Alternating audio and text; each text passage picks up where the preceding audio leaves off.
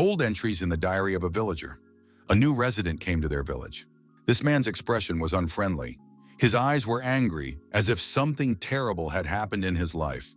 The villager did not want this man to stay there. However, the good-natured village elder accepted the stranger. There was nothing else to do but accept what had happened. 3 days had passed since the young man had settled in the village. He was so quiet that at times one could forget he existed. Several curious residents began to take an interest in the stranger. The villagers, however, were indifferent to him. A week passed, and then another 3 days since the stranger's arrival.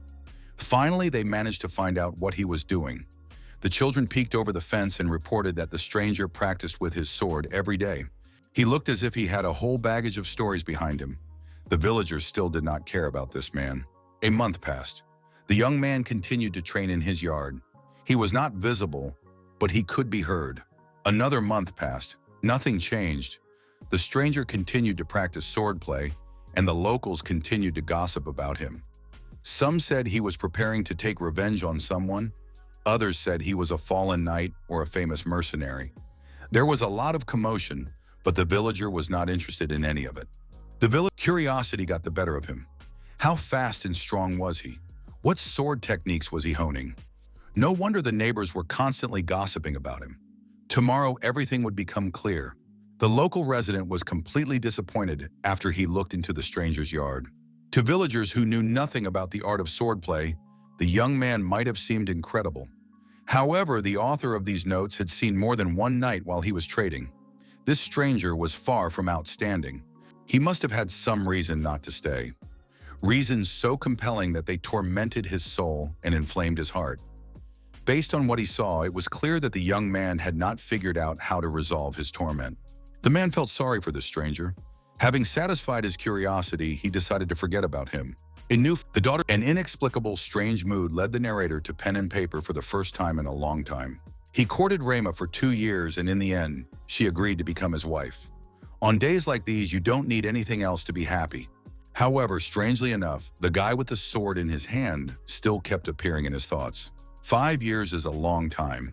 While others live, rejoice, get angry, grieve, and seek their happiness, he continues to swing his sword indifferently day after day.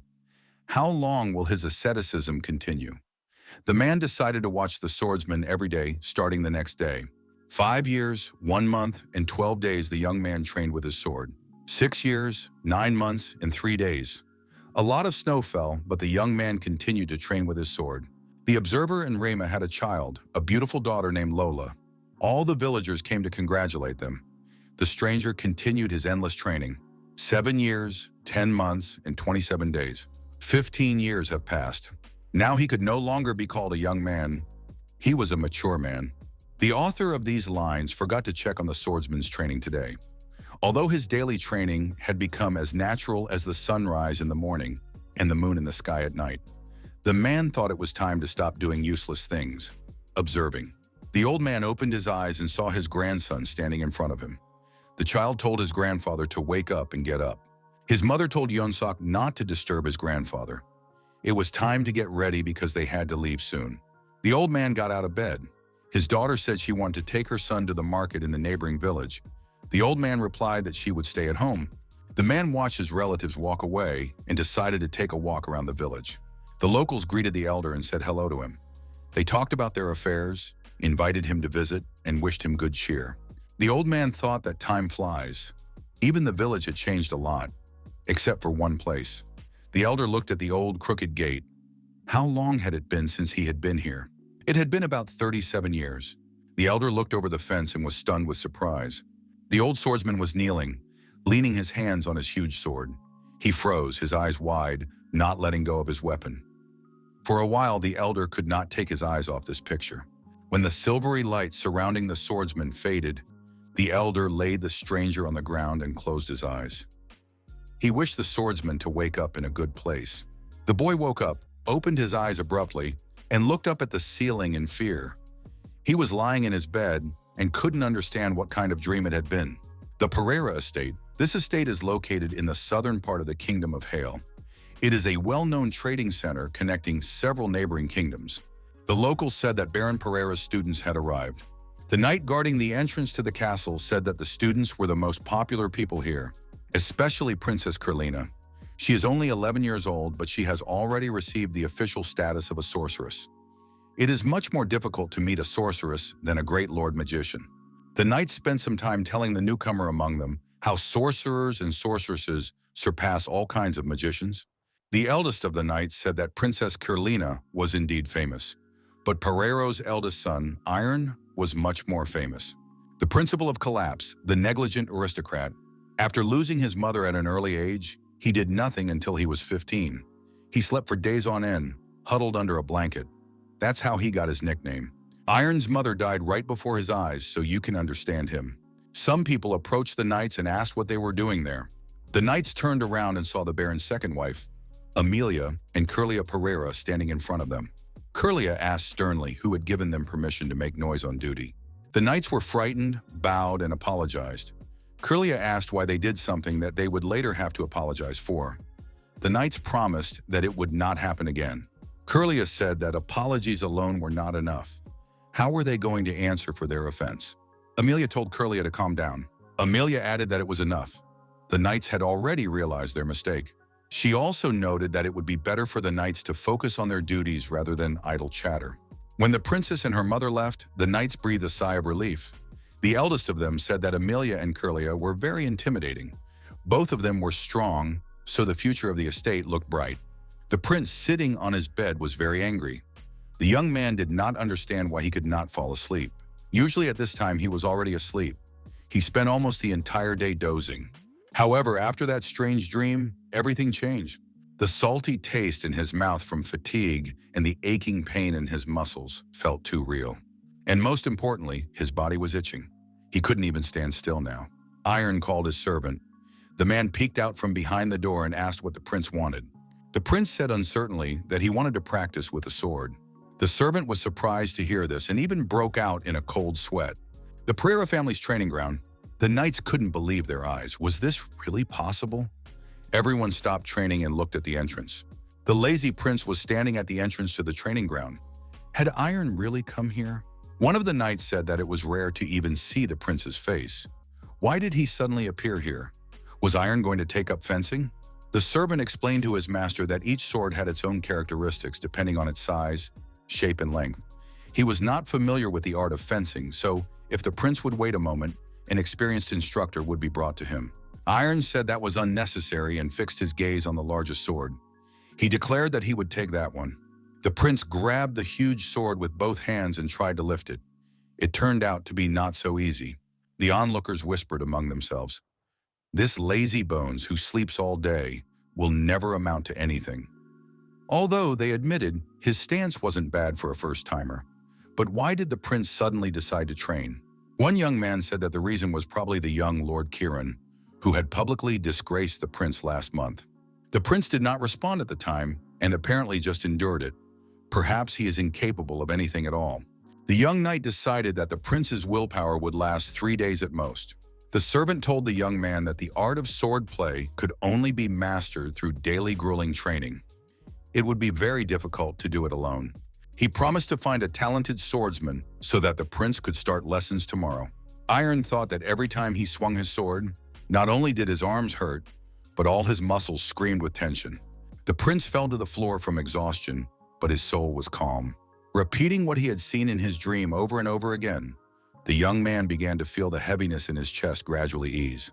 Each time he swung, it was as if he was getting rid of the hated memories and the burden weighing on his shoulders. Iron couldn't stop. The servant grabbed the young man by the shoulders and told His Highness to stop, for it was already getting dark. The prince dropped his sword on the floor and collapsed onto the servant. The servant said that His Highness had overdone it today. The sun was indeed already setting. Had time really flown by so quickly? Iron asked if the servant had been standing there waiting for him all this time. The servant replied that he would not dare leave His Highness and go away. Besides, the prince did not respond to his words. Lying on the bed, the prince felt his muscles and bones ache. Had he gone mad? What kind of dream was that? Now he definitely wouldn't be able to sleep.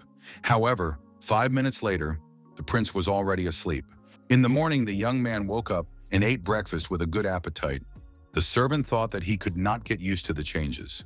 Would the prince go to training again today? From that day on, the strange dream continued to haunt the young man. To get rid of the itching in his body, he went out to the training ground again and again. When Iron swung his sword, no unnecessary thoughts arose in his head. In any case, these exercises were useful. The knights argued among themselves whether the prince would come to training today. An old man approached the senior knight and asked how to get to the training ground. The knight asked who this stranger was.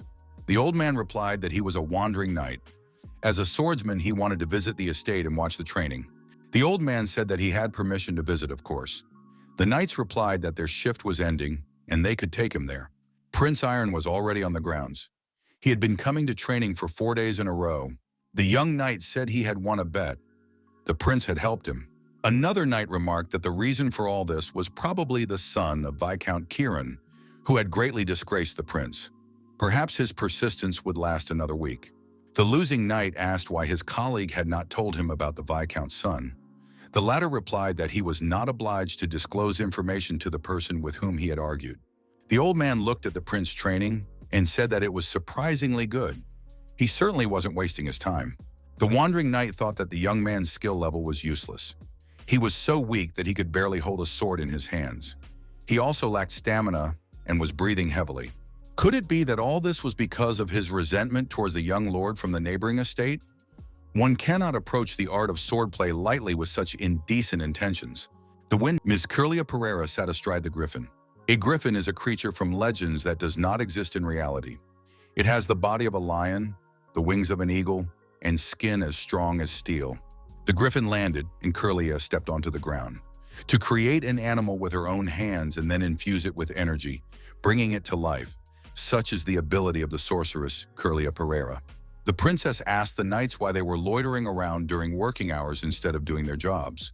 The knights replied that they had just finished their shift and were on their way to their permanent station. One of the knights added that the guards were now on duty and their shift had already begun. They were not doing anything wrong. Curlia was indignant. How dare a knight argue with her? Why weren't they training? Iron asked his sister what was going on. Curlia ordered Iron to stop immediately. Enough of these useless activities. Curlia asked if Iron really thought the art of swordplay was so easy. After all, he had done nothing but sleep all these years.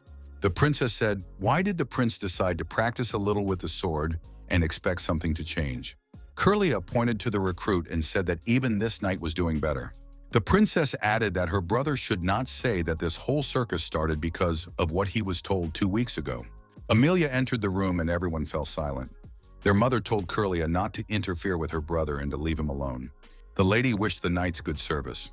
Amelia noticed that the prince had cheered up, but warned him not to overdo it. Iron promised not to overexert himself. The wandering knight was surprised.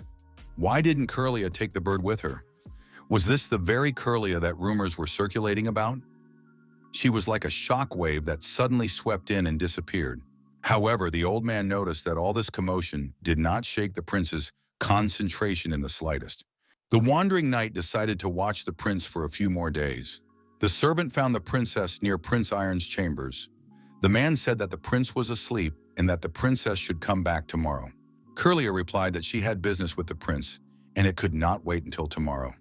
She was indignant. How dare the servant be so rude to her? The servant felt incredible pressure on himself. What could it be? Curlia told the servant not to tell anyone about what had happened. He knows what will happen if he disobeys, doesn't he? Iron woke up to the sound of a musical instrument. There was a letter lying next to the young man's bed. It contained an apology for not telling him everything that afternoon. Upon learning that Iron was overworking himself and not eating well, Curlia became concerned. She gave her brother a musical doll to help him relax. He shouldn't tell his mother that she had come because she had asked not to disturb the prince. On the back of the letter was a note from his mother. Iron thought that Amelia and his sister really did worry about him and care for him. The young man remembered that he had been lying in bed like a nobody for more than 10 years. The servant announced to the prince that dinner was served. Iron thought that this event should not be missed under any circumstances. Would he really eat with his family today? The servant thought that the prince had changed a lot. Curlia constantly put food on her brother's plate.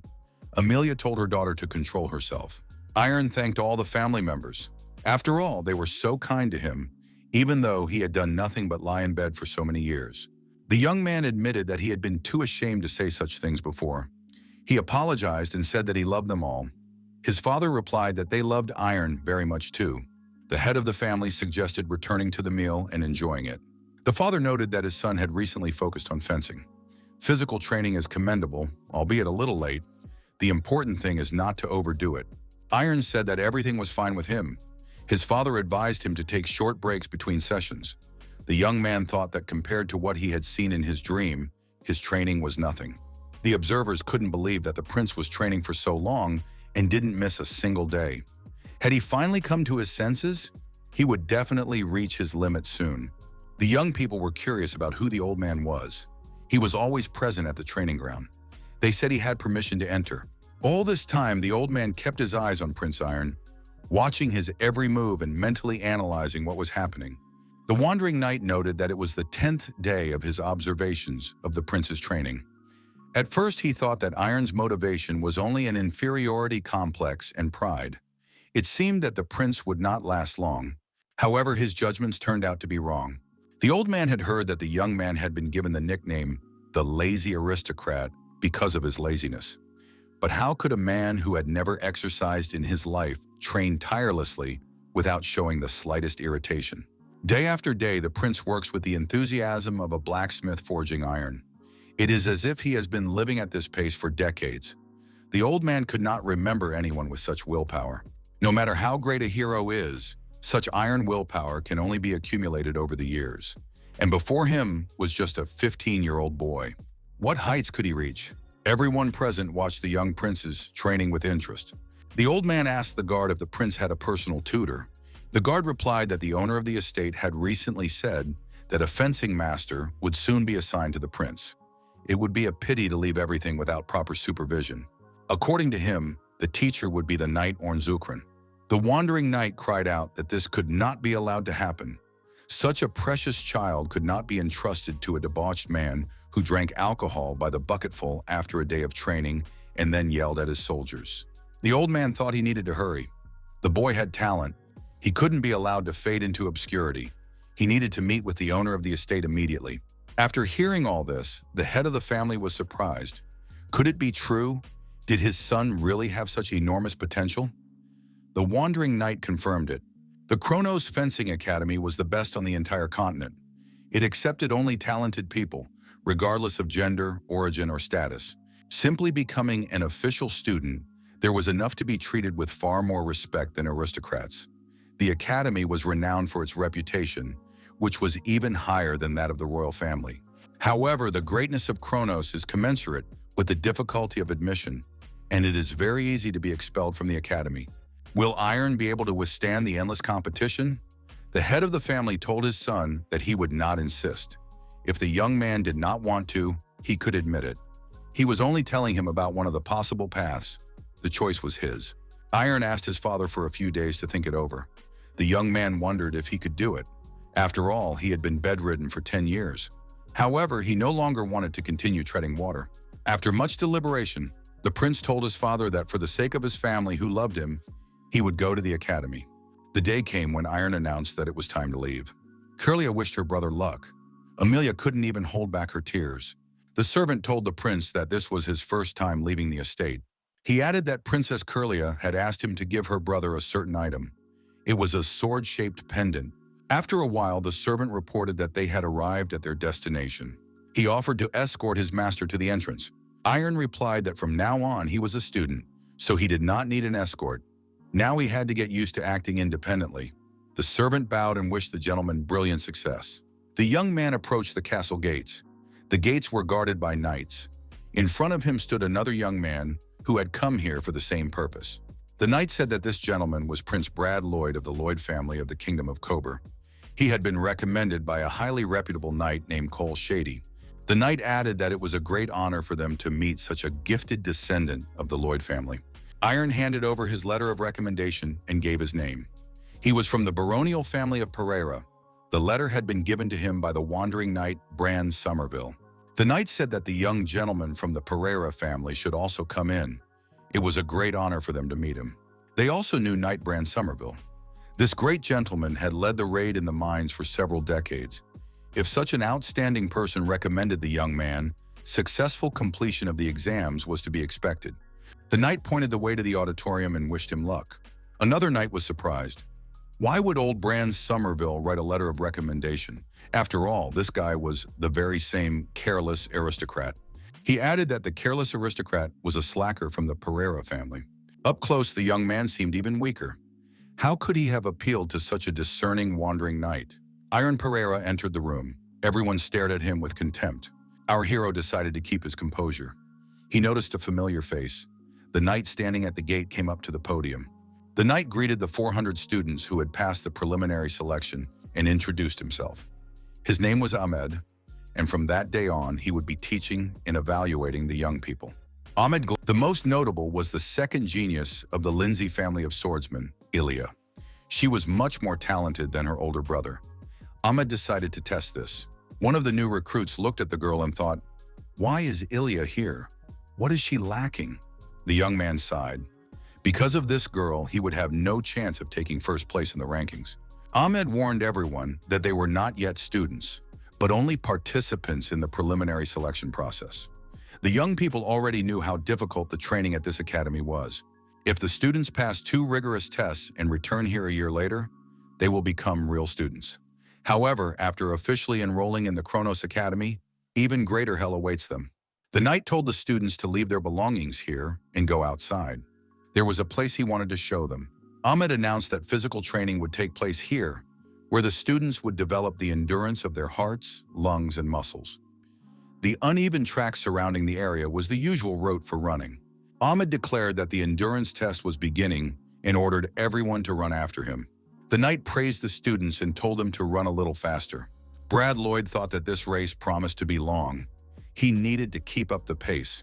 Lloyd looked back, wondering where the lazy aristocrat was. Iron was kneeling and could no longer run. Brad thought that this guy had been given his nickname for a reason. Iron felt like his heart was about to explode. It was too hard. He couldn't go on. The guy raised his head and looked ahead. The students were gradually moving away. He couldn't take another step. However, the young man found the strength to get up. He decided that this was nothing compared to what the man in his dream had gone through. Iron wanted to be like that man. He wanted to become his equal. To achieve this, the young man decided to escape from his lazy self and picked up speed. The instructor watching the run was surprised. He was sure that Iron would give up immediately. The instructor thought that there was definitely something wrong with this young man. Iron screamed loudly and his legs began to buckle. The young man was about to fall. The instructor rushed towards him and caught the falling student. The man realized that this guy had not fallen from simple fatigue, but from complete exhaustion. He had squeezed out of himself all the strength he could muster. This young man was very interesting. Iron opened his eyes and looked around. He didn't understand how he got here. Instructor Loon Tarkal was sitting next to the young man. The man said that he was in charge of the rehabilitation department and that Iron's health was in perfect order. Iron Pereira thanked the instructor for his help. Tarkal said that if it weren't for him, the young man would not have recovered so quickly. The instructor suggested that they would meet again. Then Tarkal handed our hero a scroll. Iron read the contents. It was a ranking of students based on the results of the first test, an interim assessment that did not greatly affect official admission to the academy. The instructor explained that the first test was only needed to roughly determine the endurance level of the preliminary selection students. Iron Pereira was ranked 400th on the list. The instructor admitted that the higher the place, the happier you feel. However, the lower the place, the stronger the incentive to work harder. The instructor added that in a year, this ranking would change beyond recognition. There was no point in memorizing it. Tarkal noted that the young man did not look like someone who was indifferent to all this. It seemed that the rumors about his extraordinary nature were true. Tarkal told the young man to get up. You can't skip classes on the first day. The instructor greeted all the pre-selected students and asked how they slept in their new place. Then he introduced himself. His name was Karaka, and he was one of the instructors responsible for training young people.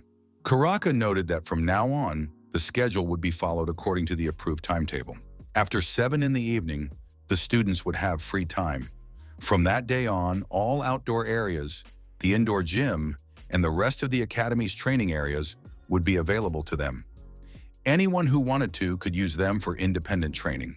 Iron thought that today he would be able to pick up a sword again. Karaka warned that training with weapons was prohibited. In the evening, one of the students asked Brad Lloyd if he found the regular lessons boring. Listening to the theory, one could fall asleep. Another student said that the classes used a lot of words whose meaning was still unclear. The young people entered the gym and were stunned. There were many students engaged in physical exercises. One of the students thought that everyone present was giving it their all from day one, but their enthusiasm would surely wane after a few days. Everyone was paying attention to the girl with a heavy barbell on her shoulders. It was Ilya Lindsay. Brad Lloyd thought that the rumors about her were greatly exaggerated. Just one look at her was enough to feel the pressure. The other students were no match for her. Standing next to her, you could feel inadequate because they were on completely different levels. One of the students wondered where this girl got her physique. After all, she was a whole year younger than him. The students even noticed a lazy aristocrat in the gym, practicing self-discipline. On the last test, this guy also gave it his all. People do change after all, but why had he been slacking off for so many years? The students noticed that the lazy aristocrat seemed to be about to lose consciousness again.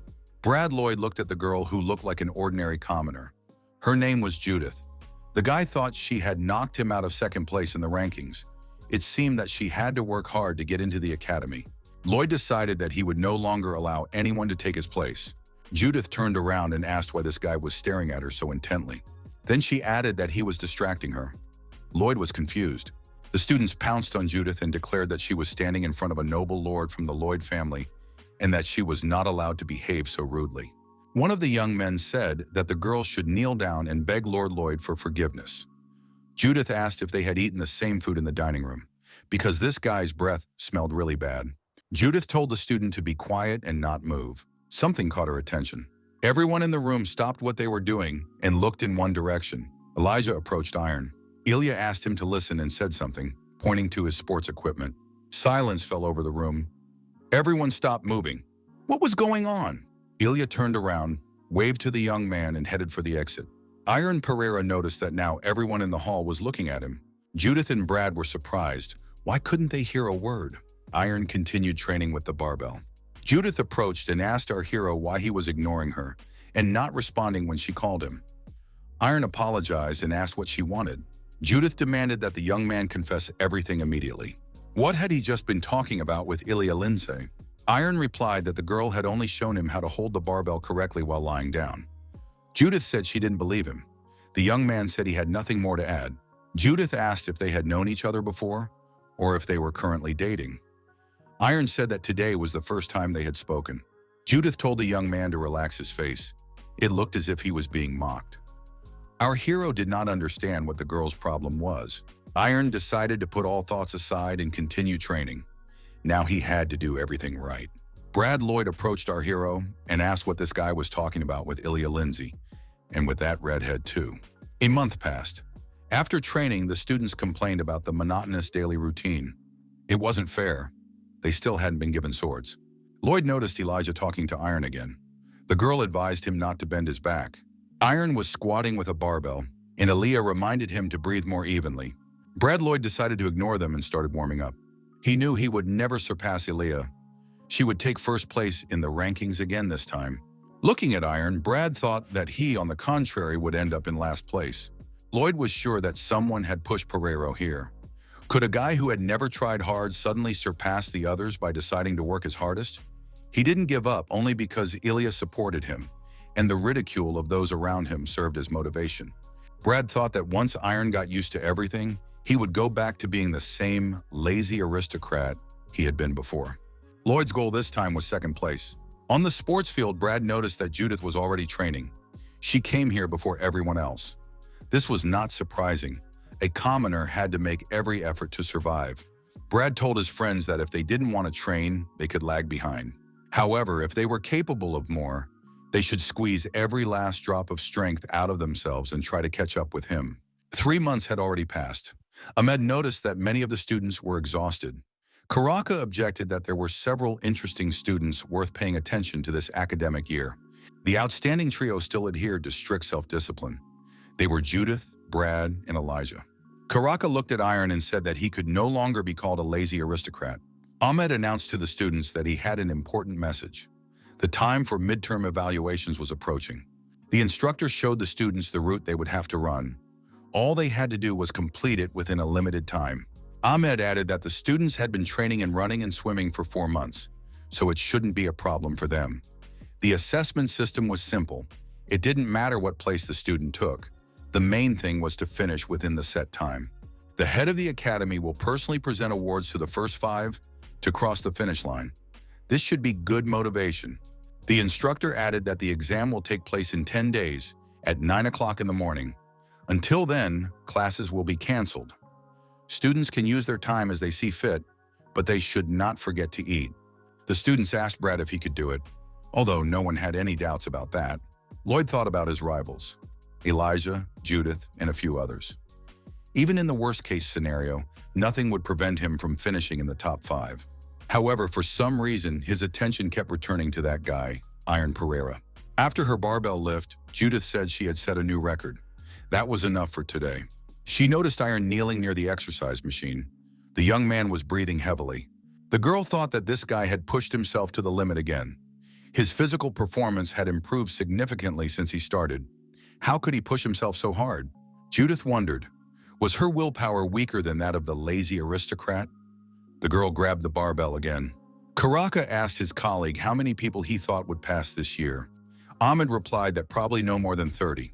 The headmaster approached the instructors and said that Ahmed was being too generous in his assessment this time. The head of the academy, Chrono Ian, remarked that he did not want to repeat last year's mistakes and had to see everything with his own eyes. He greeted Karaka and clarified that this was apparently their new instructor from the Kingdom of Adon. Chrono Ian asked him how old he thought he was. Karaka guessed that the director was about 55. Chrono Ian laughed and said he couldn't stand flattery. Now you can expect double pay, he added. In fact, the leader was 90 years old. The old man said that the atmosphere this year was completely different from before. Could this be the result of good teaching? Karaka looked at Ilya and said that this girl was the second prodigy among the swordsmen of the Lindsay family. She was talented and intelligent, as befitted a member of her clan, and had always ranked first in all subjects. Chrono Ian noted that she was a poor child. She should choose her own path, not follow the one chosen for her by others. Is that how the world works? Perhaps one day she will free herself from these shackles. The leader looked at Judith and asked the instructors if they had tried to stop her. The girl was clearly exhausting herself. Karaka replied that she didn't listen to them, probably the most stubborn of them all. The manager said that she still needed to be stopped. It would be a shame if such talent destroyed itself. Surely she had a good reason for trying so hard. They needed to try to talk to her. Karaka looked at the manager and asked his colleague if he had a chance. Ahmed replied that Judith would not dare to disobey the manager. However, as soon as the manager walked away, the girl picked up the barbell again. Chrono Ian said that she was indeed a very stubborn child. She replied that she would stop if she heard a good reason. The manager asked where Iron Pereira was. Ahmed noted that the boy had been standing with the barbell on his shoulders for 30 minutes. The head of the academy said not to touch the young man. Under no circumstances should he be stopped until he gives up himself. This guy's mind was now in control of his body. After such an exhausting workout, Iron was lying on his bed again, completely exhausted. His whole body ached. The young man thought that a lot of strange things had happened lately. The guys who used to ignore and mock him had started to show interest. It seemed unusual. Iron didn't understand why Elijah was helping him. She wasn't the type to do anything out of pity. The young man fell asleep and saw a woman in red. She said they hadn't seen each other in a long time. The guy thought he hadn't left his bed to be here. Of course, it wasn't his mother's embrace, but it was still very warm. Aaron thought that falling into a deep sleep now would be very welcome. In his dream, our hero saw that strange man with a sword in his hands again. The young man thanked the woman in red for everything, and they parted ways. Aaron said it was time for him to go. The boy woke up and got out of bed. The students looked at our hero and didn't understand what was wrong with his clothes. Had he really not slept all night? One of the students regretted that they would not be evaluated individually. Otherwise, Iron would definitely lose. Lloyd thought that Judith had been working too hard over the past few days. She wasn't in very good shape now. If he stayed alert, second place would be his. Instructor Ahmed said that he would explain the rules for interim assessment once again. The route consists of 4 stages.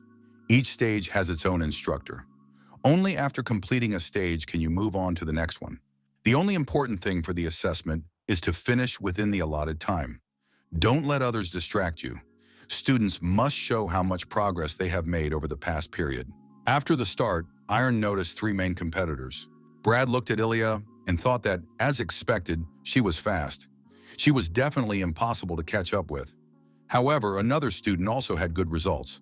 Iron tried his best and did well. Ilya Lindsay had completed the first stage. The girl said it was very fast. The instructor announced that Iron Pereira had passed the first stage. Brad didn't understand how it happened. The second stage was jumping on a box. Iron thought that they could laugh at him as much as they wanted. Pereira himself was shocked by his results. His body felt like it was on fire. Something had clearly changed in him.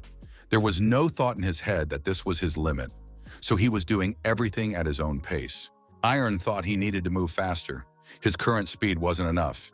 He had to be even quicker. Ahmed announced that Iron Pereira had completed the second stage. Judith tried her best to finish the first stage in the allotted time. The third stage was a long-distance run. Pereira started. As expected, Elijah Lindsay was ahead of the young man. Iron tried to catch up with the leader and had a wonderful feeling. The young man thought that he really wanted to get Ilya out of his way. However, at that moment, Judith overtook everyone. It was quite unexpected. Judith told herself that she must not lose. It had cost her so much to be here. Many were surprised that this girl had applied to the Krone Academy. She wasn't even one of the 7 aristocrats. She was building castles in the air. Judith considered herself different, special. She forgot what reality was and got involved where she shouldn't have, crossing the line. The girl really worked harder than the others to get into the Krone Academy. Judith moved on to the next stage and jumped into the water. The girl believed that she would not let anyone defeat her. The fourth stage was long-distance swimming. However, at this stage, Ilya Lindsay pulled ahead again. Judith lost her confidence and decided that she had bitten off more than she could chew. Was she really going to fail? The girl felt hurt. Judith felt heavy and began to sink to the bottom. She wanted to rest. When Judith opened her eyes, Iron was pulling her out of the water. The young man pulled the girl ashore. She asked him what he was doing. Iron asked Judith to calm down. Instructor Karaka ran up to the students and asked if Judith was okay. The instructor told Iron to leave her and run to the distance. Pereira replied that he understood and went back to the water. Judith closed her eyes and thought that this guy was very stupid. Some students were disappointed. After all, they had tried so hard but still failed. The instructor told the student that this was no time to lose heart. Karaka added that the students would have a second assessment. Compared to the first one, the criteria for passing were much more lenient. If they didn't give up, they would definitely pass the second assessment. The student was delighted and ran off to the track. Ahmed said that nothing less was expected from this year's students. Many more passed than last year. Karaka acknowledged that there was no shortage of talent this year. However, the main hero was the rescuer, who took 34th place out of 35. Iron Pereira. One of the students was surprised. Why did this guy do that on the exam? Did he really want to show himself to be a good guy? The student thought that, in any case, thanks to this, Pereira managed to take 5th place. He is guaranteed a reward from the academy director. Lloyd congratulated his colleague and said that he had achieved everything on his own. The students congratulated Lloyd on his 2nd place. Brad Lloyd understood that with his current abilities, he could not compete with the level that Pereira had shown today. Brad thought if Judith had distributed her strength correctly, he would have come in 4th. Lloyd was forced to admit that he had been completely defeated. The next day arrived. Elijah approached our hero and asked why he had done what he did. Lindsay asked if he understood what she was talking about. The girl wondered why he had saved Judith. Iron replied that he had no other choice. Elijah said that the guy was talking nonsense. The instructor would have helped her. There was no need to interfere. For such a stupid reason, he neglected the award from the head of the academy, whom he considers the best on the entire continent. In addition, he lost the chance to strike back at all those who mocked him and looked down on him. Did he realize that? Iron reminded him that it was he who had been called a lazy aristocrat. The young man said that he used to feel as if he had been stuck in a swamp for a long time. There was no excuse for it. However, he did not even try to get out. In the end, his loving family pulled him out of this miserable state. Thanks to the help of several people, he managed to rise to the surface. Therefore, he could not pass by, seeing Judith sinking. Iron stated that this was the only reason for his actions, nothing else. Ilya reminded him that the young man had only picked up a sword last year.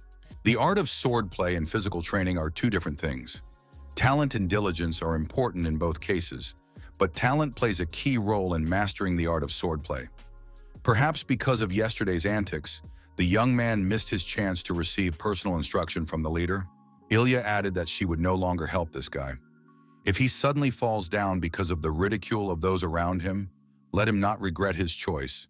Iron asked why she had helped him in the first place.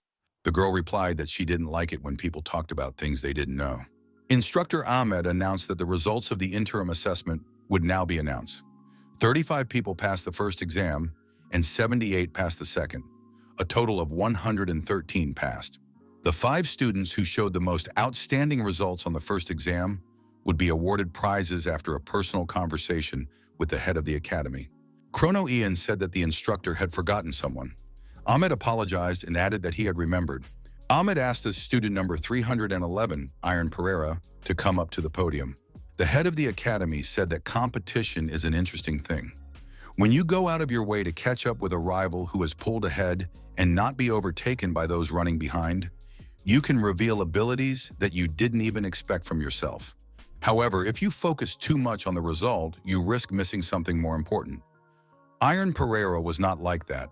In a situation where a random mistake could have sent him straight to hell, he sacrificed his time and saved his drowning comrade. The director added that there may be many opinions about what happened, but he and all the instructors agreed. Pereira's actions were valuable. In the academy director's office, Brad Lloyd said he understood that he had been thinking too narrowly before.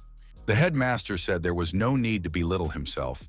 A narrow-minded person would not be able to admit their weaknesses.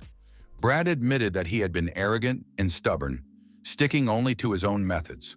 From now on, when he met someone from whom he could learn something, he would not miss the opportunity.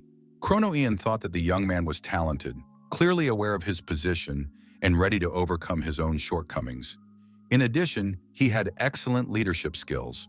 The leader thought that the young man was not lacking in the stubbornness and self-confidence inherent in the highest aristocrats, but it was not so bad as to be a cause for concern. Next time, he would definitely take first place. Chrono Ian noted that many talented students had arrived this year. Elijah said that as a reward, she would like to spar with the head of the academy. The elder said that this was a reasonable choice. A girl should not allow others to control her and live someone else's life. It is not worth wasting time here on attachments. Ilya should return home and study her family's sword techniques. That would be much more useful. Ilya repeated her request to spar with the head of the academy. Chrono Ian thought it would be foolish to expect any other reaction. The head of the academy said that his office was spacious. Would the student agree to train there? Elijah thanked the headmaster. Finally, the last student was in the head's office. Chrono Ian asked what reward the young man wanted. His answer interested him the most.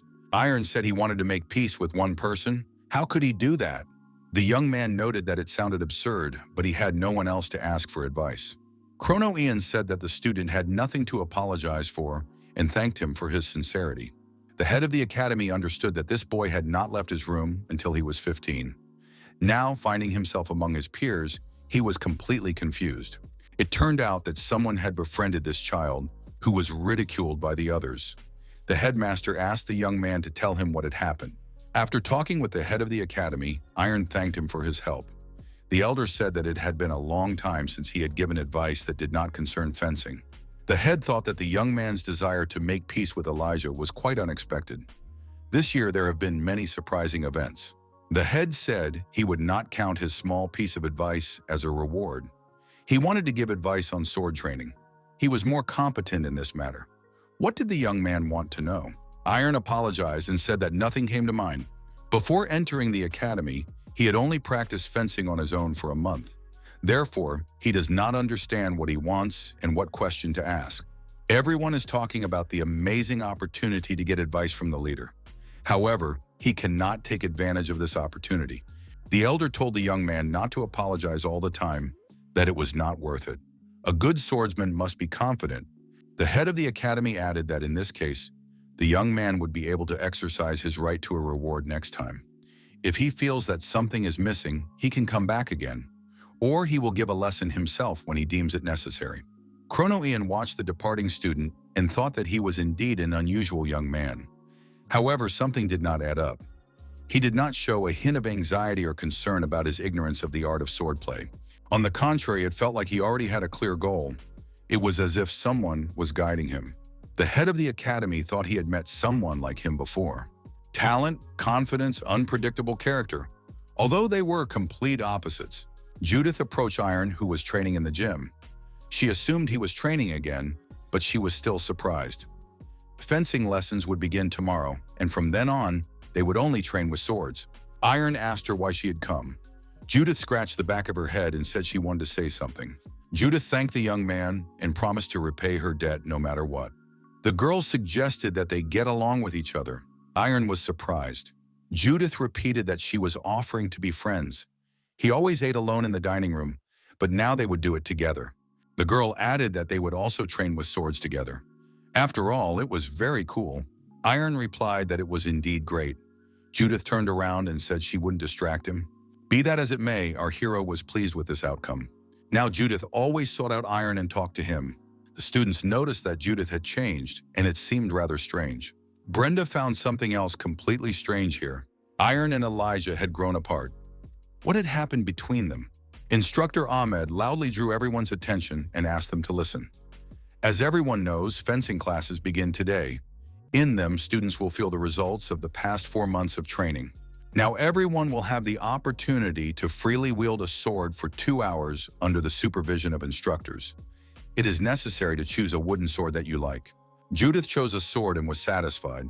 Even if you swing harder, you don't lose your balance. The instructors were satisfied because they had not only made the students stronger and more resilient. Brad thought, even if the sword is wooden, it still feels completely different than before. Now he feels the weapon with his whole body. Everyone noticed that Iron approached the largest sword. The young man took the sword off the wall and held it firmly with both hands. Iron swung the sword and, cutting through the air, struck a blow.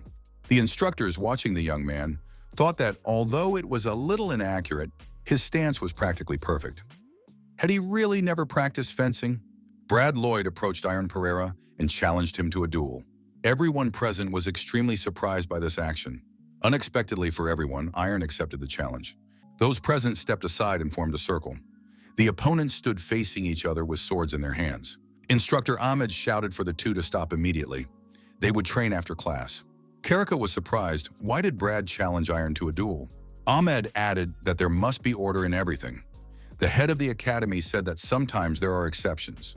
The elder allowed this duel. Chrono Ian immediately stipulated that if anyone was in danger, he would intervene immediately. The opponents agreed. After the battle began, Lloyd immediately went on the attack. Iron managed to defend himself by putting his sword in front of him. His opponent's sword struck our hero's sword directly. Iron was surprised by the force of the blow. The fight continued, and the spectators were amazed. The students thought that Brad Lloyd would defeat his opponent with one blow, but the guy held his ground well. Judith thought that Brad was just testing Iron. The young man's reaction speed was not bad, but the sword easily disrupted his balance. His stances and movements were very clumsy. Was he really interested in fencing? Pereira's skills were much worse than Lloyd had previously assumed. Now it was time to test his strength. Brad knocked the sword out of Iron's hands. The young man was left unarmed. The instructor declared the fight over. Brad Lloyd was the winner. Karika announced the last item on today's schedule. The instructors divided the students into classes. Starting tomorrow, fencing classes would be held in specific groups. Class A, Elijah, Lindsay, Brad Lloyd, Judith, 10 people in total. As befits the strongest class, the training would be tougher and more difficult, so it was necessary to prepare mentally. The instructor called out the names of the 35 people who were assigned to Class B. Then he moved on to Class C. Judith told Iron to trust her because she was in Class A. There would be 54 people in Class C. Iron was not called again. Finally, Instructor Karaka announced Iron Pereira. The young man was assigned to Class F. Judith said that everything was clear. However, Brad behaved like a complete moron. He deliberately used Iron to show off his superiority over the others. Everyone already knows he's an aristocrat. Does flaunting his status really satisfy him? Judith told Iron not to be upset. They have to change the situation before the final assessment. Iron told Judith not to be angry. He was very grateful to her for her concern, but it made him uneasy when she was angry with him. After training, Brad, exhausted, lay down on the bed. Brad, recalling the duel, thought that at that moment he was going to meet his opponent's frontal attack, but without realizing it, he dodged. It wasn't just the sword. At that moment, his eyes, his facial expression, absolutely everything expressed a power that was impossible to overcome. Pereira focused his entire being on the vertical strike. Brad wondered, what expression did he have on his face when he wielded his sword? During the lesson, the instructor asked Iron, did he really not know any strikes other than perpendicular and oblique ones? The young man admitted it and apologized. Instructor Loon Tarkal said that the student had nothing to apologize for. After all, he had not studied the art of fencing properly. Therefore, it was impossible to show good results at the beginning of the journey. The instructor asked what the young man, who was far behind the other boys in fencing, needed to do to catch up with them in skill. Iron Pereira suggested that he needed to put in more effort. Tarchal said that talent was necessary here. However, effort was also important, of course. Depending on his efforts, the young man would either be able to catch up with the other students or even surpass them. But that was not the case for him, as the others had started learning fencing several years ago. Tarkal gave the young man a week. During this time, he must master all the basics of wielding a large sword. If he succeeds, he will immediately be assigned to Class C. Iron asked what would happen if he failed. Tarkal replied that in that case, nothing would change. He would remain in that class and continue to learn fencing. However, if the young man felt that he lacked talent, it would be better for him to leave the academy on his own. Iron promised that he would try hard. Tarkal noted that this young man had no shortage of diligence. Everyone had already seen that for themselves. The second day of training, the instructor told the young man to lower his stance and relax his shoulders. Third day of training, the instructor praised the student and said he was doing well. Tarkal thought that with each passing day, this student was improving his skills faster and faster. His efforts played a big role in this. It may not seem so at first glance, but this guy really does have a talent for fencing. Iron asked Judith to watch him, because tomorrow he will be evaluated. The girl said that she is very picky in this regard. If everything goes badly, she will beat him up. The assistant noted that the instructor had gone to work in the rehabilitation department today. Tarkal said that the guy had been transferred to Class C. At lunch, Judith told Iron to take more food. He knows how important calories are. Why does Iron work so hard but eat so little? One of the students noticed that there was a hippopotamus at the academy. How much food Judith ate. Could she really handle it all? Judith turned around and asked the guy if he liked her. The young man was taken aback. Judith laughed. Was he embarrassed? The girl said that nothing would work out between them. He wasn't her type, so he could get lost. Brad told the guy to stop arguing. There was no point in discussing others. It did no good. Judith noticed that Brad had been quiet lately. Judith noted that Iron and Ilya had stopped talking to each other. Had they had a falling out? Iron replied that they had no reason to argue. The young man was surprised. Could what happened even be called a quarrel? Pereira asked Judith how Ilya was doing, since they were in the same class and saw each other regularly. Judith reminded him that Iron had said they hadn't quarreled, so let him ask her himself how she was doing. Judith added that, overall, Elijah was still at the top of the class and was getting excellent results that even the instructors couldn't help but acknowledge. However, due to the large difference in abilities, the students feel uncomfortable and don't even approach her. In the evenings, she goes to a small training ground and hones her family's sword techniques. Judith added that if Iron had improved so quickly, he could go with Elijah in practice. Brad Lloyd watched Iron and Judith fight with swords. The young man was definitely making progress. Iron thought that he had expected nothing less from Judith. Her attacks were difficult to parry. The girl had unimaginable power. After another blow, Iron flew far back. The girl used a vertical cut. Judith approached her fallen opponent and said that the young man had indeed grown physically. His progress was evident, but he was still far from her level. Judith suggested ending the session for the day. Night had fallen, and they were left here alone. The girl added that if Iron went to the small training ground, there was a good chance he would find Ilya there. Ilya was indeed still training at that time, honing his sword technique. Ilya turned around and saw Iron Pereira standing in front of her. The young man was holding some objects in his hands. Iron greeted her. The girl asked what he wanted. The boy said he had come to give her something. Iron explained that his family had sent him a gift. He had also written a letter. It was probably a bit unexpected. Ilya asked why she needed it. Iron told her that he had a younger sister. She was not very good at communicating with people, just like him. They often quarreled because of misunderstandings. However, the next morning he found a gift in a letter by his bed. Iron admitted that he lacked eloquence. He didn't even know how to start a conversation, so he thought it would be better to express his thoughts on paper, as his sister did. Ilya asked if Iron really thought she would start helping him again after reading this letter. Iron apologized for disturbing her and said he was leaving. After training, the girl read the letter and thought that this guy was like a little child. As a gift, the girl found a bracelet. It was an Adonis bracelet. Ilya thought that she had wrongly accused him of something she didn't know about. Before the next workout, Judith said that today would be tougher. Iron asked her not to rush so quickly. Brad Lloyd approached the young people. Judith asked him what he wanted. Brad said he needed to talk to her and asked her to wait a moment. Judith was surprised. What did they need to talk about? Brad suggested that Iron train with him from now on. Those present thought that this guy had lost his mind.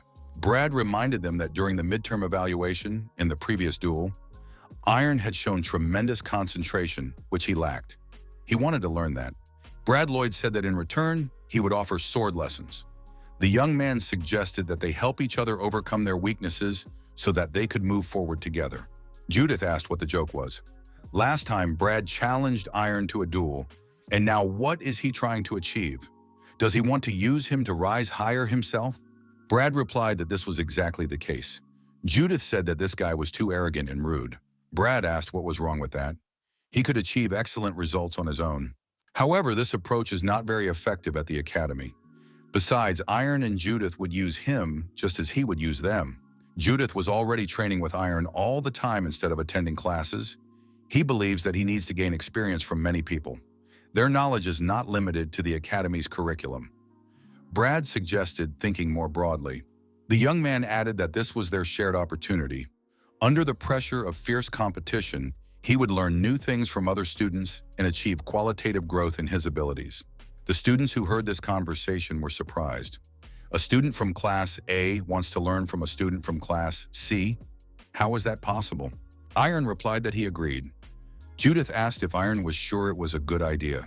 Iron admitted that he was behind Brad in all respects. What did Brad want to learn from him? Brad reminded him that Iron had something he lacked. He had been thinking about this since the last midterm evaluation. After all, he had tried just as hard, so why was there such a difference between them? They spent about the same amount of time training. It turns out that Pereira is different from him in some other way. Brad said he understood. All students were given a limited amount of time. However, the quality of its use varied. From the very beginning of training, Pereira never lost his concentration. Brad asked Iron to teach him how to stay focused all day long. Iron admitted that he himself did not know how it happened. Brad said that was the expected answer. All geniuses think alike. Iron said he wasn't like that. Brad thought that one glance was enough to see Iron's talent. Maintaining constant concentration at the same level is no easy task. Brad noted that he had a personal training session today, so he was leaving. Judith would also be joining them starting tomorrow. The girl said she hadn't agreed yet. Brad gave the young man some advice. Iron should never belittle himself. Pereira is a descendant of a noble family. Now his skills and actions are quite befitting of a member of a noble family. Therefore, he should be proud and show others his confidence. Judith asked, was she the only one who felt nauseous? This guy's a masterful storyteller. During training, Brad gave Iron advice and told him not to rush. His movements would only be precise when he achieved a balance between his body and his gait. During the break, Brad asked Judith if she wanted to fight. They were already done. The girl said she didn't need to. Brad asked Iron how long the girl's stubbornness would last. Iron replied that if she wasn't arguing now, she would be ready to give up in a week. Judith and Iron had lunch in the dining room as usual, sitting at the same table. Ilya walked by and told Iron that she had read his letter. Lying in bed before falling asleep, Iron thought that, as Brad had said, concentration was something worth thinking about. But how could he improve it? The young man thought, if he could improve it, if he could make even a little progress, then the progress would be obvious. Iron Pereira found himself in a small village next to an old swordsman. The young man couldn't believe his eyes. He stretched out his hand. Was this really not a dream? Iron could clearly feel his hand. It felt different now than it had before. Iron could feel not only his hands but his entire body. All the sensations of the old swordsman were as clear as day to our hero. Iron opened his eyes and jumped out of bed. It was still night outside the window. He had to grab his sword quickly before the sensations disappeared. In the morning, Judith asked why Iron looked so sleep-deprived and what he had been doing all night. During training, Brad told Judith not to slack off. The girl replied that Lloyd shouldn't show off. Judith got angry. Brad told her to focus, but what was he doing? The young people noticed that Iron had fallen asleep on the bench. Brad told Judith to leave him alone. It seemed that the young man was exhausted. Iron heard the conversation, jumped to his feet, grabbed his sword, and prepared to practice his strikes. Brad approached our hero and asked what he was doing. Iron scratched the back of his head and replied that he was trying to improve his concentration. True, it wasn't working very well yet, but he wasn't expecting quick results. Brad said he had heard of this method. It's called meditation. You need to calm your soul and look back at the past. Iron replied that this was close to the truth. Brad said he would try to practice this too and lay down on the bench.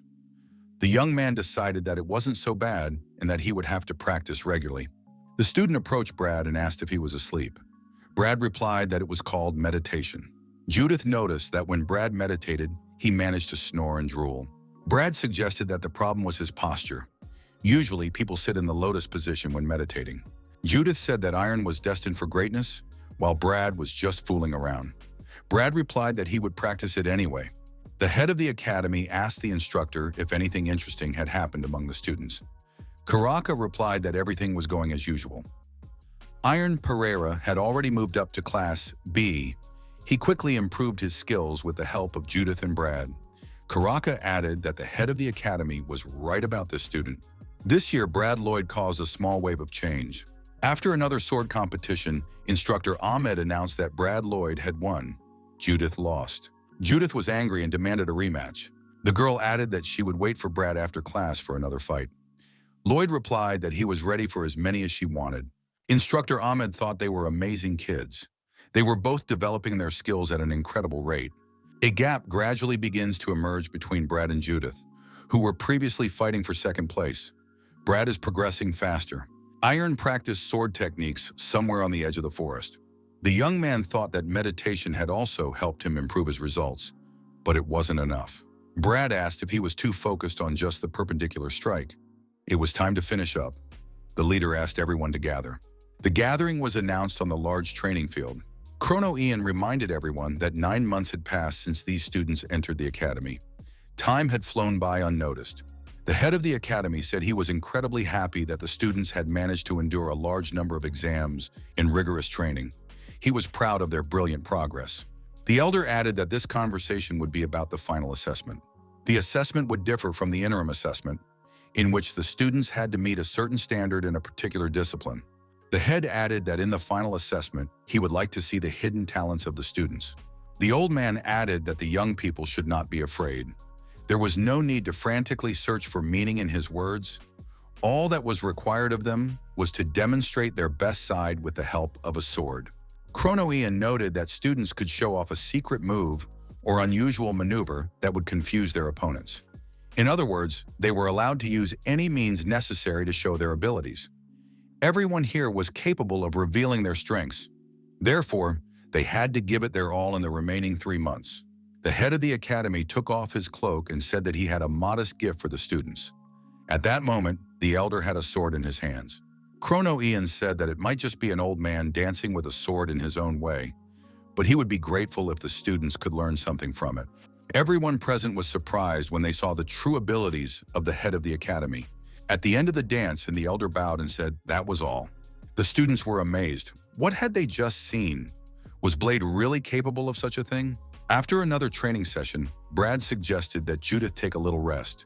The young man asked Judith what she thought of the academy head's performance. He added that he even felt a little awkward. Brad was surprised. Why wasn't Judith responding? Brad wondered if she was in a bad mood because of Iron. Judith was surprised. What did he have to do with it? Judith noted that they would soon have their final assessment, and Iron was completely immersed in meditation. Would everything be okay? Brad was sure that Iron would manage. Judith asked how Brad knew that. The young man asked what the criteria for the final assessment were. Judith reminded him that they had to show their hidden talents. Brad noted that, in other words, they had to demonstrate not their current abilities, but their future ones. Who, during the 9 months spent at the academy, had shown the most hidden talents and made the most rapid progress? Indeed, it was Iron. so there was no need to worry about him. Judith decided that she would demonstrate her skills to the fullest, and that first place in the final assessment would be hers. Brad said that she would not succeed. Elijah Lindsay would take first place again this time. After all, this girl came from a distinguished family of swordsmen. Such families on the continent could be counted on the fingers of one hand. The Lindsay family studied martial arts, which helped them earn the title of a renowned family. Therefore, Elijah simply could not fail to take first place in the final assessment. Judith was surprised. Is that really a good enough reason to not even try to take first place? Brad added that it's not just about fighting techniques, but also about perseverance. Judith was upset. Why hold an exam whose results are already predetermined? What was so special about the great noble families and her older brother, who used to be called the most famous genius on the entire continent? If they lost to an orphaned commoner, they wouldn't be able to look anyone in the eye. Judith looked back and saw Elijah Lindsay standing nearby. How did she get here? Ilya said she didn't care that Judith was insulting her and her family. It didn't matter what people like that said behind her back. It didn't bother her at all.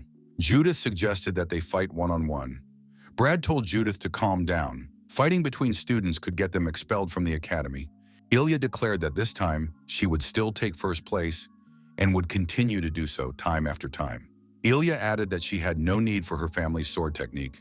The Academy's program alone was enough to prove that she was head and shoulders above everyone else present. Brad said that the Lingjie family's sword technique was called the Sword of Heaven. The name had stuck after they caught the king of the demon dragons 400 years ago. Brad added that he would like to see how good this technique is. Elijah replied that the guy couldn't even dream of it. Brad said that if Elijah didn't show him the heavenly sword technique, he would take first place. Iron Pereira, sword in hand, thought that the sensations were completely different now. The young man felt that he had gotten closer, but lately he had the impression that, on the contrary, he was only gradually moving further away. He needed to concentrate again. The lotus position would be suitable for this. Iron decided to try meditating with a sword in his hands for the sake of similarity. After an extra training session, Brad told his colleague that he had started training harder. The student admitted this because the final assessment was coming up soon. The student noted that Brad had a huge influence on them. What Brad Lloyd said to his student Ilya Lindsay that day served as an excellent symbol for them. Brad couldn't remember saying anything special. Judith told Brad Lloyd to keep a straight face. She was already sick of it. Judith ordered the blue-haired man to take his sword and go into battle. The young people immediately began fighting with swords. Judith held her own, skillfully dodging her opponent's sharp thrusts. Brad constantly attacked the girl, and Judith had to defend herself more than go on the offensive. Judith thought that Lloyd was not just perceptive, he had developed a calmness that he had not had before. Perhaps at this rate, he would indeed be able to surpass Elijah and take first place in the rankings. Reluctantly, the girl had to admit that she was not strong enough to defeat Brad at the moment. However, the academy head's words, "Think bigger," served as a lesson to her. Judith decided not to rush things. When she officially became a student at the academy, she would get the better of this guy. Brad suggested they call it a day. There was no point in overworking themselves before the final assessment. Judith agreed. Brad was surprised. Why wasn't she even angry?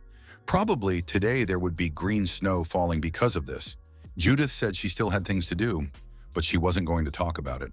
Brad thought that he had really changed. Now he could count on a place next to Elijah. Iron changed his stance, but there was no improvement. The guy didn't know what to do. Judith asked if he was tired of always being on the training ground. The girl suggested going outside for a moment to get some fresh air. Outside, Elijah saw the young people. She watched Iron walk away. Judith and Iron walked beyond the academy walls and decided to rest on the lawn. The young people lay down on the grass. Iron asked if they could rest there. Judith said that if anyone complained, they would leave. The girl asked how things were going with their preparation. Iron was surprised. What was she talking about? Judith reminded him that there was less than half a month left before the final assessment. Iron replied that he was still training hard. The girl noticed that he sounded uncertain. Iron asked if Judith could tell him about herself. The girl expressed confidence that the assessment would go great, but the question was whether she could beat Elijah. Judith apologized for not paying enough attention to him lately.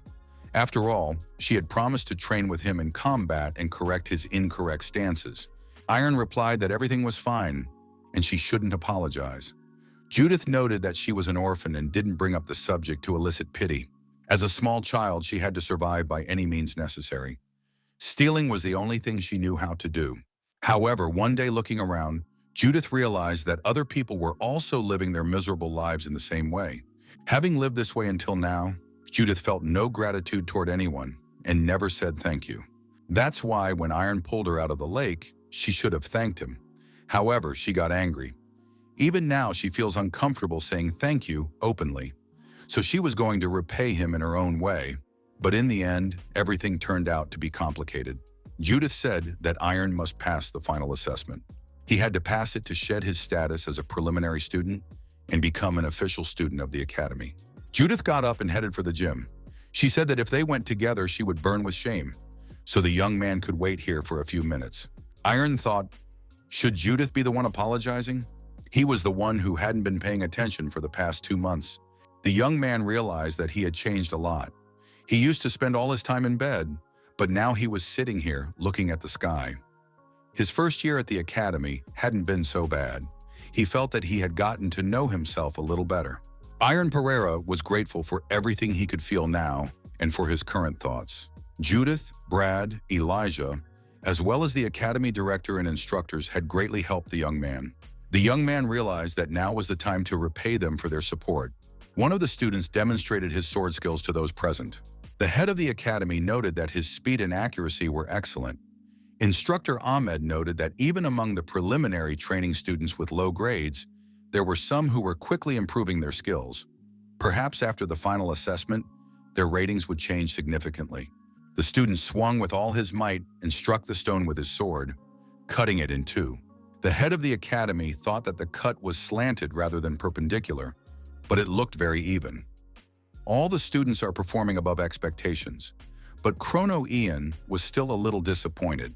Ahmed announced the next student. Judith is invited to the arena. The girl stepped forward.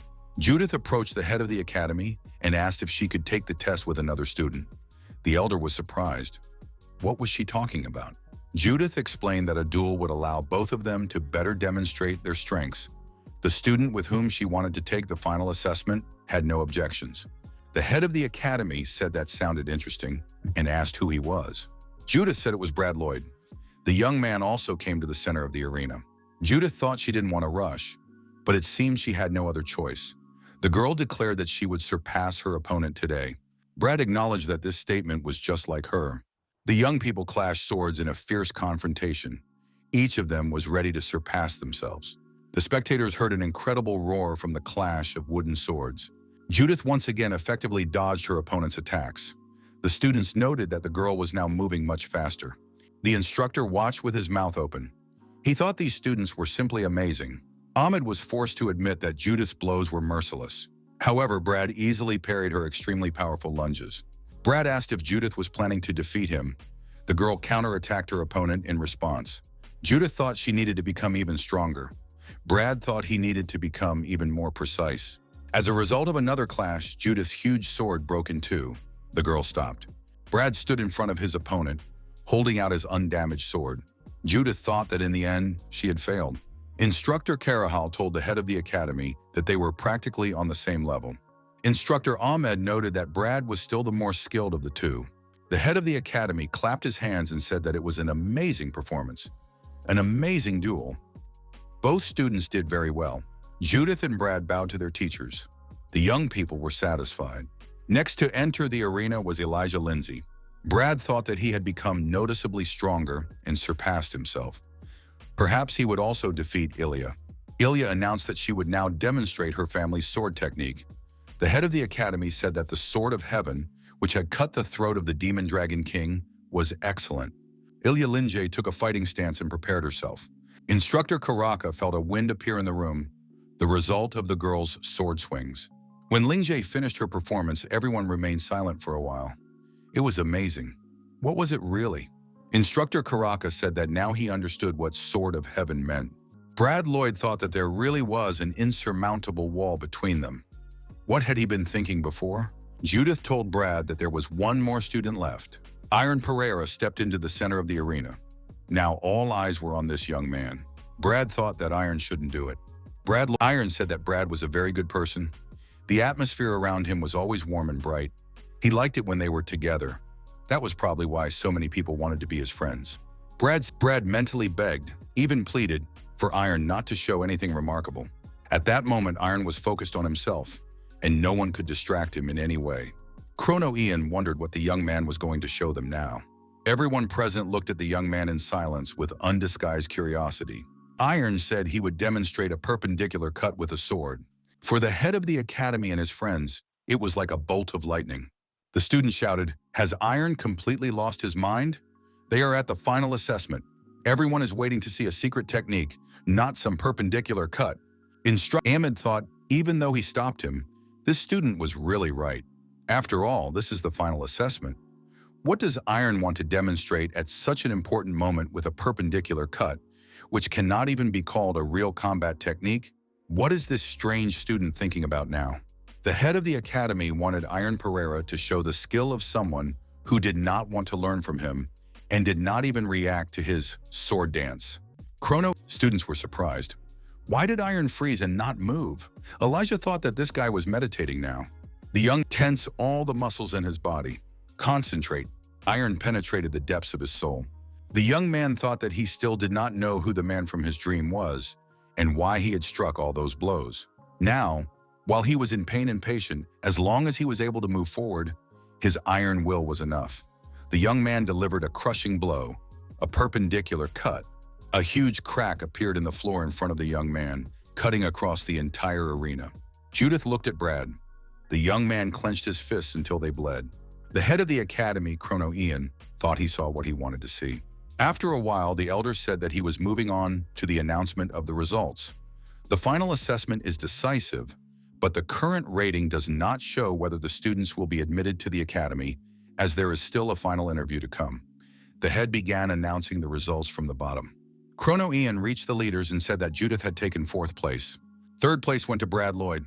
2nd place went to Iron Pereira. As expected, Ilya Lingje took 1st place. The head of the academy said that everyone had done a great job. Now the students should go on vacation. Ilya entered the training hall and said that this was where she expected to see him. No one else would come here now. Iron, sword in hand, greeted the girl. The young man sat down to rest and the girl sat down next to him. Ilya said that Iron had become much stronger. Ilya added that Brad and Judith had also performed well. It had been a long time since she had felt someone chasing her. The girl added that she had barely managed to take 1st place. Ilya noted that this time it had been a little fun. The young man's blow was very frightening. Iron blushed with embarrassment and admitted that the Sword of Heaven technique was also incredible. Ilya smiled. Was the young man not used to praise? Ilya announced that she was not staying at the academy. Iron was surprised. What kind of decision was that? The girl noticed that the young man had a funny reaction to her words. Iron said that it was all very sudden. Ilya admitted that she had never intended to remain an official student at Kronos. She planned to take 1st place in the midterm and final exams, and then return to her family. The girl asked Iron if he knew who was considered the true genius of the continent. That person was Kyle Lindsay. Ilya added that he was her older brother. The girl began her story. When she was 7 years old, Kyle became so popular that he was known to almost everyone on the continent. When he turned 10, he defeated a knight in a duel. Even then, he had already reached unprecedented heights thanks to his outstanding talent. Of course, Kyle was recognized by many famous people, and he became famous on the continent as the strongest genius. Hopes were pinned on him when suddenly another genius appeared, a commoner by birth, who took 1st place at the Kronos Academy but refused to remain a student there. It was Ignata's daughter. At the age of 14, she founded her own mercenary squad. Ilya said that his brother had received a challenge to a duel from Ignata. Since their family did not shy away from battle, Kyle immediately accepted the challenge. In the end, after only 3 blows, the fight ended in Ignata's favor. Seeing the defeat of her brother, her role model, Ilya was terribly upset. Elijah rushed to her brother, hugged him tightly, and burst into tears. Kyle began to comfort his sister as if nothing had happened. At that moment, she believed that her brother would redeem himself, fight again, and regain his victory. However, Kyle was unable to recover. After what happened, people turned cold toward their former idol. For the first time, he was recklessly criticized and ridiculed. Kyle was unable to withstand the despair and pressure that had come upon him. Ilya said that she was still too young and could only watch indifferently as her brother wasted away. But even then, it was clear to her that it was people's opinions that had locked her brother in his room. Elijah promised herself that she would never suffer the same fate. Ilya believed that no one would be able to shake her faith. However, without realizing it, she became mired in this abyss. The girl noted that she had entered the academy at the age of 12 because of Ignata, who had entered at 13. Ilya added that at 14 she wanted to be officially recognized as a knight because of Ignata, who was awarded the honorary title of knight at 15.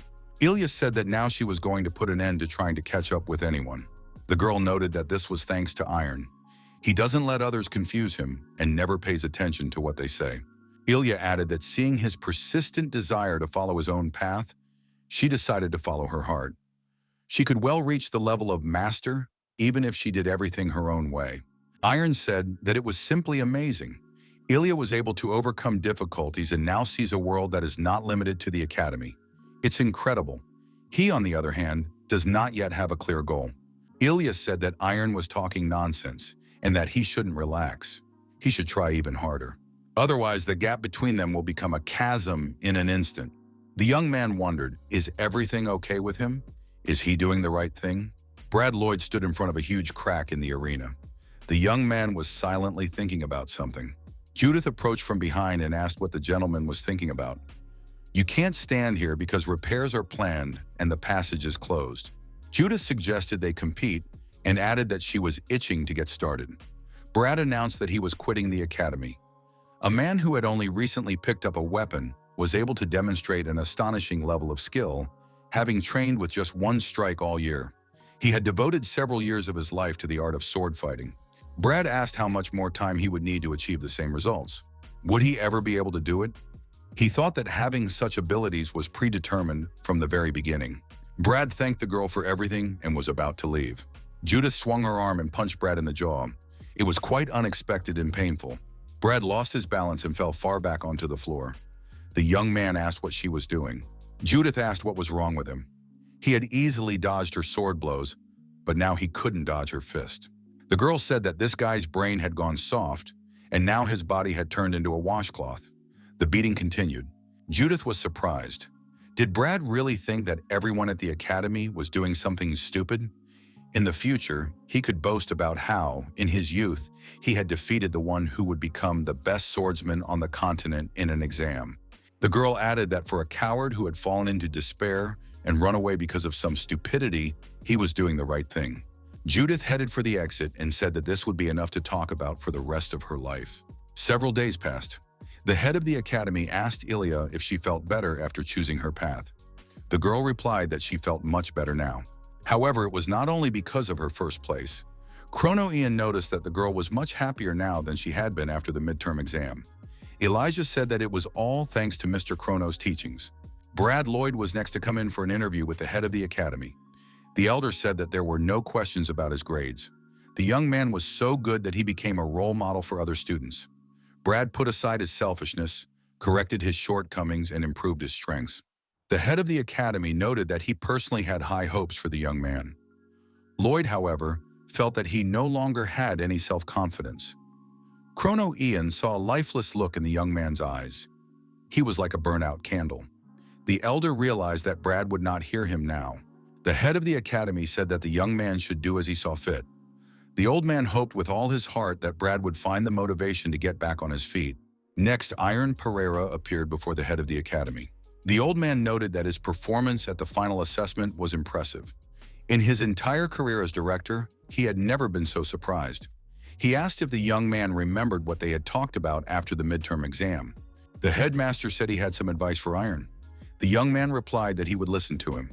Chrono Ian said that first Iron had to answer his question. Why did he pick up the sword? Iron remembered the swordsman from his dream, but how could he explain this to the head of the academy? The elder told the young man not to think too deeply about it. It didn't have to be something grand. Ahmed noted that worldly reasons such as fame or money would also suffice. If the reason did not contradict human morality, the young man could safely name it. Iron remained silent in response. The head of the academy concluded that the young man had not taken up the sword of his own free will. Ahmed asked the head how to understand this. The old man replied that he himself did not know. Chrono Ian said that he was concerned that the young man was more serious and diligent about fencing than the others. However, he did not show any of the emotions that a normal person would feel. For example, student Brad Lloyd was beside himself when he felt his skills improving. Judith looked frightened when she realized she was falling behind Brad in strength. Every student at the academy experienced joy or sadness regarding their fencing skills. However, Iron felt neither one nor the other. The head of the academy asked if Iron was imitating someone. The young man replied that the head was right. The old man said that he had thought so. It was surprising that the young man had managed to achieve such heights simply by wanting to be like someone else, without having his own will. The head added that he would not ask who his idol was. However, if Iron intended to continue practicing with the sword, he should think seriously about everything now. If he could not find a reason, he had no place in the academy. The world was vast, and it was much more important to find oneself in it than to swing a sword here. Iron thanked the head of the academy. The young man said that he would remember this advice for the rest of his life. The old man remarked that the word last sounded somewhat offensive. It was not worth saying that. The elder asked if the young man could lend him a drop of his blood. The young man agreed. Before the young man was an item certifying that Iron Pereira was an official student of the Kronos Academy. The elder said he was giving the young man exactly 1 year. During this time, he must find his path. Iron said he would definitely return in a year. It was time to say goodbye. Elijah said she would invite the young man to visit. When he had time, he should definitely come. The girl handed him a plaque with their family crest and said that if he showed it to the guard, he would definitely not be turned away. Elijah promised to give the young man a flower when he came. The girl said that the flower was called Adonis, the same as the one in the bracelet he had given her. Iron was surprised. Did Adonis really grow at her house? Ilya said that when she was 7, she had pulled them all out, but now she would plant them again. Adonis blooms in April, so it makes sense to come at that time. Iron said he would definitely visit Ilya. Judith saw the sign in the young man's hands and asked what it was. She wanted one too. Judith received the same sign and was delighted. Judith apologized to Elijah for insulting her family. She had never had a family, so she said it without thinking. Judith asked why Iron was standing there smiling. The young man replied that he was for peace and security. Iron approached Brad and asked if he was really leaving the academy. Brad said he didn't want to talk about it. Iron agreed. Everyone has their own circumstances. Brad asked if Iron was leaving too. Iron said he was leaving, but not for good. He would finish his personal training and come back. Brad thought that Iron would continue to develop his skills. Iron thanked Brad and said that thanks to him, he had become more confident. He realized that he felt alive when he swung his sword. Iron added that he wouldn't go into details, but a year ago, a small change had taken place in him. Thanks to this, he started fencing and decided to enroll in the academy. However, he was able to look back, get to know himself, and realize that he could only move forward after meeting the guys. Iron expressed his hope that they would all meet again someday. Iron once again thanked Brad Lloyd for his invaluable help. A carriage pulled up, and a knight got out and said he was glad to see the heir. Lloyd replied that it was time for him to leave. Iron shouted loudly that Brad must become stronger. They must meet again. The carriage with Lloyd drove away. Judith noted that these young men had staged a real melodrama here. The girl felt that she would never see Brad again. Another carriage pulled up, and Iron's servant got out. He said he had come to pick up the heir from the academy. "But who are these girls?" he asked. Iron replied that they had studied together at the academy and were his friends. The servant thanked the girls for getting along with his master. Iron got into the carriage and waved to the girls. Judith told Iron to come back soon. The carriage drove away and the girls stood there silently. The pause was awkward. Elijah couldn't wait for her carriage to arrive. Instructor Ahmed said that the children on whom so many hopes had been pinned had left. The head of the academy must be very sad, he asked. Chrono Ian replied that he would not deny it. Ahmed inquired about Iron. Was the head sure that everything would be all right? Finding one's path was no easy task. The elder said there was no need to worry. Isn't this young man the fourth genius of the continent? He is very different from the other geniuses in his nature. Didn't Ahmed think that this guy was a genius of diligence? Judith thought that in the end, she was left alone again. Suddenly, Brad caught up with her and asked what she was staring at. Judith was surprised. Why had he come back? Brad explained that after weighing everything carefully and thinking it over, he realized that giving up was not at all befitting of Brad, heir to Lloyd County. Besides, if Iron left, there would be no one to deal with Judith's nasty temper. Judith was indignant. Is that what this guy says? Brad noticed that her curse could be interpreted as a positive assessment if she stumbled over her words. The young man added that he would have to ask to be reinstated. However, he was sure that the headmaster would not dismiss someone as talented as him.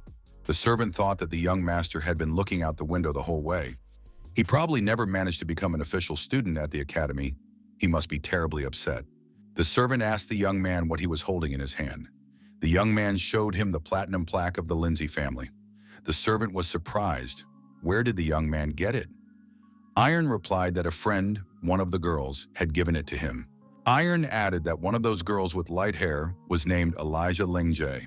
The young man thought, judging by how surprised the servant was, the Lingjae family was much more prestigious than he had previously assumed. He said that they would stay at the guest house for the night. Left alone in the room, the young man gave himself over to meditation. The servant outside the door did not hear a single sound from the room. He assumed that the young master was in despair. What should he do? He needed to find something that would cheer the young man up. The servant saw an orc who made a living by fortune-telling. He had heard that orcs could occasionally be found in the northwest. But how did this one end up in the south? Moreover, this was no ordinary orc. A pentagram pendant hung around his neck. A tattoo adorned his arm. He was an orc fortune-teller. The servant told his master that orcs were the most outstanding fortune-tellers. Iron admitted that he had heard that just meeting an orc could bring good luck. The orc fortune-teller greeted the distinguished guests and asked which of them would like to have their fortune told. Iron said he would like to try. The servant thought that orc fortune-tellers were known for saying only good things. Good news about the future could instantly cheer up his master. The orc asked which topic the young man was interested in. He could choose anyone. The orc looked at the young man and asked how old he was. Iron replied that he was 16. The orc did not believe him. The young man did indeed look good. However, if he was lying, the prediction would not work. Iron declared that he was not lying. The orc said that if the young man was telling the truth, he would be accepted into any knightly order. He only had to submit an application for membership. If the young man continued to follow the path of the art of the sword, a bright future awaited him. The servant said that this was a complete lie. Was this orc really a fortune teller? The servant told his master that they'd better leave and not waste their time on this charlatan. The orc asked the young man to wait a moment. He gave the guy a note and said that when things went wrong for him, this thing would definitely help him. Watching our hero leave, the orc thought that this guy had not only gained muscle mass, his body looked strong and agile thanks to his training. However, what was even more striking was the powerful energy that enveloped him. It would be better if this young man did not say that he was only 16 years old. He is a mysterious person. Will they meet again? The orc looked at the passers-by and thought that predictions would not work here now. The servant apologized for what had happened. He did not know that the orc would turn out to be a charlatan. Iron noted that they had not heard anything bad. The young man remembered the piece of paper and unfolded it. It read, "To stand firm, you don't have to be alone." What did that mean? So when he asked about 10 years, did the orc mean the age of the man from the dreams? The servant said he immediately suspected something was wrong. The orc had phrased his question about age strangely, and then proceeded to claim that anyone who failed the exam would be accepted into any knightly order. Iron was surprised. Didn't he say so? He didn't fail the exam. At first, the servant didn't even believe it. Iron stated that he had been officially accepted into the academy, but not immediately. His admission could be called conditional. He had to complete a task given by the headmaster within a year. The coachman reported to the heir that the Chiron family carriage was approaching the meeting place. The servant was upset. How did they manage to meet their main enemies? Quietly, who openly insulted the master? In particular, it was Aaron Chiron. The servant informed his master that the heir, Aaron Chiron, and Sir Jack Stewart had stepped out of the carriage. "If you feel uncomfortable, sir, you may remain inside," he said. Aaron replied that everything was fine and that it would be rude to remain in the carriage. The servant bowed and greeted the master, the heir Aaron Chiron, and Sir Jack Stewart. The young men looked at Iron and thought that he had grown taller and stronger. Aaron asked, "Is Iron returning from the Chrono Academy?" Aaron greeted him and said he hadn't seen him in a long time. The students at the academy seemed to be well trained. He almost recognized him when he saw him. "Does Iron plan to continue practicing fencing?" Aaron noted that it was obvious. It would be difficult to study elsewhere, because Iron had taken up the sword late. Iron was taciturn and said that this was probably true. He asked if Aaron had anything else to add. "If not, I'll be going. It's been a long journey, and I'd like to rest as soon as possible." Jack Stewart thought it was a slightly childish provocation, but the reaction of the careless aristocrat did not meet his expectations. Aaron asked Iron to stop. He offered to shake hands in farewell. Iron was surprised. "Oh, why is that?" Aaron said, "There is an expression. A handshake is enough for swordsmen to understand each other's abilities." Iron said he had never heard it before. Aaron replied that it was said by the famous swordsman Sir Louis Sogard. "In fencing, nothing is more important than muscle strength." Sir Jack Stewart confirmed this. Aaron held out his hand and said that the best knight in their family had confirmed it. He decided that as the senior comrade, who had begun to learn the art of the sword 6 years earlier, he would now test how much Iron's skill had grown. Iron extended his hand and shook his opponent's hand. Aaron thought he was about to crush this guy. Aaron wanted to see Iron's funny, twisted grimace. However, our hero was completely calm and didn't even flinch. Aaron was surprised. Where does Iron get such tremendous pressure? He's not even trying to squeeze harder. Iron asked, "Do I really have to use force?" After these words, Karen doubled over in pain. Aaron pulled his hand back and cried out. Iron apologized, saying that he was not yet good enough at controlling his strength. Aaron was angry. After all, it was the first time he had unclenched the careless aristocrat's hand. Iron said goodbye. The young men saw a cat sitting nearby. The cat was surprised and asked, "Is that all?" The servant was the most surprised of all. "Is this a talking cat?" The servant thought it was a real witch. People often say that things that cannot be and that defy common sense are like magic. That is exactly how things are. However, if you go into detail, it has nothing to do with magic. It is easy to get confused with definitions, because in any case, a person uses an invisible force, mana. However, magic is a teaching that strictly follows logic and rationality. What is the correct term for a situation in which people encounter something completely incomprehensible?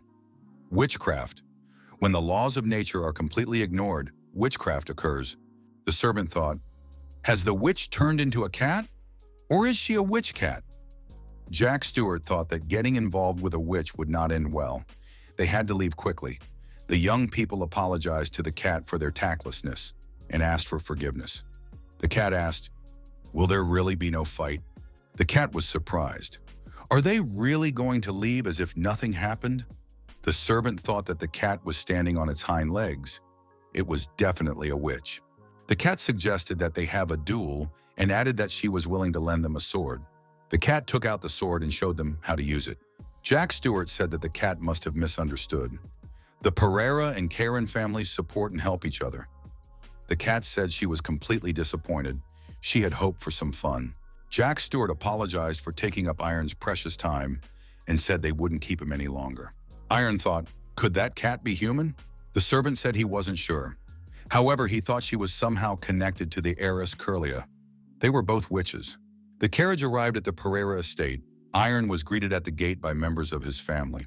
Iron announced that he had returned. The head of the family welcomed his son and said that he had done an excellent job. After hearing the young man's story, his father concluded that the academy had recognized the young man's talent. He was very proud of his son. Iron couldn't believe it. His father said he was proud of him. The head of the family said that, according to Marcus's servant, they had met a talking cat on the way. The man added that it was a sorceress named Lulu. Iron was surprised. Wasn't this sorceress a human being? His father noted that she had the intelligence of a human being. Curlia added that this cat was very powerful. One glance was enough to make it clear. She was stronger than any witch they could have met in the royal capital. Amelia added that Lulu had come to them about 10 days ago and asked to be Curlia's teacher. They did not know who this cat was, so they sent someone to the Sorcerers Association to find out about her. Amelia asked what Iron himself thought about it. Curlia asked what her brother thought. Iron said he didn't know anything about sorceresses. Amelia asked why Curlia was pressuring her brother. The girl said she was just curious. Iron thought that he was once again faced with his sister's endless stubbornness. Something unpleasant must have happened. Iron remembered something and said he wanted to give his sister a gift, but he wasn't sure if she would like it. The head of the family thought that Iron was already buying gifts. Curlia said she was grateful to her brother for that. The servant Marcus had previously advised his master to be sure to give everyone gifts. The young man was grateful for this advice. A cat appeared on the table. She said, "So this young man is Curlia's older brother. That's why I thought they smelled similar. But they are completely different." Curlia grabbed the cat by the scruff of its neck and asked, "How did you get here?" The cat apologized, saying it didn't want to scare anyone. The animal added that all that remained was to convince Curlia's older brother. Then she said it was an accident. Curlia demanded an explanation. The animal replied that it was easier to get along with her brother than with this girl. The cat said that Curlia loved her brother very much, so she thought that if she could persuade him, Curlia would agree. Curlia shouted that she would never become her student and left the room. Lying in bed, Iron thought that the adults were very happy with his gifts.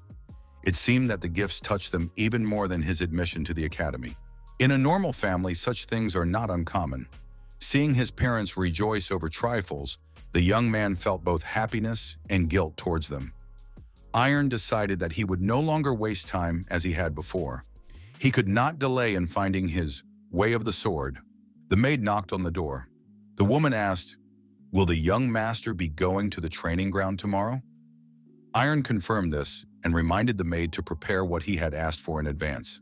The young man added that his hands were itching because he hadn't held a sword in half a month. After talking with his father, Karen left the study. Jack Stewart remained with the head of the family. Viscount Phil Karen said that his son looked strange. Did anything happen at the Pereira estate? Jack Stewart explained that on the way back they had met Iron's heir and told him what had happened. The Viscount flew into a rage. Does Stewart really think this is normal?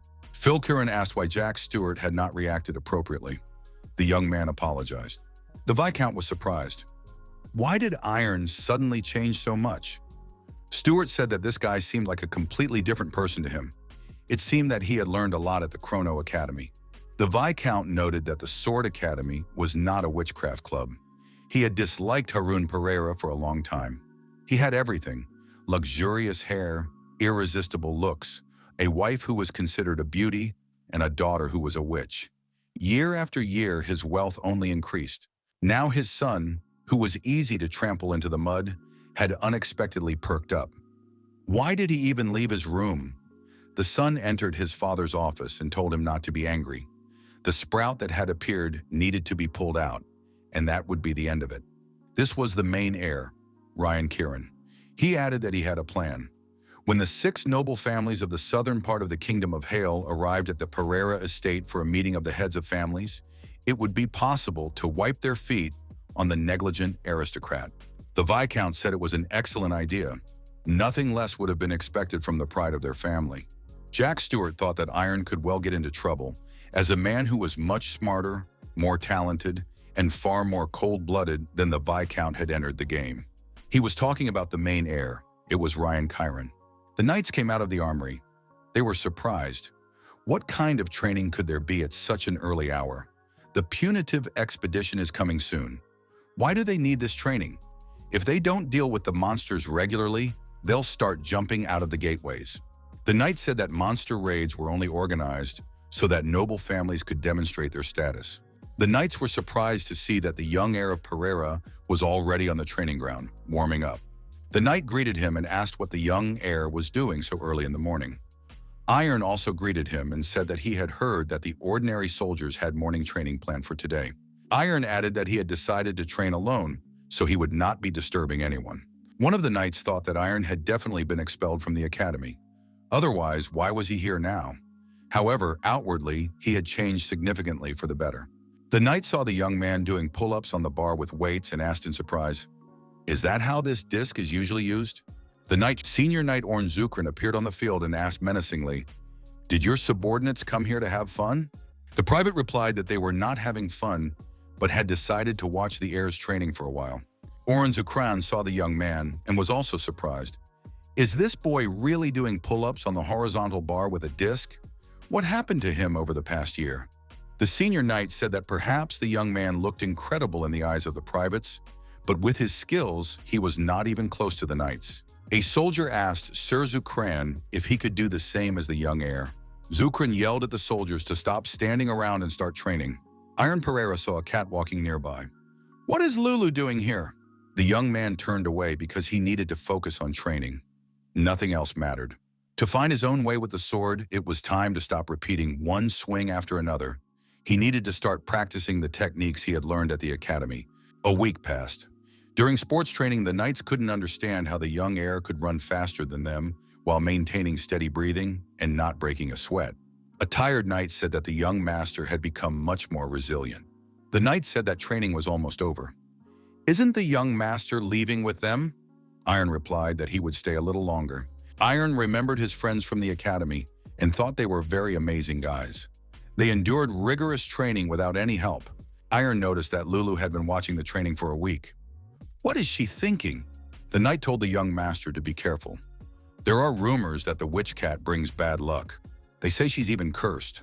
Now the young man understood why the soldiers avoided the cat. It was all because of bad gossip. Marcus appeared on the training ground and asked if the young master had finished his training. Iron reminded the cat that last time she said she wanted to convince him of something. Why didn't she even come to talk? Lulu said that the young man's sister, Curlia, was interesting, but this guy was the opposite. Boring as hundreds of cobblestones in a valley. Iron said that was very rude. Lulu replied that she had a gift for the young man. The cat handed the young man a ball and said she was going to give it away anyway. Iron should take the ball and talk to his sister. Marcus was extremely surprised. After all, a cat's eye is an incredibly expensive thing. Iron asked why Lulu was willing to part with such a valuable thing in order for Curlia to become her student. The cat replied that it was a very interesting question. Lulu added that she liked the girl. "Do you really need another reason?" Marcus was surprised. "Is it really possible to bribe someone with such treasures?" Lulu asked, "Is the servant implying that I have no concept of money?" Marcus said that was not what he meant. Lulu replied that she knew how much a cat's eye was worth. The cat added that people are naturally fond of gold and precious stones, but there are things in the world that are even more valuable. For example, a wooden ball that gives off a wonderful aroma. Such a ball cannot be found anywhere else. It cannot be exchanged even for several dozen cat's eyes. It is a real treasure. There is also a foxtail and a soft toy that her friend, a stray cat, gave her. Lulu noticed that such things cannot be obtained for any amount of gold. Marcus admitted that there was logic in these words. Iron thought it was quite unusual. He would never have guessed the secret. It turns out that there is also value in the relationship with Curlia that cannot be bought with money. Lulu told the young man to be quiet so that he would have a better chance of appearing intelligent. The cat added that Iron should take the moonstone and praise her to his sister. The young man replied that he would not accept the gift. The cat was surprised. "Why aren't you listening to me? This moon eye is very expensive." The boy said he wanted to tell his sister not what the cat told him to say, but what he felt and saw after meeting her. The cat said she had really hoped to win the young man over with this stone. However, this did not change the fact that the young man was simple compared to his sister. The cat promised to visit often. The next day came. The cat ran up to the young man and said that something bad had happened. He needed to follow her immediately. Iron followed. Lulu told the young man to stay close while she ate. Iron was surprised. Is this really the trouble? Lulu said she was worried when no one was around while she was eating. What could be worse? Another day passed. Lulu asked if the young man knew what a cat lying on its stomach was thinking. Iron admitted honestly that he had no idea. Lulu said she didn't know either. Otherwise, she wouldn't have asked. Iron, sitting next to Lulu, suddenly smiled. The cat was surprised.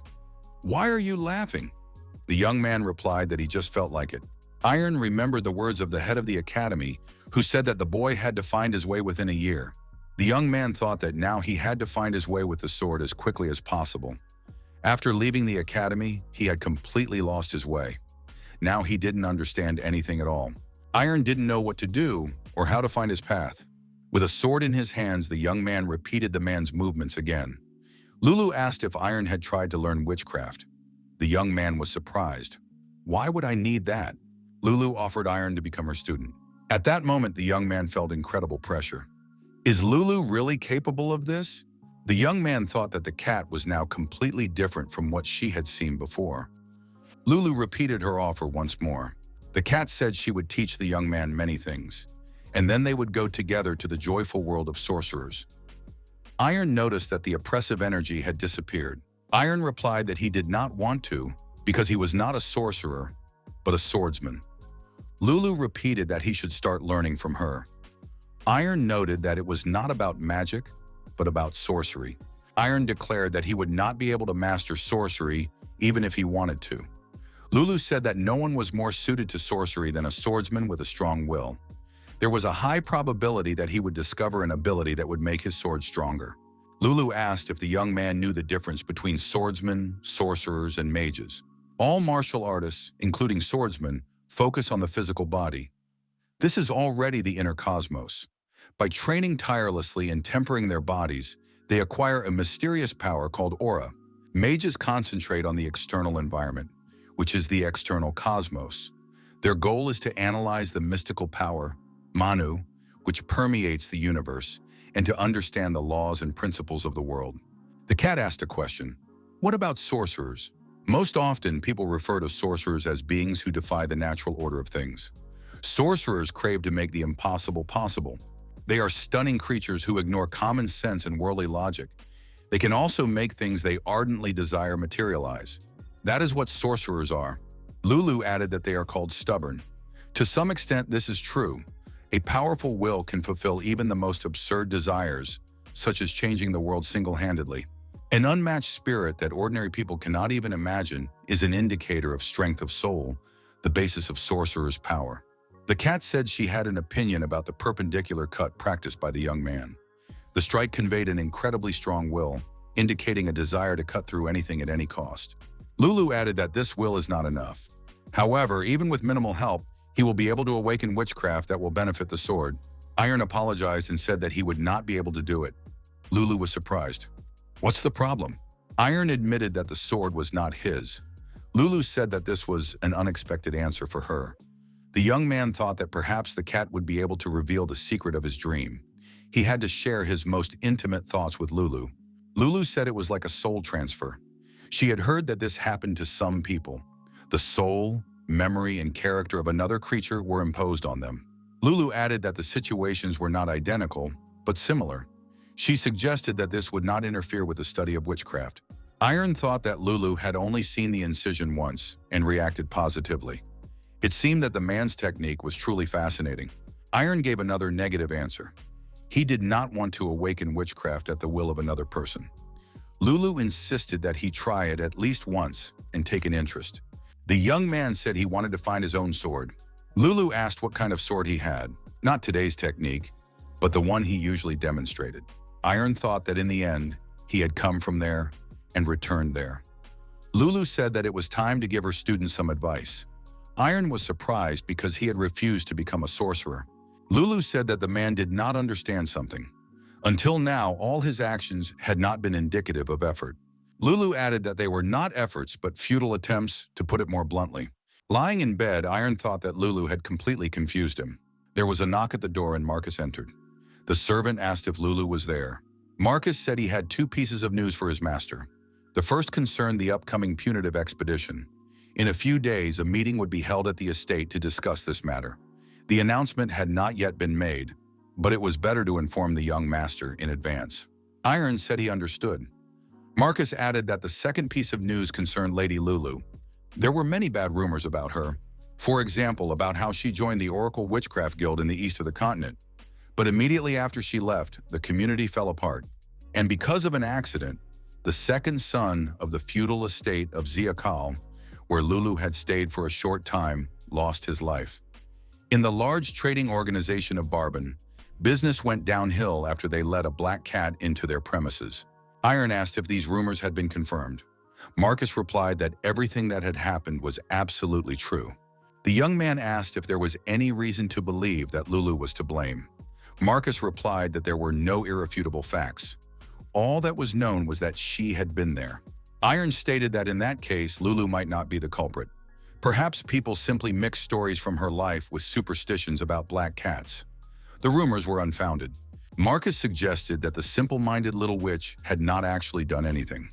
However, was it necessary to take the risk? The servant apologized if he had crossed the line and strayed from the topic. Iron thought that Marcus should understand that everyone was simply concerned for him. The young man remembered that he had said he would judge Lulu based on what he saw and felt himself. It seemed to him that the cat didn't have such a bad temper that she would hurt anyone. She was unusual and a little different from people, but she had her good sides. He had to tell his sister about this without bringing up any rumors. The cat asked what would happen if something bad happened to Iron and Curly while she was around. The young man knew that the cat was hiding somewhere nearby. Iron asked if what Marcus had said was true. The cat crawled out from under the bed. Iron asked if she was responsible for this. Lulu replied that she had nothing to do with it. Lulu said she was just having fun, and two nasty old men at the Oracle had a fight. Because of this, the tower blew up. In Barbaria, the master's children fought. The same thing happened at the Ziakal estate. The young man thought, either this is a series of coincidences, or Lulu is lying. It is not worth leaning towards either option yet. There is no reason to.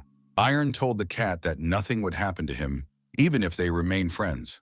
Lulu reminded him that she was called a black cat, which promised misfortune. Iron noted that there were many bad rumors about him too. The young man added that they were similar. Of course, he had made mistakes too. Iron said he would judge the cat as his heart and mind dictated, and if misfortune befell them, then he would think about what to do. Lulu's eyes filled with tears at these words. The guy noted that the people around them would be a little concerned, but he would slowly dispel their worries. Lulu said she had a gift for him and took out something that looked like an inflated bubble. The cat explained that it was a very expensive thing, much more expensive than a cat's eye. The cat immediately ran out of the room. The young man reminded her that he did not take bribes. Iron looked closely at the ball and thought that Lulu had recently shown it to him. It was one of the cat's precious treasures. Iron thought that this ball was too big. At a meeting with his father, the young man said that he would take part in the upcoming punitive expedition. The guy added that he would succeed. The head of the family reminded him that on the punitive expedition, he would have to fight not monsters, but other families. This could be much more unpleasant and burdensome than it seemed at first glance. Iron promised his father that he would try his best. A week later, guests began arriving at the Pereira estate. The head of the house met Viscount Chiron. He arrived with his sons. He said that during the time they had not seen each other, Iron Pereira had become a very brave young man, maturing and growing stronger. The dinner table was set in the drawing room. Many heads of families were present with their offspring. Marcus told the gentleman to remember one thing.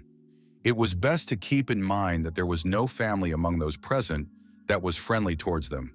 They got along with Bauer and Fried without conflict, but their friendship was not that strong. The families who openly disliked Pereira are the Lesters. Baron Lester was present with his sons. Baron Russell's family was also among them. The Baron also arrived with his son. Viscount Chiron was also present at this event. Marcus said that Phil Chiron was someone to be especially wary of. The Pereira family had been at odds with him for a long time. The host of the Pereira household raised his glass and thanked all the guests for taking the time to ensure the safety of the southern trade route, as well as for the prosperity and peace of the 6 noble families of the South. All those present turned their eyes to Iron Pereira. The young man understood that he had to drink the contents of the glass. He was surprised. Why was everyone staring at him? Had he made a mistake? Phil Chiron said that Iron Pereira was holding the glass slightly incorrectly. White wine is sensitive to temperature. Holding the glass this way transfers the warmth of the palm to the wine. Therefore, you need to hold the thin part, that is, the stem of the glass. Iron apologized. Chiron said there was no need to apologize and that now he could try holding the glass properly. Iron took the glass, and Viscount Chiron thanked him. The guest added that it would be better to slightly curl the little finger. When condiments were very expensive, in order to avoid waste, people used their thumb and little finger to pick them up. However, when lifting the glass with the whole palm, the fingers became wet, and condiments were often wasted. Phil Chiron laughed and said that at such a young age, of course, no one worries about such things. But as an aristocrat, it is necessary to know the rules of table etiquette. Baron Lester noted that this was a very accurate observation. The difference between aristocrats and commoners is evident in the details. Chiron said that Lester had strangely distorted his words. That was not what he meant. Pereira said that there was no misunderstanding. Chiron added that he had said it only for Iron's benefit. The Viscount asked his son if Ryan had listened to the symphonies he had recommended to him. The young man replied that he had, and that he particularly liked the second composition. Baron Lester noted that Ryan also had a deep knowledge of music. What kind of music did Iron listen to? Iron replied that he didn't listen to any particular music. He had no preferences. Lester suggested that perhaps there wasn't enough time for that at the academy. However, a minimum level of erudition is necessary for everyone. If the conversation suddenly stops, both interlocutors will find themselves in an awkward position. Baron Lester added that it was a joke and that his words should not be taken to heart. Ryan thought that Iron would have to understand what it was like to be an aristocrat without even a basic education. This was all the result of his laziness and ignorance. The time had come to expose the irresponsibility of Baron Pereira, who had ignored the young man all this time. Ryan understood that Iron could do nothing about it. His father asked Iron if everything was all right. The young man apologized and said he was not feeling well. Could he leave? His father said Iron could leave the table. Iron left the room. He was very angry with himself. He had run away again. Iron believed that he had become more confident and thought he could stand up to others. However, he had no idea how much pain his father had to endure and how bad Kirlia and his mother felt. The young man was left alone and began to cry, leaning against the wall. He considered himself a terrible son. Iron thought he didn't even know his own sword. Iron asked Lulu what futile efforts meant. The cat replied that it meant everything was meaningless. Cruelly exploiting your body physically is not effort. To achieve a goal, you need to engage both physically and spiritually. That is what effort means. Lulu said that it is very important to use both the body and the soul. Competent actions must be supported by a competent soul. Did Iron really think he had tried hard enough spiritually? Now the young man himself did not understand anything. In which direction should he move forward? A voice behind him said, "Is he really here?" His stance is not bad. It seems that his training at the academy was not in vain. Iron turned around and saw Baron Lester's heirs, Kevin and Caesar. The young men said that waiting for the adults was very boring. Maybe they would arrange a fight between themselves? Baron Russell's heir, Martin, laughed and asked why Iron was silent. That's right. He doesn't know how to hold a sword in his hands either. Although it is clear that a year of fencing lessons was not enough for the careless aristocrat, Iron replied that he agreed to a duel. He held his sword forward and said they could attack. His opponents were surprised. So soon? This guy turned out to be quite bold. Kevin said he was ready to fight Iron and headed for the training swords. The young man thought that he hadn't picked up a sword in a long time. However, the guy who had only been training for a year was definitely no match for him. Now this Iron would get a taste of shame. Iron was silent and focused. He still held the sword tightly in his hands. Kevin said he would see what the young man had been taught at the academy and how much his skills had improved. Iron immediately attacked his opponent, not even giving him time to react. A moment later, Kevin was lying on the floor. He didn't even understand what had happened. Iron looked at the other heirs and asked who was next. Kevin got up and said that it didn't count. Iron asked in surprise, "Why is that?" Kevin said that they hadn't announced the start of the duel, and Iron had attacked him sneakily. Iron said he was ready to start over. Martin Russell told Kevin to get up. He would take his place. Russell added that it was all Kevin's fault for being careless, but now it was better for him to step aside. He said that he would only feel better after he personally fought Iron. The Lester brothers said that Martin would not lose, as they had different equipment. Martin swung and delivered a crushing blow. However, Iron managed to block it. Martin said that blocking would not help his opponent. The brothers told Martin to smash his opponent and trample him completely. However, Martin couldn't understand why his opponent still hadn't fallen to the ground. Martin was breathing heavily with exhaustion. He thought that he had swung too hard and had worn himself out. Martin attacked continuously, but each time he became weaker and weaker.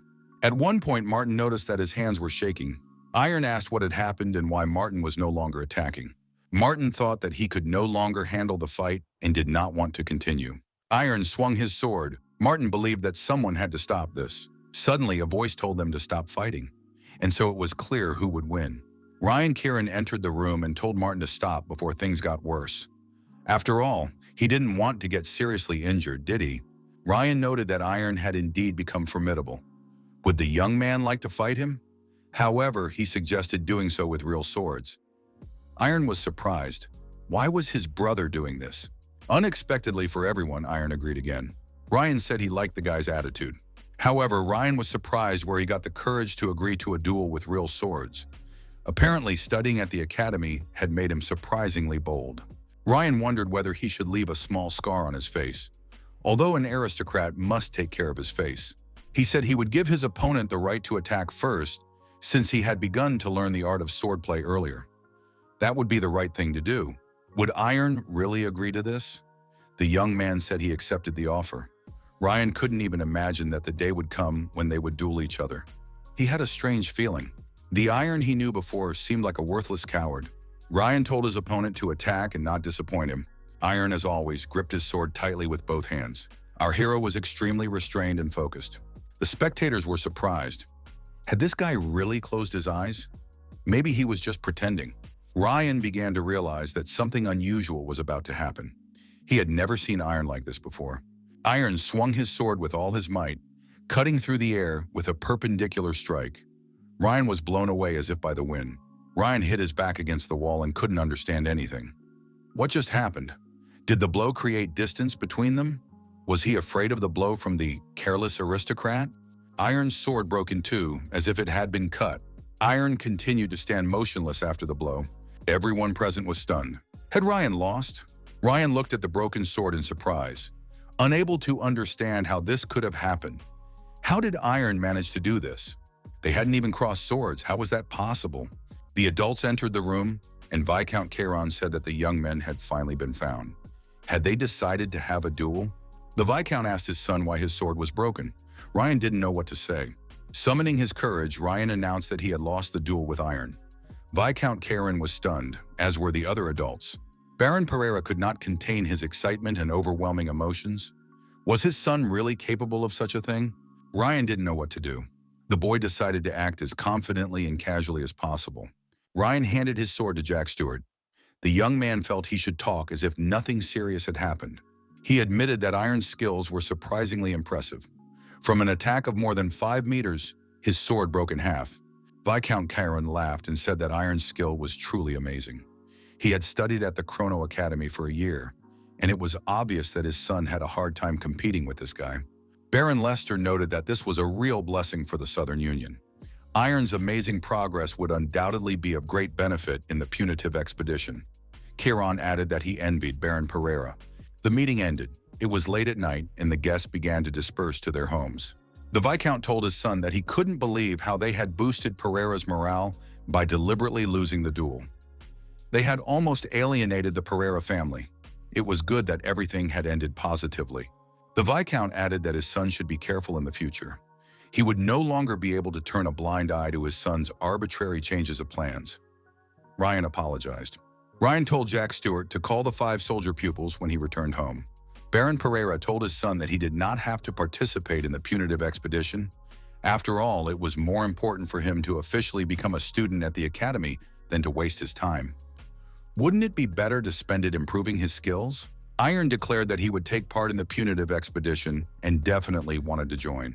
The young man added that he understood his father's concerns and would make up for his shortcomings.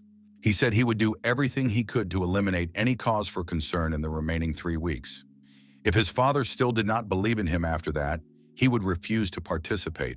His sister and mother met Iron in the hallway and watched him leave. The girl wondered, would everything be all right? Her mother said that everything would be fine. Her brother was a great guy. He was trying his best, so all they could do was believe in him. Iron grabbed a sword in the training room and began practicing again. The young man decided that he would never again shift the burden of responsibility onto his family. His family would not have to face disrespect because of him and for his sake. He would not just stand by and watch his family hold back their anger and sadness. Iron asked Lulu if his actions now seemed like futile efforts. The cat replied that now the young man was really trying.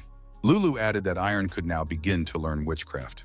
The young man said that in that case, the cat should start teaching him immediately, and he was ready to do whatever she said. Lulu replied that he should not rush. She would begin teaching him, but not today. The cat added that the young man should calm down and collect himself. She didn't know what had happened, but now he needed to rest, and they would start classes tomorrow. Iron warned that no one would come to the training ground. He asked his father to restrict access. Lulu replied that this was excellent. Iron was surprised. Where did Lulu get her glasses? The cat replied that appearance was important. Such small things help to change one's mindset. Lulu reminded him that spirit is important in witchcraft. It is not enough to simply want something. You have to make your desire a reality. The young man's desire is to protect his family. Lulu looked into the book and asked how to make his cherished desire stronger. Iron replied that he did not know. The cat said that the most common and simplest way was superstition. It's something like rumors without any logical basis, but it's also a belief. In witchcraft, belief is above all else. No matter how absurd the wish, the more sincerely you believe in it, the more powerful the witchcraft. Primitive people worship the sun and huge stones as gods. They believed that through offerings they could fulfill their cherished desires. They used the most unshakable method of belief: religion. Taking a sacrifice as payment is a fairly effective method. However, it is better to avoid it. Otherwise, the devil will most likely respond. The young man was surprised. Would Lulu really resort to mystical witchcraft? The cat replied that the most appropriate method for Iron now was to train with a sword and concentrate on his strong, cherished desire. Lulu was surprised. Why was Iron still standing there? He had to take the sword in his hands and start acting. The protagonist took the sword and resumed training, now with a greater emphasis on spiritual concentration. After a while, the young man asked if he had to repeat the same sword exercises all the time. Lulu replied that it wasn't the same training. The cat explained that they would make a deal: 1,000 swings every day, putting his heart and soul into each one. He had to practice daily with a serious spiritual attitude, thinking about what he needed to do to move forward. Lulu noticed that this feeling was similar to the superstition mentioned earlier. Simply practicing with the sword every day was not enough to reach the desired level. However, if you repeat actions tied to your cherished desire, your strength of spirit and faith will grow stronger. Moreover, they will grow stronger with each passing day. It is necessary to abandon the previous approach and train with a strong spiritual attitude. Simple swings will not change anything. The young man did not understand. Did he need to make a powerful swing with all his strength, putting his love for his family into it? Or repent, remembering what he was like before? Or ask to be endowed with such outstanding mastery of the art of the sword that he would never again experience contempt? Lulu thought that it was enough for now that the boy had begun to reflect. If Iron continued to try hard, he would find this strength within himself. Awakening witchcraft through effort. It sounds ridiculous, but for the current Iron, this option is perfect. Witchcraft Lesson Day 10. The young man thought that 10 days had passed. Was he doing everything right, or was he wasting his time? Lulu asked if he knew what made a boiling soul cool down and a stone heart crumble like sand. The cat replied, it was doubt and self-doubt. It was normal. The soul could not always remain constant. The young man's fiery will began to fade, and as his body grew heavier, more and more random thoughts accumulated in his head. At such moments, they usually flow in a negative direction. Lulu noticed that this is precisely why it is necessary to act together, not alone. When he does not believe in himself, he needs to believe in the person who believes in him. When that person finds it difficult, you need to repay them with the faith you have received. Lulu noted that their union would allow the young man to move forward with much more confidence. Iron remarked that no one really believed in him. Lulu was surprised. Why did he think that? The young man replied that he was a coward who only dodged and ran away. Who could believe in him and love him? Lulu said that she believed in him. The cat reminded him that she had once said that he was as boring as the hundreds of stones in the valley. But now she realized that she was wrong. Rocks are rocks. They are strong, smooth, and beautiful. Few people would dislike beautiful stones. For example, Curlia is a sapphire. Lulu suggested that there had always been many people who loved the young man. There was no need to rush and make categorical conclusions. The cat noticed that the lesson was over for today. Iron should think everything over carefully in his room. Lying in bed, the young man thought about those who believed in him. These people were his family. They had waited more than 10 years for him to come to his senses. Without his family's faith, he would not have had the will to even pick up a sword on his own. And then there were his friends, the academy director, and the instructors. They all believed in him, even if he was lacking something. Could he become someone who would give faith to others? Iron wanted that very much. With these thoughts, our hero fell asleep. Curlia, as usual at this time of day, was in the family library. The girl felt a powerful, magical energy. Curlia threw open the library door and looked around. Maybe something had happened to her brother. The cat looked at Curlia in surprise. Curlia asked what was happening to her brother. Lulu replied that Iron had awakened his magical powers. Curlia said she had never heard of such a way of awakening. The girl shouted at Lulu to tell her what was going on immediately. Lulu said that Iron had delved deep into his own soul to fulfill his cherished desire. He had reached the most suitable place to fulfill his desire, where no one could penetrate or interfere. Iron would continue training until he achieved a satisfactory result. Kurlia asked when he would return. Lulu replied that it would be immediately after he achieved the result, but no one knew exactly when that would be. Lulu added that it could be tomorrow, in a month, or even in a year. Kurlia was frightened. Had she brought the curse upon herself? The girl really wanted her brother to return to them alive. Iron was surprised. What was that fence near him? The young man thought he was in a dream in which the man was swinging his sword. The man continued to swing his sword in the same manner as always, without any changes. Suddenly, the swordsman stopped and looked at our hero. At one point, their eyes met. Iron realized that this man was staring intently at him. What should he do now? A space-time continuum occurred, and lightning began to flash around the swordsman. The lightning began to flow into the young man, and a high-voltage electrical connection appeared between these people. Iron didn't have the strength to stay on his feet and flew straight at the swordsman. When the young man came to, he found himself lying on the ground. Without opening his eyes, Iron scratched his head and thought that the bed had become hard. Maybe it was all because of a strange dream. Iron opened his eyes and saw that he was not in bed, but on the ground, and the clothes he was wearing were unfamiliar and strange. Iron realized that this was not a dream at all. In front of the young man was an old wooden hut. Only now did Iron notice that the man had disappeared. The young man did not understand what had happened. Nothing like this had ever happened to him before. Our hero saw the very sword sticking out of the ground. A situation arose that Iron could not explain in words. There was only one conclusion. This was real witchcraft. Iron reached for the sword and said that he had awakened the sorcery. If this place was created based on his cherished desire, then he was now on a training ground.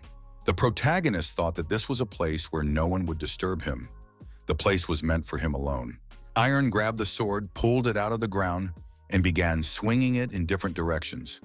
The young man thought that here he would surely find his way of the sword. Iron stopped training and looked around. The boy thought he had only just warmed up, but it was already completely dark. Iron thought it would be nice if night did not fall. The next moment, the sun was already shining in the sky. The young man realized that this was magic. Iron wanted spring to come so that a light breeze would blow. Iron entered a wooden hut. In front of him was an empty table. The boy finished his training and thought it would be nice to change into comfortable clothes. The next moment, our hero was already sitting at the dining table, which was laden with delicious and healthy food. After lunch, the young man lay down on the bed and said that it was just wonderful here. Iron thought that this was the most suitable environment for concentrating on the sword. The power of sorcery is incredible. It was the 5th day of his stay in another world. Iron fell asleep in bed every time, but woke up on the training ground. He had to achieve his goal at all costs, otherwise he would not be able to get out of here. Iron assumed that the swordsman was somehow connected to him, since he appeared at the moment his sorcery awakened. Iron pushed away extraneous thoughts because he needed to focus only on training. He had to swing with all his heart every time. Our hero thought that he had made 2,000 swings the day before, so today he had to try to make 3,000. The 211th day of his stay in another world. He couldn't manage more than 6,000 swings. Iron didn't understand what the problem was. The young man told himself that everything was fine. He shouldn't doubt himself. He had to keep swinging. Iron counted 6,095 swings. The guy thought that, having gotten used to his surroundings, he had relaxed for a moment. It was the 353rd day of his stay in another world. Today he did less, only 5,295 swings. Iron thought that he hadn't rested once this year. Apparently, he had overworked himself. The young man threw his sword aside and decided that he needed to regain his strength quickly and resume training tomorrow. The 417th day of his stay in another world. 3,695 swings. Iron noticed that his right arm was slightly numb. If he continued now, it would be uncomfortable to train tomorrow. That was enough for today. 624th day in another world. There was no training. Iron Pereira hadn't picked up a sword in 96 days. The young man opened his eyes and thought that the result was obvious, since he had spent most of his life being lazy. His performance at the academy was not of his own volition. It was the result of the will of the man from his dream. Iron decided to take a look at himself from the outside. His search for his path of the sword had brought him here. And as soon as that man's help evaporated, Iron simply fell. All his exhausting training turned out to be meaningless sword swings. He had put his heart and soul into it for just a year, and that was his limit. Iron had no idea how long he had been here. If time flowed the same way here as it did in reality, he had wasted a huge number of days and weeks. However, it didn't matter now. It was enough for him that he could be at peace in a place where there was no one else but him. The young man opened his eyes when he heard someone's voice. Someone was calling his name. Elijah was standing in the doorway. The girl asked Iron to wake up. Elijah noticed that it was time for their early training session. It was nighttime in the sky. Iron jumped out of bed and asked in surprise what Elijah was doing there. The young man's feet got tangled in the blanket and he fell, hitting his face on the floor. The girl laughed. Was he really so happy to see her? Elijah asked if he was going for a run in those clothes. Iron ran after the girl and wondered where the running track had come from. Ilya told Iron to keep up and picked up the pace. After the run, the young man thought that they had been doing this until dawn. It had been a long time since he had such a marathon. Ilya told the young man to hurry up and sit down at the table. After breakfast, they would immediately begin sword training. Iron couldn't take his eyes off the girl. Ilya was surprised. What was he looking at? Did he want to say something? Iron asked how Ilya ended up here. The girl replied that Iron should stop asking useless questions.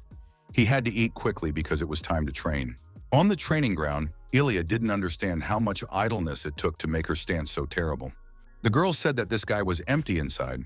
He would only be able to perform normal movements if he filled his soul. Lulu had taught him that. Iron was surprised. How did Ilya know Lulu? Ilya shouted at Iron not to ask stupid questions. Iron managed to add 2,000 swings. Ilya praised him and said that was enough for today. The girl said they would see each other again and simply disappeared. She vanished into thin air. It was nighttime again in the sky. Iron thought that he knew it all along. She wasn't real. The young man lay down in bed with pleasure. He felt incredibly tired. Today he wouldn't have to force himself to fall asleep. As he fell asleep, the young man wondered how Ilya could have ended up in the witchcraft world. Maybe he had called her in his unconscious state. In any case, it was very nice. Suddenly, our hero was grabbed by the collar. A menacing voice asked, "Why isn't this bastard getting up?" Iron was surprised and confused. Judith was standing in front of the bed. The girl said that the sun had risen long ago. How long was this guy going to sleep? Had he grown tired of living? Judith pulled the young man out of the house by his arms and said that she was right. This guy was still asleep. Brad and Elijah were waiting in front of our hero's house. Brad asked what had happened to Iron. How could he have overslept? Judith ordered him to take up his sword immediately, and they would proceed to a duel right away. Brad told her not to rush because the guy hadn't even warmed up yet. Judith and Brad argued for a long time. Elijah said they should be left alone. Iron could now get some excellent practice with her. Iron looked at his shadow and thought that his stance was sloppy again. Maybe he had been resting for too long. Ilya said that everything was fine. It wasn't perfect, but his stance was already better. Iron told Judith and Brad not to look at him like that. Once again, Iron didn't understand why his friends believed in him. Someone who couldn't do anything without help. Someone so weak-willed and careless. During another training session, Iron thought that it was very difficult for him. He could barely breathe. The guy felt his legs getting heavier and heavier. It seemed that he had reached his limit. However, for some reason, he felt that he was capable of running even further. Judith broke ahead and said she wasn't going to lose to anyone. Next came the sword fights. His opponent was Brad Lloyd. Brad warned that he was going to attack and rushed forward. Iron successfully parried the attack. Brad said it was great. Iron was much more confident than the day before. Iron unexpectedly attacked his opponent, and Brad lost his footing and fell to the ground. Judith said that Iron was doing well, and that he was doing very well today. Elijah saw Brad continuously increasing the distance for the first time. Brad said it was pretty good. Iron replied that his success was thanks to the help of his friends. Iron thought that the cat was right.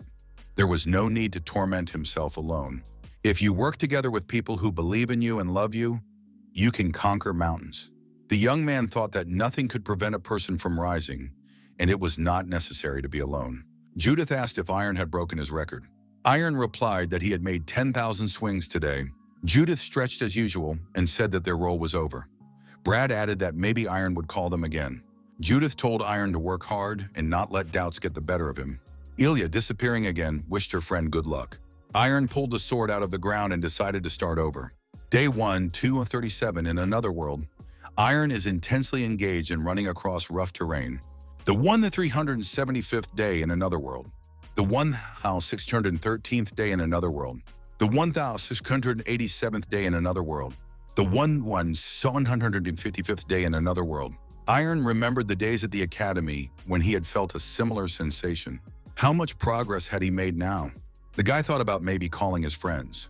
They hadn't seen each other in a long time. And besides, he wanted to get something. Judith was the most surprised when she saw our hero. The girl asked, "Did he call them just to show off his height?"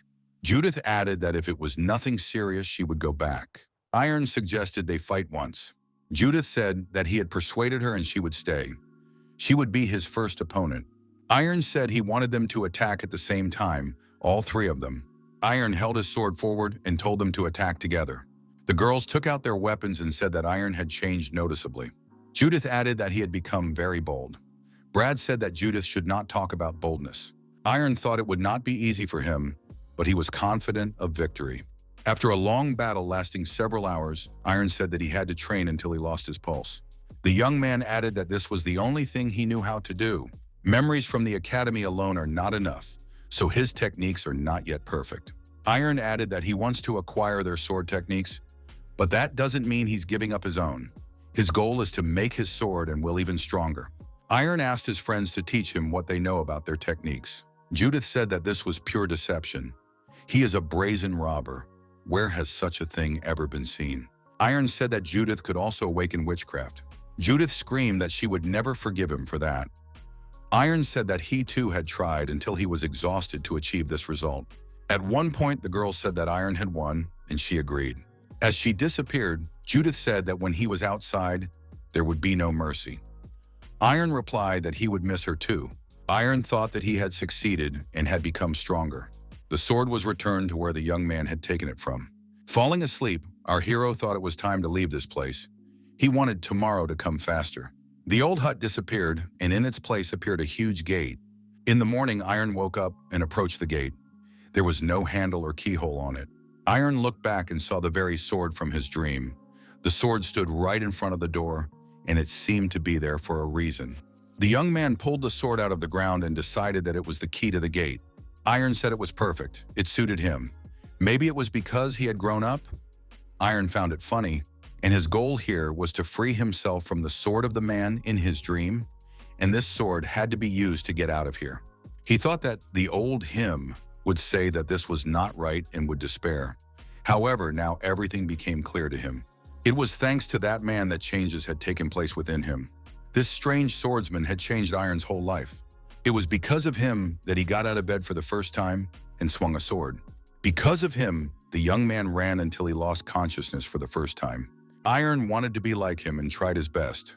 His blows, his swings, none of it was his will. Iron did all this himself. It was all Iron's will. The young man decided that this was his path of the sword. The gate was destroyed by a single perpendicular cut. Iron opened his eyes and rejoiced. He was back in his room again. The young man looked around. Everything around him remained the same. It seemed that very little time had passed in the real world. Iron was happy. He wanted to see his loved ones as soon as possible. A cat appeared in the room. However, it was not Lulu. It was a white cat. Marcus was angry at the cat. How did it get in here again? The doors were tightly closed. Marcus saw the young master and was very surprised. Iron asked where his family was now. Why did Marcus have wrinkles on his face? Marcus said with tears in his eyes that the young master had finally returned. The servant said that it was simply happiness. He thought that the young man had abandoned them forever. Iron asked in alarm how much time had passed. The servant replied, 5 years. Iron realized that time in that space flowed the same as in reality. Then what had become of his promise to the academy director and Elijah? What about the punitive expedition on which their family's reputation depended? The young man asked Marcus where his parents and Curlia were. The servant replied that they were all fine. The reunion with his family was touching, with tears in their eyes. Everyone was happy about the young man's return. His father said that they were very grateful that the young man had returned safe and sound. Iron asked where his sister was now. Amelia replied that Curlia was now in the principality of Caesar. She had become a student of the eminent sorceress Skana Keaton. Iron calmed down, realizing that his sister was all right. He was immensely happy. Iron thought that because of him, the whole family had once again found themselves in an uncomfortable position, and that he could not continue to act this way. Iron said that his relatives were surely burdened by the thought that their son was imprisoned alone in some strange place. However, during those 5 years, he had not simply been locked up.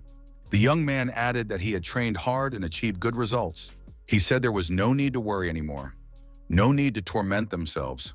From this day forward, as the eldest child of the Pereira family, he would no longer make them ashamed of him. The young man noticed that it was April, so he would take part in the punitive expedition that would take place next month. The door to the room opened and Curlier entered. Iron looked at his sister and said that she had grown a lot. The girl was surprised. Why was Iron smiling? Did he really think this was a time for smiles? Iron explained that they hadn't seen each other in a long time, and he was very happy to see her. Amelia asked why Curlia was here now and not in the principality. The girl replied that she would be participating in a punitive expedition in place of her brother. Her father was surprised. What was his daughter talking about? Curlia declared that she was not being stubborn. It wasn't necessary for Iron to participate in the expedition. On the contrary, he needed to be dissuaded. He had spent 5 whole years in a terrible place. Were his parents really going to send him on such a dangerous mission right away? Iron told his sister not to worry about him. Inside that space, he had gained strength through training. Curlia interrupted her brother and said that a punitive expedition was an event that would increase the family's honor. Judging by his abilities in the situation, participating in it was the right decision for her. The girl added that if her brother was so confident, she would challenge him to a duel. He had to show what he was capable of. Iron agreed. Curlia told him to follow her. The young man promised his sister that he would show her the strength he had gained in that place. The knight said that he did not expect to see the Lord's face again. It seemed to him that the story with witchcraft was a cover and that the Lord had long since perished. But why this sudden duel? Curlia told her brother not to stand still, but to prepare himself. Iron replied that he was ready. The young man pretended to hold an invisible sword in his hands.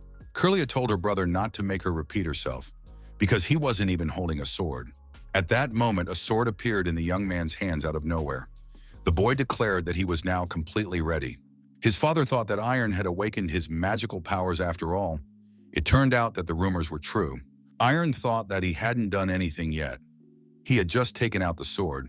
Curlia took small toy swords that fit in the palm of her hand out of her purse. The girl threw the swords high into the air. The swords grew in size and became full-fledged weapons. Curlia said that now they were starting, and the swords rushed toward her brother. Iron thought that he would not mind taking his words back. The young man thought that his sister had simply thrown the swords, but it felt as if his arm was about to break. She had serious strength. Iron parried the sword's attacks, but they returned and attacked again. The fight was fierce. The knight asked if they should stop them. Another knight asked how he imagined that would work. Marcus was surprised. Why hadn't the air attacked yet? At one point, the swords fell to the ground. Iron approached his sister and told her not to worry so much. The girl burst into tears. Her brother said that this time he had made the decision because he was truly confident in his abilities. Iron apologized for making them wait so long. Curlia said that no matter what, they would have to be careful. The upcoming expedition was much more dangerous than the previous ones. The Medjans had appeared. A month ago, their tracks were found in the southern part of the Caron territory. Medjans are creatures with powerful strength obtained through a contract with the devil. In a sense, they can be compared to sorcerers.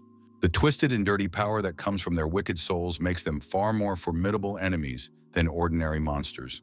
Curlia said that this would not work and that it would be better if she participated as well.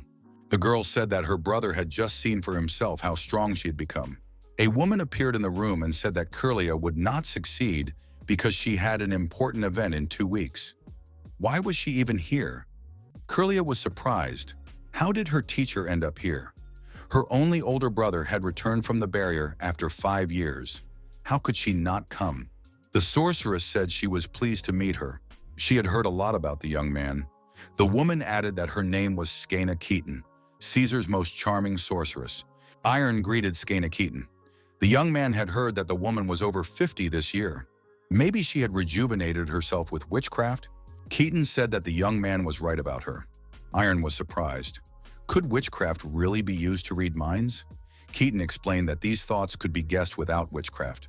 Curlia added that her brother should not listen to her.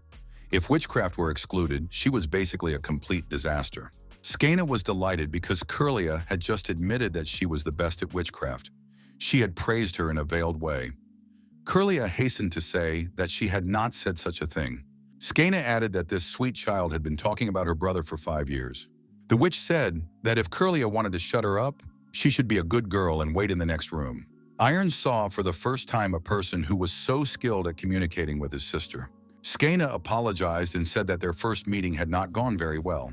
To be Curlia's teacher, one must have a stronger spirit than hers. Iron replied that he understood everything. The sorceress noted that the young man was very different from his sister in many ways. Skaina handed the young man a pendant and said that she was here specifically to give it to him. It was an artifact that helped to capture a certain amount of demonic energy and risk factors. They said it could even neutralize fairly strong poisons. Iron said he couldn't accept such a valuable item. Skaina asked the young man not to refuse.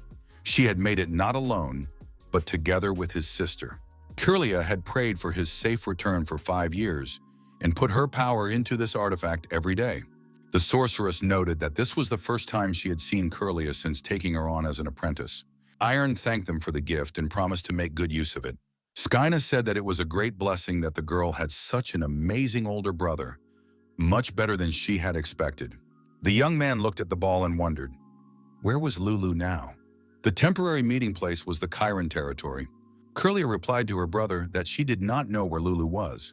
The cat stayed at the estate for several more months, and then disappeared in an instant.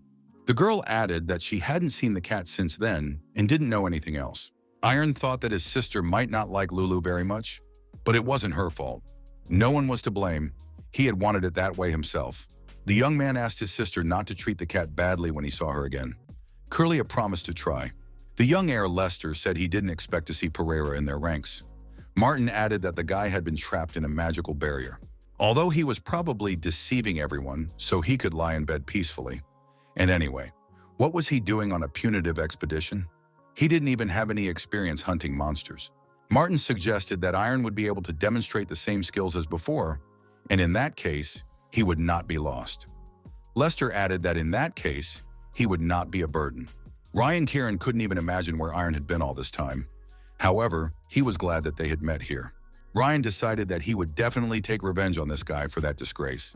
Martin asked, has Kevin decided to participate too? Kevin replied that he was not afraid of the Magians. Thanks to the Magians, a detachment of Sunset Knights, mages, and priests was sent on an expedition from the royal capital. Moreover, the deputy commander of the Sunset Knights, Sir Hill Burnett, would be in charge of this expedition. Such a campaign could raise one's reputation. Lester added that he couldn't pass up such an opportunity. Martin told Kevin to shut up immediately. Kevin was surprised. What was going on with this guy? Kevin turned around and saw the deputy commander of the Knights standing in front of him. Hill Burnett said that it would be better for all the aristocrats gathered here not to participate in this punitive expedition. He would conduct the raid on the Magians with his own armed forces alone. Viscount Karen asked, what does this mean? How can a knight decide such an important matter on his own? The commander of the Knights said that the Magians were no match for monsters. Even children knew that. However, it seems that the omniscient aristocrats of the South are unaware of this. Burnett said that he and his fighters were armed with firm faith and fierce loyalty to their state. Therefore, they were fully prepared to destroy the wicked magicians. However, they are not eager to participate in an expedition with aristocrats who, instead of the welfare of the continent and the peace of the country, pursue only their own personal glory. Sir Burnett asked those present if they had anything to add. One of the young men knelt before the knight. Burnett asked who he was to dare to block his path. Ryan Chiron felt an unimaginable pressure on himself. The young man said he was the eldest son of the Chiron family and introduced himself. Ryan said that they would not make excuses. They were very sorry. They had been too relaxed before the battle with the Magians.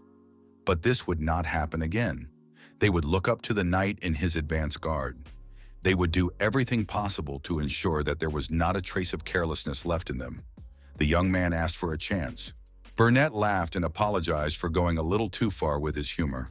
He was not going to forbid them from participating in the raid, but he could not tolerate such recklessness. Only by seeing the heads of noble families fighting the Magians themselves would the people be able to find peace of mind and enjoy life. However, the words that one must never be careless in front of the Magi are true. Sir Hill Burnett, left alone in the tent, thought that Ryan Karan was a rather talented young man. But the problem was that no one else stood out except him. The deputy commander was informed that a guest, Mr. Tom Miller, had arrived. He was a wandering knight from the kingdom of Gobert. Burnett greeted the guest and said he was glad to see him. What had brought the stranger here? He had heard that Mr. Miller had a very talented student. He was a student of the 27th class of the Golden Generation, for which the Kronos Academy was famous. The old man said that this student had not officially enrolled in the academy and had been expelled. Of course, he did not think that the current graduates could surpass this young man. However, he is far from a genius like Ilya Lingjae. The knight asked if this was the same Ilya Lingjae who took first place in the final assessment, but refused to officially enter the academy. They say that at the age of 14, after leaving the academy, she became an honorary member of the strongest squad of Moonlight Knights in the Kingdom of Adon. Miller noted that, in other words, a beast similar to Ignata had appeared on the continent. Burnett said he was jealous. Why weren't there such talents in their Kingdom of Hail? Miller was surprised. According to his student, the beast, who was almost on par with Elijah, was from Hale. Burnett laughed. He was no longer at an age to be taken in by such jokes. Miller was surprised. Did Hill really not know about this? The old man noted that there was a student at the final assessment who showed a level almost identical to that of the girl. With a slight difference, he took second place. Miller added that his student, who witnessed the young man's demonstration of strength, said it was shocking. Burnett admitted that this was the first he had heard of it. Was this student now at the Kronos Academy? The old man replied that for some reason, he had also left the academy. If this guy is from Hale, then he most likely took part in this raid. Burnett was surprised. Hadn't he seen him? He would definitely have recognized him. Burnett asked what his name was. The old man thought for a moment and said that his name was Iron Pereira. The expedition made its way through the forest and stopped at a small clearing. The deputy commander of the Knights said that they would rest here for a short while. They should take advantage of the opportunity to eat a little. The Knights sat down in the shade and watched the young aristocrats frolicking with swords in their hands. The young knight said that these young men had absolutely no combat experience. His colleague added that it was better than nothing, but weren't they showing off too much? Although their skills were not bad, especially that guy, his name seems to be Ryan Kyron. He stands out more than the others. The Viscount was pleased with his son and praised him. The young man should continue to attract attention. The Viscount thought that in a few years, the gap between the Kyron and Pereira families had grown significantly. It was difficult to diminish their power. However, if they took the initiative in this raid, their family would be able to restore its status. The Viscount understood that Ryan was needed for this. Even if he had to force himself, he had to get in front of the deputy commander. The Viscount saw that Hill Burnett was heading towards his son. He probably wanted to give him some personal advice. That was excellent. However, Hill Burnett walked past without even noticing the young man. Ryan decided not to dwell on it. Everything was fine. There was plenty of time. Ryan wondered why the commander had approached Iron. Burnett stopped in front of our hero and looked at him intently. The knight said that this was indeed the heir to the Pereira family, who was called a lazy aristocrat. Wasn't he very well known in the southern part of the Kingdom of Hale? The knight informed the commander that the reason his whereabouts were unknown was that he had been imprisoned by witchcraft somewhere. Burnett did not understand how to interpret these words. Why did the young man refuse to officially enter the Chrono Academy and return home? What was this spell business? Hill Burnett turned to Iron Pereira. Since he was now in charge of the squad, the young man could call him the commander of the raid. Burnett decided to ask directly. All the young men except Pereira were spending their free time training diligently with their swords, working hard. Only Iron sat carefree in his place. What was the reason for his excessive self-confidence? Iron apologized if he had shown himself to be dishonest. The young man added that his lack of training at the moment was not indicative of his efforts. Iron stated that he lacked determination in his heart. Kevin Lester, who heard these words, said that Iron was being provocative with the deputy commander of the Knights. Ryan told Kevin to shut up. Burnett said he had heard an interesting answer. Could the young man elaborate? Iron said that he took part in the punitive expedition in order to destroy the minions. In the process, he also wants to raise his family's reputation by showing good activity. The young man added that now he wanted to understand what he could do to achieve this. He lacked significant experience in raids, so he decided to focus on something other than training. Iron noted that it is not only actions that are important, but also approach. By saying that his heart lacks determination, he meant that in his current state, sword training cannot be considered an effort for him.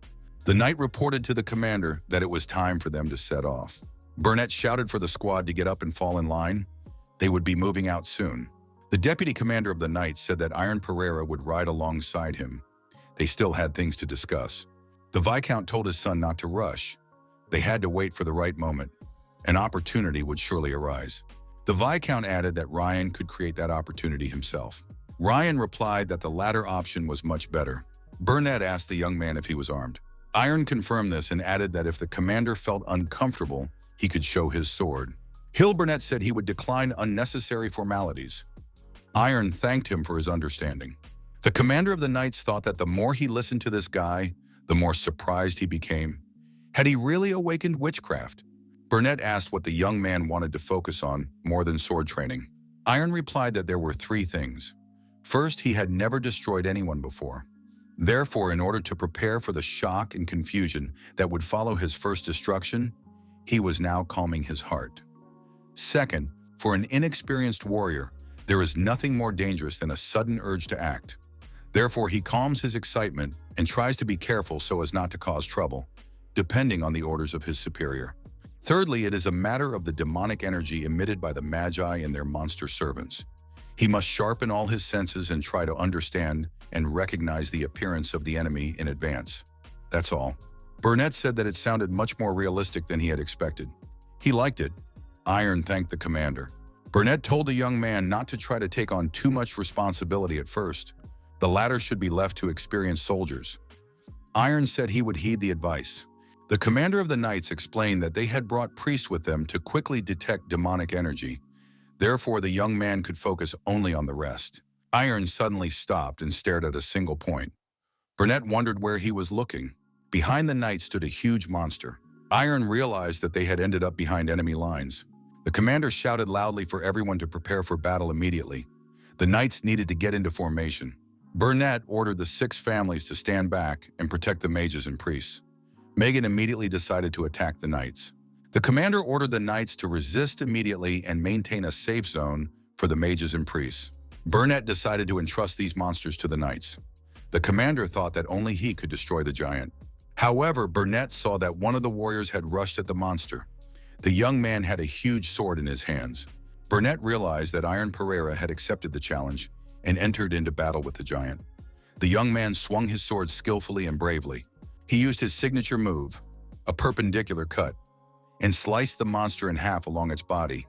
It took him only one blow to do so. Iron did not retreat a single step, and clutching his sword tightly in his hands, continued to stand before his defeated enemy. Sir Pereira could not contain his emotions and shouted his son's name loudly. Something incredible happened. The monster's body parts rejoined, and it continued its attack on the Knights. Iron once again swung his sword and lunged at the giant.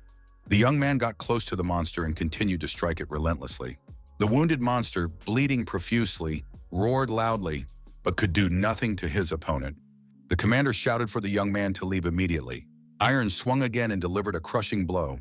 The shock wave sent the monster's body flying far back. Even the nearby trees were gone. That's how powerful the blow was. All the Knights and members of the 6 families watched silently. Burnett thought, could this be true? He had indeed appeared, the beast of the kingdom of Hail. The commander shouted for the Knights to pull themselves together. The battle was not over yet. The squad had to destroy the remaining enemies.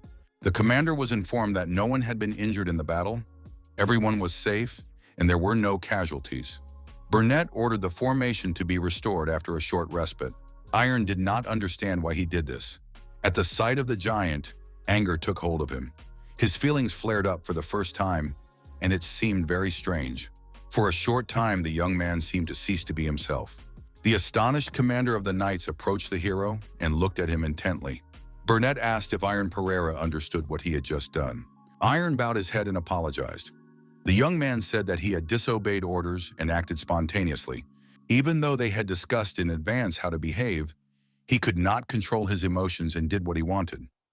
Iron added that he was very sorry about it. The commander told the young man to raise his head.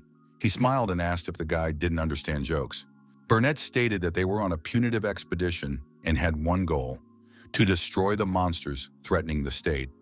The commander praised the young man. Thanks to the young man's skillful defeat of the giant, the squad had not suffered serious damage. They would discuss the details later, but for now, Iron could accept congratulations. His first appearance on the scene had been truly impressive. The commander said that he would continue to expect the same level of activity from Pereira. Iron's father ran up to him. He asked if his son was injured. The young man replied that he was fine, just a little dirty.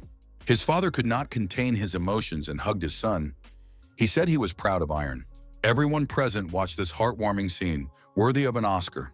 Ryan asked Jack Stewart, "Is it ready?" Stewart replied that everything was ready. Ryan told Jack to start right away. Burnett asked if this artifact could really capture demonic energy. Iron confirmed it could. The young man said that this artifact was created by his younger sister, a sorceress, together with her mentor. He was told that the artifact would help the punitive expedition. Burnett thought that sorcerers were certainly formidable, but was it possible that this artifact detected demonic energy faster than the sacred objects of the priests? The artifact reacted again, and Iron said that enemies were approaching from the left. The commander shouted for all the knights to prepare for battle. The spearmen were to line up on the left. Indeed, monsters appeared from the forest. Burnett thought that this young man was right again, so it was no coincidence. The commander ordered the squad to charge the enemy and destroy them all at once. Thanks to the knights' timely response, the monsters were destroyed, and there were no human casualties. Burnett said that from now on he would focus not on the priest's sacred objects, but on Iron's artifact. As soon as the young man sensed demonic energy, he had to report it immediately. After the battle ended, Burnett ordered a halt. That was enough for today. It was necessary to set up camp and prepare food. The knights rested and discussed Iron Pereira.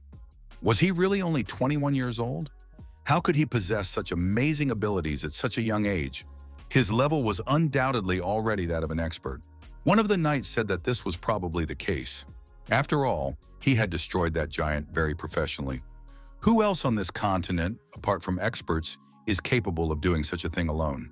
During the meal, Iron noticed that the artifact lit up and then darkened.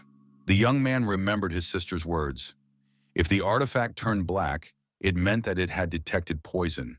It had a detoxification function, so he just had to wait until the artifact returned to its normal color. Iron thought that someone was plotting something sinister against him. Of course, he assumed that there would be competition between the families, but he did not expect his opponent to act so openly. Iron looked at the heirs of the other families and decided it was one of the three young men. Most likely, it was the Marquis of Chiron. The young man decided that his father did not need to know about this. It was not worth worrying him. Iron decided to keep what had happened a secret until he figured it out for himself. The artifact soon regained its color. The young man thought that everything was ready. The detoxification process was complete. The boy felt something unusual under the plate with his hand. It was a sticky note. Someone had warned that the food was poisoned and advised caution. Iron noticed that the note was written crookedly. Was it to hide the author's identity if someone else found it? Or was it just written in a hurry? The young man didn't even expect anyone to help him. Who was it? Not far away behind a tree, Jack Stewart was hiding. The young man wondered if he was doing the right thing. Burnett approached Iron and asked if he had eaten. The young man replied that he had just finished eating. The commander suggested a duel. He decided that he should properly assess the young man's potential. It would be useful in the next punitive expedition. The knights became interested in this action and began to sit down comfortably so they could watch everything closely. A duel with the deputy commander of the detachment was a sight worth seeing. Burnett ordered the young man to draw his sword. Iron reached out his hand, and the sword suddenly appeared in it. The commander declared that this duel was intended to test the young man's skill. He put all his power into the sword and asked if the boy was ready to finish it with one blow. Iron replied that he had no objection. The commander was surprised. This young man did not hesitate for a second. Was this calmness due to the fact that he was used to such things? Burnett decided that this was a more accurate feeling. He thought it was excellent. The commander of the knights was pleased, for this was much more than he had expected. The young man's spirit seemed unbreakable, like steel. Burnett was surprised. Was this boy's spirit gradually growing? It was incredible. The commander thought that if he didn't take this seriously, the young man's spirit would consume him. The knights watching what was happening understood that the commander was absolutely serious. One of the knights with a plate of food in his hands ran up and said that he was already there and also wanted to watch. However, the knight lost his balance and fell face forward, dropping the plate from his hands. He lay stretched out on the ground right between the rivals.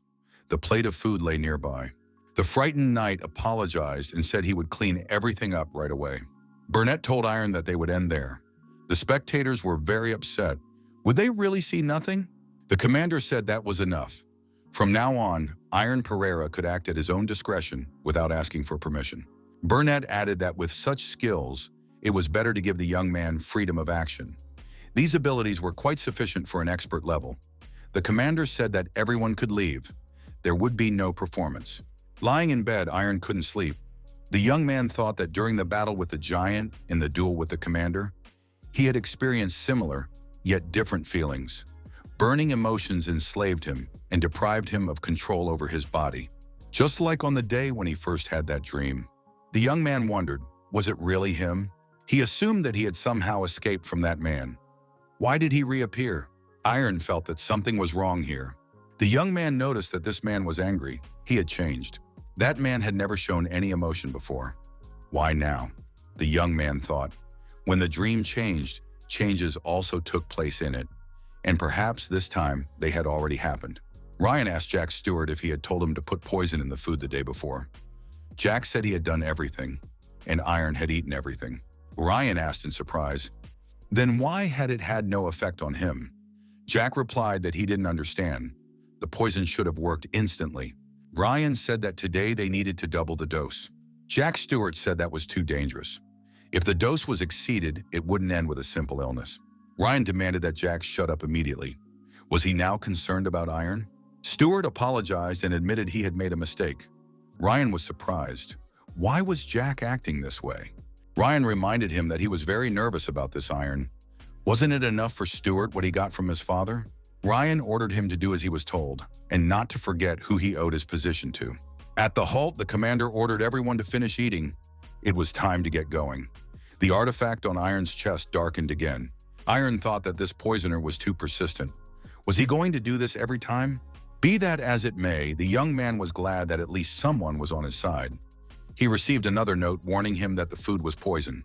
After resting and eating, the expedition set off again. Commander Burnett noticed that Iron seemed gloomy. Was everything all right? The young man replied that he was fine.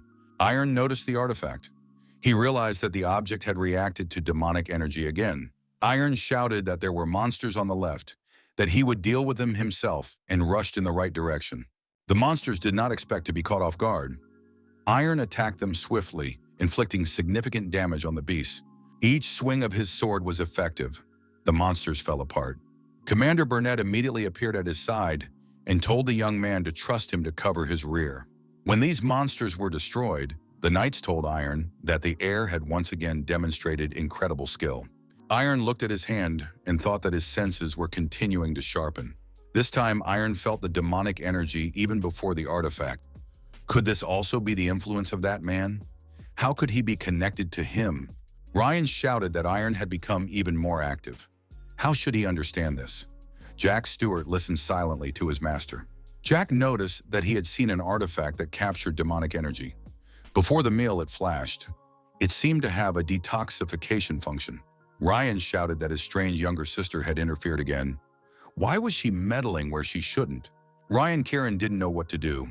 After all, he was definitely right. The young man decided that if that was the case, he would kill the mage himself. The commander of the knights announced that they had arrived at their destination. It was the magician's lair, a cave created artificially. The architectural elements were evident. Burnett ordered Iron to go ahead with him. Ryan told the commander that he also wanted to go to the vanguard and help as much as he could. Burnett replied that he had no objection, but that Kyrane should not relax. In the cave, the knights heard the sound of a violin, which seemed strange. One of the knights said that the melody was pleasant, as if a piano were also playing. The knights noticed that the cave was surprisingly beautiful. It made them feel calm, and they wanted to get closer and listen. But Iron did not find this place wonderful. Something was clearly wrong with the knights. They were beginning to hallucinate. Could it really be because of the music? Iron shouted that it was a trap. They had to come to their senses immediately. The commander of the knights sniffed and sneezed loudly, which brought him to his senses. Burnett said that if anyone hadn't come to their senses, they needed to be shaken more vigorously. They couldn't give in to the magician's tricks. The knights were amazed when they saw a woman playing the piano in a well-lit area ahead of them. She turned around and said that guests had come to visit her. Burnett looked closely and realized that she was a much stronger magician than he had thought. The woman smiled and said she was very pleased. The mistress of the cave asked if the knights would like to hear another musical composition. Violinists appeared nearby. They were skeletons in tailcoats. Ryan assessed the situation and realized that he was dealing with a real mage. Burnett thought that, apart from her red eyes, nothing distinguished her from a human being. It was hard to believe that even with her demonic powers, she was able to retain herself. The commander of the knights had never encountered such an opponent before. Ryan was ready to act. He believed he could succeed and wanted to prove his superiority over Iron Pereira. The woman said she would like to perform a piece. Would the knights agree to listen to her? Viscount Karen shouted for the magician to be silent immediately. The commander ordered the Viscount to remain in line. The woman begged them to listen. After all, she played beautifully. The mistress of the cave said that the previous melody was just an appetizer. Now she would show her true self. The melody would be thick and sweet, like a bed, enveloping their exhausted bodies in its embrace. The Viscount smiled and said he would listen to one more, but no more. Burnett shouted for everyone to wake up. The Viscount came to his senses and realized that he had fallen under a spell. The commander of the knights shouted that no one should look the mage in the eyes, or they would fall under her influence. Ryan drew his sword and rushed forward. He believed he had to be the best and was obliged to destroy this mage. Ryan was rapidly approaching. He had decided to finish her off with a single blow. However, the woman let down her long hair and it rushed towards Ryan. Ryan managed to react and swung his sword. The young man was surprised. Why wasn't the hair being cut? The woman asked mockingly what they were doing. Did they really think they could cut her hair? Jack Stewart suddenly appeared in front of Ryan. He held his sword out, and the hair wrapped around the blade. Jack shouted for Ryan to retreat immediately. It was dangerous here.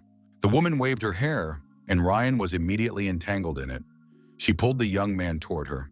Majin said she was pleased to meet Jack. The young man was bound by her hair and could not do anything. The cave's mistress added that there was no need to worry too much. She had no intention of destroying the young man. She was an advocate for peace. Burnett asked in surprise what kind of trick this was. The woman offered to make a deal. The life of this handsome and distinguished knight in exchange for the life of such a beautiful and talented girl as she. Magan said that it should be a very good deal. If the knights gave way and let her get out of there, she would release Jack in a place she considered safe. Burnett ordered Viscount Chiron not to interfere in the negotiations. However, the Viscount decided to act on his own and shouted that the Chiron family does not negotiate with filthy creatures. The woman replied that this was very sad. Maggie looked at the young man and said, "Poor Jack, he is willing to sacrifice himself for his family. Was the knight really willing to save this foolish heir?" The woman said that in that case, she had decided to change the terms. Ryan realized at that moment that he couldn't even move. The Viscount shouted for his son to return immediately. Burnett ordered everyone to prepare for battle. Ryan, like Jack Stewart, found himself entangled in the magician's hair. The woman pulled Ryan toward her, and now she had 2 prisoners. Burnett warned his squad that they were about to storm the castle. Viscount Chiron ran forward and shouted for the knights to stop. The commander asked in surprise what the Viscount was doing. He should immediately step aside. The Viscount told his men that they had a duty to protect the chief heir and stop Sunset's night squad. Burnett shouted that he would not let the Viscount get away with this. The commander of the knights and Viscount Chiron shouted at each other in rage. The Viscount repeated that his son must be saved and that he would not back down. The Viscount asked if the negotiations were still valid. The woman answered in the affirmative and swore by the name of Lord Lastro, whom she served. Viscount Chiron asked Barons Russell and Lester to support him. They knew very well what would happen if they refused. Burnett ordered Sunset's nightly squadron to show no mercy to those who hindered the raid on the Magan, regardless of their lineage or status. The woman said that an amazing spectacle was unfolding, even more than she had expected. Majin looked at Jack and said, "Poor boy, these people reacted completely differently than I thought they would. If I were in his place, my heart would be torn to pieces." The woman wondered, in what other ridiculous ways would these people reveal themselves? The cave's mistress was surprised. Who was that standing in the distance? Away from the knight stood Iron Pereira. His sword glowed and radiated incredible energy. The woman was amazed. Why was this young man standing motionless? And how long had he been in this position? Why were his eyes closed? It seemed very strange. Iron took decisive action and delivered a powerful blow. Megan was cut to pieces. Even the musical instrument standing nearby was shattered into pieces. Marion looked at her body and realized that her recovery was too slow. The woman made a supreme effort and got to her feet. Continuing to regenerate, she prepared to repel another attack from the unknown young man. Majin decided to use the hostages as a shield to buy time for recovery. Iron jumped over his opponent and struck another devastating blow. The woman realized that this guy was ignoring the hostages and was aiming exclusively at her. Their eyes met. Iron was cold and calm, while Mayun's eyes burned with excitement and rage. The woman decided that she had to stop this young man at any cost. Iron swung his sword again. The woman wrapped her hair around herself, preparing to defend herself. Iron struck, but the Majin hid behind her hair, as if in a cocoon. The woman thought she had succeeded. Now she could calmly recover. However, she soon noticed that for some reason, the demonic energy was not gathering. Could it be his doing? Iron prepared for another strike. Majin thought that the boy couldn't possibly have such power. Iron attacked again, striking the hair cocoon. The cave's mistress couldn't believe her eyes. He had broken through her defense, which was stronger than stone. She was wrong. She couldn't defeat this guy. One tiny mistake, and it would be the end of her. Everyone present could see the powerful explosion that followed the protagonist's next blow. The enraged commander of the knights rushed forward to help Iron. Burnett was surprised to see only half of the woman's body, and only the lower half at that. Where was the rest of her? The other part of the magician was trying to get away as quickly as possible. The woman looked back and was surprised to see that the young man was still standing there, sword raised. An indescribable fear appeared in the woman's eyes. Iron swung his sword again. The young man struck, and a shockwave quickly spread forward, sweeping away everything in its path. The surviving part of the Magan did not understand where the young man got such strength. She could not believe that she had lost to some human. The Magan was cut in two by a perpendicular blow. Everyone present watched the battle with bated breath. One of the knights said that the Magan had been defeated. The heir to Iron had destroyed the monster. Sir Pereira thought again that his son was incredible. The deputy commander of the Knights, Hill Burnett, said nothing. He thought he simply had no words. Jack Stewart breathed a sigh of relief. Iron had saved his life once again. The protagonist, as always, was calm and confident. His eyes showed his composure. The territory of Chiron, the temporary headquarters of the Sunset Night Squadron. The Knights acted according to schedule, in accordance with the instructions they had received. One of the Knights said that he still couldn't believe that the expedition had ended without a single casualty. Moreover, their enemy was an extremely powerful magician who controlled minds. The heir, Iron, had defeated him single-handedly. He was very different from what was known about him from rumors. Finally, an outstanding personality had appeared in the Kingdom of Hail.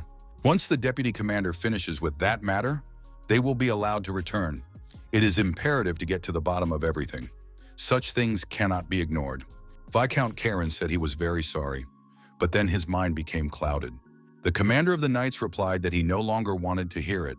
After what had happened, such an excuse was not enough. The Viscount said that Burnett himself had seen it. He had been under mind control. The Viscount admitted that his son was very dear to him, but he was not so foolish as to give up peace on the continent because of his affection. Karen added that if it weren't for the magician's mind control, he would have acted very differently. Burnett thought he was a repulsive character. Everyone present knew that he was of sound mind. However, there was no conclusive evidence to convict him. Iron rested on his bed and indulged in reflection. That sword did not appear for the sake of noble lineage or family. It was merely a sword for cutting down the Magian.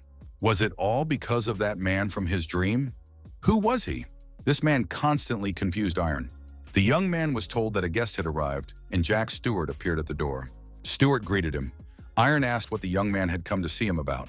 Stewart said he needed to tell him something about the punitive expedition, but first he wanted to thank him for saving him.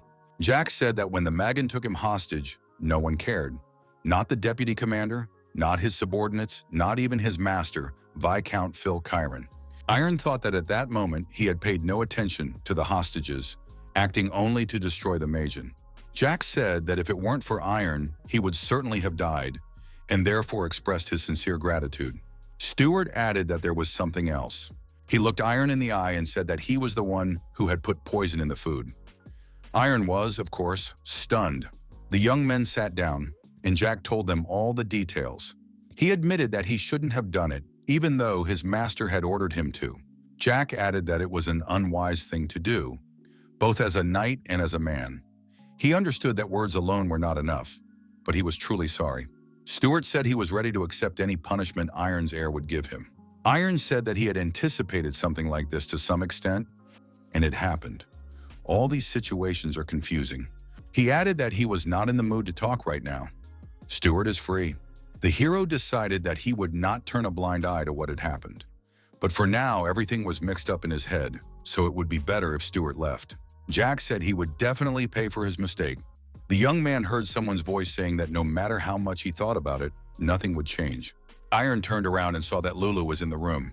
The young man was delighted. The cat asked if he was doing well. Iron asked where Lulu had been. He had been looking for her for a very long time. Lulu turned away and said she was ashamed to look him in the eye. The cat admitted that if she had taught him a little more, he would have mastered another ability and would not have been separated from his family for 5 whole years. Iron thought that Lulu believed it was her fault that he had been trapped in the witch's world. Lulu added that Curlia wouldn't have been so upset. It was all her fault, so she apologized. Iron said that Lulu was not to blame for anything. The cat replied that the man should not touch her. She brings bad luck. She is a black cat, a harbinger of misfortune. Iron declared that this superstition had nothing to do with Lulu. The cat objected that superstitions also have power. If many people begin to believe in some unfounded absurdity, it becomes true. If people exalt even a completely powerless creature, it becomes great. Witchcraft, created by the concentration of the will of many people, is capable of changing the laws of the world. Lulu added that misfortune would befall the young man if he stayed with her. She would not appear before him again. Iron grabbed the cat and said he would not let her go. Lulu tried to break free. She said that misfortune spread from her like a contagion and that the young man must release her immediately. Iron declared that from that day on, black cats would be a sign of good luck. Lulu objected, saying that black cats were harbingers of misfortune. Iron replied that everything would change now that Lulu was with him. He believed that she brought more luck than all people put together. Lulu admitted that she had missed Iron very much. Lulu, lying on the bed, said that witchcraft was a mysterious thing. Iron remarked that he had not expected even his friends from the academy to appear there. Lulu added that now he even draws his sword with the help of witchcraft. Iron was surprised. How did the cat know that? Lulu replied that she had been with him since his return. She said that she had been in the form of a white cat and that she had also written those notes during the expedition. Lulu admitted that in the battle with the Majin, Iron seemed slightly unfamiliar to her, a little more ferocious.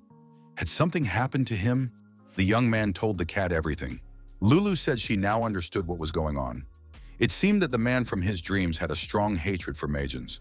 Although perhaps the source of this hatred lies in the devil himself. This man probably lived 150 years ago.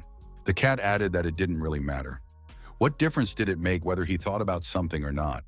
What mattered was that the will of this unknown man was influencing Iron's soul. Lulu said that there was nothing wrong with that. Sometimes you can doubt and put down your sword when things get tough. But in the end, the young man raises his sword again anyway, with all his might. Lulu added that if it was very difficult for him, she would raise the sword together with Iron. Iron looked at the cat and was very happy that Lulu was now by his side. Alone, his anxiety would only have grown. True strength lies in the ability to walk hand in hand with someone you can trust. Iron thought that he still had unfinished business. Promises made to the head of the academy and others. It was about friends he hadn't seen in 5 years. Were they doing well? The deputy commander of the Knights, Hill Burnett, was beside himself with rage. Other noble families also agreed with Viscount Karen's words. He thinks he can escape punishment for a crime committed against the Royal Knight Squad. For the sake of the kingdom's well-being and peace on the continent, this cannot be allowed to happen. The deputy commander was informed that a guest had arrived. The guest said he had something to tell him. Viscount Chiron believed that the incident that occurred during the expedition had most likely already been resolved. What would happen next? After all, this was their last chance to restore their noble family. However, Iron Pereira appeared out of nowhere and ruined everything. There was a knock at the door, and Hill Burnett entered. The knight said he had come to finish their conversation. Chiron replied that they had nothing more to discuss. Burnett remarked that he didn't have much time, so he would get straight to the point. During the punitive expedition, an extremely shameful act had been committed. He added that he had been informed that the Chiron family had poisoned the heir to Pereira's food. The Viscount replied that this was complete nonsense. Chiron was outraged. Was Burnett going to accuse him again without presenting any evidence? This was extremely unpleasant. The knight must leave these lands immediately. The knight asked what the Viscount would do if he said he had evidence. Chiron demanded that Burnett stop this nonsense and leave immediately. Jack Stewart entered the room. Burnett said he was a witness to the incident. Stewart told him the whole truth. The fact of voluntary confession was taken into account, so the punishment would be mitigated. Chiron said that this was not true. Stewart had acted on his own initiative. Jack said that Mr. Chiron was behaving despicably to the very end. Chiron was outraged. How dare Stewart speak to him like that? Burnett said he would submit an official request to the kingdom to send a team to investigate. If Stewart's words proved to be false, the investigation could be safely indulged. However, if they were true, the Viscount would be better off surrendering voluntarily if he did not want to lose everything he had achieved over the years. The knight said he would be going to the Pereira estate for a short time. Everything must be ready for his return. Burnett decided that Iron should be accepted into the Sunset Knights. Such a treasure could not be passed up. However, upon arriving at the Pereira estate, the knight learned that Iron had returned to the Krone Academy. But hadn't he refused to join? His father explained that his son still had business there. Besides, he had officially enrolled in the academy 5 years ago. Burnett thought he was too late. The knight told Mr. Pereira that he had a wonderful son, a real treasure of the kingdom and perhaps of the entire continent. Iron thought that the head of the academy was an outstanding person. His skills were considered among the best on the continent. The elder was the one who showed him the way. He was the first teacher he truly respected. Perhaps he could give advice about the unstable condition. Although, of course, even the head himself would most likely be unable to do anything about these dreams. Lulu said that no one can know that now. The young man himself said that he is the best swordsman on the continent. A person who is considered the best on the continent in any field is no different from a sorcerer, for he possesses an incomprehensible will and abilities that cannot be explained by common sense. Lulu said that she was his teacher of sorcery. The young man replied that she was his second mentor. Lulu jumped down to the ground and said that in that case, they really needed to prepare for the journey. Iron was surprised to see that Lulu had disappeared and a pink mist had appeared in her place. When the mist cleared, Iron saw that the cat had appeared in clothes, boots, a hat, and with a sword. Lulu said that if they were going on a journey, she had to make a little effort. Lulu noted that she didn't usually dress up like this, but if she used a little bit of her power, it was easier than easy for her. Iron thought that they definitely wouldn't be bored on the road. Lulu said that the Chrono Academy must be waiting for them. The strongest swordsmen were approaching. The great city of Alcantara, the Chrono Fencing Academy, is located in this city. Lulu noted that there were many magical lanterns in this city, and one could play all night long. The cat noticed that people were practicing magic right on the street. It was very beautiful and unusual. Iron thought that it was thanks to the Chronos Academy that Alcantara had become a great city. The young man noted that the cat would definitely like it here. The academy itself had also changed for the better. Iron suggested finding a place to stay for the night first. Lulu asked for this place to have a cool name. A place called Cradle of Swords sounded cool and should be fine. Iron said he didn't mind. The cat said she would come later, as she wanted to walk around a little more. Iron said again that he didn't mind, but that she shouldn't stay out too long. The young man entered the establishment and immediately noticed that it was very spacious inside. However, the atmosphere seemed unusual to him. Everyone present had swords with them. Iron was surprised. Why were all these people staring at him so intently? Had he done something wrong? A burly man approached the young man and asked if he was another guest of the Chronos Academy. Iron confirmed this. Those present laughed. It turned out that the academy had started recruiting anyone and everyone. The burly man told the young man that anyone could challenge him, but it would be better for the young man to assess his strength wisely. One of the knights present said to another that if he didn't like something, they could go outside and see who was right. His opponent agreed. The bartender called out to the young man. The young man approached him. Iron asked the bartender if they should stop them. The bartender told the young man not to worry. In 10 years of working there, there had never been a fight. The man asked Iron if he was really a guest of the Kronos Academy. The young man confirmed this again, but was surprised at how they knew. The bartender said it couldn't be otherwise. Everyone here was a guest of the academy. Usually only such people came to this establishment. The man asked Iron if he had been verified as a guest. The young man was surprised. What did that mean? The bartender was surprised. Had this guy really come unprepared? For any fencer, the Kronos Academy is a dream. That's why many came here. Due to the large number of applicants, they were all sent back, but most refused to leave just like that. Some even calling the academy staff cowards. This is how guest confirmation came about. Once every 2 weeks, the academy chooses a date and holds an event where you can fight with swords. To get a pass, you need a mercenary badge. The young man followed the bartender. Iron went downstairs with the man. The bartender said that there was a mercenary agency downstairs. The bartender said that the test could not be conducted upstairs because it was too noisy. The bartender was met by a man who asked why he had come at such an hour. Seeing Iron, the man assumed that the young man had come for the test. The bartender said that there was a measuring instrument in front of the young man. If he hit it, the force of the blow would be displayed on the screen. The man Iron thought that the instrument did not look reliable. He asked what would happen if he broke it.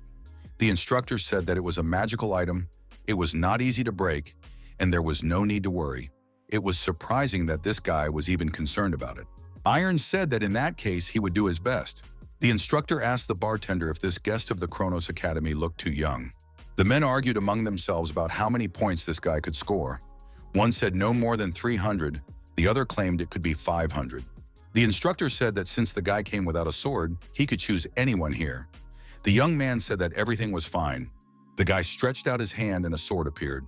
Of course, the men were surprised when they saw such sorcery. How did the young man manage to create a sword out of nothing? Iron swung and struck the instrument used to determine strength. Sparks and screeches spread throughout the room. The men couldn't believe their eyes when they saw the results of the blow. Iron raised his sword and breathed a sigh of relief. The young man said it was cool.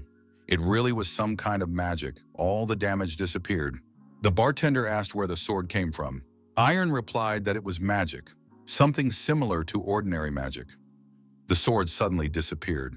The young man said he didn't know how many points he had to score. Was his strike good?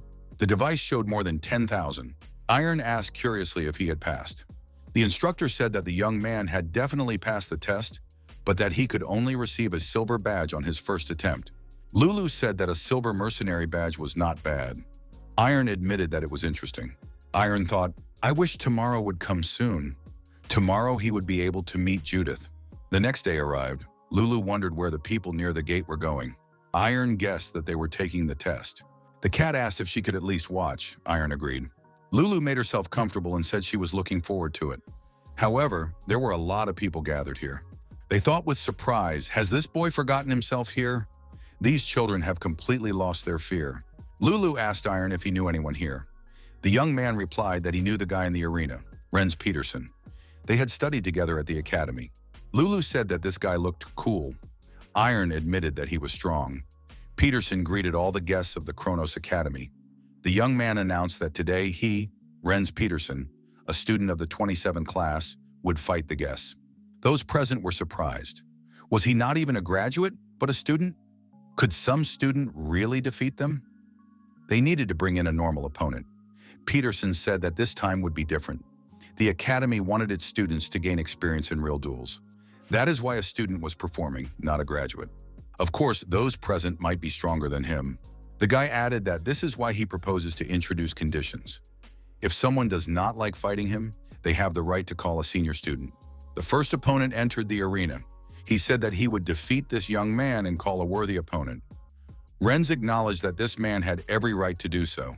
Peterson saw his opponent's sword and thought it was very large. His opponent asked the young man if he was already afraid. Peterson said that he had just remembered someone. If his opponent wanted, he could let him have the first attack. The man became angry and said that he would not forgive this student for such words and swung his sword to strike. However, Peterson counterattacked his opponent and dealt him a devastating blow. His opponent lost his footing and stumbled backward. The sword flew out of his hands and stuck into the wall somewhere among the spectators. Lulu said that Peterson turned out to be very strong. The man sat in the arena and did not understand how this had happened. This guy is much stronger than he looks. Peterson said he was inviting the next challenger into the arena. The next fighter also lost, and after the fight, he couldn't even get to his feet. Opponents came out again and again, but all suffered defeat.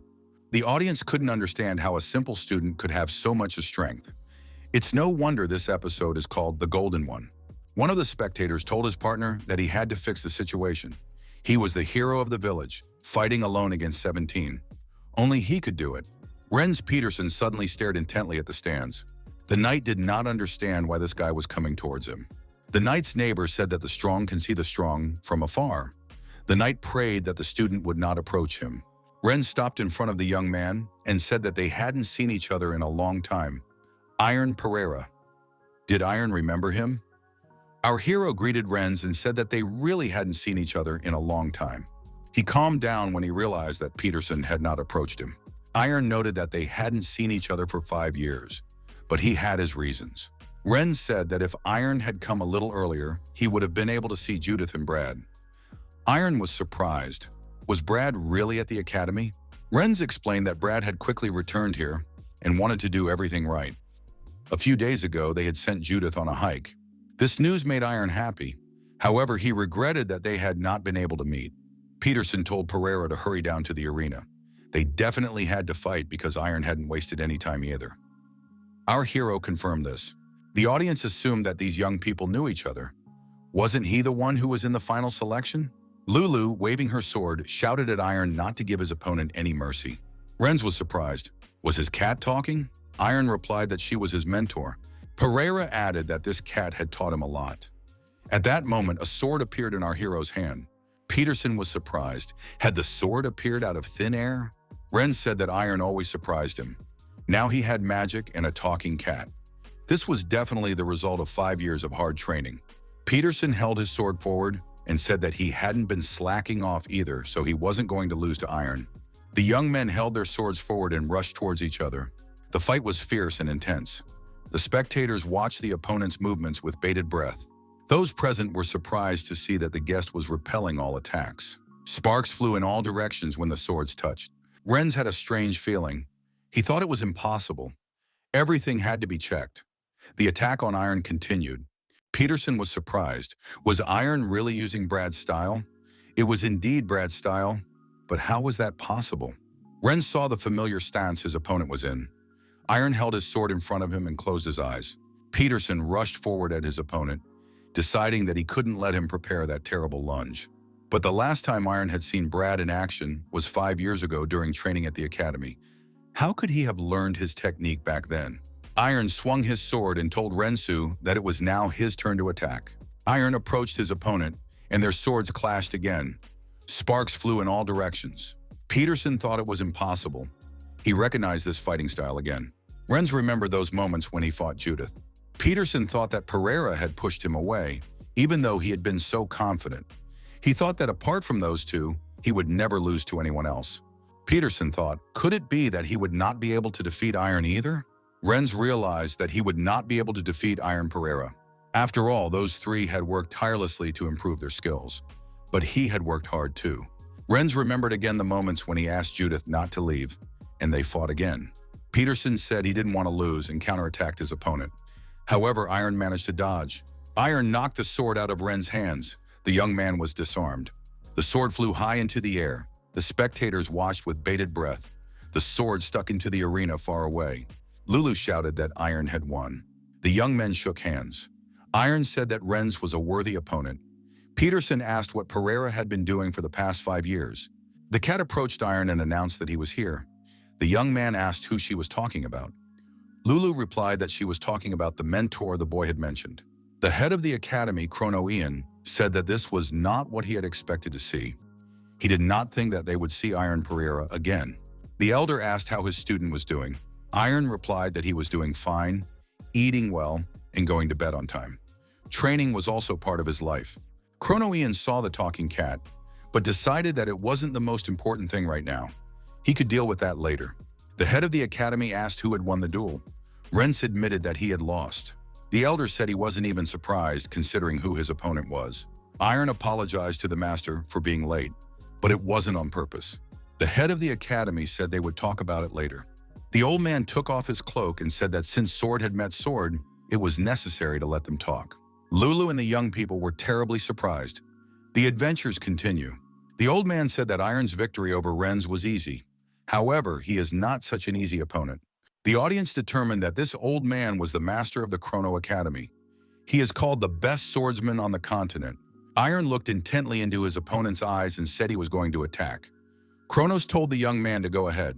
Iron thought that he now needed to use all his strength and rushed into the attack. Chrono easily repelled the young man's attack, and Iron barely managed to stay on his feet. The old man said that Iron's attack was very weak. It was a decent lunge, but the young man clearly lacked strength and speed. The chief added that acting so rashly would only give the enemy an advantage. The elder noted that Iron actively used Brad Lloyd's fighting style. Moreover, he was successful at it.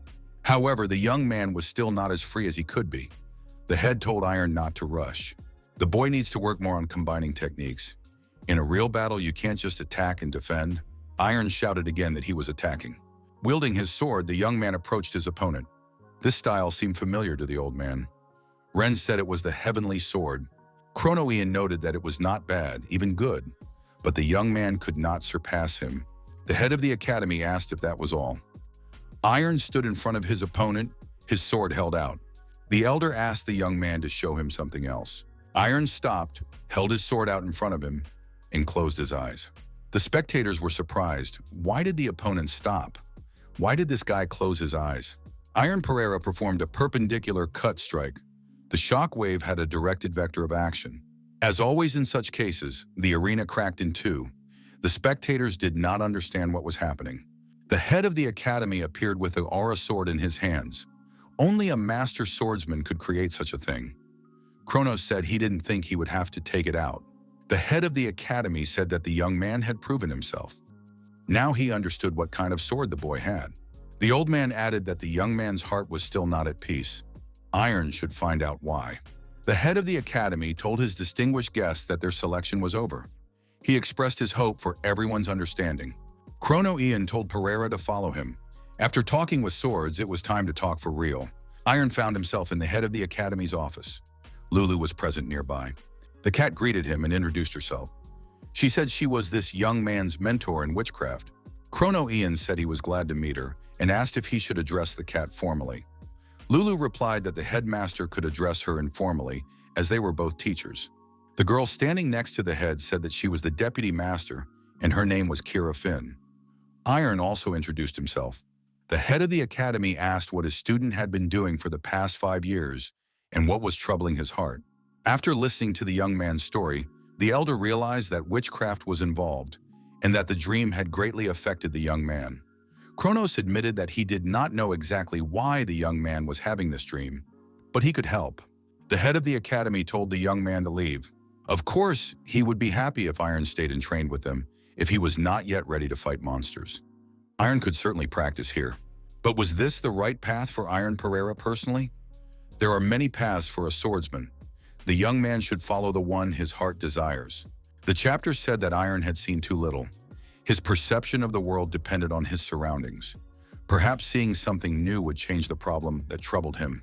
Iron may find something that will make his sword stronger, or find a sword stronger than any he has encountered before. In this vast world, the young man will be able to find both the answers and the person of his dreams. Chrono Ian said that it was a difficult decision and worth thinking about carefully. Iron said he would go. He had always avoided things that scared him, or simply didn't want to do anything. After this conversation, the head of the academy asked Kira what she thought about it. The girl replied that she didn't know. This guy has talent, but he is far from being a real swordsman.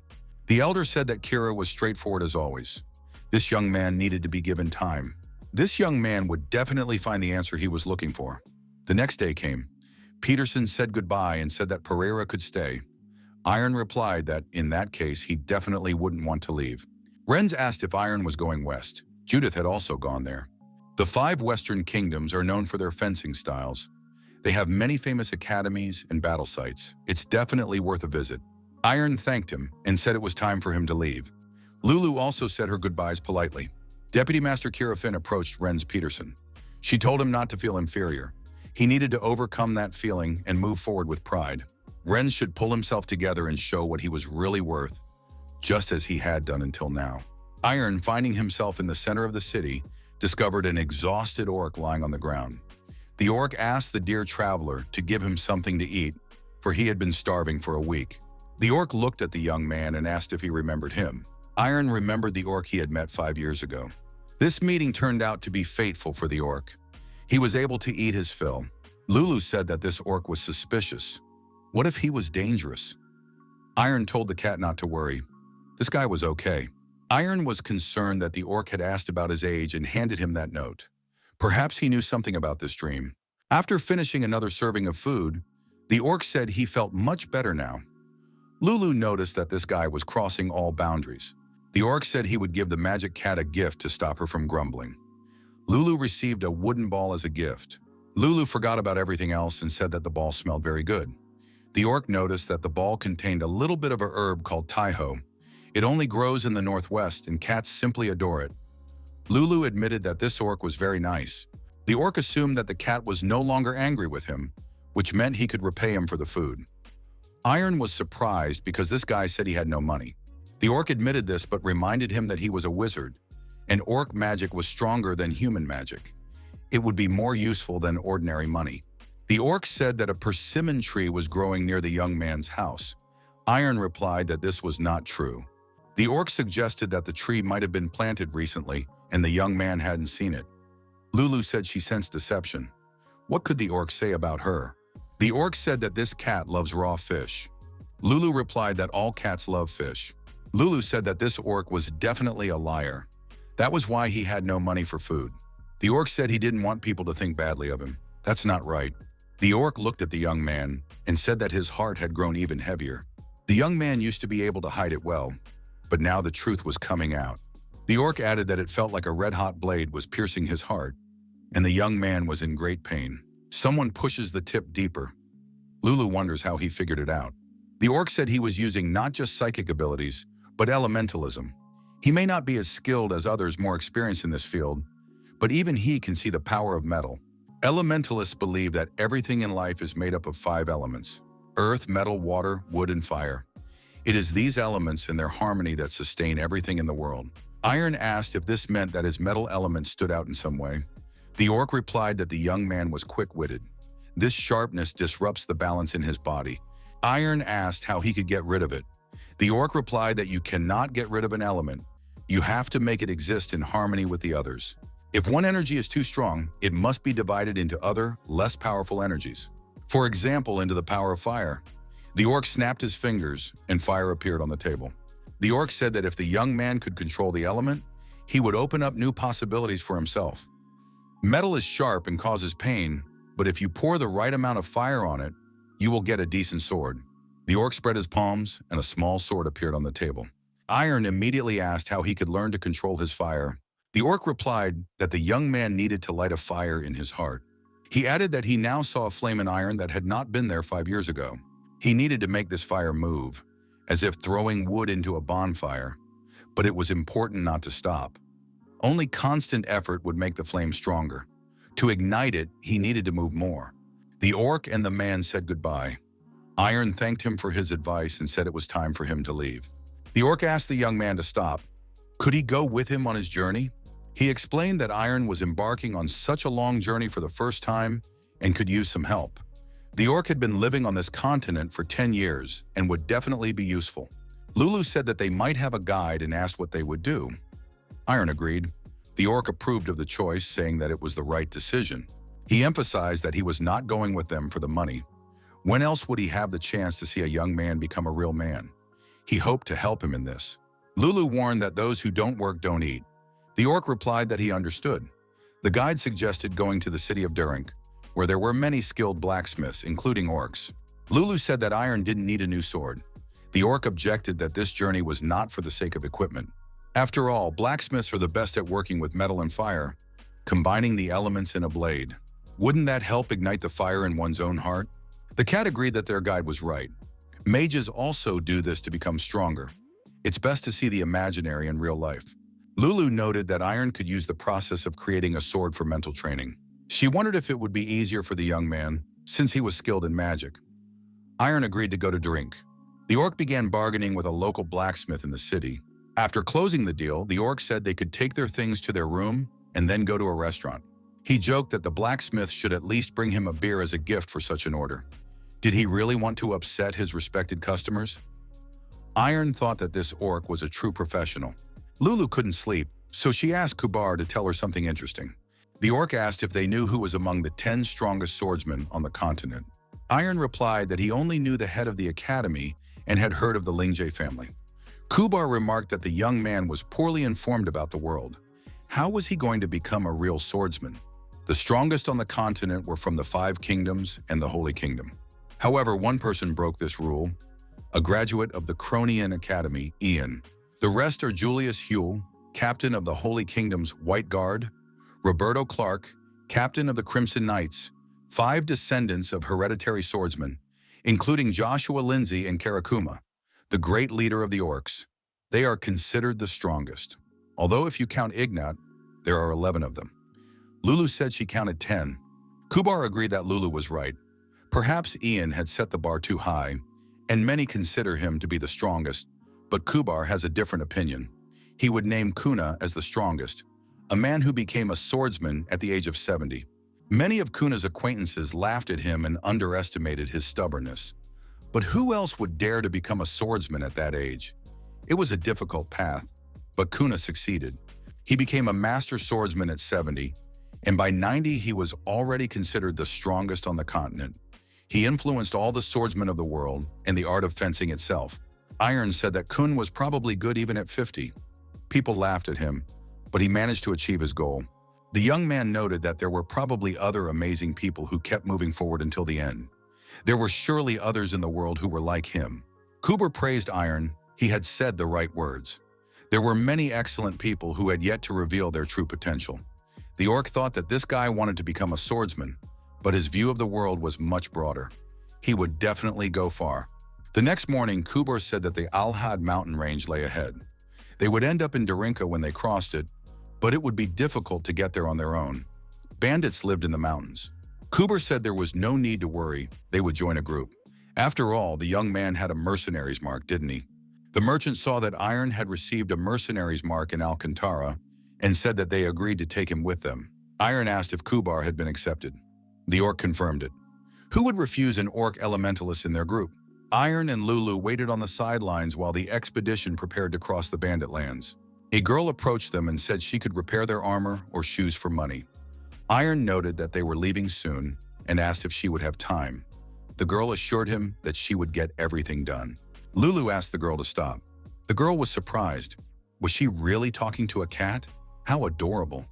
Lulu replied that the girl was cute too. The girl said her name was Anya. She added that the young man could leave her his shoes or armor, and she would fix everything. For money, of course. Iron replied that they didn't need that. Anya said that if they needed anything, she was ready to help, but only for a fee. Iron and Lulu realized that this girl was a real magician. The expedition set off. Lulu told Kubar to keep an eye on Iron, who was deep in thought. Iron asked the orc if he could raise his sword against a human. He admitted that he had never raised his sword against humans before. The young man added that today he realized that, contrary to his wishes, he might have to do so one day. Would he be able to bring himself to do it? After all, they were about to encounter bandits, and even their lives were precious. He said he couldn't just scare villains forever. If they continued to do evil, he couldn't turn a blind eye all the time. Kubar replied that this was a difficult question and that it was not worth thinking about so deeply. Iron had heard that a terrible bandit named Khazar lived in these mountains. The orc said that he himself wanted peace. For more than 5 years, Khazar and his group had been collecting tribute for crossing the mountains. Therefore, they needed company to feel more confident. Kubar said that one shouldn't think that bandits are so bad. It's just their business. They themselves don't like it when someone walks through their territory, so they consider it a toll for crossing. Iron was surprised. Don't they just take this money for nothing? After all, it's not their land. Why doesn't the kingdom do anything about it? His companion replied that everyone knows about it, but there is a mutual understanding between them. Lulu asked them to stop talking. She was starting to get a headache. Iron thought that it was all very confusing. Kubar noted that this was always the case in the world. There was no right answer. It was impossible to say unequivocally whether something was good or bad. Ahead on the road, a group of robbers appeared before the travelers. The merchant raised his hand with the bag and said that their payment was there. He asked the bandits if they could pass through at night. The leader of the robbers, Khazar, ordered them to leave all their belongings and go away. The merchant did not understand what was happening. They had already paid the tribute. The robbers collected payment from everyone as usual, but Khazar shouted that he wasn't going to repeat himself twice. If they wanted to stay alive, they had to leave immediately. The merchant said that Khazar's joke had gone too far. What was wrong with him? The bandits shouted that the rules had changed as of today. Were there really people who disagreed? Lulu asked Kubar what was going on. Iron stepped forward decisively, clenching his fists in anger. He declared that he sensed evil magic coming from these people and drew attention to the pendant hanging on the leader of the bandits' chest. Lulu asked if Iron really felt that his energy had changed. The young man confirmed this and added that the energy was not too strong, so they would be able to break through. Kubar asked Iron to explain everything in human language. He replied that when in contact with such magic, one could lose control due to overwhelming rage. He noted that Khazar definitely hadn't become a mage, but then what had happened to him? The knight stepped forward and drew his sword from its sheath. He said that criminals could not be trusted. The travelers noticed that the knight had a steel blade, which meant he was a veteran. It was good that he was nearby. The merchant asked Ulfgan if he could handle it. The knight replied that there was no need to worry. Nothing bad would happen to him. Ulfgan, holding the sword tightly, told Khazar that their losses would be much greater, so it was not worth going too far. Khazar smiled. This knight had a good sword. If he left it behind, they would spare his life. Ulfgan admitted that the sword was indeed good, but said he had no intention of trusting criminals. In response, a powerful blow with a hammer followed. Khazar growled that now the knight would feel his strength. After the blow, Ulfgan flew back against a tree. It was clear from his expression that he was in pain. One of the travelers shouted to the other knight to come to his aid. The knight replied that if Ulfgan had lost, then he would have no chance either. Someone from the group suggested leaving everything behind and walking away. After all, survival was the most important thing. The merchant objected, saying that without their belongings, they would certainly not survive. Khazar shouted for them to stop arguing. He had changed his mind. The bandit added that his mood had soured and it would be better to destroy everyone. Iron said he had an idea. He turned to Khazar, asking him to calm down. He was clearly not himself. The bandit barked, "Who was this guy?" The young man replied that he was a student of the 27th class of the Krone Academy, Iron Pereira. Khazar became even more enraged. Who did they think he was? He couldn't believe that a student of the fencing academy was traveling without a sword. A blow with a hammer followed, but Iron stopped it with one hand. The bandit froze. Had this guy really blocked a hammer blow with one hand? Iron calmly asked where he got the pendant. Then he let go of the weapon and Khazar fell to the ground. The bandit cursed. He was beside himself with rage. The pendant on his chest glowed. At that moment, Iron remembered his sister's words. She said that he was strong, which meant he had to be responsible. He replied that she shouldn't worry about him. He was ready. But Kyria said she wasn't worried about her brother. She was worried about others. Great power comes with great responsibility. Khazar jumped up again and lunged at Iron. Iron sensed danger, but he knew he had to act carefully so as not to harm others. The other bandits also began to show aggression. The young man wondered how many more people with such a look of rage in their eyes he would encounter on his journey. The bandit was thrown back and lost consciousness. Khazar, frightened, threw down his hammer and begged for mercy. Iron tore the pendant from his chest.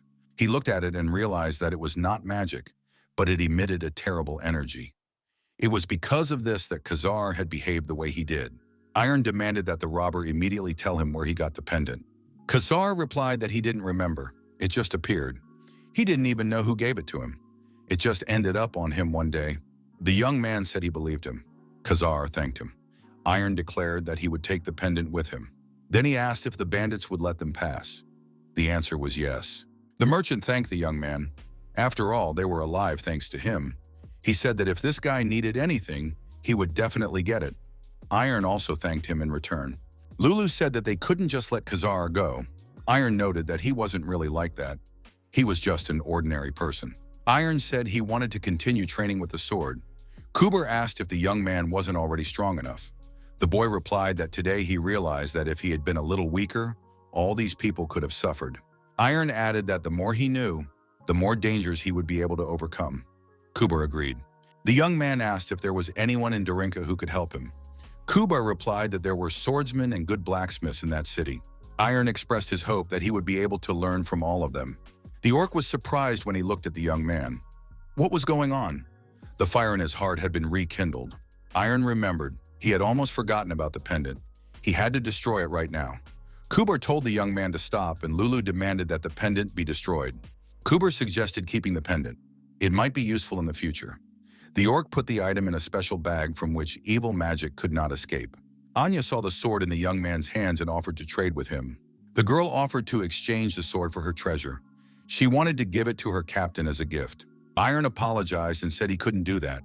This sword was important to him, and it was unlikely that anyone else would be able to use it properly. Anya suggested showing her treasure first. Lulu, of course, was interested. A huge golden piggy bank appeared in the girl's hands. Lulu said she liked the golden piggy bank. Iron felt that it emanated powerful magic. But what would he do with it? Anya said that she had been saving money for a whole year. The girl said she was ready to trade the piggy bank for a sword. Iron replied that he had to refuse. Anya said she was ready to raise the stakes. The girl took out a bag and said that now the young man would definitely not refuse. All her money was there. Anya threw a coin into the pig and said that at that moment, the piggy bank became bigger.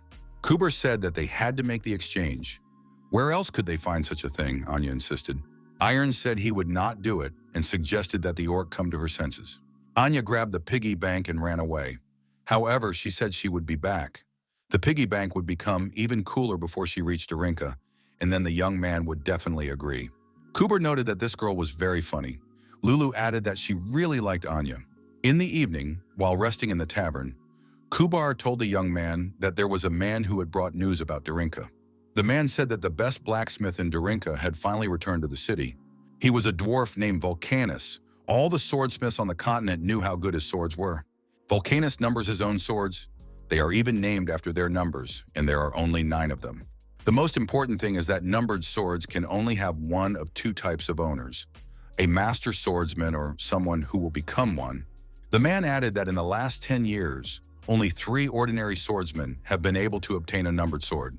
However, they soon became masters, like the other owners of numbered blades. The interlocutor stated that in 2 days, a competition for the 10th numbered sword would begin in Darinka. Everyone in the tavern asked how the competition would be held. The storyteller replied that he did not know. Most likely, everything would be announced at the competition itself. Iron suggested that all the strong swordsmen would gather in Darinka. It would be an excellent opportunity to gain experience. The young man decided that he should participate too. The listener said that now he definitely wouldn't be able to do it. If Iron was going there, what chance did he have of winning? The young man said he was going to his room to rest. Kubar was surprised. They had only just begun their conversation. Iron replied that he was a little tired. Kubar thought that this guy wasn't ready yet. For a swordsman, such a conversation was a real treasure, but he seemed completely uninterested. One could assume that this was part of his character, but still, he was not like the other swordsmen he had met. The orc thought, for some reason, Iron was still far from the title of swordsman. Iron decided that he had been outplayed again. It was good that he had managed to escape quickly. But what if it happened again? The young man decided to try imagination training. Iron assumed the lotus position and clearly imagined himself in a magical world. The city of masters, Darinka. Kubar said they had arrived at their destination. Iron had to admit that there were many knights here. The orc noticed that everyone had come here after hearing the rumors. Anya asked the man where the captain was now. The man replied that he had some business to attend to and would arrive a little later. Kubar thought that he was a master. He looked very strong. Could it be that another one had appeared on the continent that he didn't know about? The man approached the heroes and said that Anya had told him about them. He was glad to meet them. His name was Georg. Kubar and Iron greeted him and introduced themselves. Georg had heard that these two were as special as Anya. In a good way. Georg asked if Iron Pereira could show him his sword. Anya kept talking about how amazing this sword was. The young man replied that it was no problem and activated the sword in his hands. Iron found this man suspicious. Georg apologized for staring at him too intently. The sword was truly amazing, just as Anya had said. The girl noticed that the captain would really like this sword. Georg agreed but added that you can't just take other people's things. Anya reminded him that she had offered to trade it for the money she had been saving for a whole year. Georg suggested that the sword was much more expensive. It wasn't even worth trying. Georg apologized for the girl and said it was time for them to leave. Iron said that this guy looked strong. Lulu was right. Kubar said he thought so too. Iron was curious about who this captain they were talking about was. How strong could he be if he had such subordinates? The townspeople in the square said that they were finally here. They were talking about the twin swordsmen, Charlotte and Victor. Kubar acknowledged that these swordsmen were very famous. They would both be participating. The orc noted that the competition promised to be difficult. Iron had to focus and not be distracted from his goal. Iron thought if Georg also took part, it would be an excellent opportunity. He had to make the most of the situation. Kubar said he wanted to give the young man some advice. As a swordsman, it was important for him to face strong opponents. It was a great chance to test his skills, but he shouldn't try to learn from them. When Kun fought against Chrono, he didn't do it to learn something. He simply fought with all his heart to win. He wanted to win for himself. Only with such thoughts could Iron reach new heights. Kubar added that if a young man is a swordsman, he must strive for victory. The orc apologized if he had said too much. Iron replied that it was all right. The young man thanked him and added that those were exactly the words he needed to hear. Iron turned around and said he was going to the hotel. He needed to think carefully about Kubar's advice. At the hotel, the young man assumed the lotus position and decided to gather his thoughts. He had not thought about victory before. At the academy, he only wanted to be like the others. However, his friends always showed a will to defeat their opponents. This was the simplest, but at the same time strongest desire that swordsmen could have. Iron understood why Kubar had brought it up, but had he ever felt this desire? Sitting in the tavern, Kubar thought he had said too much. The young man had a long road ahead of him. You couldn't demand everything at once, but he wanted the best for him. Lulu said that everything would be fine. In the morning, Lulu noticed that the young man looked better. Kubar noted that the fire in his chest had grown stronger. Lulu noticed that Kubar had worried for nothing. She had said that everything would be fine. Durinka Sports Arena. Interested people are already present in the stands. Among those present were Two Mouth Groose and Randall, One Punch.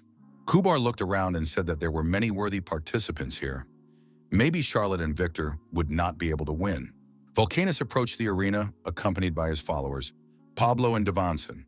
Volcanus said he would not introduce himself.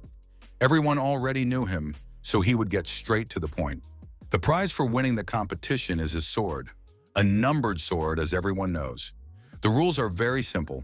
2 people enter the ring and fight. The winner stays and the loser leaves. If the winner surrenders, a new pair enters the ring, and so on.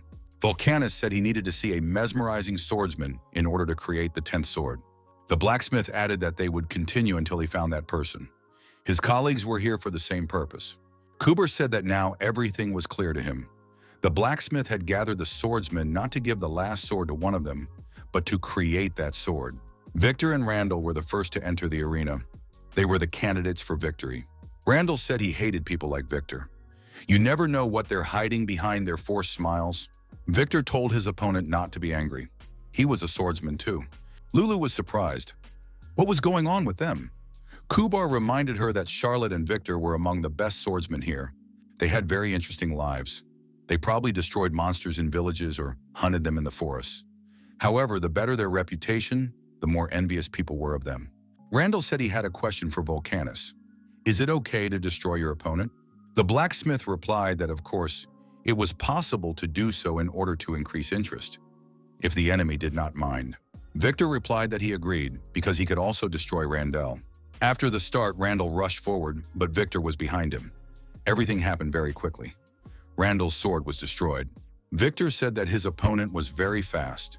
He was even afraid that Randall would pierce a hole in his chest. Iron was surprised. What had happened? Victor had destroyed his opponent's sword. Was he really that strong? Georg, watching from the sidelines, said that this guy was really strong. Even among experts, he was very good. But would he make it into the top 200? Georg asked Ani if she had checked those guys out. The girl confirmed it and added that their gold lines had turned red.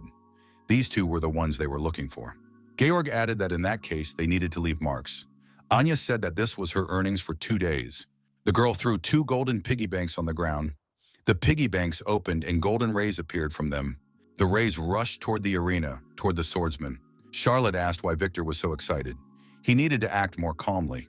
Victor replied that there was no need to be jealous.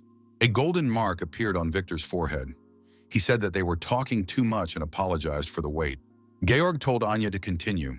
The girl replied that she knew everything herself and continued to direct the golden rays. The golden ray touched Lulu's forehead. The cat suddenly shuddered. Iron asked what was happening. Lulu asked the young man to scratch her. Kubar, watching the battles, noted that it was good that they were here. Georg was surprised. After all, Anya had said that her target was Iron Pereira. Why did she mark the cat? The girl replied that Lulu was always with him, so why not? Georg noted that marking magical creatures was too expensive. He didn't understand how some girl managed to become a sorceress at all. She possessed very interesting skills. Anya didn't mention that the golden pig could grant wishes that didn't exceed the value of what was inside her. Kubar noted that another battle had ended in the first round. Victor had won. One of the knights said that this was his 17th victory in a row. What was the point of trying to participate further? Charlotte told his brother that he was the only one left. Victor noticed that there were still knights in the stands, but they seemed to have lost hope. Charlotte looked at Volcanus and said that they needed to show their best. Iron rose from his seat. Lulu wondered if the young man was really going to enter the arena. Kubar wished him luck. Iron entered the arena. Victor noticed that someone had decided to step up after all. Charlotte declared that in that case he would be next. Victor thought that this young man looked strong and decided not to underestimate him. Iron told Charlotte that if he wanted to enter the ring, he was willing to wait. Charlotte replied that the young man should go first. Charlotte asked if the young man had forgotten his sword. Iron replied that there was no need to worry about that. Volcanus looked at the young man and sensed his will to win. Iron remembered that he had felt the same way on the day he took his first test at the academy. The same feeling overwhelmed him when he looked at Elijah. The protagonist felt a desperate desire to win. Charlotte, looking at the expression on the young man's face, realized that he really was going to fight as a swordsman. Volcanus became very interested. Who was this man in front of him? The blacksmith jumped up from his seat. This was the one he was looking for. Volcanus ran up to the rivals and shouted for them to stop. He had finally made his choice. The blacksmith raised the young man's hand and said that he had found the owner of the 10th numbered sword. It would be this young man. Charlotte was surprised by what Volcanus was saying. The spectators were also amazed. After all, the duel hadn't even started. This young man would surely lose. Volcanus shouted for everyone to be quiet immediately. He said that the point of the competition was not to win. He was looking for someone who would inspire him. Volcanus's comrades were surprised. Even they were better than this boy. How could he be chosen? The blacksmith declared the competition over. Leaving the arena, Volcanus told the young man to follow him. The twins watched the blacksmith in bewilderment, their faces showing disappointment and resentment. Charlotte told the young man that he was indeed an interesting fellow, so much so that he had received a numbered sword. Victor congratulated him. Volcanus told the boy to put the sword here and quickly. The blacksmiths were surprised. What kind of material was this? It was clearly magical, but why was it so strong? There weren't even any hammer marks on it. Kubar did not know that someone could make a sword right next to a swordsmith. Iron admitted that he even had to swing the sword. The young man thought that perhaps the blacksmith had sensed this energy, and that was why he had chosen him.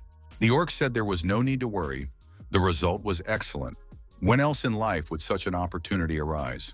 Kubar added that there was no need to think about it or be sad. Everything had turned out perfectly. He also wanted to ask the blacksmith for something for himself. Lulu told Kubar to ask for a sword for her too. The blacksmith was surprised. Did the orc really want him to give the sword away for free? Kubar replied that he had two conditions. He needed to make equipment for Iron, including a sword for the cat. He also wanted to watch the blacksmith work. The blacksmith was surprised. Why should he listen to these conditions? Kubar asked, doesn't a blacksmith use iron to improve his skills? The orc added that Pablo and Devanson had been on a long break. They couldn't find inspiration and get back to work. However, this young man appeared and gave them inspiration, and they decided to take full advantage of it. Volcanus wondered who this orc was to dictate terms to him. Kubar declared that he was the best guide. Iron tried on the armor and noted that it was lighter than it looked. Lulu was also pleased. She finally had a full set. Iron watched the blacksmith work from the sidelines. The young man thought that it was not yet time. As he continued to watch, Iron realized that the moment had come, and decided that he could ignite the fire in his heart. A month passed. Kuber asked the young men how their mental training was progressing. Iron replied that he still had a lot of work to do, but he felt he was making progress and would continue to try. The young man asked why there were so few swordsmen here. Kuber replied that most of them had come only for the numbered sword. They had no other reason to stay. It was a great chance to fight different opponents. Lulu noticed that the young man now had his own numbered sword. He was stronger than everyone else thanks to this sword. Kuber said that Lulu was right. It was time to see this sword in action. Volcanus laughed and said he couldn't make the sword right now. The material was extremely difficult to work with. Kuber asked how long he would have to wait. The blacksmith replied that a year would be enough. He would create the best sword he had ever forged. Iron said he was willing to wait. Kuber said that they shouldn't rely entirely on the blacksmith in case he wanted to deceive them. Iron replied that it was fine. He hadn't even hoped for it in the first place. The sword was just a nice bonus. Parting with the blacksmith, the young man said that they believed and would wait. The orc noted that this time, the young man would definitely have someone to compete with. Lulu shouted for everyone to stop. There was the smell of blood ahead. The brothers Charlotte and Victor peered out from behind a tree. But why were they here? And who said, finally they're here? They had been waiting for them for a long time. Kuber was surprised by what they had in their hands. Victor said they had just dealt with him and threw the object on the ground. It was Randall's head. Kuber shouted, "What are they doing? How can you kill a man for no reason?" Victor replied that they had only eliminated a thief. Iron looked at the bloodied, smiling faces of the twin brothers. The orc said he didn't understand. After everything the brothers had done, after all their efforts, how could they do such a thing? Victor replied that someone had to pay for those efforts. The brothers added that they needed a numbered sword. Lulu said that the sword wasn't ready yet. They didn't have it themselves. Victor said that there was no point in deceiving them. Did they really want to take the sword for themselves? Kuber confirmed that the sword was not yet ready. Were these two really willing to destroy a person for some sword? This was a crime not only under the laws of Derink, but of the entire continent. Charlotte thanked him for his concern and added that no one would suspect them. After all, they had an excellent reputation. A young swordsman had been attacked. Only the sword was found at the scene of the crime, but the swordsman himself had vanished without a trace. Kuber was very angry. How dare they do such a thing? Iron said he had a question. He had heard about these brothers before coming to Derink. How could two great swordsmen, respected by all, do such a thing? If they didn't answer, even if they destroyed him, they wouldn't take the sword. Victor said that the numbered sword was the most important thing. Iron was surprised. How could you compare life to a piece of metal? Victor replied that the numbered sword was not just a piece of metal. The young man did not understand. They had been in this business for 30 years. Victor added that 20 years ago they crossed the line. To become masters, you can do anything. No matter how many years passed, nothing changed. They were still in a terrible hell. Charlotte said that this did not only apply to them. There were many other potential sword masters who did not receive the recognition they deserved. In order to cross that line, they were willing to do anything. The pain that has lived with them for many years must disappear. Iron thought they were talking nonsense, but how could people be capable of such a thing? Charlotte shouted that the young man would never understand. The brothers felt an incredible energy and wondered, could it be magic? Iron stood with his sword held out in front of him. A magical warrior swordsman appeared above his head. Georg said, "So that's where he is." Anya said she knew everything. The girl shouted that she would do everything and smashed the golden piggy banks. Golden rays appeared. A strange glow appeared. The twin brothers and the orc were frightened. Kuber said that it was the captain of the Black Knights from the Sacred Kingdom. Ignata Grisentia appeared before those present. Iron realized that this was the person Elijah had been talking about. Ignata said that Charlotte and Victor had crossed the line. The brothers were surprised. Why was the Countess here? Ignata asked if they believed that hope had not abandoned them. The girl grabbed her sword and said she would give them a chance to justify themselves. Charlotte told Ignata not to interfere. The brothers also drew their swords. Ignata declared that if they had anything to say in their defense, they should say it now. This was their last chance. Victor screamed and lunged at Ignata with an attack. The girl said she was disappointed. Victor was instantly deactivated. Ignata added that perhaps she shouldn't have given them a chance to justify themselves. Victor was destroyed. Ignata asked, "Isn't this the worst death for a swordsman?" Charlotte rushed at Ignata, sword in hand. Ignata parried the attack and said that he no longer resembled a human being. The girl kicked her opponent and said that they were parting ways. Ignata noted that such a creature deserved only death. Kubar was amazed. Single-handedly, the swordmaster easily defeated two experts. This girl possessed truly incredible strength. Anya ran up to the captain and asked permission to clean her boots. She also brought a sword. Ignata thanked her for her help. Anya happily said that the boots would be clean. Iron asked in surprise how this was possible. Ignata turned her attention to the young man. How could she destroy these people so calmly? How could Iron thought that he himself was not capable of such a thing? The girl approached him and called him by name. Iron was surprised. Did she know him? Ignata announced that starting today, Iron was appointed a member of the Black Knights of the Holy Kingdom of Avilius. Kuber was amazed. How did this woman know Iron? And why was she inviting him to join her squad? What was going on? Iron firmly stated that he refused. Kuber and Lulu exchanged glances. They did not expect such a response. Ignata noticed that his words sounded harsh and asked what the young man didn't like. The Holy Kingdom, she said, was a much better place than he thought. She added that they had many virtues. She was not good with words, but she would try to explain. Iron apologized and repeated that he had no intention of joining her under any circumstances.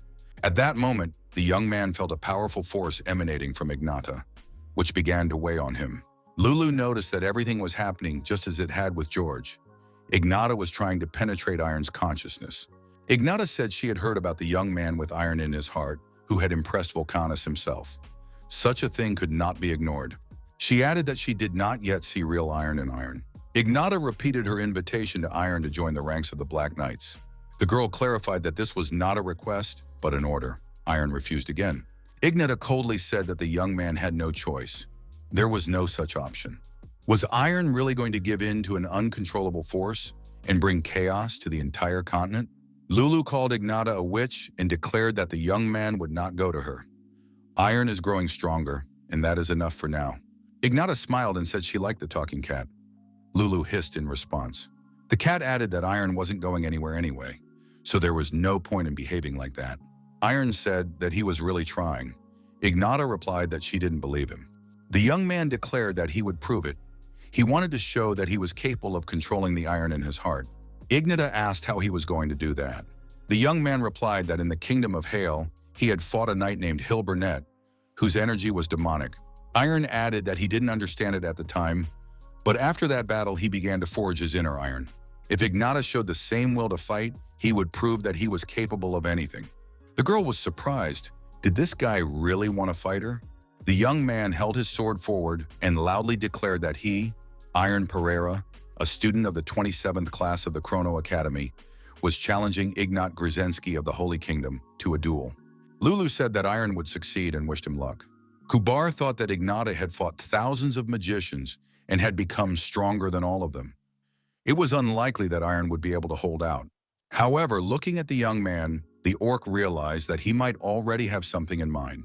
Iron felt strange. Where did all this anger come from? Could it be related to Ilya's past? Surely there must be another reason. The young man did not understand what was happening to him. Now he stood, clutching his sword tightly with both hands. Ignadeg said that the boy was ready. She would release the energy, and that would be the beginning of the battle. At that moment, a powerful burst of energy appeared around Ignata, spreading in all directions. Above Iron, an energetic image of the swordsman from his dreams appeared. The young man concentrated, closed his eyes, and tried to capture the right feeling. He had to feel the rage filling him. He had to feel his heart ignite with this anger. The boy believed that such fire could change everything. Iron swung with all his might, preparing to deliver the decisive blow. He was sure he could win. Everyone present watched the young man's actions with surprise. Iron shouted, "Go!" and rushed at his opponent. The opponents stood facing each other, waiting for the right moment to strike. Iron swung with all his might, but Ignata deftly dodged the blow. The stones under their feet scattered in different directions. The young man realized that his opponent was incredibly fast. Ignata didn't even break a sweat. Lulu, watching the fight, noticed that Iron was attacking quite well. Kubaru found this strange. After all, Ignata had not yet struck a single blow with her sword. Iron raised his sword again. Someone had to attack first. Georg smiled, and Kubaru noted with amazement that Ignata had parried the blow with one hand. The confrontation continued. Iron couldn't achieve his goal. Ignata circled around him like a butterfly, preventing him from concentrating. The young man tried with all his might to keep his balance and not fall. Ignata asked where this guy was looking during the fight. The next moment, Iron was attacked and forced to let go of his sword. Ignata had already decided that it was all over. However, the young man suddenly opened his eyes, and the sword was back in his hand. Simple but impressive magic. Iron shouted and went on the attack again. The girl dodged and, throwing a left hook, struck the young man hard in the chest with her fist, cursing as she did so. Lulu and Kubar couldn't contain their emotions and shouted Iron's name loudly. Georg asked Ignata if she was going to take him away. The girl was surprised. Hadn't Georg heard? The young man had already made his choice. Georg thought he was a very interesting guy. Ignata admitted that the young man had truly hoped with all his heart to defeat her. Iron opened his eyes and woke up. Lulu asked him anxiously how he was feeling. The young man looked around and asked where he was. He saw Ignata standing by the bed and jumped up in surprise. The girl asked him not to make any sudden movements and came closer. Ignata lifted the young man's shirt and he quickly backed away. Lulu was outraged. What was this perverted witch doing? Ignata calmly replied that she was just a witch and that the cat shouldn't use such rude language. The girl looked at the huge bruise on Iron's stomach. That was where she had struck him. Ignata touched his body and a magic circle appeared on his skin. Kubar immediately understood that it was sacred magic. Ignata said that now it would be easier for Iron to move. The young man asked what kind of sword the girl had. Ignatia was surprised. What a strange question. Wasn't he Kronos' student? Ian probably hadn't told the young man. Such things were too complicated for young people. Ignata declared that her sword would help her become queen. Kubar was frightened and said she had gone mad. Was Ignata really going to start an armed rebellion? The girl replied that he shouldn't jump to conclusions. She added that she would explain everything, but first the orc had to show her what he had in his pocket. She could sense it. Kubar did indeed have a pendant from Khazar in his pocket. Ignata reminded him that now was not the time for change. Only her country was holding back the war between the two kingdoms. 150 years ago, and before that, when wars began, a great evil always rose from the darkness. Everyone present understood that the current truce was extremely unstable. Saying this, Ignata activated the magic circle on the demonic pendant. She admitted that she did not know how to save people from suffering, how to control the horrors that break into the human world again and again. Ignata returned the pendant to the orc, freeing her from the demonic power. The girl said that if she created her own country in a world of chaos, it would be a blessing. The young man should not worry. She would achieve her goal peacefully. Ignata turned to the black cat. It is good to hold on to happiness and stability, but for the sake of the great, sometimes you have to go through hard times. The girl then she added that she herself believed only in him. Ignata said that her confidence opens up any path for her, which she is ready to take without regret or delay. At their next meeting, she would give Iron the same advice. Not to his Iron, but to him personally. Kubar and Lulu rushed to the window. Had Ignacia really jumped down? Iron said that when Ignata destroyed the twin brothers, he felt that it was the right thing to do. Confidence was evident in her every step and blow. He may have had doubts, but he couldn't deny that she had done the right thing. Iron added that he was angry because Ignata was capable of such a thing, and he was not. Iron added that he envied Ignata. The travelers continued their journey in a carriage with Kubar as the driver. The orc reminded himself, those who don't work don't eat. Iron and Lulu rode in silence the whole way. The cat watched intently as the young man meditated with his eyes closed. He imagined himself as a blacksmith forging a sword, believing that the changes that had taken place were not yet enough. Iron noted that the fire inside him was not as strong as before. However, he had no intention of stopping there. When the sun touched the horizon, Kubar invited his passengers to dinner. Iron opened his eyes and said that he was still training.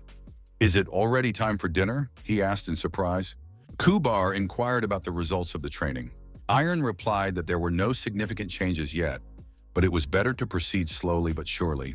Kubar agreed. Lulu did not respond to the invitation to dinner. Iron noticed that the cat was very tired and was sleeping without even answering. Kubar asked if all mages were really so diligent. Iron admitted that Lulu was very hardworking, and that meeting Ignata had apparently had a strong influence on her. The dinner was delicious, and Iron asked Kubar how he had prepared it.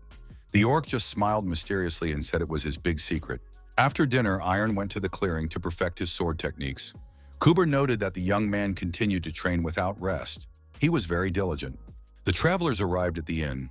Kubar announced that tomorrow they would be in Lation, but tonight they would spend the night here. Iron sat down at a table in the tavern and accidentally heard familiar voices. He saw faces at the next table that seemed familiar to him. Judith cried out in surprise. Brad was surprised by her reaction. The young people jumped up from their seats. The meeting was unexpected. Judith asked, "Is that really Iron? How did he end up here?" Suddenly, Kubar and Lulu appeared between them. The orcs shouted for everyone to stay where they were.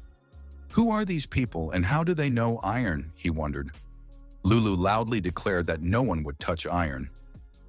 Judith was amazed. Could a cat really talk? Kubar noted that the two looked strong. Lulu agreed.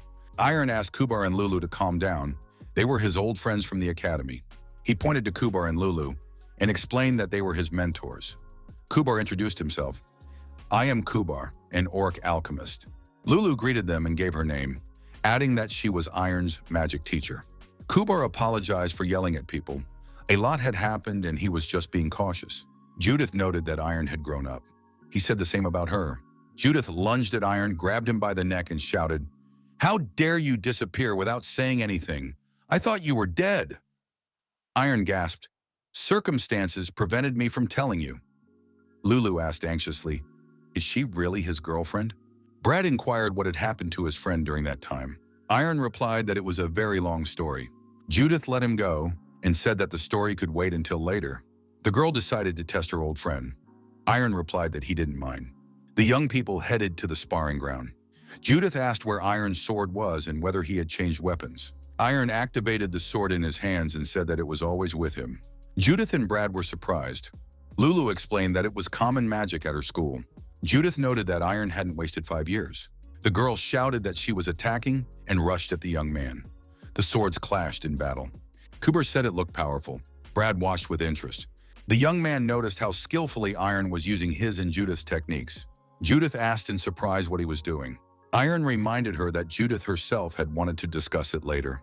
Brad grabbed his sword and said he couldn't wait any longer, ordering Judith to step aside. The young people decided to fight together. Their eyes burned with excitement. His brother asked how Iron had learned everything so quickly. Iron replied that he would tell him later, as there was no time now. Judith and Brad attacked Iron at the same time. The protagonist felt confident, not backing down an inch. Judith reminded him not to forget about discipline and attacked again. Brad said that he shouldn't be forgotten either. Kuber was surprised when he didn't feel any fear coming from them. The orc realized that these three were enjoying what was happening. Judith noted that Iron was very good. Iron noted that these two were stronger than he had expected. After the young people stopped, Brad remarked that they could have fought to their last breath. "We can stop for today," he added. Judith admitted that they had a lot of fun. The girl asked Iron to show her the strike he had performed in the exam. He did not object. The protagonist, as always, held his sword forward, closed his eyes, and concentrated. After the strike, the friends saw a long, straight crack in the ground. Judith admitted that she was impressed. Brad noted that the strike was fast and accurate. The girl noted that Iron had definitely trained hard. Iron admitted that he had learned to do this very recently. The young people were returning together after sparring. Brad said he had recovered at the academy. Iron noted that Master and Lance had already told him about it. Brad realized that Iron had already been to the academy. Lulu told Judith that she was very strong. The girl thanked her for the compliment. Lulu took out a red stone and said it was a gift for Judith. Judith took a step back and said that she shouldn't give her this gift. Lulu replied that she had many more stones like this one. Brad was surprised. "Why is Judith refusing? She likes it." The girl explained that Lulu was a black cat and could put a curse on the gift. Lulu burst into tears and said that it wasn't what it seemed. Judith explained that she meant something completely different. Lulu complained about the girl to Iron. That evening at the tavern, Judith asked if Lulu and Kubar weren't going to be joining them. Iron replied that they had declined, explaining that the three of them hadn't seen each other in a long time and it would be better for them to talk among themselves. Judith asked Iron to quickly tell her what had really happened to him. He began his story from the moment before enrollment, explaining that he kept having the same dream where someone was swinging a sword. Concluding his story, Iron added that he had begun his journey in search of a master. Judith acknowledged that Iron had had a difficult time. She felt a little sad. She used to be the strongest in the academy, but seeing Iron's skills, she understood something. It was not only Iron who had this desire to move forward, but also the man from his strange dreams. Iron struggled and suffered every day to one day defeat the mysterious man from his dreams. All this time, he had to cope on his own. Judith said that Iron was very brave, but he would have to fight him. Brad said that he had raised Iron. Judith was surprised. What is he talking about? Iron noted that he could thank Brad for helping him become a man and come this far. Judith was surprised that Brad would say such a thing. Iron looked at his friends and realized that Brad had also changed a lot. Brad asked if Iron was traveling alone and if he wanted to join them. Iron replied that he didn't mind, but wondered if they would get along. Cooper joined the group, laughed, and said that he had offered Iron an alcoholic drink many times, but he always refused. Brad noted that Judith also gets drunk after one glass. Judith got angry and told Brad not to slander her. A little later, a tipsy Judith apologized to Lulu, saying she didn't mean to offend the cat by calling her black. Lulu said she understood and asked Judith to let her go. Now Iron asked where the two were going, as he personally intended to get to Lation. Judith said they had already been there and advised him not to waste his time. It was a terrible place. Brad agreed. Judith explained that no one there was willing to fight. There were many swordsmen, but they were too cocky to fight newbies. Kubar asked if they had shown their badges from the 27th Kronos Academy class.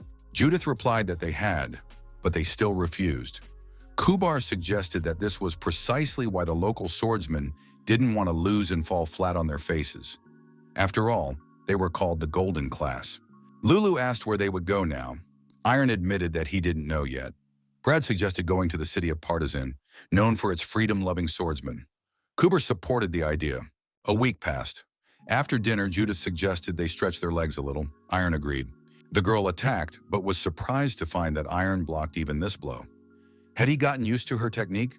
Judith said that in that case she would do something else, and the sword in her hand lit up. Kubar immediately realized that it was the sword's aura. Brad noticed that it was not yet the sword's full aura. Judith was only using part of the aura because she was still learning the technique. But once she became a master, her sword would become more dangerous. After beginning to study the aura, Brad realized that Iron already knew the flash and concentration techniques. Of the three, Iron was closest to the title of Swordmaster. Iron admitted that he had lost to Judith. The girl announced that 1 loss and 9 wins meant she had a 90% chance of winning. Iron guessed as much, but he really was the weakest. It would be difficult for him to defeat the two of them. Brad suggested stopping the fight and talking. He noted that it was already the second day of training. Judith reflexively dodged to the side instead of blocking the attack. The girl admitted it. Brad said she should block attacks instead of constantly dodging. Judith replied that she would try. Brad told Iron that they were having a sword fight without swords. They were discussing each other's techniques and giving advice. Iron replied that he understood, but that it would be difficult to evaluate someone else's technique, so he would rather listen. The protagonist now understood why these two had become so strong. He hoped that one day he would be able to do the same.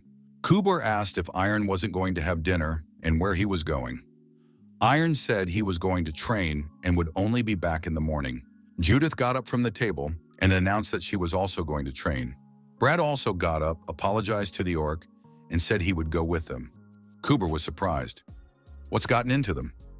Brad explained that when Iron worked hard, he quickly improved his skills, and Judith didn't want to fall behind. Iron, sword in hand, thought that the master was right. There was no point in just copying someone else. You had to find your own style. The young man realized that he had the fencing style of the man from his dream. In addition, there was the style of the Chrono Academy. He must create his own style based on these two. He could also use Judith and Brad's techniques, combining everything into something better. Then Judith looked at Iron in surprise and said that he had become stronger again. Is that even possible? Brad said that the world is always like that. 5 years ago, he learned about universal injustice. Kubar thought Iron was great. He was the best again. The orc noticed that Judith was gathering energy from her whole body. She was very confident, but controlling such energy was quite difficult for her. 2 more days passed. In the next sparring match, Judith proved to be stronger and faster. The girl declared victory and was very happy about it. Kubar was surprised. This was Iron's technique. How could she have learned it in just a few days? Judith asked Iron what he thought about it. The young man replied that he did not expect this from her. Judith is a real talent, he added. Iron thought that the girl fought for victory like no one else. In this, she was unbeatable. The young people helped each other grow. In the western city of Partizan, Judith noticed that there were a lot of knights there. Kuber suggested that many of them were mercenaries. The orc said that they were going to the guest house and would all meet there in the evening. The young people decided to start with the Hiram Academy. Brad knocked and said that students from the Kronos Academy had come to exchange experiences. The gate was opened by a young man who introduced himself as a student of the Hiram Academy. "Why are these young people here?" he wondered. The student looked closely at the guests and noted that they were very young. Where did they come from? On the other side of the gate, someone asked who the guests were. The student replied that people had come who wanted to fight. Behind the gate was a man who said he was glad to meet them. He was the head of the academy. The guests introduced themselves and thanked him for the warm welcome.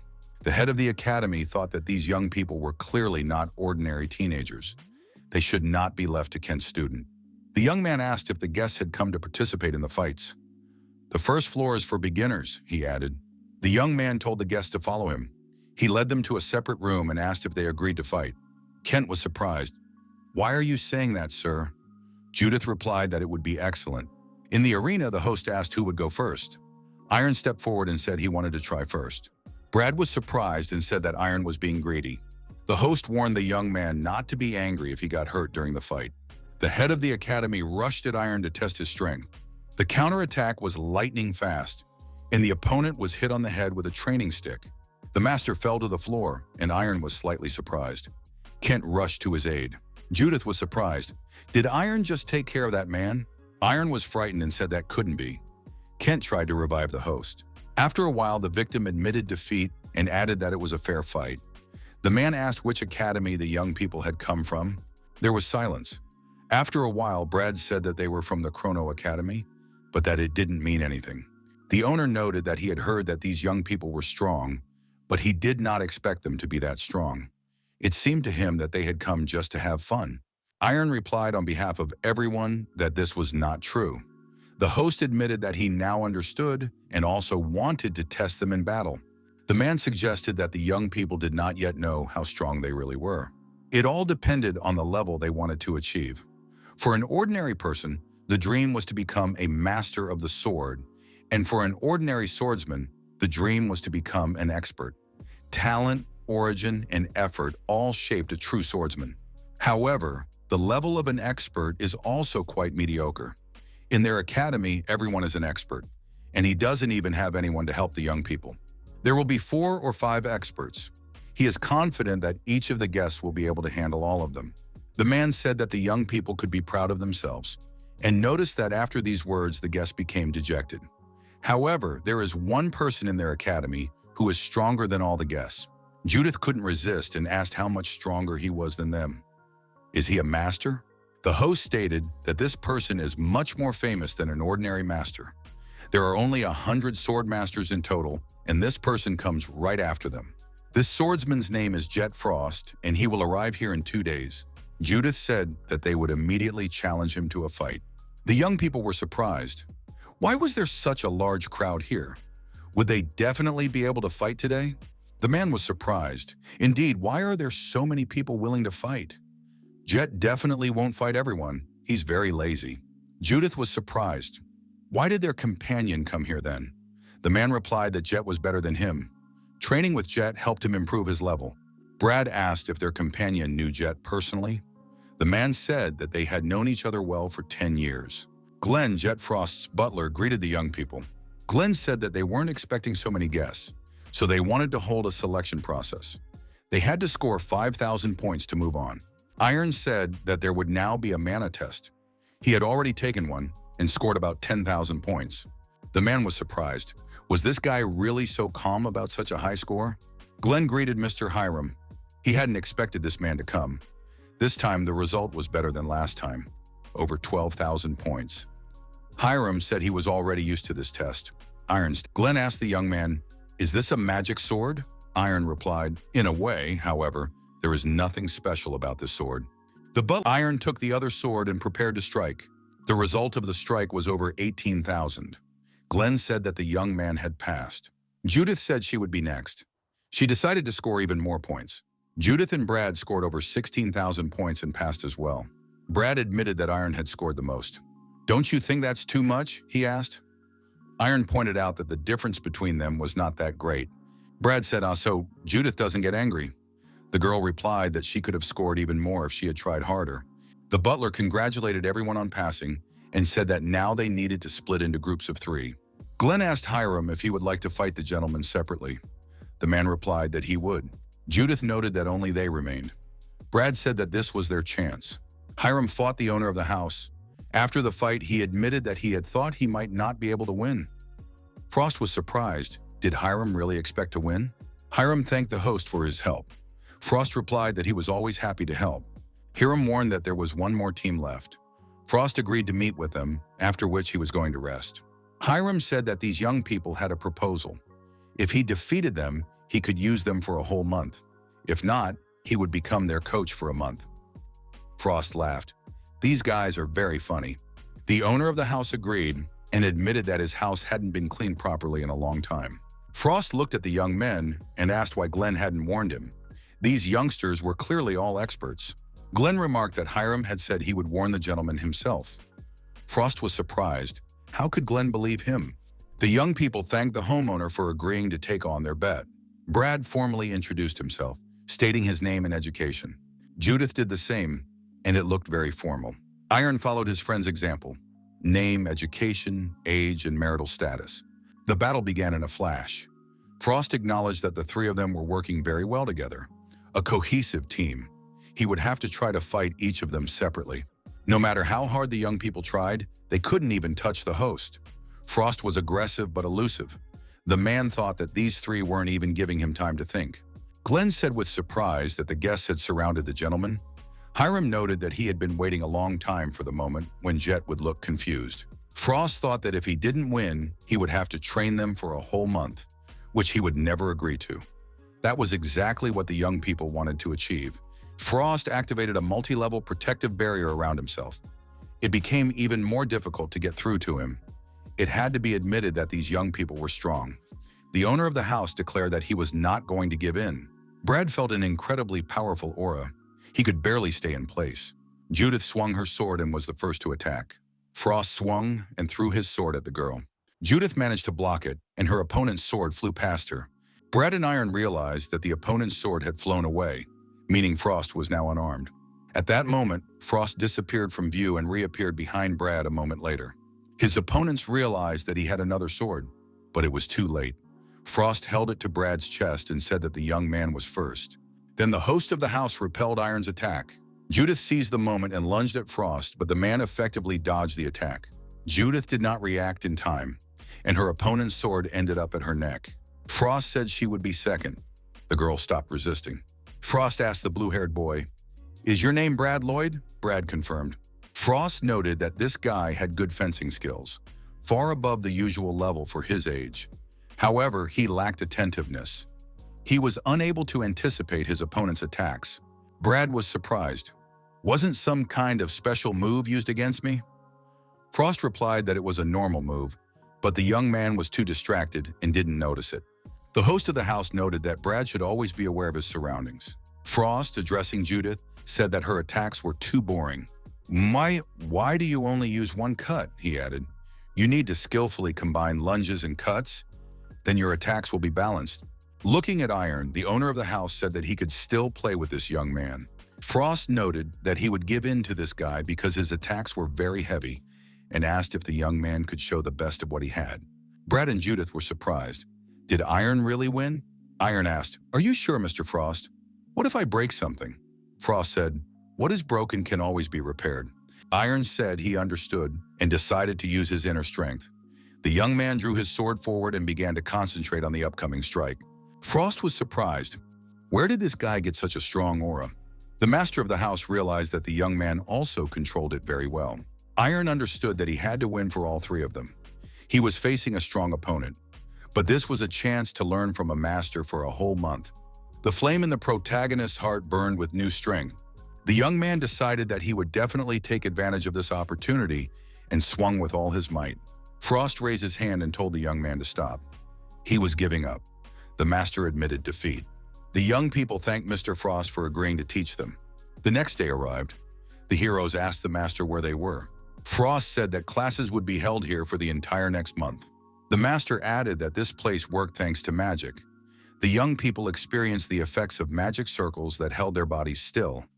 Frost said that if they had enough aura, they would be able to hold on, and that it could only be increased through training.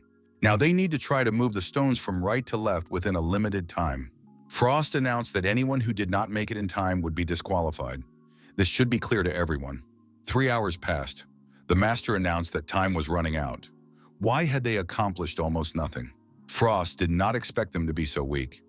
Glenn noted that this was already the third attempt. The butler reminded them that they had finished the first attempt at 11 o'clock. So, out of boredom, they decided to repeat the task. Frost got a little angry and decided to test how much strength the young people had. The second day of training began. The participants did intense sit-ups so they would have something to brag about. On the 5th day of training, the young people pulled a large load behind them. One night during a break, Lulu asked, "Did we only train our bodies today? It's been a week, and they haven't given us anything new." Iron suggested that there must be something else. Iron thought that the 101st was the strongest master, but he didn't think that nickname suited Frost. Frost believed that such views among young people stem not only from talent. The master knew this from his own experience, because he had had the same view. Frost announced that from today, everyone would train in their own individual style. Judith was delighted finally. Frost said that Iron would be the first. Frost noted that the fight was good overall, but too passive. It seems that the young man thinks too much about how his opponent is better than him. People like Judith will always be more confident and quicker. Iron admitted that he was slower than Judith. Frost agreed, but added that slowness or weakness should not make the young man passive. It is necessary to create your own territory by reducing your opponent's space. It is necessary to constantly occupy an advantageous position while pressuring the opponent so that it is difficult for them to even think about victory. Frost added that this was how Iron could corner his opponent. Several days passed, training continued. Frost told Judith that it was enough for today. She was already at her limit. The girl replied that it was only just beginning, and she had no intention of stopping. She was determined to secure victory this time. The master asked Judith to leave her sword and go with him to the next room. Frost announced that it was almost lunchtime, and the young people could be excused. They would be gone for a long time. During lunch, Iron noticed that he could hear Judith's voice. The girl angrily slammed the door and left the master's office. Brad asked where she was going. Judith angrily replied that it was none of his business. Brad and Iron went into Jet Frost's office. The young people asked what Mr. Frost had been talking about with Judith. The owner of the house was surprised. He didn't think they would hear. Frost said that when he saw young people, he remembered his own youth. Back then, he was happy just to feel a sword in his hand. He became an expert quite early and tried to reach the level of a sword master. However, reality proved cruel. There were masters on the continent who were much stronger than him. He constantly compared himself to them, which caused a constant feeling of competition. Frost added that, in the end, he was unable to fully concentrate on improving. Comparison, competition, the desire to win. It would be good to channel these feelings in the right direction. But in competition, there is no such thing as right. Frost expressed concern that young people might become like him. Their desire to be better than others could become their main goal. So he told Judith to be careful and only compete with herself. The master suggested that this should work. The office door opened and Judith entered again. She was silent and focused. Judith said she wanted to apologize. She understood that the master had said this for her own good. She realized that young people were stronger than her, and she was constantly trying to prove the opposite to herself. The girl noted that she did not carry a sword just for fun. She needed it to survive. For her, competition and the desire to win were directly related to life. Judith said she competes to survive. If I defeat someone who is better than me, if I can move on without defeat, she said, I am ready to endure all the pain that makes me stronger. Iron noticed a flame ignite in Judith's heart. After a week of training, the young people thanked the master for his help. Frost asked where they were going next. Brad replied that they didn't know yet. Jet Frost suggested they go to the Land of Proof. The Land of Proof is the gladiator arena, part of the Kingdom of Kalad, one of the 5 Western kingdoms. Gladiator fights used to take place here. With the recent arrival of the fencers, The status of this place had risen significantly. Infrastructure had improved, real estate prices had risen, and small businesses were thriving. Frost was surprised. Don't the graduates of the Kronos Academy know about this place? He added that Ilya Lingjae is the champion of the lands of proof. The carriage with the travelers, still driven by an orc, continued on its way to the lands of proof. Judith noted that their old acquaintance Ilya had become very strong. Brad said that this was not surprising after all the difficulties she had endured. Judith was surprised. What was he talking about? Brad explained that 5 years ago, Archduke Karl Lingjae had disappeared. Iron didn't know about this either. When Elijah returned home after her exam, her brother Karl was missing. Even the family's personal magician couldn't find him. The young man had vanished without a trace. 3 months of investigation led to nothing. Many began to say that he had died. Some people began to mock Ilya's family, while others predicted a terrible future for them. Iron thought that he hadn't even heard about it. Brad said there was no need to worry about it now. Elijah was the champion of the lands of evidence, and such a title was not easy to obtain. Brad added that now they would be able to make up for all their past defeats. Judith confirmed that this time she would only accept victory. In the kingdom of Kalad, in the city of swordsmen, Eisenmerit, Lulu noted that there were a lot of people here. Iron was surprised. Why were there so many rich people? Lulu pointed out that there were plenty of poor people here too. Kubar said that every city was the same. There are many arenas in Eisenmerit, and in addition to the lands of evidence, the city is famous for its business and trade. A merchant approached the young people and said that he could see that the guests were interested in betting on fights. He had tickets for today's championship game at the Lands of Evidence, starting at 4 o'clock. 4 tickets were purchased. Judith admitted that she could see a huge arena and added that it was her first time there. The spectators discussed the participants they had bet on. Elijah was the undisputed favorite, having become a master at only 18 years of age. The host announced that today's fights would be opened by the swordsman ranked second in the ratings, Cedric Cooper. His opponent would be the undefeated and talented champion, the youngest swordmaster, Ilya Lingjae. After the start, the opponents rushed at each other. Ilya was fierce and strong. Cedric Cooper immediately began to retreat under her pressure. He thought that the girl was very fast and he didn't even have time to dodge. Cooper realized that his sword would break if Lindsay hit him one more time. He decided to attack and lunge forward, but Ilya dodged effectively. Cooper lost his balance and began to fall forward. With one blow, Ilya broke her opponent's sword and deservedly won. Cooper had never seen anything like it. He said that the girl was on a completely different level. The orc looked at his companions and asked if they were really her classmates. Cooper noted that Iron looked gloomy. The young man said he wanted to go for a walk, agreeing to meet at the hotel. Iron didn't understand how this had happened. He clearly felt that Ilya was emitting the same strange energy as the magicians. The young man decided that he had to meet with Lindsay right away. He needed information. Iron went into the nearest bar. Kubar said that such information could be found in places like this. Iron approached the bartender and said he needed some information. The bartender replied that this place was for something else. It wasn't an information desk. Iron apologized and added that it was very important. The bartender asked what kind of information he needed. The young man asked where he could meet the champion of the lands of evidence, Ilya Lingam.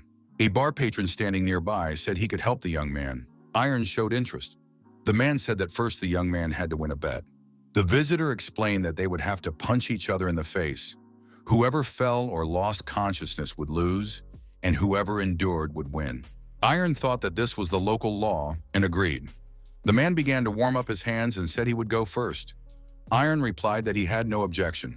His opponent said he was ready to begin and punched our hero in the jaw. Iron staggered but remained on his feet. Those present were surprised and even began to applaud. The opponent noted that he would have been disappointed if Iron had fallen immediately. Iron declared that it was now his turn. His blow was strong and stunning. The big guy couldn't stay on his feet and flew far back, falling to the floor.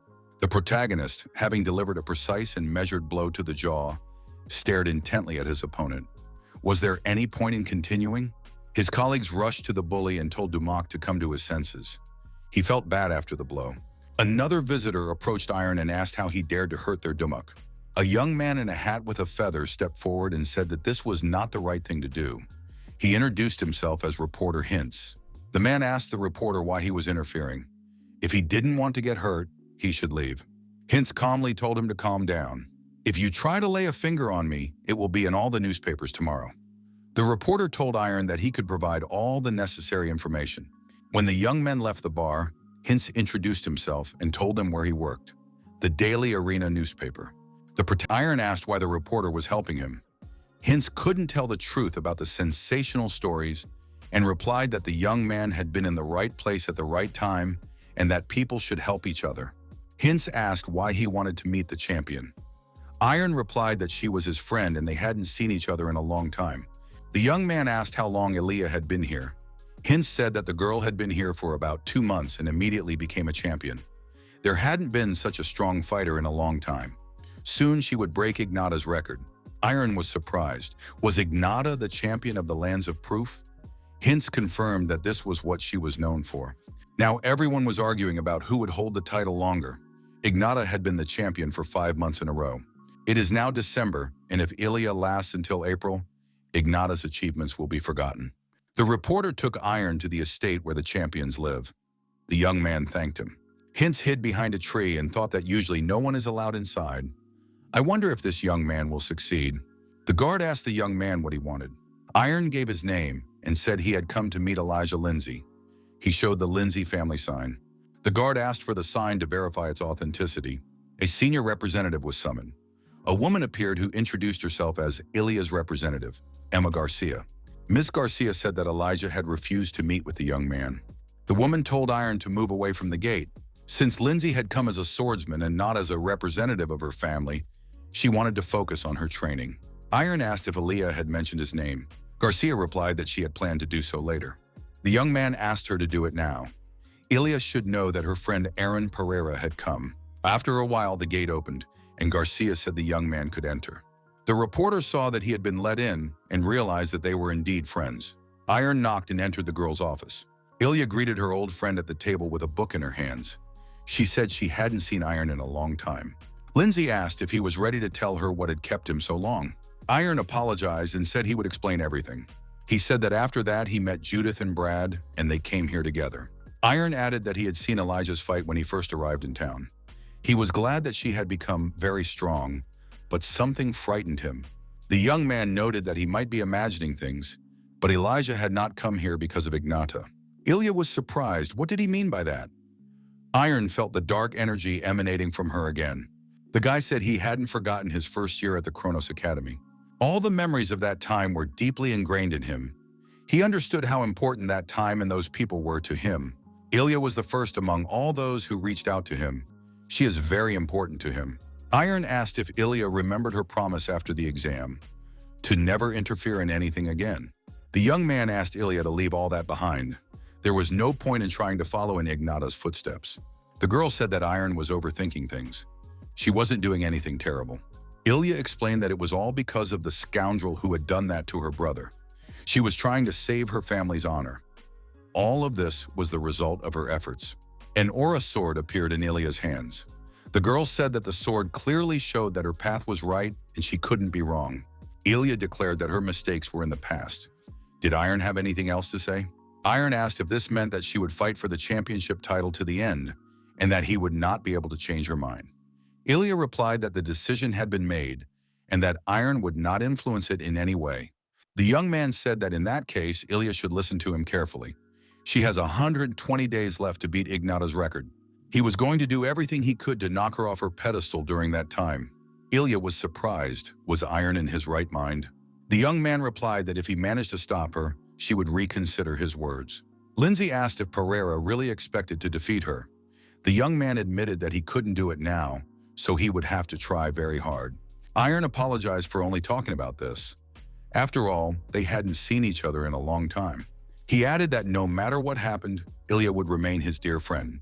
Iron headed for the exit and said they would meet again. His friends were waiting for him in the hotel room.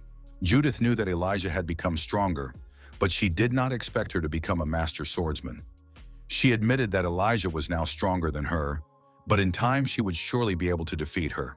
The doors opened and Iron entered the room. Everyone asked where he had been. Kubar asked if he had met Lady Lindsay. Brad was surprised. Had Iron challenged her? Was he crazy? Iron replied that he would fight Elijah in 4 months. Brad was surprised. Did Iron understand what that meant? Lulu said she believed in Iron's victory. Kubar added that the young man would become stronger, but Elijah was a master swordsman. Iron said he knew, but it didn't matter to him. The young man solemnly declared that he must challenge her and win. Judith noted that Iron had already gone too far, and therefore he must fight. She added that she would also challenge him. The girl left the room saying she was going to train. There was no point in wasting time. Judith thought, how could she sit idly by when Iron was going to fight Elijah? Brad suggested that Judith had been infected by Iron's motivation. Lloyd asked if Pereira had a plan. Iron replied that he didn't yet, but he would definitely come up with one. The young man immediately asked his friends for help. Brad admitted that Iron was crazy.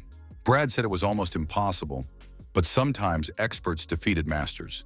Kubar said he had heard of such cases. There were 3 conditions for success. The first was a sword capable of withstanding a sword with an aura. Brad noted that Iron's sword was strong enough. The young man admitted that his sword had never broken. One proven expert confirmed its quality. The second condition was a unique style. Iron needed a style that his opponent could not predict. Otherwise, there would be problems. He needed to work on his techniques. Iron promised he would try. Brad noted that their efforts were not enough, but he understood that this would not stop Iron. The third very important condition is fencing skills that even a sword master cannot match. Ilya did not become a master by luck. She perfected her aura and skill. Brad said that if Iron did not fulfill all the conditions, it would be difficult for him. He replied that he would try to make it in time. Reporter Hintz approached them and asked in surprise, had Iron really challenged the champion herself? Hintz immediately realized that the young man was not like everyone else. It was good that he had been following him. Such a sensation could not be missed. He greeted him and introduced himself. Brad asked why the reporter was there. Hintz replied that he had sharp hearing and had heard everything they were discussing. Brad was surprised at what he was talking about. The reporter explained that every swordsman on Earth has his own level of proof. Everyone starts at the beginning and moves up the rankings. Only the top 10 swordsmen have the right to challenge the champion. Even if a swordsman is experienced enough, it would be difficult to challenge the champion without public attention. This is the fourth condition. Kubar asked how public attention would be useful to them and whether Hintz could provide it. The reporter promised to help improve public opinion of Iron Pereira and make him a star of the land of evidence. The next day arrived. The land of proof, the entrance exam, passions flare. Brad and Judith are performing in the arena. Lloyd is the star of the 27th issue. Judith is his girlfriend, a commoner swordswoman. The journalist looking at the participants said that this was not the level of a pawn, the golden edition of the Chrono Academy. 3 wins out of 3 for each, and they were promoted to the level of an elephant. The journalist thought he should get an interview before Hintz arrived. He asked the young people why they had come to Earth for proof after graduating from the academy. Did they want to glorify it? Brad replied that they were not giving interviews. The journalist turned to his assistant. Why was he here? He was supposed to be watching the fight between Karis and Tristan. The assistant replied that the fight was already over. Both had lost to the young swordsman.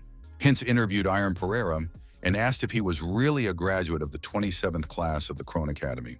Other journalists hearing the name Pereira were surprised. Had anyone heard of him before? They had to try to interview this young man.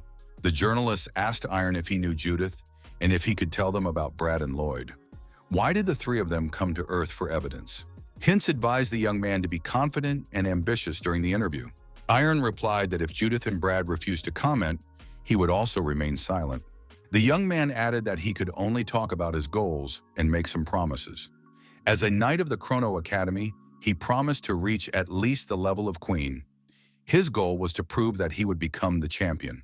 The press wrote that graduates of the Chrono Academy immediately received the level of an elephant and are completely different from other participants. Iron Pereira also attended this academy. Does he really want to become a champion? Hintz noted that the start was excellent and they created a buzz. The reporter promised to start working on the next article. Iron asked where Judith had disappeared to again. Brad suggested that she was training. Lloyd asked why Iron looked so excited during the interview on Earth's beginning. Does he really want to defeat Elijah? When a person is overwhelmed by negative emotions, such as anger or envy, they begin to be consumed by dark energy. Iron noted that Jet Frost is able to control his emotions, but Elijah emits as much energy as the Magians. If nothing is done, The dark energy could have too much of an effect on her. Brad understood why Iron took such a risk. Brad suggested not telling Judith about it yet, so she wouldn't get any ideas. Defeating Elijah would be extremely difficult. Iron replied that he would do everything possible. Lulu was indignant. Why hadn't Iron told her how serious the situation was?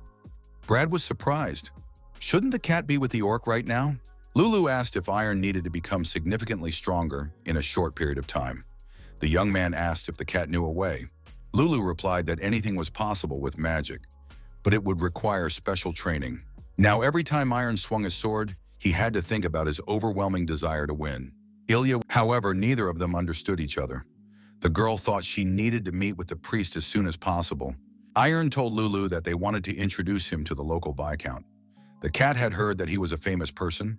The young man noted that there was still a week left before the next battle, so the meeting was possible. Iron saw many people who wanted to study with John Drew. He greeted them and said he had come on behalf of reporter Hintz. The assistant confirmed this and invited him to come in. What Iron saw seemed very luxurious to him.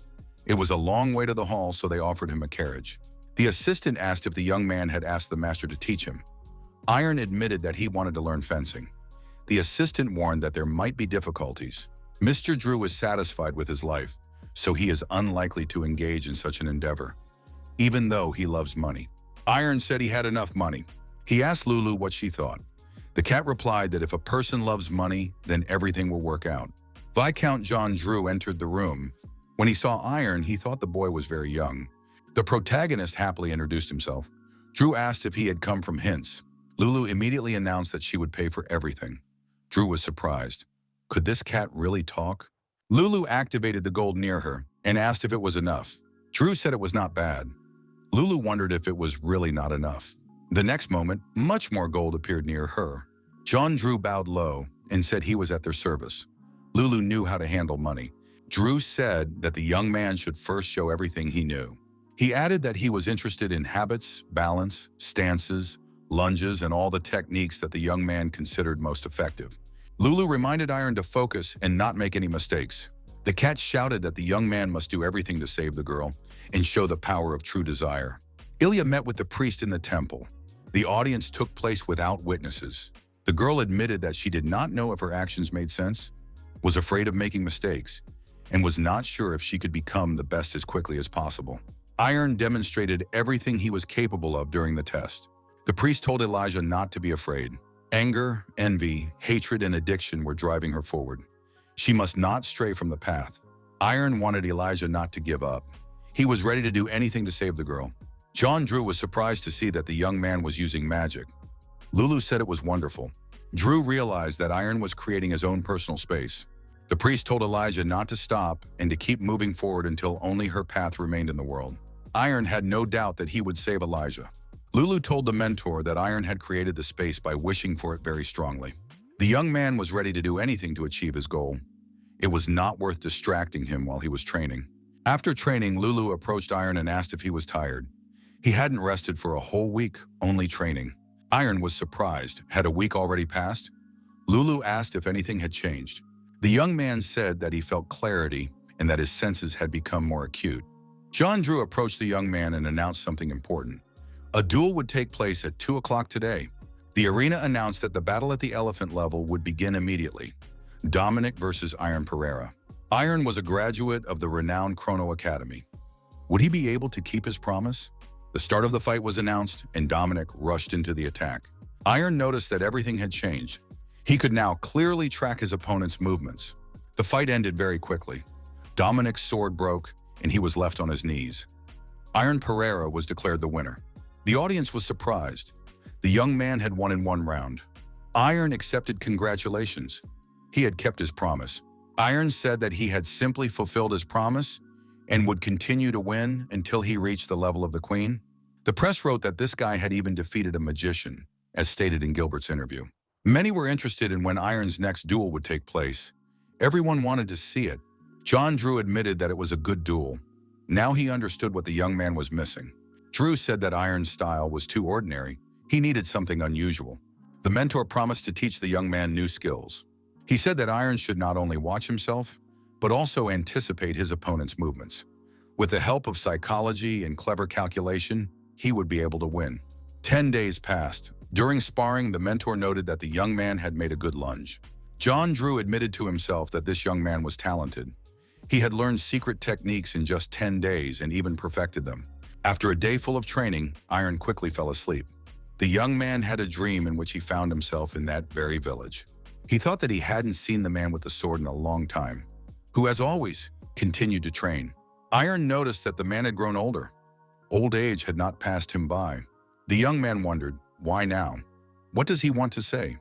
If he wants to help, he will accept the help. But if he gets in the way, he will have to repel the attack. Iron decided not to be led by others anymore. Now he would make his own decisions. He chose his own path. Lulu looked at the sleeping Iron and thought that even in his sleep, he was doing mental training. The next battle in the arena ended with Iron Pereira's victory. The audience noted that the young man had once again managed to win in one round. Iron managed to raise his level in just 3 days. The press wrote that Iron Pereira kept his word. Another victory, 0 defeats. Judith watched every fight of her friend. These days she thought a lot. The land of proof had become his training ground. It was announced that Iron was receiving the rank of king. The land of proof recognized his talent. Brad asked Judith how she was feeling. Iron was first again. The girl silently left the stands. Judith thought she would not lose. She believed that she would become stronger if she wished for it enough. The girl was worried. Would she really not be able to surpass Iron? Judith bumped shoulders with a random passerby. The man dropped his book. She bent down, picked up the book, and apologized. The stranger thanked her and said it was no big deal. He wore a pendant on his chest like the priest Elijah had met. The man took off his hood and asked if the girl would mind talking to him. Iron fought another opponent in the arena, increasing his rating and authority. The fight also ended in Iron's victory. He was just 1 victory away from reaching the queen level. The king level turned out to be too easy for him. Cooper told Brad that everyone was talking about Iron now. The young man added that the newspapers were writing only about him. Kubar acknowledged that Judith was also close to the king's level. Brad agreed. The next match would show whether she could make it. The orc noted that they were very similar, but Brad felt that Earth was not interested in evidence. Brad admitted that he wasn't very interested in simply swinging a sword. He recalled his meeting with the head of the Chrono Academy. Ian said that Judith should undergo training and gain experience, but this only applies to those who really need practice. The head noted that Brad was already worthy of the exam, and there would be no test for him. He would become a graduate of the Chrono Academy. Hearing this, Kuber said that it was simply amazing. Judith entered the room. Brad asked how her training had gone. The girl replied that she wanted to fight Brad right now. The young people came to the edge of the forest near the cliff. Brad asked how Judith found this place. He decided to test how much stronger Judith had become. The girl took out her sword and the young man noted that she was completely different now. "What's going on, Yusionan?" he thought. Judith asked Brad to fight with all his strength. The boy replied that he understood and would do as she asked. Iron shouted loudly and his body began to glow. Lulu said it was the aura. "Haven't you seen it before?" the cat asked in surprise. Iron replied that he had felt it, but not seen it. The guy realized that the training was working, and his senses were sharpening. That was the aura. Iron was told the date of his next battle. It would take place tomorrow. There were no problems with the opponent yet. The host announced that the duel would finally take place. A newcomer, a graduate of Chrono, Iron Pereira, would fight in the arena. He will face a newcomer, a commoner who recently reached the level of king. Judith. The battle will be between graduates of the Chrono Academy. It was a battle not to be missed. The young people exchanged glances. Everyone was curious to see who would win. Iron had heard that Judith wanted to fight him. What is she thinking, he wondered. Judith was surprised.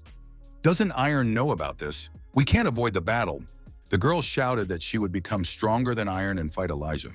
The battle began. Judith told Iron to try to defeat her. The young man replied that he was not going to give up either. Iron parried the girl's attack, pushed her away and said that now he would attack. He prepared himself and swung his huge sword. Judith instinctively prepared to defend herself. Where did he get such strength?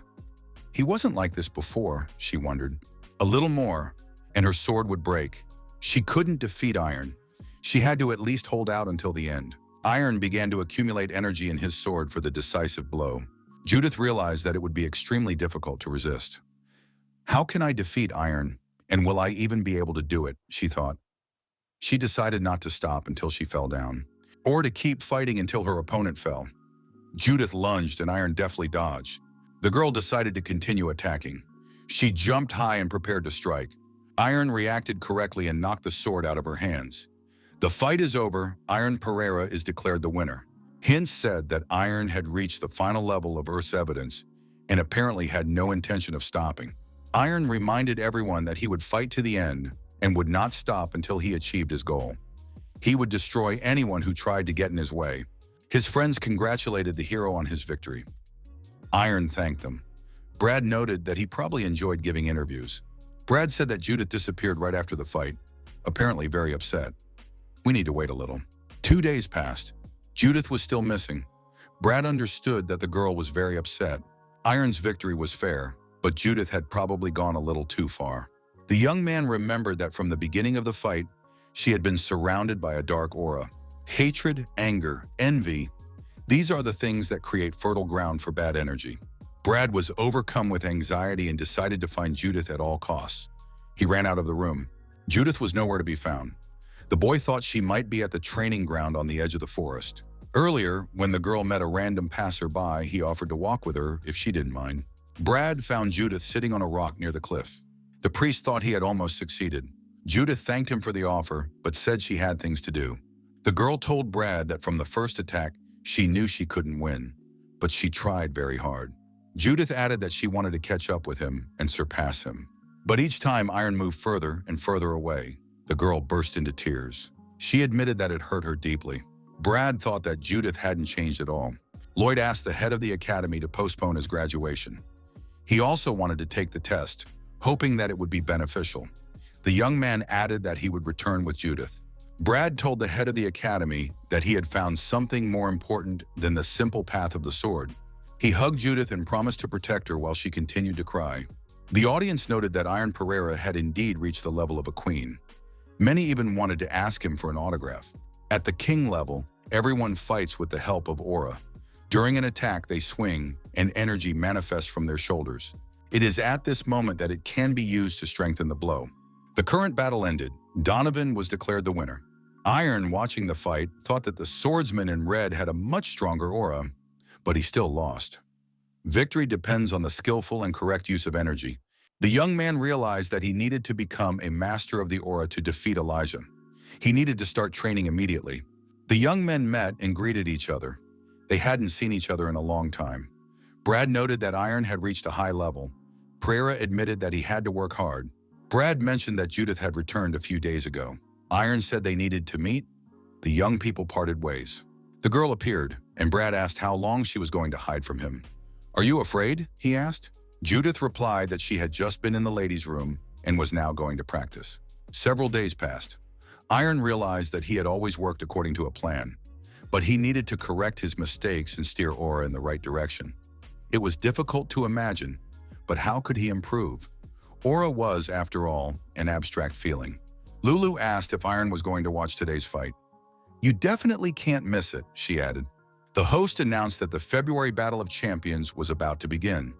The audience welcomed the champion, Sword Master Ilya Lingjai, and her opponent, Queen-level fighter Elder Grayson. Iron, sitting in the stands, thought that he needed to watch the fight carefully. How exactly does Ilya strengthen the aura of her sword? Energy appeared around the girl again. Iron noted that the feeling was the same as during his attacks. The aura transferred from her body to the blade of her sword. The audience was surprised. Elijah put away her aura sword. Is she really not going to use it? There were rumors that Ilya had promised not to use the aura sword anymore, as many believed that without it, it would be difficult for her to win in a normal battle. Grayson said that the girl was arrogant. Elijah denied this. The battle began, and the opponents rushed at each other. Iron thought that this time everything was different. When Elijah swung her sword, she used her aura only where necessary. First, she gathered her aura at the point of impact and only then attacked. Grayson, on the other hand, used it differently. He got the most out of his sword with the least amount of aura. Iron noticed that Elijah was beginning to overwhelm her opponent. Her strength, speed, and endurance were superior to Grayson's. Her opponent did not expect her to be so strong. He wondered, if I were younger, could I defeat her? Ilya attacked and broke her opponent's weapon with a sword strike. The battle was over. Lindsay retained her title as champion. 3 days passed. The orc asked why Iron wanted to meet with Grayson. The young man replied that he had a request. But would the elder agree to listen to him? Kubur said not to worry. They often drank together. The orc added that Grayson was fond of alcohol, and if he was treated to a drink, he would surely warm up. Kubar showed him where to find Grayson. Iron was frightened. Bad energy emanated from there. Kubar burst into the room and asked what was going on with Grayson. Iron and Kubar saw the elder at the back of the room, completely enveloped in dark energy. The man asked who was there. Grayson added that he didn't remember calling anyone here. The transformation was not yet complete. Not all phases had been worked through. The orc noticed that Iron's aura had changed. Now the young man seemed to be surrounded by real steel. His energy was purer and stronger. This energy controls everything. Iron was eager to stop Grayson's transformation into a mage. Grayson asked again why the two were here. Iron replied that he had heard that the elder loved duels. Would you like to fight? The loser must fulfill the winner's wish. Grayson laughed. Interesting, then I'm in. The man stood up, took his sword, and declared that he wanted the young man's life. The battle began. Iron skillfully parried the attacks. He noted that his opponent moved like a real snake. Without training with John Drew, he would have lost immediately. Now our hero could see his opponent's aura movements. The young man understood the beginning and end of Grayson's attack. This was a first for him. The elder was surprised at how this guy could predict his movements. Grayson did not understand why the young man could corner him. Even with the power of the demon, Grayson couldn't defeat this man. The elder shouted that he would never accept him. Kubar yelled at Iron to run away immediately. The young man replied that there was no need to worry. He was no longer afraid of the Magians. Elder Grayson swung his sword to deliver a devastating blow. However, Iron blocked it, and what's more, Grayson's aura sword was destroyed. The demonic energy left the warrior, and he fell to his knees and wept. The elder felt that he had returned to his human form. Iron approached his opponent and knelt down beside him. Kubar ran to help and shouted for the young man not to do anything foolish. The elder thanked Iron. At least in the end, he had become human again. Kubar thought that the fire in Grayson's heart was dying out. Unfortunately, for the elder, this was the end. Iron was surprised. What end? He said he was glad to finally fight the elder. Now he had hope of defeating Elijah. The fire in the young man's heart was burning. I want to be as strong as Grayson, he said. Iron declared that it had been a worthy duel and thanked his opponent. Kubar noticed that the fire in the elder's heart was burning again. Iron reminded him that the loser must grant the winner's wish, adding that his wish was for the elder to continue fighting worthy and impressive battles. Kubar noticed that bad mana emanated from Grayson's sword and asked where it came from. The elder replied that he did not know. The sword had appeared in his room, and when he took hold of the hilt, he immediately lost himself. Grayson said that when he fully recovered, he would visit the temple, confess his sins, and pray for forgiveness. He hoped to purify his heart. Kubar thought that Jason's heart was already completely pure, without a trace of evil energy. The rivals parted with the hope of meeting again. Kubar told the young man that he remembered Ignata's words. Khazar, Charlotte, Victor, now Grayson too. According to Ignata, the world would soon be disrupted. It was already teetering on the brink. Kubar asked Iron what he thought about this power. The young man replied that he didn't know much yet. Iron knew he could win, so everything happened naturally. Perhaps he could defeat Elijah in the same way. The orc thought, energy that purifies bad mana and fire that revives life. If his mentor saw this, how would he react? In the tavern, Brad told Judith to stop picking out the tastiest bits and eat normally. The girl replied that Brad had become too picky. Iron approached his friends and greeted them. He noted that he hadn't seen Judith in a long time. The girl replied shyly that she felt the same way. Brad, looking at the girl, said that it had become too hot here and went to get a beer. After a while, Brad asked if Iron was still training. Iron replied that he was working on his aura, and it wasn't that easy. He didn't quite understand how to control it yet. Judith was surprised. Could Iron really not control his mana?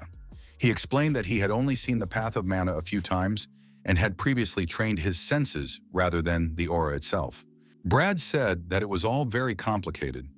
Judith noted that Iron was not yet very successful. Brad added that at the academy they learned how to control the aura after basic training. Of course, not everyone participated.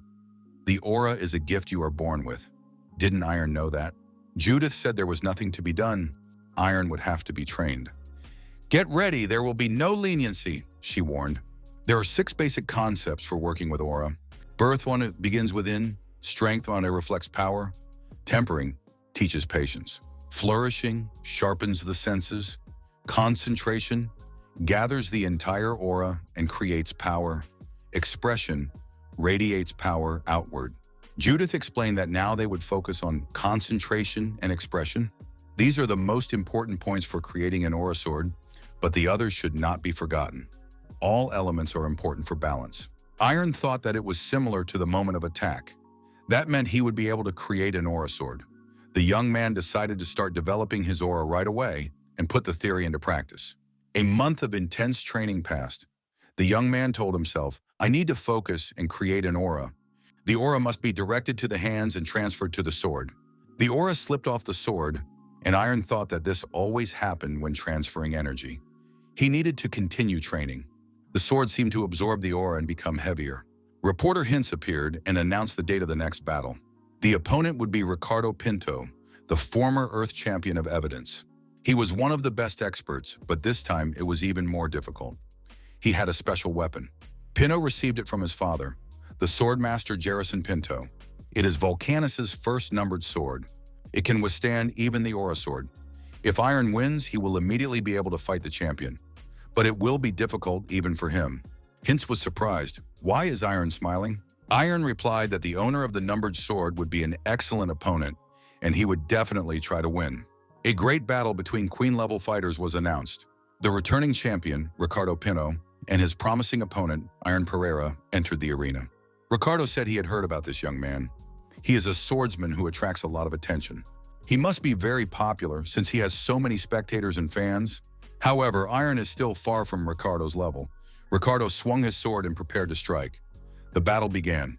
Iron parried the attack and said that his opponent could not be sure of the outcome until the fight was over. Ricardo noted that the young man was incredibly fast and managed to dodge his blow. He thought that Iron possessed incredible strength, enhanced by his aura. Iron swung his sword to strike, and Ricardo put his sword forward to block. The swords of the opponents collided, and sparks flew in all directions. Ricardo was surprised. Could this guy really concentrate so easily? It was clear that his aura training had been done at the highest level. Emma Garcia told her mistress that the opponents were giving it their all. The fight had only just begun, but the intensity was already incredible. Now it was clear why Pinto had become the champion. Iron had only spent 40 days on Earth, but he was already comparable in strength to the former champion. Ricardo thought that Iron was aiming for his sword. Did he really want to break the numbered sword and win using the aura sword? Brad said that Iron was trying to see if his aura sword could defeat the numbered sword. Judith noticed that he had completely lost his mind. Ricardo asked how this guy dared to try to destroy his weapon. Didn't he understand that it wouldn't work? Iron gathered all his strength for the next strike and swung with all his might. Ricardo put his sword forward to block the blow. The audience heard a loud clang and saw sparks flying. Spectators were surprised. Was Iron really pushing Pinto back? Iron thought that in order to win, he had to give it his all. He was sure that in the future he would fight Ilya Lingje. Spectators shouted, Pereira continues to pressure Pinto. But how was that possible? At one point, everyone saw that the numbered sword was broken. The fight was over. Iron had broken Volcanus's sword. The victory, which was hard to believe, went to Pereira. Now it was clear what the next match would be. The April match for the top spot in the rankings. At the next training session, Iron tried again to infuse the sword with aura, but again failed. Had he absorbed the aura again? Judith asked if he had tried to make an aura sword today. Iron replied that he had been trying for several days, but nothing was working. Judith said it wouldn't be easy. It would take several months. The girl began to tease the young man, suggesting that he strike her with his aura sword. Emma Garcia looked at the lady and thought that she hadn't slept for a week and was only training. She didn't want Elijah to lose herself. Iron still doubted whether he could defeat Lindsay. Judith told him not to worry. Iron asked if it was really that noticeable. The girl nodded affirmatively. Judith added that for several days she had hated her thoughts. Why is he so good at everything? Why does he work better with aura? The girl noticed that Iron was beyond her understanding, but she still couldn't hate him. Judith added that Elijah felt the same way. She doesn't know exactly what state the champion is in, but she believes in Iron. He tries hard for others. Judith patted him on the back in a friendly manner and said, "Do your best, and you'll have nothing to worry about." The young man had another dream. He found himself in an old village and saw the swordsman. The dream changed. The fierce and defiant energy seemed to calm down. Iron saw that the swordsman was looking at him. The man wanted to say something, but his words were inaudible. What exactly did he want to convey? The host greeted everyone on Earth with proof. Today, the long-awaited fight would take place, and the champion of April would be determined. The newcomer who aspires to the Queen's place is Iron Pereira. The current champion, the Swordmaster, is Elijah Lindsay. Only one of them will be the winner. The start of the fight was announced, and the rivals rushed at each other. Ilya attacked first, forcing Iron to defend herself. The spectators couldn't keep up with them. Their movements were fast and elusive. Judith thought she could use expression. Lulu was also impressed. Iron concentrated his aura before jumping and instantly exploded it, increasing his speed. A top-level skill. The rivals fought fiercely, remaining almost equal, each showing composure and sound judgment. After another clash, Ilya was thrown back. Even she was surprised. Could he really do that? The spectators did not understand what was happening. How could this guy stand up to the champion? Why was the girl being pushed back? It was clear that Ilya looked confused. Iron Pereira was ready to do anything to become the champion. The girl activated the Lingjai family skill. A hurricane appeared in front of Iron, which could have engulfed him. But he stood his ground. Judith shouted that he was using the heavenly sword. Had he gone mad? The effect of the skill was stunning, but Ilya was surprised. Her opponent was still standing. The audience did not understand how he blocked the champion's blow. Iron asked, "How long is Elijah going to play around?" The young man demanded that Lingjai take out her aura sword. Iron declared that otherwise he would break the sword she was holding, and no one would be able to stop him. The audience was stunned. Champion Lindsay decided to use the aura sword. The fight was about to begin in earnest. The priest silently watched the events unfold from the stands. The fight resumed with renewed vigor. The tension was palpable, and the spectators' emotions were running high. The arena had never seen a duel like this before. Judith noted that Iron was having a hard time.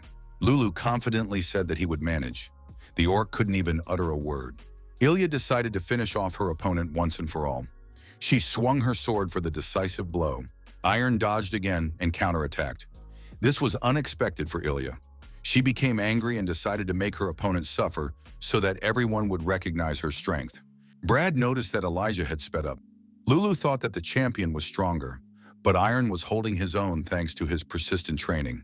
Because she had been consumed by dark energy, Ilya saw Iron as a worthy opponent. Iron said he would always be grateful to Ilya. Without her support, he would not have gotten this far. Ilya was surprised. Did he dodge again? Iron promised that he would help her now. Everyone saw a glowing sword in his hands. No one understood where this light came from. Judith and Brad realized it was Iron's aura sword, so he had succeeded. His friends thought that the winner had been found. The winner was Iron Pereira. He became the new champion. Ilya Ling sat in the middle of the arena with a doomed look on her face. A broken sword lay nearby. The girl thought, now it's all over for me. What should I do? Iron approached his opponent and sat down next to her. He said that it wasn't a good time to talk about it. Ilya felt the warm energy emanating from him. Pereira reached out his hand, smiled, and offered peace. Make peace, and don't fight anymore. Ilya smiled and took his hand. They got up from their knees. The spectators shouted, Iron is the new winner. The priest was leaving the stands and accidentally bumped into one of the spectators. The man became angry. The man caught up with the stranger in the hood and demanded an apology. The priest's demonic energy transferred to the spectator. The priest continued on his way, and the man was left perplexed. Iron looked at Elijah and scanned her. The dark energy disappeared without a trace. The priest thought that this guy's energy was the opposite of darkness. Who was he really, this Iron Pereira? Brad read the latest news in the newspaper. Controversy over Iron's victory for the championship title. Many did not understand why the use of a magic sword that changes appearance during a duel was allowed. The possibility of a rematch was discussed. The orc said that all disputes ended when Elijah personally admitted defeat. Thus, a new champion was proven on Earth. Kuber thought that Iron was great.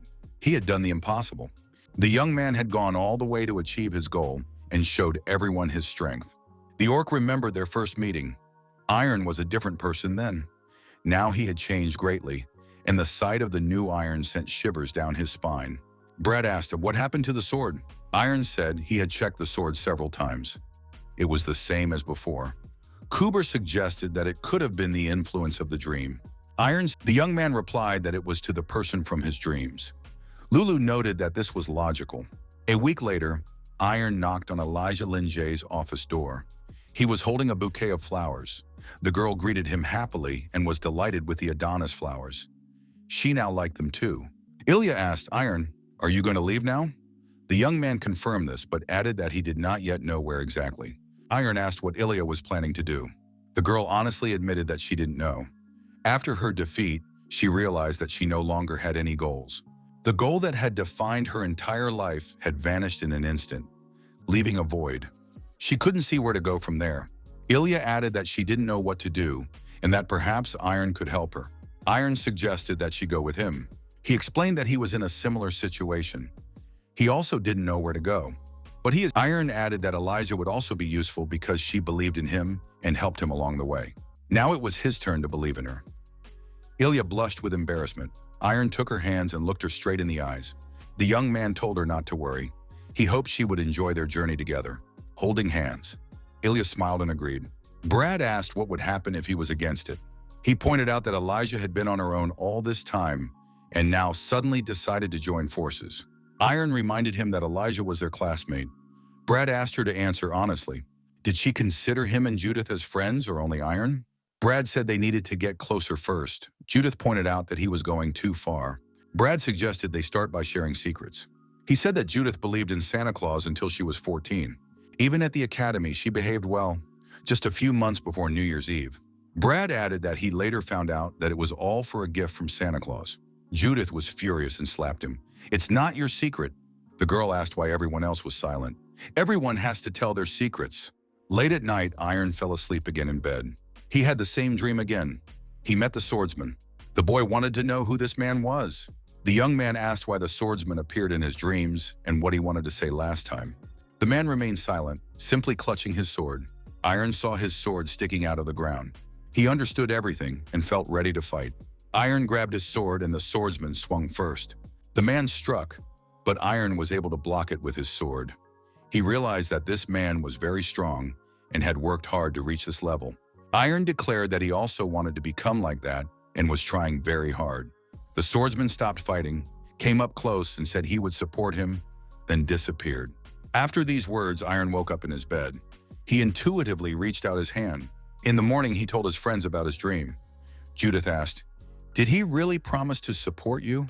The young man noted a strange feeling that the man would not appear again. The orc suggested that everyone go to Turkali, the city of orcs in the northwest, Kubar's homeland. Kubar added that his mentor, the greatest shaman in orc history, the great Gurgar, lived there. He suggested that Gurgar could help Iron understand the nature of his dreams. Brad said he didn't mind, and Judith agreed as well. Ilya said she agreed as well. Lulu added that she had never been to an orc village before and thought it would be cool. The next day, the young people prepared for departure. Ilya asked Emma to tell her parents that she would definitely return. The assistant wished her a good trip. The girl remembered that she had forgotten to say goodbye to her mentor, but Emma said that he had left a few days ago on urgent business. The travelers decided to make a stop. Kuber said he would prepare food. Brad remarked that next time he would drive the carriage. Kuber was surprised, but Brad explained that taking care of them was a constant chore and it was tiring. Judith announced that she would prepare dinner today. Brad added that they could be relied upon. A little while later, Iron was holding some burnt meat and asked, "Can you really eat this?" Elijah reassured him, "Don't worry, I made soup." The young people were delighted. After tasting the soup, the travelers couldn't help but spit it out. Brad exclaimed, "This is poison!" Elijah was surprised. Was her soup really poison? Judith chuckled quietly. Kuber suggested that he should be the one to do the cooking after all. He would call if he needed help. Ilya, teaching Judith, told her to imagine that the sword was an extension of her arm. That way it would be much easier to wield. Brad was in a romantic mood and wove a wreath of wildflowers. The wreath went to Lulu, who was relaxing carefree on the lawn. Kuber sat by the fire in the evening. Iron joined him after training. The young man asked what was bothering Kuber lately. The orc said that the young man was very observant. Kuber admitted that he was worried about returning to his homeland. Iron suggested that Kuber had left there because he was not happy with his life. The orc replied that he could not return there alone. Iron added that this was probably why Kubar was constantly traveling around the continent. Kubar said that he wanted to enlist the support of his friends in return. Was it strange to do so at his age? Iron replied that there was nothing strange about it. After all, Kubar had suggested going to Turkali without knowing what the answer would be, but he had mustered up the courage anyway. During the rest of the journey, the carriage hit a rock and broke a wheel. Kubar said he thought Brad would be able to handle the carriage. The road was busy, and a merchant wagon appeared nearby. Kubar decided to ask them for help. After talking to the merchants, Kubar said that these guys were heading to the orc tribes. Fortunately, they agreed to help. The merchants gave their names, Frederick and Kenyal. Our heroes also introduced themselves. Frederick thought he had heard those names somewhere before. The travelers climbed into the wagon and continued on their way. Lulu asked why Elijah was sad. Ilya said that she was constantly thinking about what to do next. Her heart felt much lighter than before, but she wasn't sure if this was the right path for her. Lulu said that if there were too many thoughts in her head, she shouldn't think about anything. Worrying wouldn't help her decide. She had to forget everything and calmly move forward. Frederick shouted that he remembered. Kenyal asked in alarm what had happened. Frederick said it was the golden class of the Crone Academy. That's where he knew them from. Kenzo was surprised. What was an aristocrat doing in such a remote place? Shouldn't they be training somewhere new after winning the money? These travelers looked like vagabonds. Suddenly, someone shouted from the road for the carriage to stop and for everyone to get out. Kubar asked in surprise what was going on. Frederick replied that bandits had appeared ahead. A band of orc bandits had indeed appeared on the road. Frederick said he had heard about an orc with a scar, the leader of a criminal gang that destroyed everyone in its path. No negotiations would help. The villain ordered his henchmen to destroy everyone in the human line. However, our heroes reacted quickly and put up a worthy resistance. The young people drew their swords and engaged in battle with the attacking orc bandits. The villains did not expect such resistance. Elijah told his friends to hide behind him and rushed into the attack. Brad and Judith worked as a team, and the orcs had no chance of escape. Parts of the bandits' bodies flew in all directions. Elijah rushed through the ranks of the orcs, and everyone who was nearby was destroyed. Frederick shouted that it was impossible. Orcs are much stronger than humans, yet humans are winning. This was truly a golden class of the Crone Academy. The young people had proven themselves in action. Iron, the young man thought he had cut down 6 with one blow. Brad asked if Iron was okay. Iron said he was fine. He knew that now was not the time to relax. The leader of the bandits admitted that this guy was strong. The villain added that in that case, he would also fight with all his might. Judith, the orc, began to grow in size and turn red. His roar echoed throughout the area. Kubar said that the bandit was using blood magic, which was forbidden by convention. The villain rushed at the people and shouted that he would destroy everyone and show no mercy. However, the criminal did not manage to achieve his goal. A huge hammer, which came from nowhere, struck the orc in the chest and knocked him off his feet. Iron wondered where the hammer had come from. From a nearby hill, an elderly orc clad in armor rushed at the criminals. He shouted loudly for his warriors to attack the criminal gang. Orc warriors with weapons in their hands attacked the bandits from all sides. The robbers were frightened and fled, but the warriors caught up with them and destroyed them. Brad asked in surprise who they were. Kubar replied that they were shamans from Turkali. They were local warriors, and the elderly orc was their leader, one of the 10 most powerful shamans on the continent. The shaman's name was Karamkun. Kubar added that he was his father. Karamkun saw his son and called him by name. Kubar said that they had not seen each other for a long time. The shaman told Kubar to leave. This was his last warning. Karamkun repeated that Kubar should leave this place and never return. Kubar said that was impossible. He needed to talk to Tharakon. Iron acted as a negotiator and told the chief to stop. It had taken his son a great deal of effort to get here. Surely the chief could talk to him. Karamkun asked who this person was. The young man replied that he was Kubar's friend and student, Iron Pereira. The old man said that this was a matter for the family and the tribe, and that the young man had no business interfering. Iron replied that this was a matter for his mentor, his friend, and that he had the right to interfere. Karamkun asked if this man was ready to take responsibility for his words. Iron confirmed without hesitation that he was ready to do anything for Kubar. The chief said that was excellent and swung his hammer. He was ready to test the truth of the young man's words. Karamkun threw the hammer at Iron, but at the last moment Iron managed to dodge it. The hammer flew past and shot upward. Iron was surprised. What happened to this weapon? The chief thought it was not bad. The young man was deflecting his attacks with his aura. This guy also makes excellent use of the power of the forest. Iron held his sword forward and prepared for battle. The orc chieftain rushed at the man. Iron thought he could definitely hold out. Karamkun noted that the young man was doing well to withstand the attacks with his weak body. The old orc said that it was over and that the young man had better surrender. Iron had no intention of surrendering and continued to wield his sword, not letting his opponent get close. The opponents stood at a safe distance. Iron tried to fend off all the old orc's attacks, moving around the center of the improvised arena. Karamkun noticed that the sword in the young man's hands would disappear and then reappear. Was it magic? The chieftain had to admit that the man was a worthy opponent. However, according to him, this was the last warning. The humans must leave with Kubar. Karamkun added that otherwise he would make sure they would never be able to raise a sword again. Lulu was the first to crack under the pressure. The cat screamed for the chief to stop immediately. She declared that she would no longer hold back. Auras flared around Lulu. Lulu shouted that she would not forgive this orc if he laid a finger on Iron. There was a bright flash, and Lulu turned into a girl with wings. Small horns appeared on her head. Judith asked in alarm where this dragon had come from. The girl grabbed her wings and said that they were very beautiful and that this outfit suited her. Karamkun immediately realized that he was facing a very powerful mage.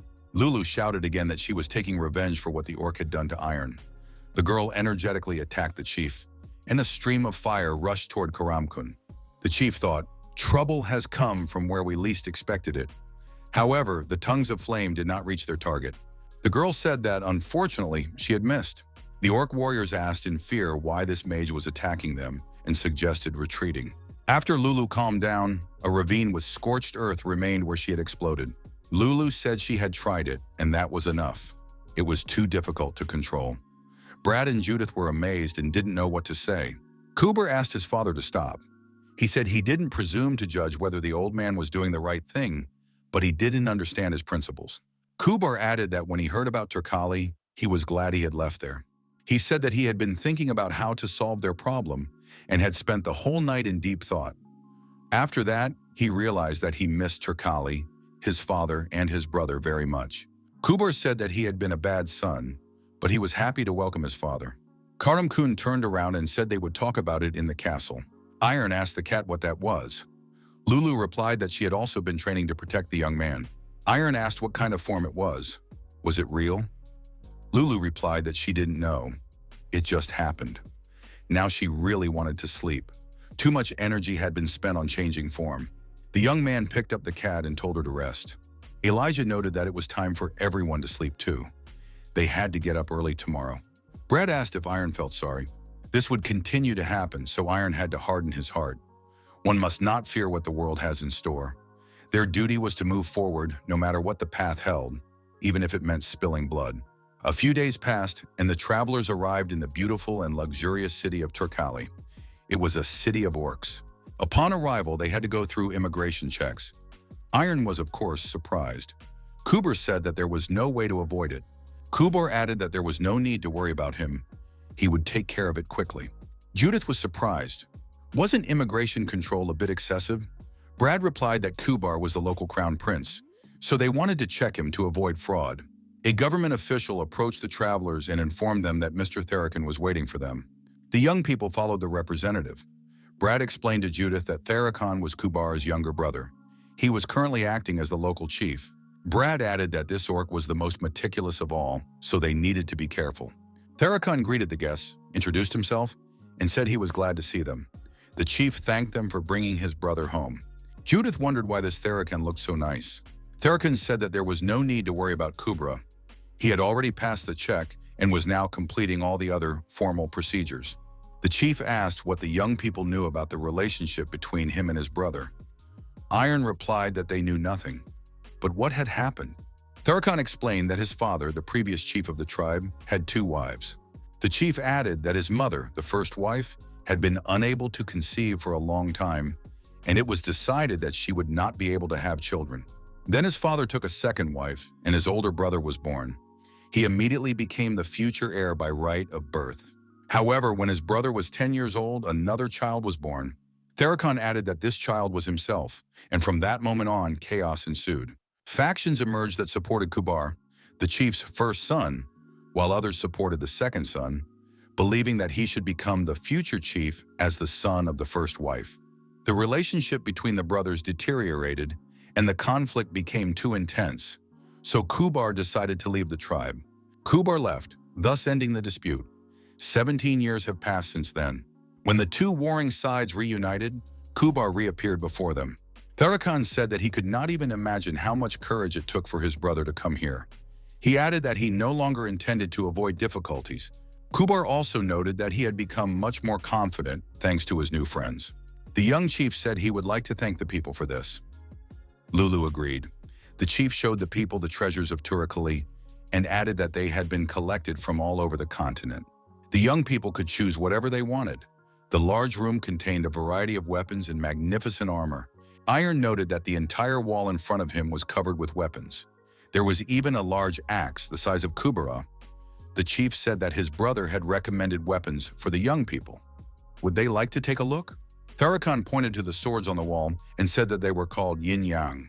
One of them radiated cold energy, like shadows, and the other radiated warm energy, like the sun. They are also called the blue and red swords. Judith got the red sword, and Brad took the other sword. Theracon was surprised. The swords had revealed their true forms.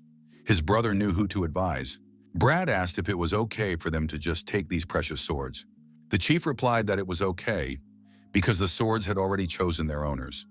Young people should not hesitate and should use them. Iron asked if Lulu had chosen anything for herself. The cat said she had found a nice sword. Iron and Lulu simultaneously pointed to a pendant and said that was what they wanted. Iron handed the pendant to Elijah and said that it had somehow caught his attention. Perhaps it radiated good energy. The chief said that long ago, this pendant belonged to an amazing summoner. It was a very old item, so he would not advise taking it. However, since the young man felt something, he could take it if he wanted to. Iron promised to treat it well and thanked the chief. Judith asked what Elijah had chosen for herself. Elijah took the dagger and said that she wanted it. Elijah added that she didn't know yet which sword would suit her or which one she would like. The next day came. Kuber greeted the young people. Lulu asked why Kuber had so many problems, but he didn't say anything about it. Kuber said he had bad news. His teacher had died a year ago. The orc added that it was not unexpected. He was older than Kubar's father, who was already over 70. Kubar noted that his teacher had left a letter, as if he knew that he would bring everyone here. The letter contained a riddle. Kubar said he hadn't found the answer yet, but if they all worked together, they would understand what the teacher had meant. Turkali is an arena for training. Young people traditionally participate in sparring matches. The orc observers said that Kubar had brought these people here. A white-haired girl from the Lingjai family. The blue-haired boy has the blood of the Lloyd warrior family running through his veins. The light-haired guy with the big sword is not from a very noble family, but he is still a noble. The orc added that among these people there is also one with churn blood running through his veins. Apparently the red-haired girl has no surname. How could she have wormed her way in? It's a disgrace for a warrior. Judith overheard this conversation and stared intently at the orcs. Brad told the girl not to pay any attention to them. If a fight broke out now, it could put Kuber in danger. Judith replied that she knew this and was therefore holding back. A week later, the same thing happened again. One of the orcs said that the girl was good for churn. She was a commoner, but she was strong. Judith told them to stop talking about her behind her back. If they didn't like something, they could fight her. The orcs were surprised. Did she really want to fight? Judith swore profusely. The orcs were surprised. How did the girl know their language? Judith said she learned the curse from Kubar. Did they really dislike something? She didn't know that orc warriors were so dishonorable. The girl declared that if they had something to say, they could come out. She was ready to deal with both of them. The huge orc told the girl to stop. He couldn't turn a blind eye to this. The orc added that he was Gant, deputy commander of the Red Axe Battalion. Brad thought that Gant was one of the three that Kubar had warned him to be wary of. Gant said that this girl had just insulted the entire orc race. As a warrior of Tarakli, he could no longer tolerate this. The girl must pay for her foul language. Judith replied that before making such statements, he should keep a closer eye on his subordinates. The girl added that the orcs who spoke about the warrior's origins and honor did not think about how their words and behavior reflected on the orc race. Judith asked why the deputy commander of the Red Axe Battalion would not take responsibility for his subordinates. She suggested they fight to decide who was the real warrior. Gant said that this girl was very stubborn and that he would make her regret her words. Judith noted that this Gant seemed very confident and she would look forward to their battle. Gant was informed that Gruger had appeared in the temple. This was quite an unexpected announcement. Gant was surprised. Could Gruger have returned alive? Kuber saw his resurrected teacher standing before him.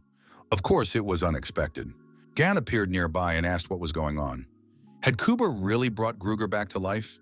What was he up to? The old man greeted Gant and told him to calm down. There was nothing to worry about.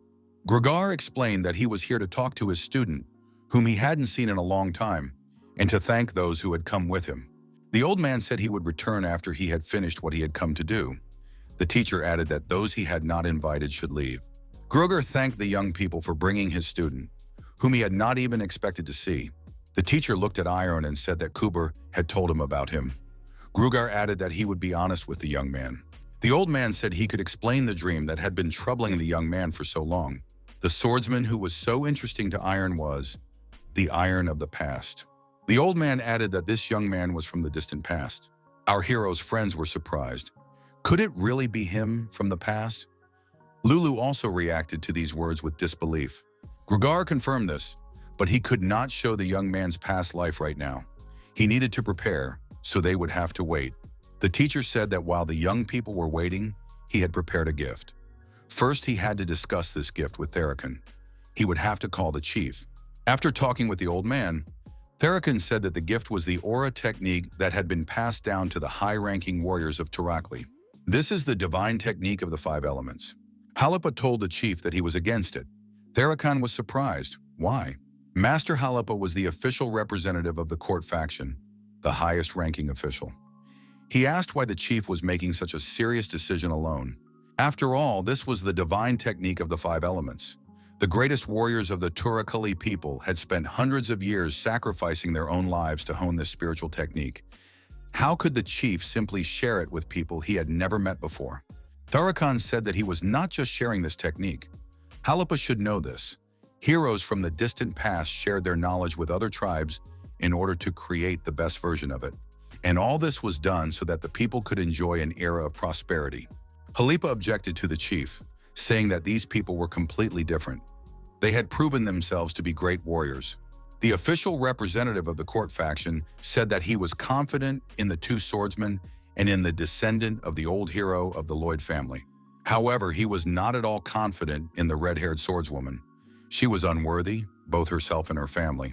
She even dared to insult the orc people. Brad told Halep to speak openly and honestly because they were the ones who insulted Judith first. Halepa noted that the chieftain himself would decide what was true. However, Judith had not proven herself to be a worthy warrior. Halepa added that he demanded a meeting be called. The chief agreed. Therakan said that he would not ignore what had been said here.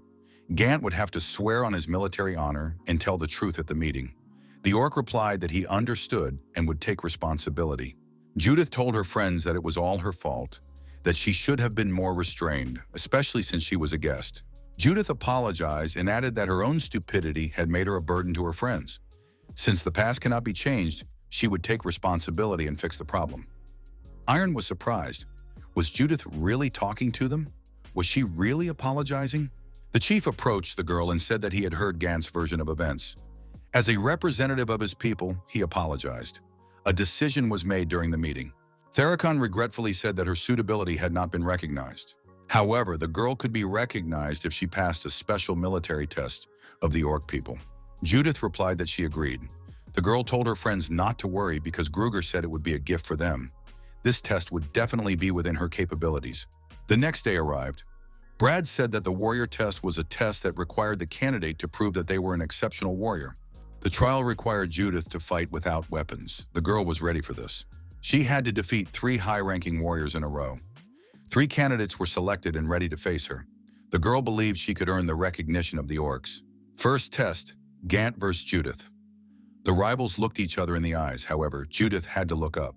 Gant said he would show the human what it meant to be a true warrior.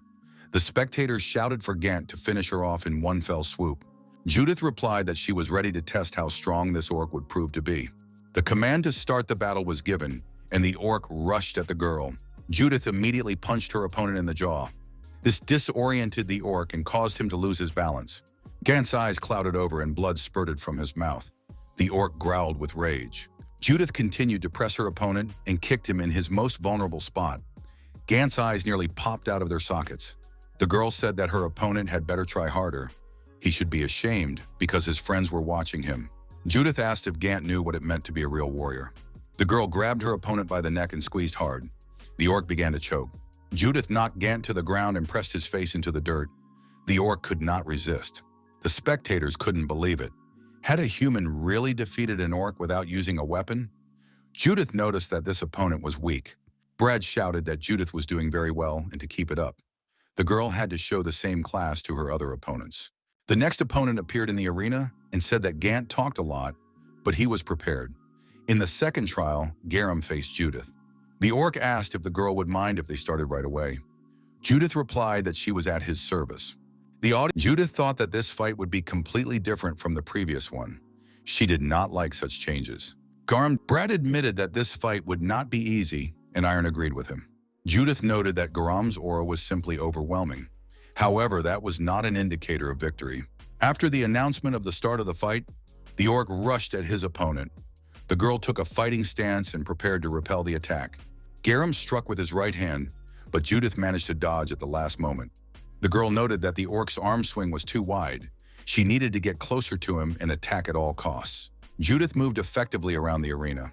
Her opponent couldn't reach her. The orc became nervous and started making mistakes, losing his balance and falling forward. The girl thought that her opponent would strike from the right again and dodged, taking a step forward. Garam said that this man was simply disgusting. The Hulk landed a precise blow, and Judith, unable to stay on her feet, fell to the ground. The girl screamed in pain. Garam said that the victory in the previous match was just luck, because limits and fate are predetermined from birth. Everyone has their place in life.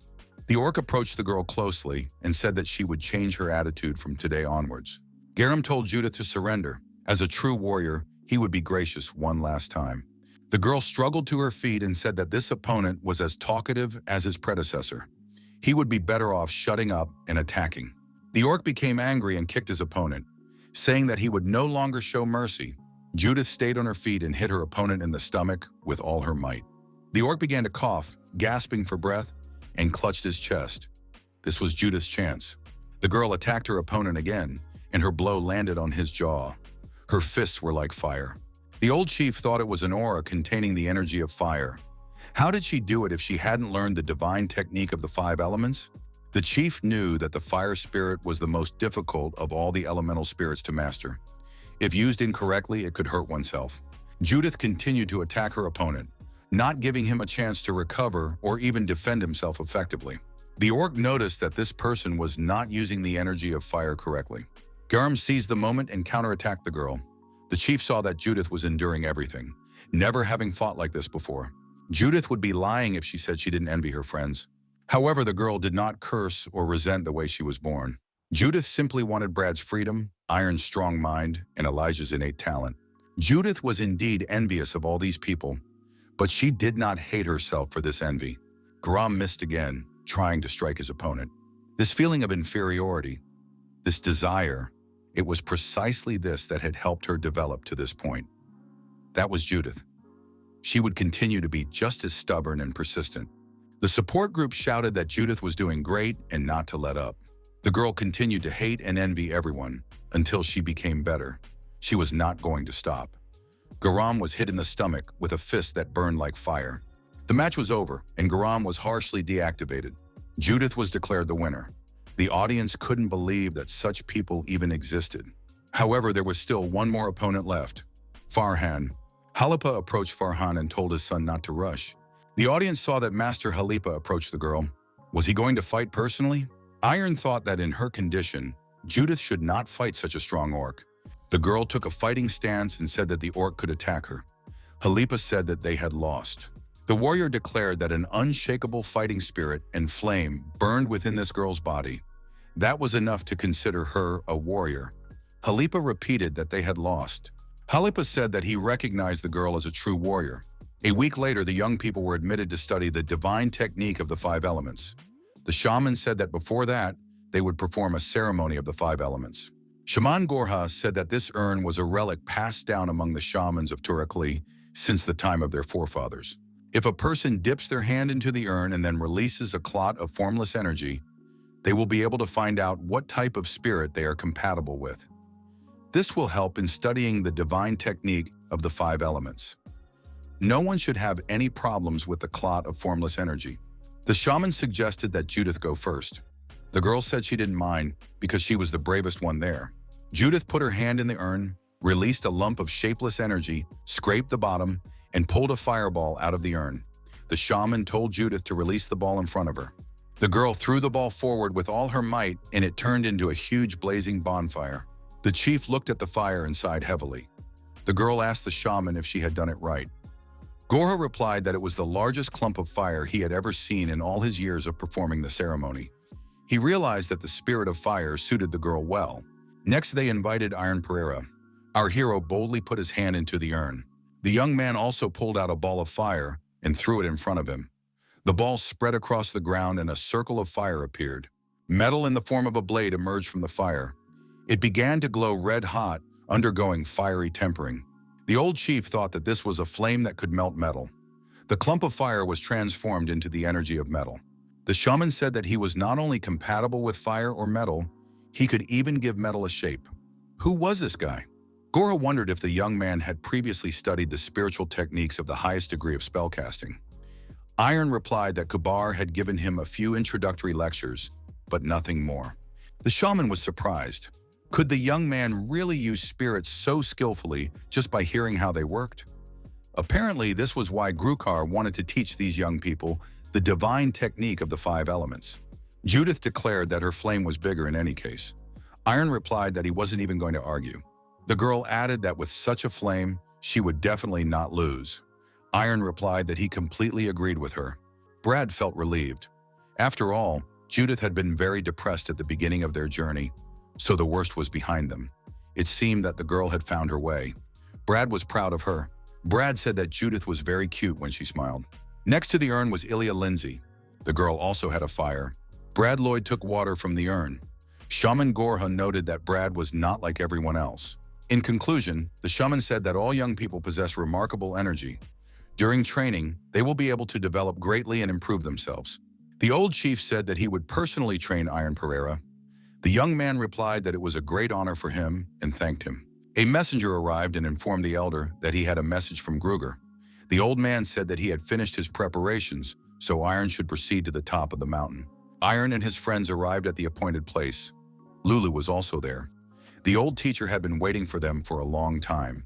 Kubar told everyone to lie down where their name was written. Lulu was the first to find her place.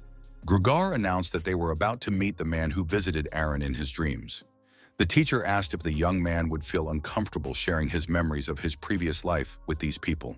Iron replied that he would not feel uncomfortable and was ready. Judith asked what they needed to do. Just lie down? The elder snapped his fingers and the young people immediately fell asleep. Everyone had a dream. The knight said that the hour had come and that my lord should follow him. The young man agreed and followed the knights. Passers-by were surprised. Was he really leaving the area while demons were all around? They say his child died because of possession. Perhaps the child turned into a Magian. People claim that demons had attacked this place several months ago because of my lord. He is a coward and is leaving the territory to save himself. One of the townspeople holding a pitchfork asked the young man if he had brought the demons. Was he really handing them over to be torn apart by the demons? The man decided that he had been too conceited. Thinking that he could quietly leave this place, he decided to tell everything as it was. He had appeared a week ago. His wife said that their baby was not breathing. The young man did not understand what was happening. A monster appeared and asked if this man wanted to save his child. The parents were frightened and screamed in terror. Their eyes were filled with horror. The monster turned out to be a devilish clown. He said that life was in the hands of this man, Karen Winker. The devilish clown declared that he would spare either the wife or the child. The choice was Karen's. The man screamed, "What is this monster talking about? Why should he make such a terrible choice?" The clown asked if Winker really thought it was just a coincidence. Did he really think that the demons had just come to this place for no reason? The clown said that he had cursed this child and brought the demons here. The devilish clown said that Karen Winker must accept his fate and make a choice. The girl gave the child to her husband and told him not to worry. His wife turned and walked to the window. Karen yelled for her to stop. The woman approached the window and opened it. Karen yelled at her not to do it. Karen put the baby on the bed and rushed to his wife. He begged her to stop. The woman said she was leaving the child with Karen. At that moment, there were tears in her eyes. She jumped out of the window. The man fell to the floor and cried loudly. The devilish clown said that this was against the rules. The monster picked up the child and said that suicide was his wife's choice, not Karen's. The child began to cry loudly. The devil clown said that the deal had fallen through. Another choice would have to be made. Karen shouldn't worry so much. This time, it would be a little easier. The monster said, "The life of the child or the lives of all the people in these lands." The man told the townsperson with the pitchfork that he had lost his wife and son that day. It was the best decision he could have made. The man said that wasn't all. The monster declared that he was cursed. If he stayed here, many terrible things could happen. The man told the townsmen that he would not ask them for help, but they should not prevent him from leaving. Outside the city on the road, the man met the devilish clown again. He asked why no one had followed Karen. Had they not seen off their lord, who had sacrificed so much for them? The monster added that they did not even know how to be noble. Did Winker not want to destroy them? The residents would only know his sadness and deprivation when they lost their own families. The devilish clown said that, considering the above, he was offering a new deal. The monster proposed that they sign a contract with him. If Karen Winker agreed, he would become a magician and destroy all the townspeople. The devilish clown added that Karen could play with them as much as she wanted. Winker did not say a word in response. The clown said that this was cruel. This guy was less cheerful than he had thought. Had he chosen the wrong person? The monster added that if he had known this would happen, he would have gathered his demons and gone somewhere else. Winker was very surprised to hear these words. The monster perked up now that Karen had noticed him. Karen shouted, "Were the demons that attacked the territory and the curse on his child the work of the clown?" The devilish clown replied that Karen was right. He had done all of this. Winker had not been cursed from the beginning. Karen realized that this devilish clown had been deceiving him from the very beginning. Karen asked why the clown had done this to him and what he had done wrong. The clown said he could confess the reason for his behavior. The monster added that he was just a little bored. It was fate when he noticed Winker. The monster said it was time for him to leave. It had been fun. He said goodbye to the man. The clown said that if Winker wanted to meet him, he should come to the top of the mountain in the south. The monster disappeared. Winkler burst into tears and said that he would never forgive and would destroy this devilish clown. No matter how long it took, he would find him and destroy him no matter what. Time passed. Winker traveled from village to village, never staying anywhere for long. In one of the villages, an old man greeted the stranger and said that they had no lord, so the man could feel at home. If he needed anything, he could ask questions. The locals asked the elder where this man had come from. The old man replied that he did not know, but thought he was from distant lands. Winker felt relieved. It seemed that the rumors had not reached this village. Karen decided to stay in an empty old house. As always, he thought he should become stronger and find the devilish clown. Karen began daily long training sessions and started practicing sword techniques. A local resident periodically looked into the yard of this house and watched Winker. The man was surprised. He came to look at the stranger because he had heard that he had been waving his sword for 6 months straight. He probably wasn't doing it because he had an easy life, and his gaze suggested as much. The local resident thought that this guy must have a heartbreaking story. Winker trained and remembered what had happened to him. Local residents had previously said that they had heard rumors that this man was possessed by a demon and that he needed to leave immediately.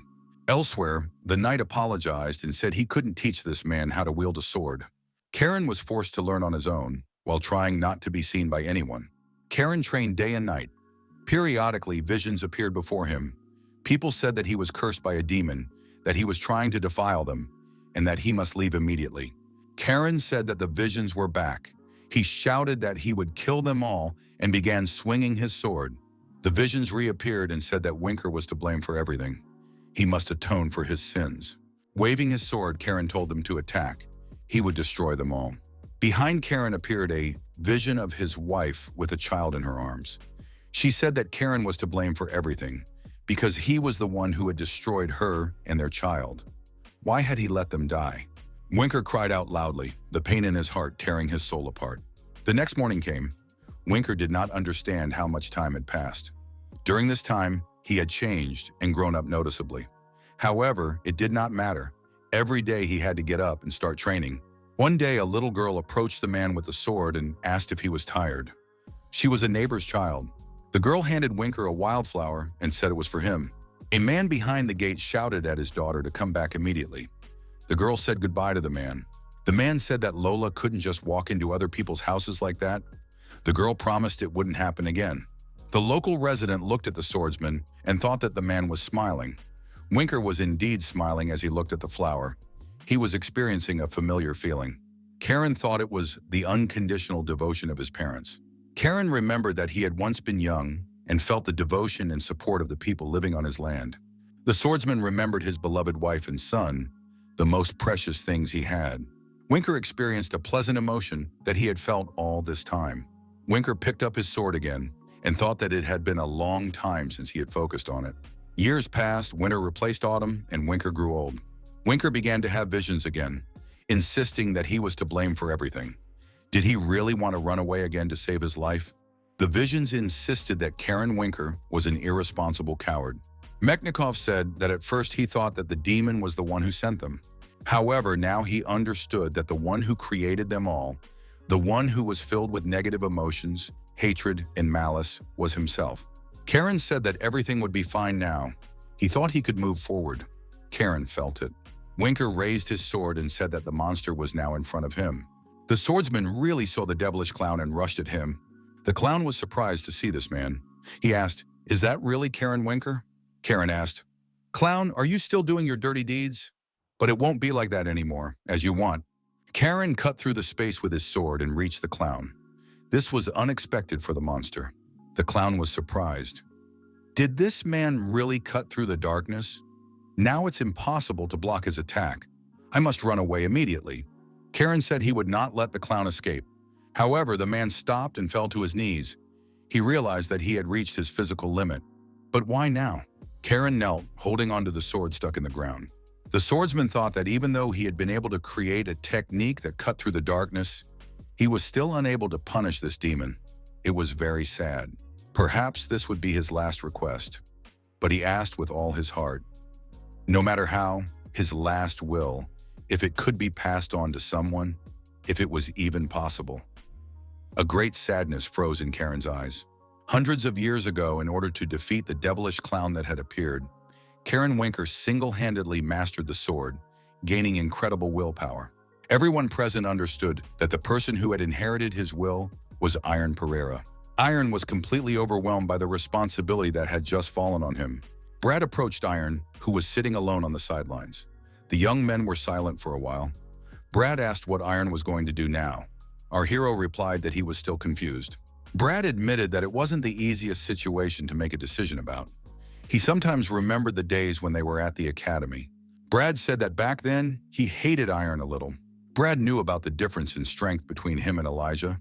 He couldn't easily accept how big that difference was. On top of that, there was Iron, whom he didn't consider a rival. But this guy was growing every day. Brad added that the moment Iron surpassed him, he sincerely hated him. It seemed that all the progress he had made had been in vain. Brad thought that this feeling would never leave him. At that moment, Iron said that he felt alive when he held a sword in his hands. Brad remembered those words forever. Hearing this, he began to think about what was most important to him, and then he understood. Being the head of the Lloyd family, someone's friend, someone's family, these things were much more important than sword skills. However, now there was someone he wanted to put above everything else. Brad added that he liked Judith. She wants to become the best swordsman on the continent. This path will lead to nothing unless she becomes the best, because every moment of the journey is a battle full of difficulties and obstacles. Brad said that's why he wants to be there for her and help her. He'll see her happy when she achieves her goal. Brad added that Iron should also do what his heart tells him to do, what he really wants. You have to choose the path that you consider most important and follow it. Brad said that Iron would not regret it if he followed his advice. The next day came. The orc instructor suggested they have a training session and told Iron to attack first.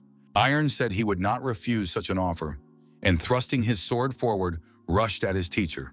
The old chief thought that this guy had changed a lot since their last battle. A flame now burned in his chest that had previously barely smoldered. The flame inside him had become whole. Had the young man emphasized something from his memories of his past life? What had caused him to change so much? The young man replied that there was something he wanted to do. Iron added that he wanted to improve his skills not only to protect his loved ones, but also to protect the world, where many could be happy. The chief said that this was a noble goal. It was more ambitious than simply saying he wanted to become better. It seemed that the young man had chosen the path of the hero. However, such words should not be thrown around lightly. Will Iron renounce what he has just said? The protagonist replied that if what he said meant embarking on the path of a hero, he would gladly accept it. The opponent's swords clashed and sparks flew in all directions. At the same time, a significant amount of excess energy was released. The old chief said that when choosing the path of a hero, one must understand that there is no turning back. Words alone are not enough. Would Iron be afraid? Did he even imagine how many responsibilities would fall on him when he received the title of hero? It was not easy. The young man declared that his sword would speak for him. He added that he did not make this decision simply by seeing his past life. This dream took root deep within him after everything he had been through. Even if he hadn't seen the memories of his previous life, he would still have chosen the path of a hero. This is his promise and his will. He will prove that he is worthy of being one. The old warrior said that the training was not over yet and that he would give this guy a good beating. 4 months passed. The young men appeared before the orc shaman. Each stood in his own magic circle. The elder thanked the people for their efforts, especially Brad. Who would have thought that he would be able to master another type of spirit as well? The elder suggested that the spirit of water, its aura, was most suitable for Brad. This was an amazing result in such a short period of time. Judith had been putting all her energy into mastering the spirit of fire. This was worthy of high praise. The girl does not accept the energy of other spirits except fire, but care must be taken to ensure that her body does not exhaust the power of the flame. Judith replied that she was carefully monitoring this process. She added that she can now tolerate any flame and does not feel the energy of other spirits at all. According to Iron Pereira, metal and fire are two spirits in absolute harmony. However, its energy flows in the opposite direction, in other words, backwards. The divine technique of the 5 elements represents the existence of energy flows. Usually flame comes from metal, but the young man has an incompatible flow of fiery energy that creates metal. If it burns too brightly, water will be needed to control the heat. Aaron must be careful. The young man replied that he understood perfectly well. The old shaman said that now it was time to deal with Aaliyah.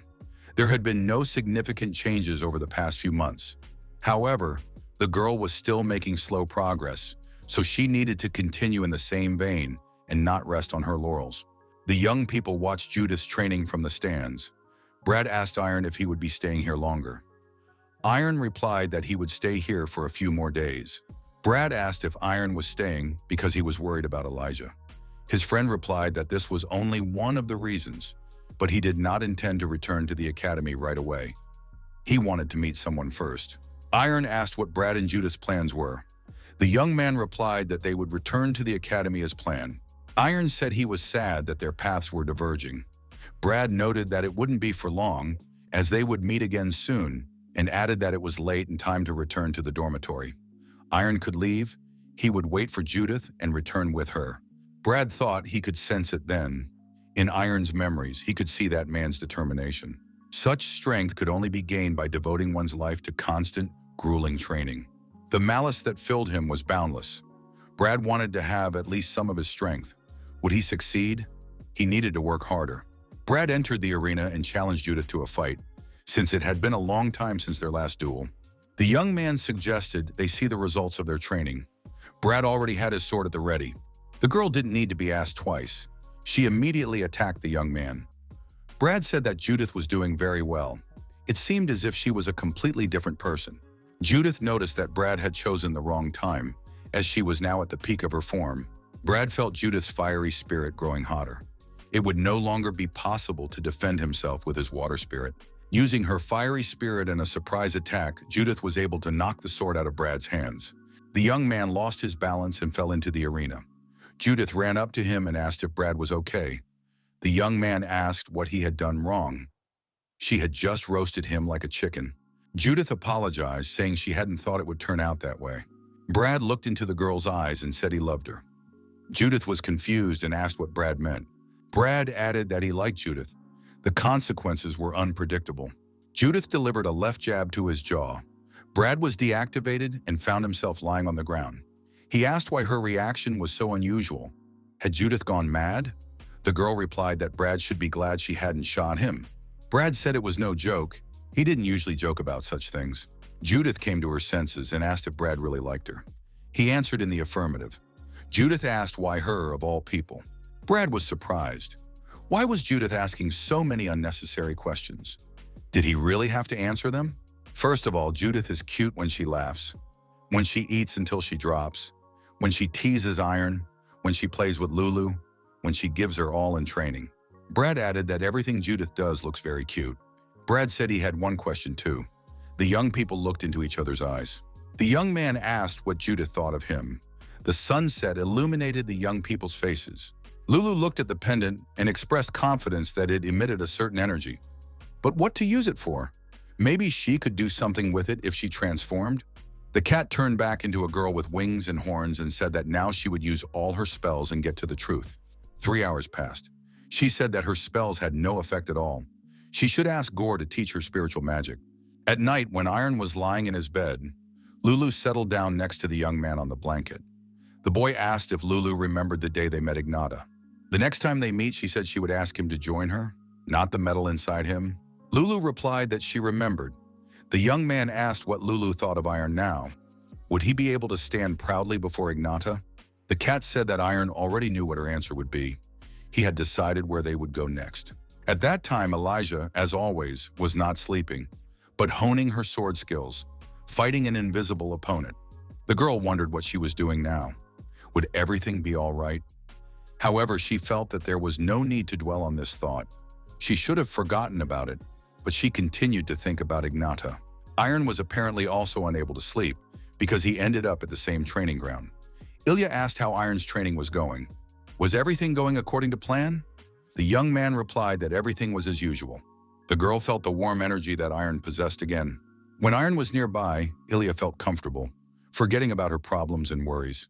She thought that if Iron didn't mind, she would like to continue being around him. Iron said that there was one person he would like to meet. He thought he would go to meet him. Ilya couldn't overcome her curiosity and asked who it was. Iron replied that it was Ignata Grzencia. He wanted to see her. When he met her earlier, he felt envy. He thought that Ignata had something he didn't have. Therefore, he couldn't control his anger. It was shameful, and he wasn't proud of it. Iron added that now everything had changed and he could proudly stand before her. The young man did not know what changes this meeting would bring for him. However, he asked if Ilya wanted to go with him. Now the girl was sure that she had been avoiding this. She did not have enough confidence to meet Ignata.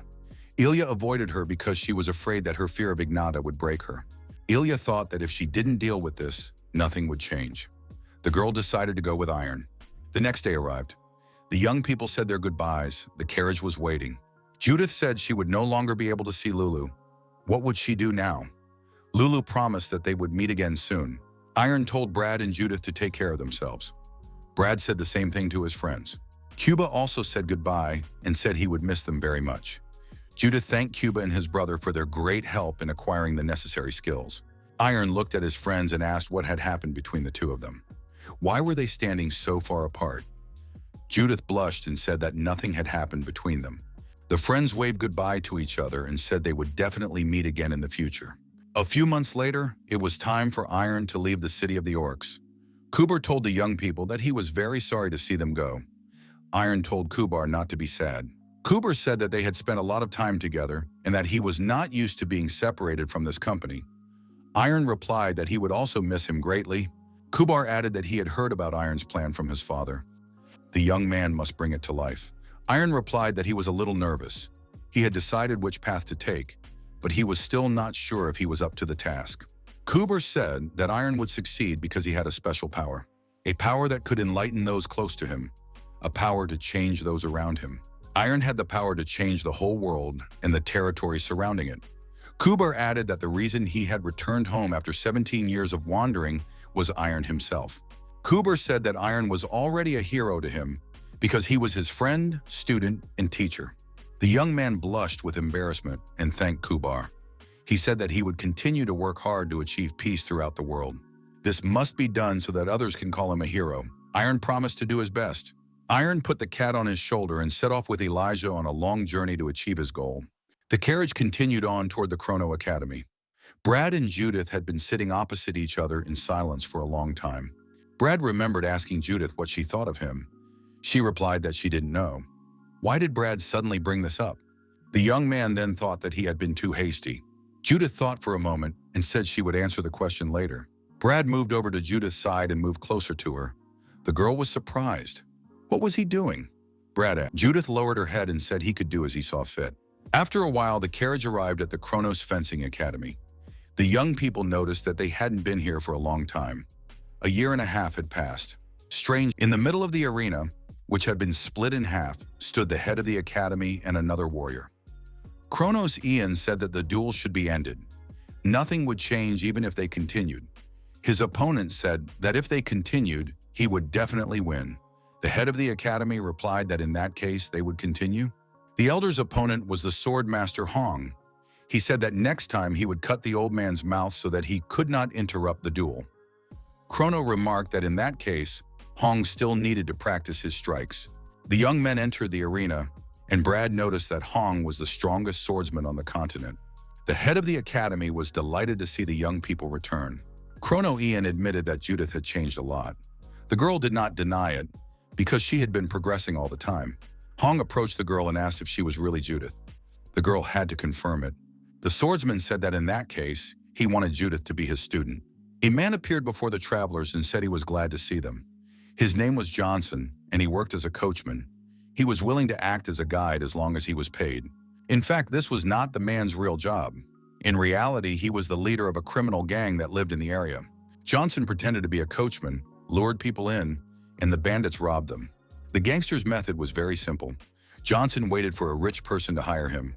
Then he would use a plausible excuse to lead the travelers to their hideout. Next, the bandits hiding there would begin their dirty work. Johnson thought this was perfect. These methods had never failed the bandits. The young men greeted him and said they were interested in a coachman. Johnson thought he had another customer. Johnson greeted them and said it was an honor to serve such distinguished guests. The man thought he would make sure to rob these travelers of every last coin. The young men agreed, and the carriage set off on its long journey. Cut, as always, lay across the forest. Johnson thought that this time he would have a good catch.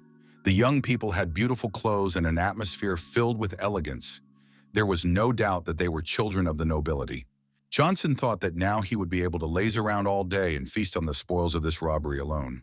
The young people decided to stop and rest after the tiring journey. The carriage's suspension was not equipped with a comfort mode. Johnson said that they would have to stay here for the whole day. The horses needed to rest. Iron said that in that case, they needed to build a fire. Elijah grabbed her sword and said she would bring wood. The coachman was surprised. Was this girl really trying to chop wood with her sword? Johnson took an axe and said that the sword might not work. The girl should step aside, he would chop the wood himself. However, Elijah was already swinging her sword wildly in the forest, chopping trees left and right. Before long, the necessary amount of firewood had been gathered. Elijah asked how thick the wood should be. The coachman had to admit that he didn't know. Lulu said that now it was her turn. The cat intended to light the fire. Johnson was surprised that it was a talking cat. The fire was lit, and Johnson was even more surprised. Lulu declared that she could now also use the spirit of fire. Iron noted that it was a mystical art. The coachman wondered who these young people were. The next morning, Iron and Elijah decided to spar in the clearing. The young man asked the coachman to move further away from them. Johnson was surprised.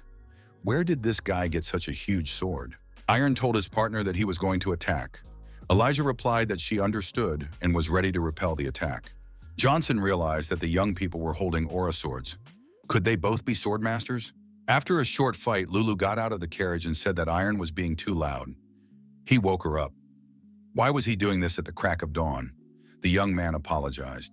Johnson thought he was giving up. Fighting these young people would surely destroy his entire criminal gang. By the end of the day, the carriage arrived at a hotel located on the edge of the forest. Iron said they could stay there for the night. Johnson thought it was a disaster because the hotel was the headquarters of his gang. Iron saw the expression on the coachman's face and asked what was wrong. Johnson said he had to check if there were any rooms available at the hotel. He asked the young people to wait for him outside. The bandit decided to stop his henchmen at all costs to avoid unnecessary bloodshed. However, Johnson had not gone far when he heard someone ask what these people were doing on their territory. Armed bandits appeared behind the coachman.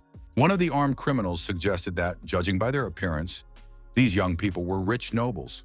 Would they like to share their wealth with the poor commoners? Johnson shouted at the bandits to immediately move away from his clients. Iron and Elijah did not expect such bravery from the coachman. Johnson approached the bandits, and one of them quietly asked his boss what he was doing. Johnson shouted loudly for the bandits to get out of there immediately. The bandit still did not understand what his boss was going to do. The coachman swung his arm and punched the bandit in the jaw with all his might. Iron asked Mr. Johnson not to be so aggressive. Johnson told his associates to leave immediately if they didn't want to die right there. The bandits turned around and left. Johnson shouted after them that if he saw them again, he would destroy them forever. Elijah and Iron were surprised by their coachman's bravery and selflessness. Lulu said that Johnson was wonderful and deserved a bonus. The coachman was paid a bonus in the form of gold figurines. Lulu added that he should continue in the same vein, and there would be many more pleasant gifts for him. Johnson said he had contacted the hotel restaurant and ordered the best dishes from the chef. All the best dishes were already on the table. The young people took this in with undisguised surprise. Johnson said that the chef had prepared a special fish steak for Lulu. Iron asked if Mr. Johnson was working himself too hard. The coachman replied that he would continue to serve his most valued customers to the best of his ability. Several days passed. Johnson already had a whole bag of gold and bonuses. However, he was tired and thought that he would not be able to do this kind of work for long. Looking at the contents of the bag, the man thought that in a little while, he would be able to stop robbing others for the rest of his life. Johnson decided to earn some more money and then retire. Iron asked Elijah why she had been so pensive lately. The girl replied that she was still worried. The young man said that everything would be fine and that Ilya shouldn't worry too much. Maybe Ignata seemed like a big deal when she was young, but that wasn't the case now. He was willing to bet that it wouldn't even matter when they met. At that moment, Johnson was hiding in the bushes. He smiled and thought that these people were in a spicy relationship. He needed to watch them a little longer. After all, they were definitely going to kiss. Iron said they needed to leave early tomorrow, so they shouldn't go to bed too late tonight. Johnson was disappointed. Did they just hold hands? There was such a heated atmosphere between them. Iron saw Johnson lying on the ground and asked if he was okay. The coachman replied that he was fine. He had accidentally tripped and fallen. Elijah said she wanted to take a walk alone. Johnson thought this was a serious problem. The man asked Iron if he was going to follow the girl. Iron replied that he would not. She had a lot on her mind lately, so Elijah needed some time alone. Johnson was shocked. This guy was very boring. The young people entered the hotel building. The coachman told them to sit down while he got everything ready. Iron heard one of the visitors say that this dungeon promised to be amazing. It would be the best place in the last 100 years. On top of that, the Holy Kingdom was also joining the expedition to the dungeon. Elijah heard these words too. The visitor noted that this would not be an ordinary dungeon. It was not that simple. It's not just about its size, but also the fact that it's an ancient dungeon created during the time of the demonic Dragon King. Several treasures of great value are buried there. That is why the Kingdom of Calvin tried to quickly conquer the dungeon when it was first discovered. To avoid conflict between the three kingdoms, the Holy Kingdom sent its Knight Order to mediate. Iron approached the visitor and asked which Knight Order the Holy Kingdom had sent. The man replied that if the young man was a swordsman, he should know about these people. They were the Black Knights of Leo, led by Ignata Grisensia. The man said that the young man looked quite young. Would he be all right? The expedition this time was highly difficult, so no one could guarantee his safety. Iron thanked him for his concern, but added that he would be fine. The man looked at the young man and thought that he had honest eyes. The atmosphere around him was warm and strong. Although he looked like a child who knew nothing about the world around him, upon closer inspection, it became clear that this was not true. The young man looked very confident. The man said that if these young people really wanted to participate in the expedition, they should go to Calvin. There was a shortage of combat forces there, so they were indeed recruiting mercenaries. A few days passed, and the young people arrived in the city-state of Calvin, on the outskirts of which was the very dungeon. The travelers said goodbye to Johnson and thanked him for his excellent work. Watching his clients leave, Johnson realized that there were many influential people who had yet to make their mark. If he continued his business, he could ultimately be killed in a single attack. From now on, he needed to be kinder. The bag of gold on his back would help him do that. The deputy commander of the Calvin Knights, Amira Shelton, was beside herself with rage. She was angry at the scoundrels from Palanquin and Labatt because the dungeon had been discovered on her territory. The opponents are really determined, since they sent their best strike forces, Labatta's court mage Perry Martinez and Palanquin's swordmaster Sivian Virox. On top of everything else, the Holy Kingdom was also involved. Amir Shelton thought that at this rate, they would take all the loot from the dungeon. Something had to be done. They needed to hire a good mercenary who could fight them face to face. The deputy commander was informed that the mercenaries who had applied to participate in the expedition had arrived. Amira asked if there was anyone capable among them. The woman added that she would personally come to test these mercenaries. Iron and Elijah were waiting to be tested at the local arena at that time. Mrs. Shelton was determined and immediately introduced herself.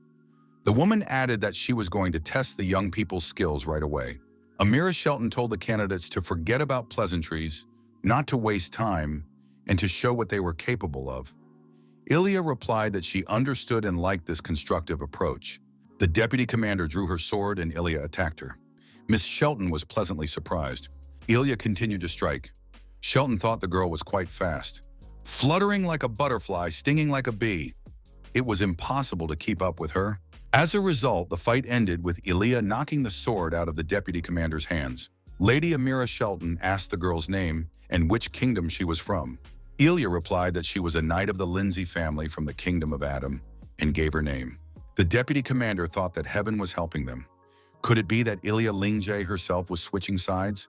Our hero greeted her and introduced himself. He added that he had come from the kingdom of Hale.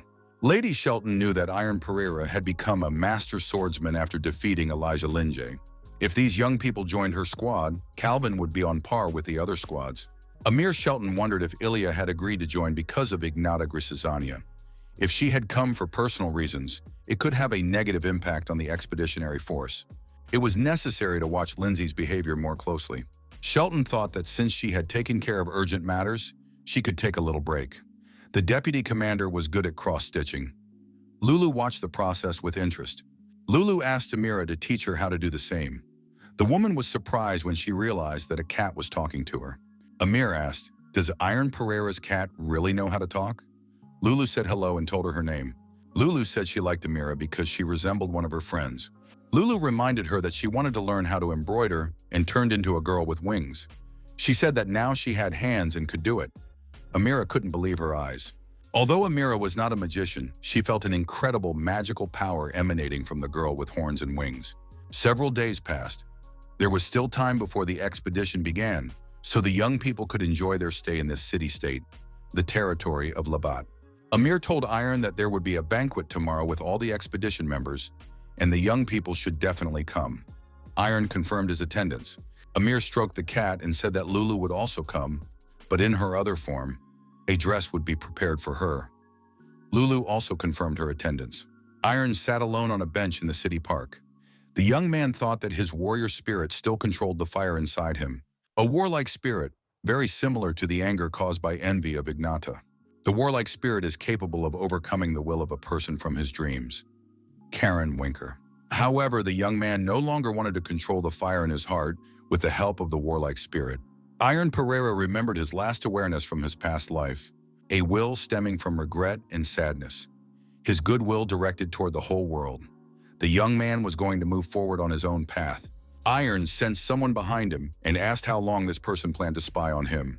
The man came out from behind a tree and asked how long the young man had known he was hiding there. Iron replied that it had been about 20 minutes. The man acknowledged that the young man had good intuition because he had tried to hide his presence. Was the young man a swordsman or a mage? Iron replied that he was a swordsman. The man said he did not recognize the young man. Which country was he from? Iron replied that he was a mercenary associated with Calvin. The man apologized for the disturbance and said he was leaving, and he left without saying goodbye. The stranger thought that the young man's senses were sharp enough to notice his presence, even in a state of deep meditation. He was definitely an unusual young man. It was necessary to win him over to his side during the expedition. The man was greeted by young people in hoods who said they were glad to see him back. He was Palanquin's best swordsman, Sevian Virox. Virox told his men that they should familiarize themselves with the personnel of Calvin's expedition team right away and then report back to him. After a while, Virox was given a list of the participants in the expedition to the dungeon. The swordmaster thanked his assistant for a job well done. The list included Ilya Linje. Who would have thought she would appear on this list? There was only one reason why the daughter of the Linje family could participate in such a dangerous expedition: Ignata Grisetsia. Despite being a swordmaster, Ilya was still a child. She was definitely acting on her emotions. Could the defeat in the lands of evidence have affected her so much? Virox thought if it was the land of proof, then the one who defeated Ilya was her classmate from the academy. However, he had heard that two of them had left and were traveling together. Virox realized who the blonde-haired guy in the park was: the holy swordsman Iron Pereira. The swordmaster thought that the expedition promised to be extremely interesting. The next day arrived. In the banquet hall, Amira Shelton told her boss that two swordsmen had joined them and that the commander would meet with them soon. The commander of the Calvin Knights, Gregory Griffin, asked what had happened to the Holy Kingdom. Amira Shelton replied that they had not yet arrived. The fact that they were not going to appear at the banquet, where all the kingdoms had gathered for the first time, meant that they planned to rely only on their own strength. Griffin told Amira not to think about it too much.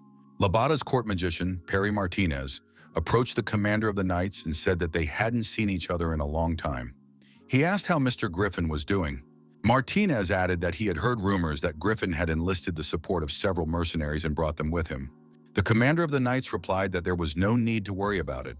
These people would not interfere with the expedition. Virox told Perry to calm down. They weren't here to argue. Martinez asked what Virox was up to this time. Gregory Griffin looked ahead and asked his assistant, were these the mercenaries who had joined them? Elijah, Iron, and Lulu, dressed as a girl in an elegant dress, did indeed appear in the banquet hall. An incredible glow surrounded Lulu. The girl behaved naturally. Martinez thought it was an incredible magical power. Such a huge amount of energy was only inherent in the great mage. Besides, she had wings and horns. Who was this child? Amira Shelton assumed that all attention would be focused on Lulu in her incredible form. Now it would be impossible to ignore Calvin's powers. Martinez recognized the girl as Elijah Lindsay. Virox assumed that she was here because of Ignata. Elijah definitely wants revenge for her brother. Is she really that obsessed with it? Iron looked at his companion and thought that she would manage and everything would be fine. Lindsay noticed the stares directed at her and cursed. Iron and Lulu were surprised. Could Ilya really swear? The girl said that they wouldn't leave her alone, and it was annoying. Ilya ordered the representatives of the opposing factions to get out of her sight. Judith told her friend that she looked upset. Why worry about it? Sometimes you have to ignore stupid comments. They would react the same way no matter what Ilya did. There's no need to impress people like that, so sometimes it's okay to swear at them. Judith suggested that Elijah repeat after her and said a swear word. Judith said that if Elijah repeated it, she would definitely feel better. Elijah was skeptical. Elijah said the word and Judith asked her to repeat it louder. Elijah said it louder. Now, in the banquet hall, Elijah also swore and noted that it really worked. She felt better. Gregory Griffin noted that this girl was quite feisty. Amira Shelton thought the same. The commander of the Calvin Knights greeted the mercenaries and thanked everyone who had come. Gregory Griffin wished the joint expedition success. At that moment, Lulu looked extremely serious. She had a great responsibility. Suddenly, everyone present was frightened. The ground beneath their feet shook. Could it be an earthquake? A portal appeared right in the center of the banquet hall. What was happening? Armed knights emerged from the portal. A little girl, Anya, walked in front of them. The knight's armor looked familiar to Amira Shelton. It was Avalaeus from the Holy Kingdom, the Dark Knights. Elijah couldn't take her eyes off the portal. She wanted to get a good look at the person who was supposed to appear after the knights. Ignata Grisensia appeared in the banquet hall. The commander's assistant said that Anya should have created the portal outside, not in the hall. Did she want to save her strength? The girl replied that it was not so. She was going to create the portal outside. Ignata addressed the respected commander of the Calvin Knights, Sir Gregory Griffin. Because of this oversight, they had inadvertently shown disrespect. Ignata offered her deepest apologies. Griffin replied that there was no need to worry, he did not mind, because he had seen a rare sight. Ignata noted that it was still rude because they had disturbed the peace. However, they had arrived immediately after completing their previous mission. Ignata said that they needed to rest, take a bath, and have a cup of coffee.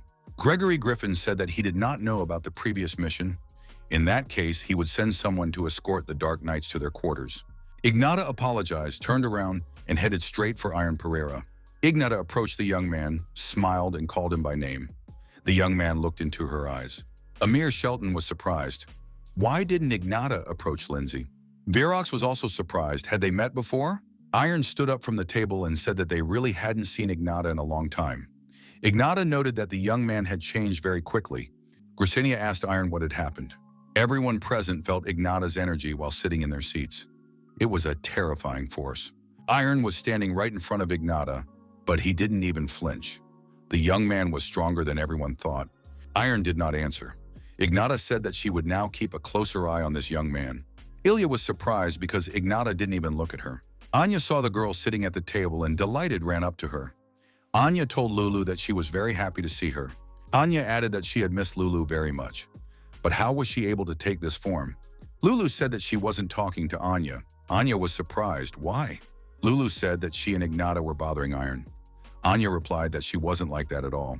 Lulu noticed that Anya had opened the portal, brought Ignata, and made Iron worry. Anya wondered what to do. After all, Lulu was her first friend.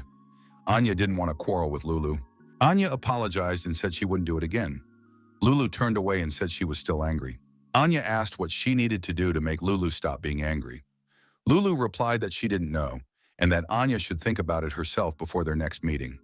Anya promised to think about it until Lulu stopped being angry. The deputy commander of the Black Knights thought that in a year and a half, this young man had truly become a master swordsman. The rumors turned out to be true. It was crazy. The young man had achieved such a title so quickly. After all, a year and a half was a very short time.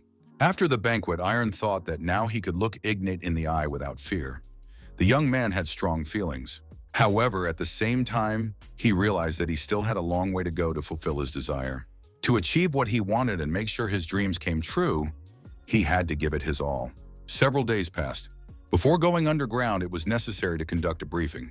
Deputy Commander Amira Shelton pointed to the map of the dungeon and explained that it had 2 entrances, which were also exits. The team would split into 2 groups and enter from both sides. The first group would consist of Labat, Palanquin, and Calvin.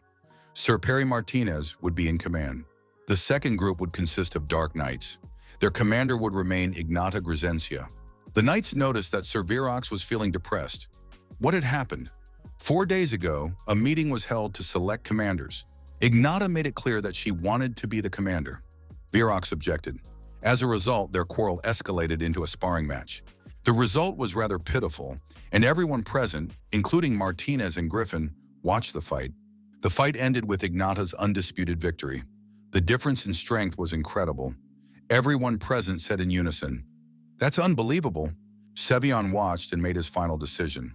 In any case, as long as Ignata is here, fighting against the Holy Kingdom would be too risky. He must defeat Calvin and Palanquin. Judging by the state of Sevion Virox, there was no need to worry about Palanquin. The only problem was the 2 mercenaries from Calvin. The first entrance to the dungeon. The squad was ready to go inside. The entrance was a well-built archway. Amira Shelton ordered everyone to move inside. Griffin sensed a tremor in his deputy's voice and told her to calm down. It is not advisable to show fear to subordinates. Martinez ordered the group to follow him and enter the dungeon. In the dungeon, the mage looked around. He knew it was an unusual place, but he did not expect to find an ancient temple here. Strange phenomena characteristic of the ancient Temple of Judgment appeared here. Those who entered were subjected to divine trials. Martinez thought that the most important thing was not to give in to endless doubts and anxieties. One must walk one's path with confidence. If one succumbs to emotions, darkness will engulf a person, the path will be lost, and the body will be destroyed. The commander of the detachment realized that from the very beginning, many would fall behind. Not everyone would survive. The armed knight decided that this was God's judgment. He saw the fallen warriors and was frightened. He had to pull himself together. Unreal illusions appeared before the knight's eyes. The Civil War had ended 30 years ago, but they saw those battles before them. The knight realized that he must not give in to darkness, but calm down and move on. The knight saw an exit ahead and thought it was salvation. Once outside, Virox realized that he was not the first. Martinez was already waiting for him there. Virox admitted that he was second. Virox looked around and noticed another person. Could someone have arrived before him? Lindsay and the cat were sitting nearby. Lulu looked at Virox and said that, unfortunately, it wasn't Iron. Virox couldn't understand how Elijah Lindsay could have arrived before him. Martinez looked at Sevian. He looked discouraged. He understood his surprise because he himself was amazed to see Lindsay after leaving the dungeon. Could this girl really have been the first to pass? She had overcome the trial before anyone else, even though her mind was in utter turmoil. Martinez realized this back in the banquet hall when Ignata completely ignored Elijah. The girl was shocked. Had something changed? Amira Shelton noted that too much time had passed, yet less than half of the group had returned. Commander Griffin thought this was not good. He had expected a delay, but why was the difference with the other kingdoms so great? And even more unexpected, Iron Pereira still hadn't come out. It seemed that this guy should have been the first to come out. Martinez said they couldn't wait any longer and had to move on. Perry declared that this was a test from a merciful God. Those consumed by darkness would not be seriously injured. Griffin admitted that he had no choice. He couldn't delay the squad any longer. Lindsay urged the commanders to trust the others. Virox asked what Elijah meant by that. The girl repeated that they had to believe in them and wait for the result. Elijah asked if the essence of the test was not to overcome all doubts, anger, and mistrust with faith and hope. In addition to faith in oneself, faith in others was also necessary. Martinez replied that it was a good idea, but they couldn't just wait. One of the knights shouted that people were coming out of the dungeon. Iron Pereira appeared at the exit with a glowing sword in his hands. The young man apologized for being a little late, explaining that there was a reason for it. The knights appeared behind him. The knights were tired and a little depressed, but alive and unharmed. They followed Pereira as their commander and savior. 2 hours earlier, one of the knights in the dungeon said he couldn't see anything. Where had everyone gone? He shouted not to leave him behind because he didn't know where to go. The knight fell and hit the rocks. The knight raised his head and saw a light ahead. He decided that he was finally saved. The knight began to feel a strange sensation. The closer he got to the light, the calmer he became. The light was warm and soothing, but where was it coming from? As he drew nearer, the knight noticed that the light was coming from Iron Pereira's sword. The young man held out his hand to the knight and told him to calm down. Finishing his story, the knight noted that this was how they were all able to escape and get out of the dungeon. Gregory Griffin listened to the story in silence. Amira Shelton was surprised. The deputy commander said it was incredible. Iron was able to interfere with God's test. Was such a thing even possible? Griffin had never heard of a person capable of such a thing. This guy was truly special. Iron apologized and asked how long Elijah had been waiting for him. Lulu said that they were very happy that Iron had come out of the dungeon safe and sound. Griffin had never felt such an aura from other swordsmen. The commander of the Calvin Knights looked at Martinez and thought he looked annoyed. A guy much younger than him had done something like that. It definitely hurt his pride. Griffin thought that Perry should just deal with it and accept it. The group rallied around Iron Pereira. Martinez shouted for everyone to get ready. Soon they would continue their expedition. Virox said that they still didn't know what might happen ahead, so they needed to be careful. Reconnaissance reported that a huge cluster of golems was observed ahead. Everyone needed to take their positions. Martinez ordered all groups to focus their attacks on the monsters. The squad of mages prepared for decisive action. Virox ordered his knights to destroy the red stones on the golems' heads and finish them off. Elijah, without hesitation, entered into battle with the huge monsters and, swinging his sword, began to destroy them. After the battle, the commanders reported that there were no casualties or injuries, and the golems had been destroyed. The decision was made to continue moving forward.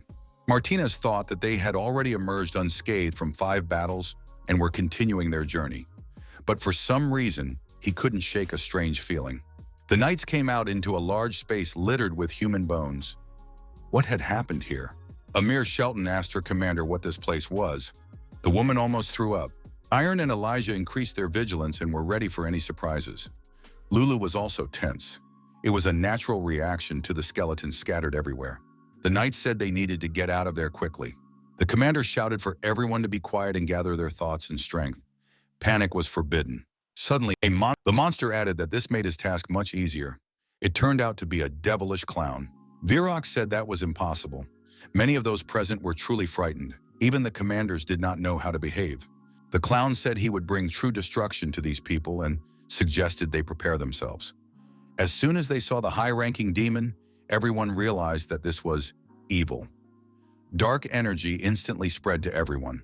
Anxiety, fear, and other negative emotions completely consumed the soldiers. The demon began to torment the knights who were experiencing mental anguish. Everyone screamed in pain and fear. With tears in their eyes, the knights begged Sir Sevion to save them from the demon's destructive influence. The devilish clown was delighted and said that his magic was simply stunning. It was amazing. Virox himself was frightened and looked at the demon with horror. The commander thought that his skilled soldiers had been destroyed, mercilessly torn apart before his eyes, and he himself could not move. The clown exuded an unprecedented cruelty that made the whole group freeze. However, in this hopeless situation, there was one person who began to attack the clown demon. This man's name was Iron Pereira. The young man with a glowing sword in his hand, without fear or doubt, completely confident in his strength, resolutely rushed at the demon. Virox thought with undisguised surprise how Pereira could rush at the demon without the slightest hesitation. The clown said that if this man did not stop, he would immediately destroy all the knights. However, Iron did not react to the threats and continued to approach, ignoring the demon's magic.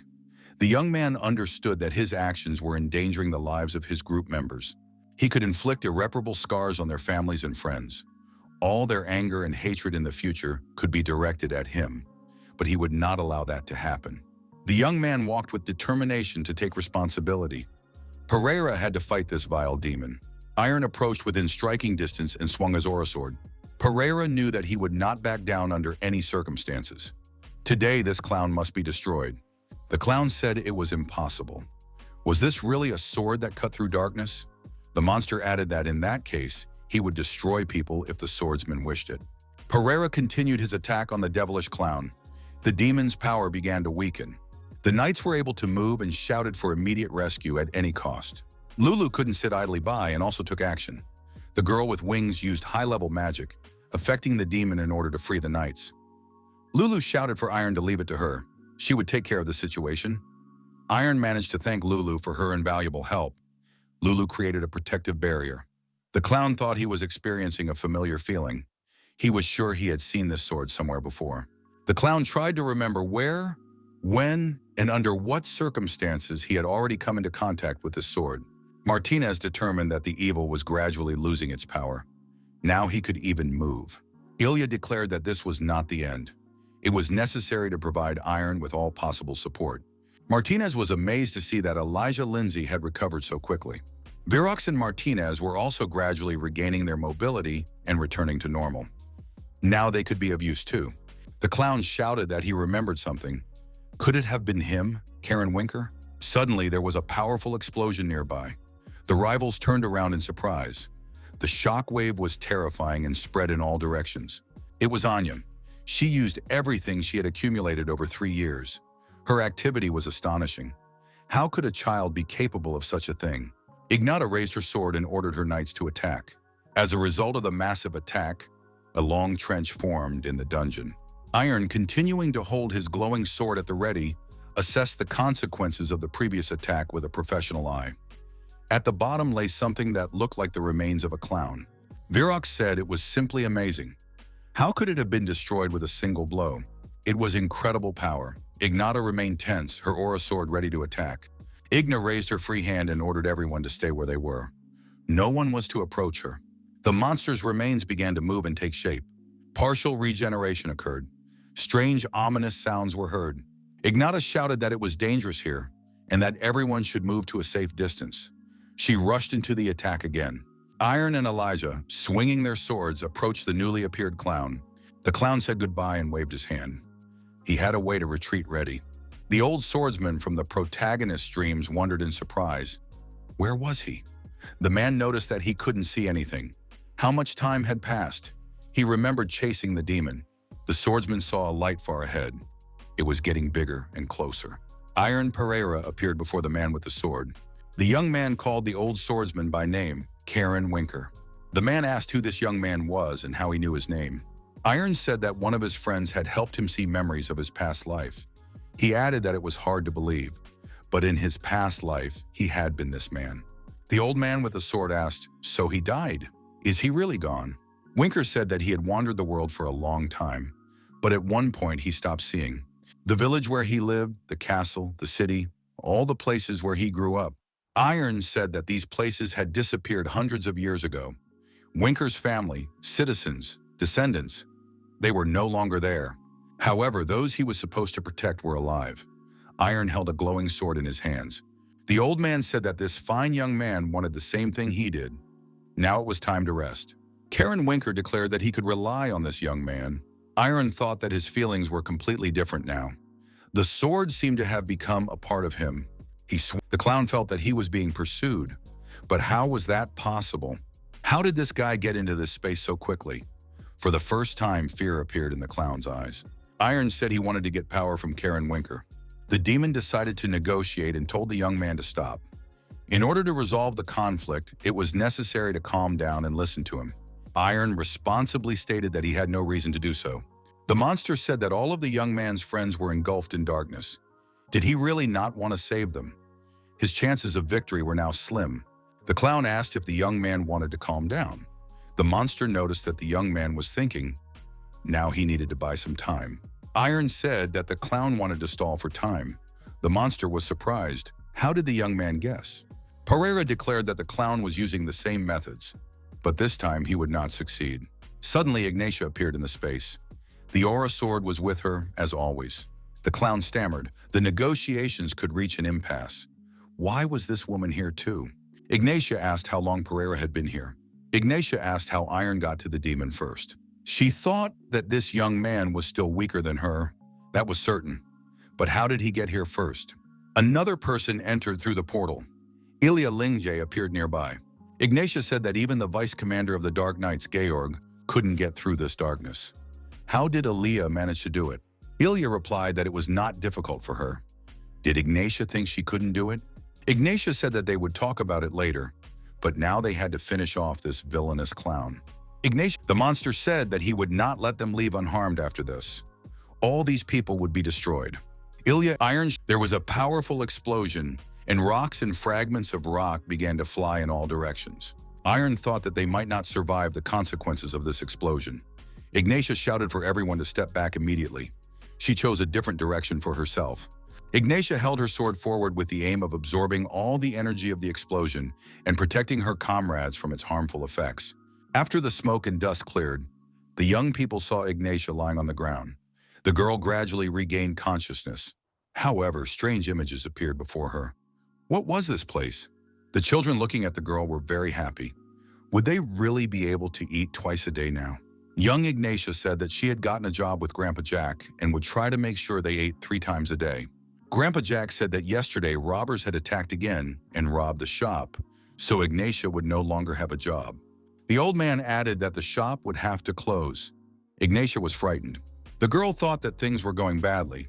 Because of the Civil War, there was less and less work. Now she couldn't take care of everyone.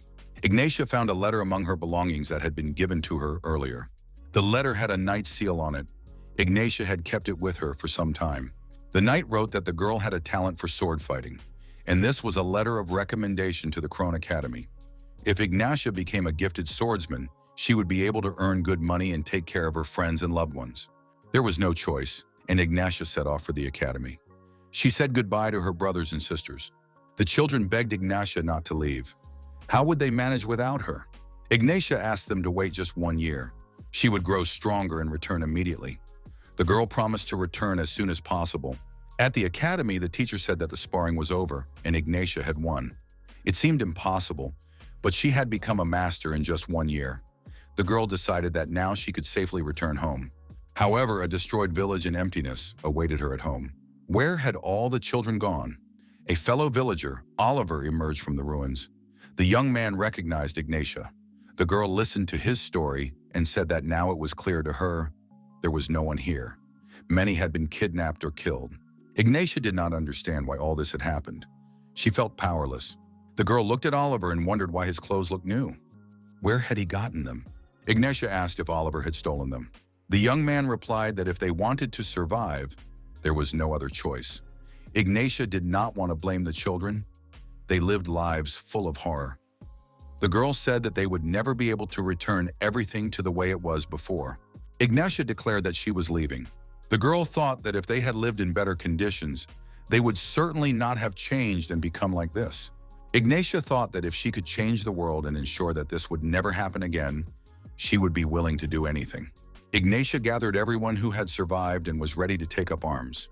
There were also swordsmen who had not been admitted to the final assessment of the Kronos Fencing Academy.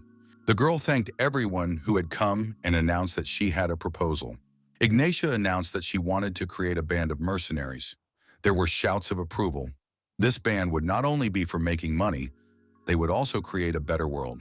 The girl added that, in addition to making their names famous, she would go to the noble families and crush them. Once they had earned a reputation, they would be able to attract more people to their side and conquer the entire continent.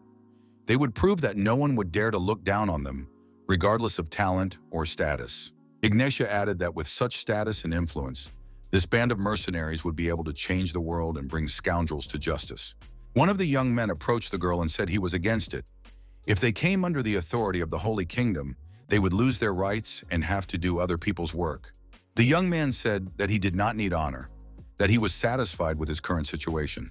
He understood Ignatia's aspirations, but his capabilities ended there. Ignatia asked who else disagreed. The young man replied that almost everyone shared his opinion.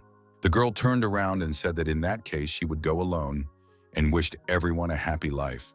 Ignatia was not angry with those who were content with the present. She believed that she herself was capable of changing the world, that there was no need to rely on anyone else, and that it was necessary to succeed alone. One of the knights named Georg asked if he could go with Ignatia. A girl named Anya said that she also wanted to accompany her. Ignatia indifferently said that if they wished, they could follow her. Anya happily announced that she liked Captain Ignatia. Ignatia thought there was nothing to be happy about. These two would surely get tired soon and leave, and she would have to be alone. The monster asked what would remain after all this. The only thing she could get by winning was people she could control. Did the girl really think there was anything else? The monster added that in any case, no one would ever be on her side. Ignatia said that the monster knew nothing. If she were afraid of something like that, she would not have taken it on. Georg and Anya shook the girl and asked the commander to wake up. What happened to her? Ignatia came to, opened her eyes and realized she was lying on the ground. What had happened? The girl raised herself up on her hands. Georg told the commander not to overexert herself. Ignatia asked how long she had been lying there. Georg replied, 2 days. He reported that the expedition had suffered no human casualties. However, after the demon was destroyed, a barrier formed and no one could leave it. There were soldiers who were almost swallowed up by the darkness. However, thanks to Iron Pereira, everything turned out fine. Georg added that it was all a manifestation of his aura and the strengthening of his will. The aura that affected everyone was simply incredible. Ignatia thought that now she understood everything. What had happened and why she had rushed at the demon? She believed him. The girl understood that if it was Iron Pereira, he would be able to protect everyone. Ignatia told Georg to gather all the members of the expedition. In her current state, it would be difficult to get them out of there. She would need help. Georg was surprised. Would the commander really ask someone for help? Ignatia explained that before they could get out of the dungeon, they needed to get rid of the barrier, but she didn't have the strength to destroy it on her own right now. She was going to select some helpers. The most effective way would be to use divine holy power, but weaklings cannot be trained to use it. The girl added that there would be no problems if she gave them her power. Now she was going to teach those present her secret technique. Virox was surprised. Could she be talking about the hero's sword? Many heroes of the past possessed this technique, and even without divine power, it was a trump card that allowed one to fight demons. Virox couldn't believe it. Was Ignatia really going to teach everyone such a valuable technique? But even if she taught them, the technique was extremely difficult. Would it have any effect? Amir Shelton said she would learn the hero's sword technique. It was an honor for her, and she would give it her all. Ignatia was convinced that many wanted to learn it. This would increase their chances of success, and she gave everyone permission to learn. Ignatia asked if Elijah and Iron wanted to join. Amir Shelton was curious about what Ilya Lindsay was going to do. Learn fencing from Ignatia. Wouldn't that hurt her pride? Ilya thanked her and said she would do her best. Shelton thought that Lindsay had just unofficially addressed the commander of the Black Knights. Ignatia said that Ilya could do as she wished. Ignatia asked what Iron Pereira thought about this. The young man replied that he would also try to break the curse. Ignatia said that before she began teaching, she had to talk about the energy that demons use. Demonic energy is a destructive darkness that deceives and destroys people. Divine power is the opposite energy, capable of overcoming darkness. Faith in God shines brightly, so demons are incompatible with it. Human desires can also replace divine blessing. The power of the spirit, and especially the will of the defender, who wants to protect the world, is manifested by warriors. They concentrate their energy and direct it into the sword. Ignatia added that this is a sword that protects the world and strikes down demons. The knights began to train, but they did not understand how to do it. Georg watched them and realized that it would not be easy. Even if you understand the basics, having the will to create a sword is a completely different matter. It is impossible to master this skill just by listening to an explanation. However, with Iron, everything was different. The young man had a glowing sword in his hands. Iron asked, "Is this the sword of a hero?" The answer was yes. Ignatia said she preferred to call it the sword of the heart. 3 weeks of continuous training passed. Elijah and Iron did not stop for a single day. Many of the knights began to pay attention to these mercenaries. Georg told Ignatia that only these two had mastered the sword of the heart in 3 weeks. However, at first Iron Pereira was the only one who could create it. But now Elijah was showing incredible growth, probably thanks to the innate talent of the Lingje family. The girl thought that she had no desire to protect the world from demons. The most important thing was the will of the defender that gave birth to the sword of the heart. Iron believed that his will of the defender would protect those he cherished. Suddenly, a strange sound came from outside. It definitely came from the other side of the barrier. Everyone saw that the barrier had been destroyed and that some kind of army was approaching them. Judging by his appearance, this army was led by a formidable man. Ignatia bowed to this man. He acknowledged with satisfaction that Grisentia was alive.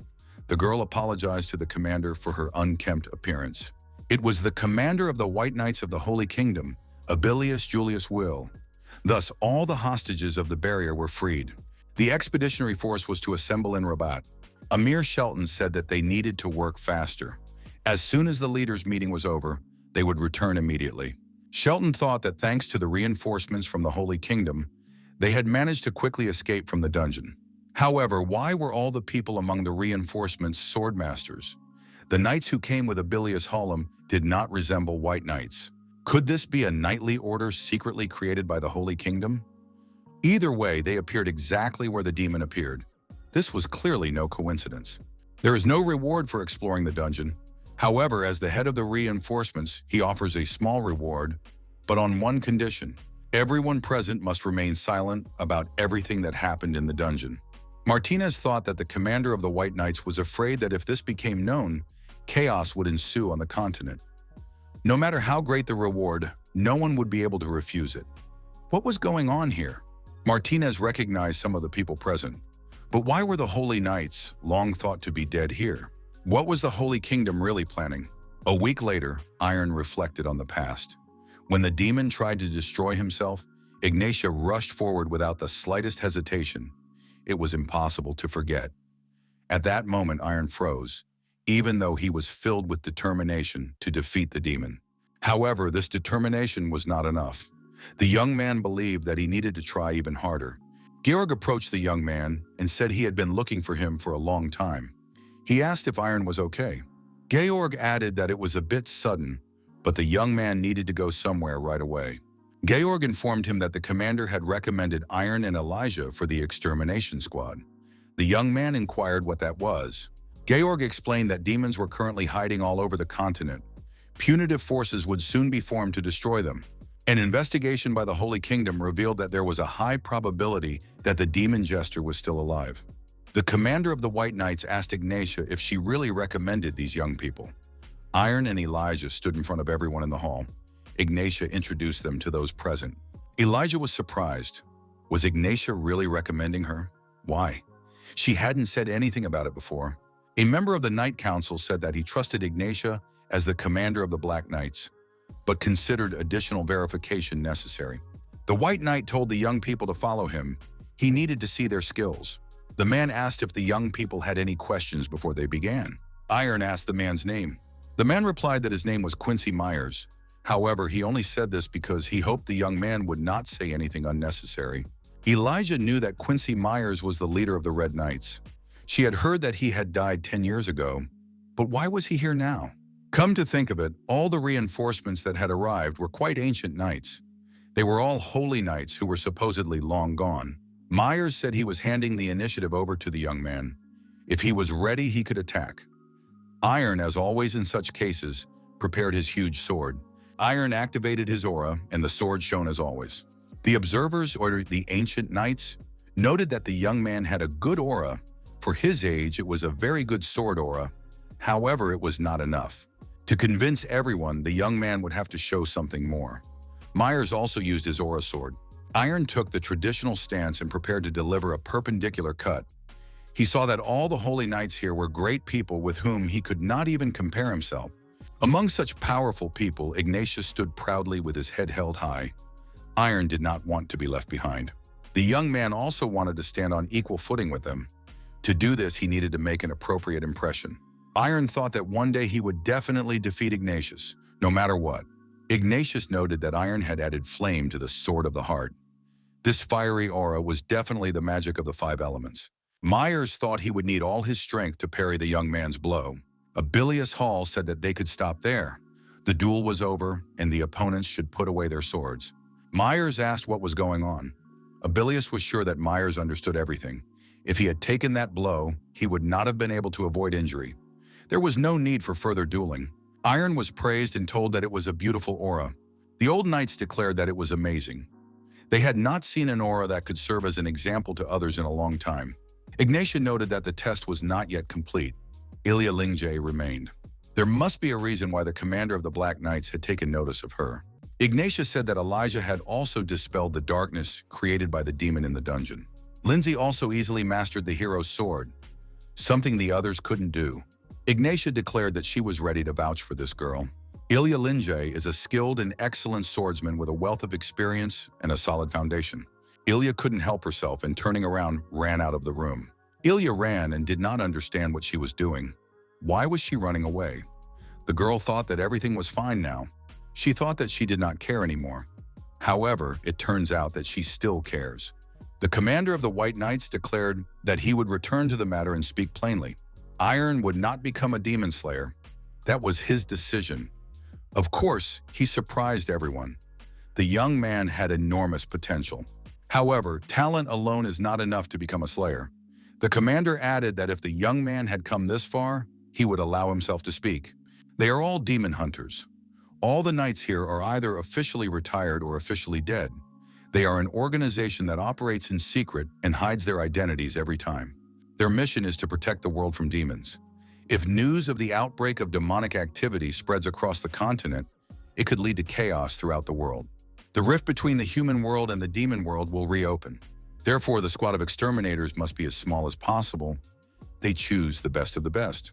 Myers added that even if they start recruiting people, it is worth taking Karukama from the west, the 5 great swordsmen, and the 3 lords of Runtel first. It makes sense to call them first. Iron asked if he would become stronger so that no demon could resist his power. Would he then be accepted into the extermination squad? Abilius Hall told Pereira not to be mistaken. Their main goal was to finish the job before the young man reached that level. The old man noticed the young man's powerful aura, which had no weak points. It was incredibly difficult to resist. Abilius added that even after these words, if Iron still wanted to join, there was one way. Pereira must find Kun. If the young man received his approval, then the matter could be reconsidered. After a long run, Ilya stopped in the middle of a forest road. The girl thought she had run away again. She had realized it back in the banquet hall. Ignatius was indifferent to her.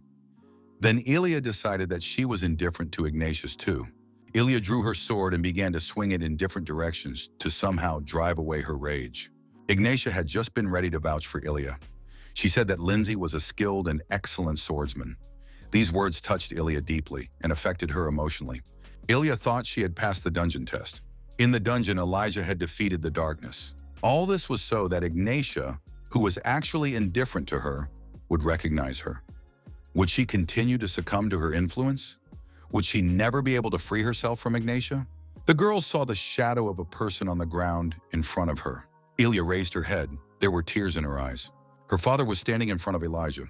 He said he hadn't seen his daughter in a very long time. The girl threw herself into his arms and cried even louder. Her father acknowledged that his daughter had had a difficult journey, but now everything would be fine. Iron remembered that Kuber had told him about a man who had become a master swordsman at the age of 70. Abilius said that Kun set higher standards for himself than anyone else and judged his opponents most harshly. If Iron could win his approval, he could convince everyone present. The commander of the White Knights said that from now on the choice was up to Iron. That was all he could say. Sir Joshua Lindsay approached the group. He greeted those present. Iron realized that this was Elijah's father. Joshua said he hadn't seen Abilius in a long time. The commander of the White Knights asked why Lindsay was here. Lindsay replied that his daughter had gotten involved in something very unpleasant. He had many questions, but he was ready to talk about it later. Lindsay told the commander of the Knights that he wanted to take the young man away for a while, pointing his finger at Iron. Mr. Lindsay said that if the young man was Iron Pereira, he should follow him. Abilius watched Joshua leave and said that it seemed he understood.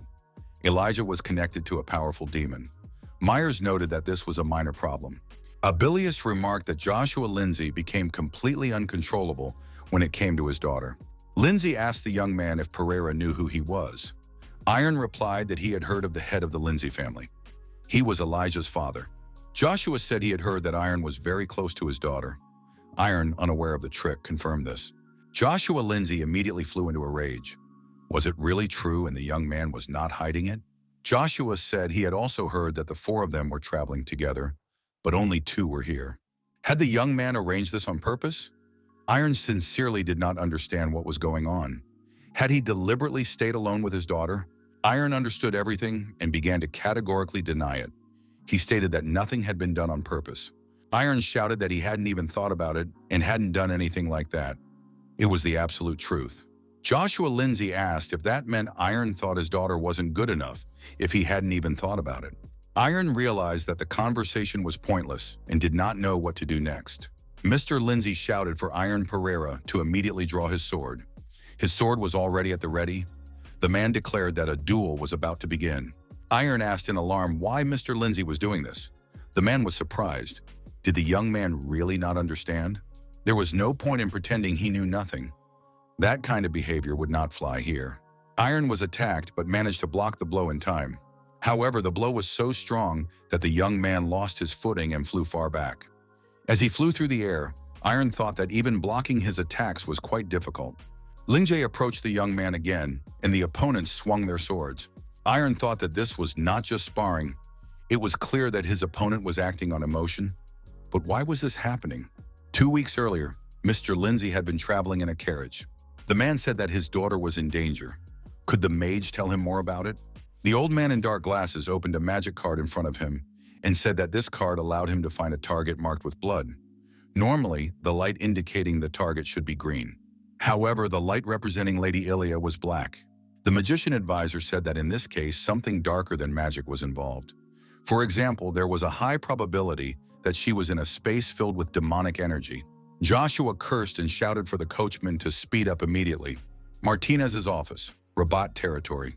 Joshua Lindsay visited this office. Martinez told his interlocutor how they managed to escape from the dungeon. He said there was no need to worry. Elijah was completely safe. Martinez said that Lindsay had not come all this way in vain. It seemed that the rumors about him were true. Emma Garcia thought that when the young lady announced her intention to go on a journey, her father was categorically against it. After the young gentleman's disappearance, he became much more attentive to his daughter's safety. Martinez said that Elijah was an excellent swordsman and that Joshua shouldn't worry so much. She had the magic cat and a reliable friend by her side. Perry added that the only friend she had with her was a man named Iron. Mr. Lindsay asked Garcia if she hadn't said that the young people were traveling in a group of 4. Emma replied that when she saw them, there were indeed 4 of them. Perhaps they had split up later. Lindsay thought, a man and a woman traveling together? This iron, he must be seen, and right now. At that moment, Mr. Lindsay continued his duel with Iron Pereira. He still had no answers to his questions. The man noticed that the young man had been hiding his true skills all this time. Well, let him try to block this blow. Iron realized that he was being asked to parry the heavenly sword. The young man did not wait and activated this unique technique of the Lindsay family himself. Mr. Joshua Lingjay was, of course, extremely surprised when he saw this. Lingjay shouted that this scoundrel had seduced his daughter and stolen the heavenly sword. Joshua added that now, in any case, this insolent man would have to be destroyed. There was a powerful explosion, and even from a distance, through the forest, a bright flash could be seen, shimmering with all the colors of the rainbow. When the smoke cleared, a deep dent had formed in the middle of the makeshift arena, at the bottom of which lay Iron Pereira. The young man lay motionless. Mr. Lindsay suggested that he might have overdone it. Elijah suddenly appeared in the clearing and immediately rushed to Iron, running past her father. Garcia followed her. The girl ran up to Iron and asked if he was okay. Ilya begged the young man to wake up. Ilya demanded an explanation. What had her father done to this young man? Mr. Joshua replied in a quiet voice that they had simply decided to spar. Ilya asked in surprise what kind of sparring this was. Iron opened his eyes and sat up. Elijah told Emma to help them. Iron got up and stood on his feet. Elijah asked how he was feeling. The young man replied that he was on the mend. He could already stand. Iron approached Mr. Lindsay and thanked him, adding that he had learned a lot from this sparring session. The young man asked if Mr. Lindsay could do a few more sparring sessions. Pereira said that he had a good reason to become stronger. Ilya gave her father a menacing look. Mr. Joshua had no choice but to agree. He said that they would train while the young man was here, meeting at this place every evening at 7 o'clock. Mr. Joshua said he needed a rest and asked Emma to take care of his daughter. The father thought that thanks to this young man, Iron Pereira, Elijah's condition had improved. This young man seemed to be a good and well-mannered person, and he also had excellent skills. However, Mr. Joshua was not yet ready to accept him. He decided that tomorrow this young man would learn what real hell was. In a dark, almost impenetrable forest, rays of light pierced through the thick bushes and foliage, illuminating the entrance to a cave hidden among the vegetation. In this cave, the jester demon was trying to recover and regain his strength. Little by little, it was returning.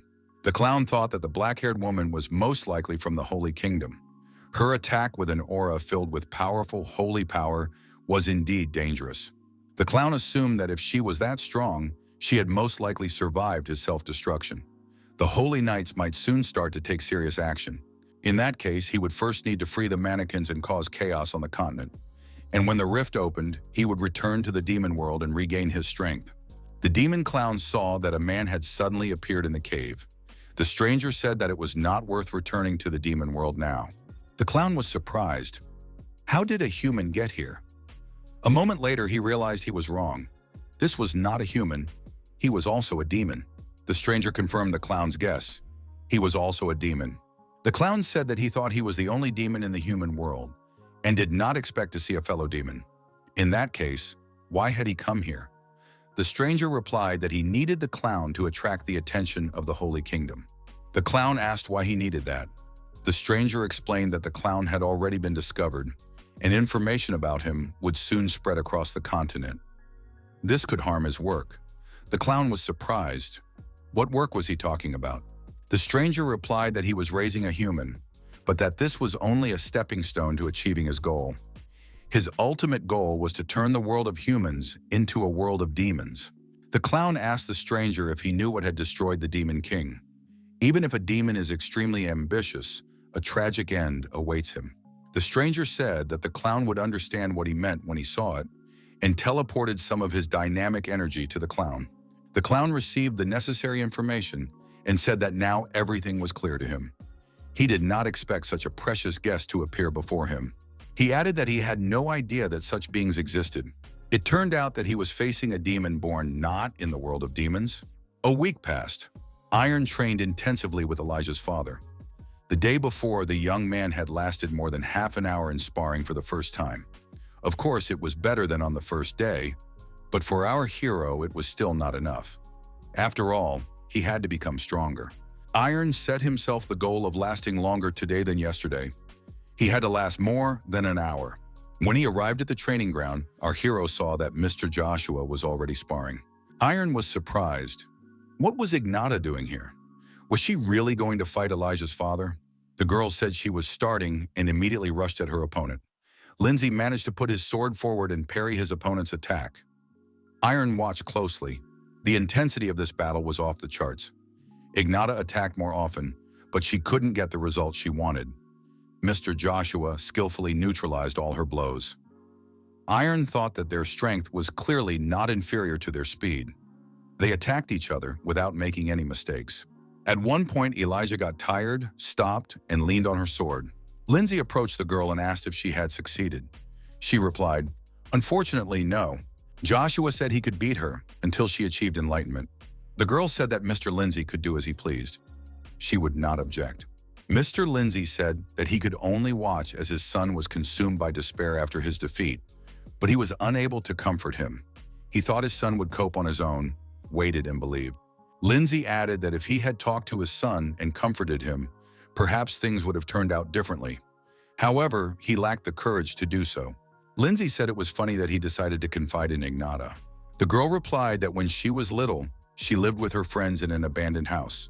Ignata added that, to be honest, she had never thought about Carl Lindsay, and probably never would.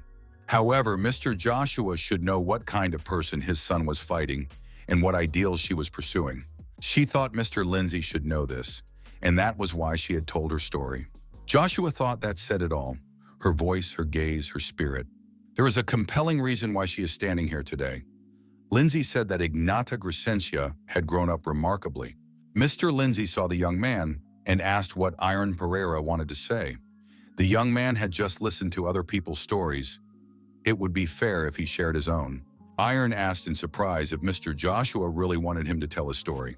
Lindsay shouted that he was interested in everything.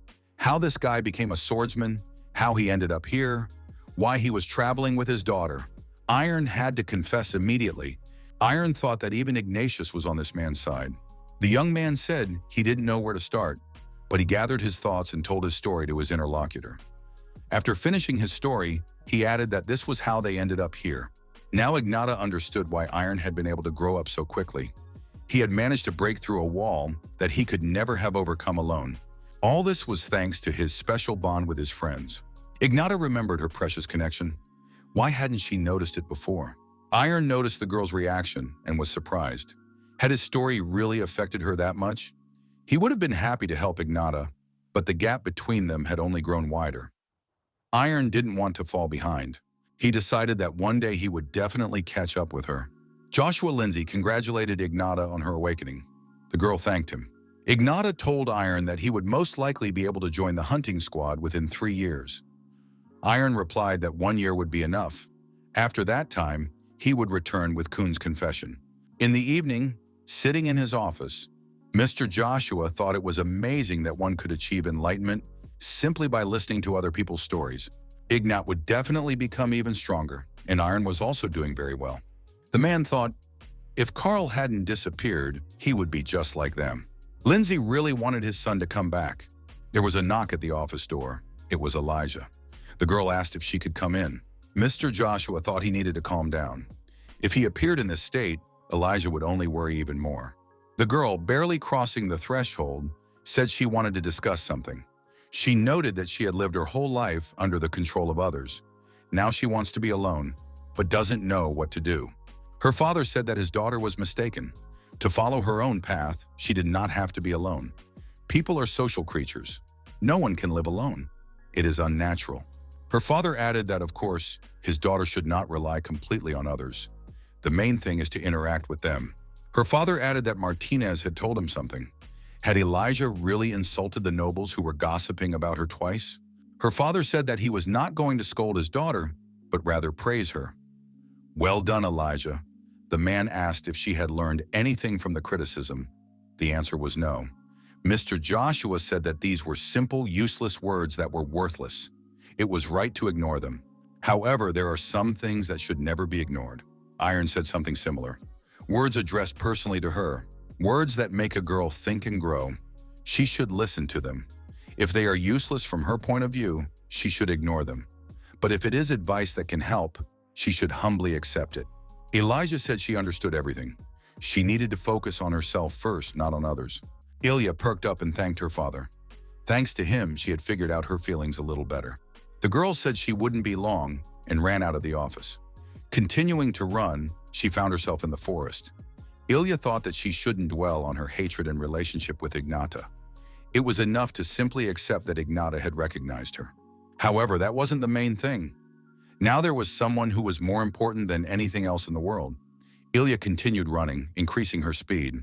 The girl stopped, saw a flash on the horizon, and thought that she wanted to give her heart to Iron. Ilya wanted to tell the young man this right now. Iron continued to train intensely. His sword sparkled, creating that very flash. Our hero saw the girl, approached her, and asked what Ilya was doing here at this hour.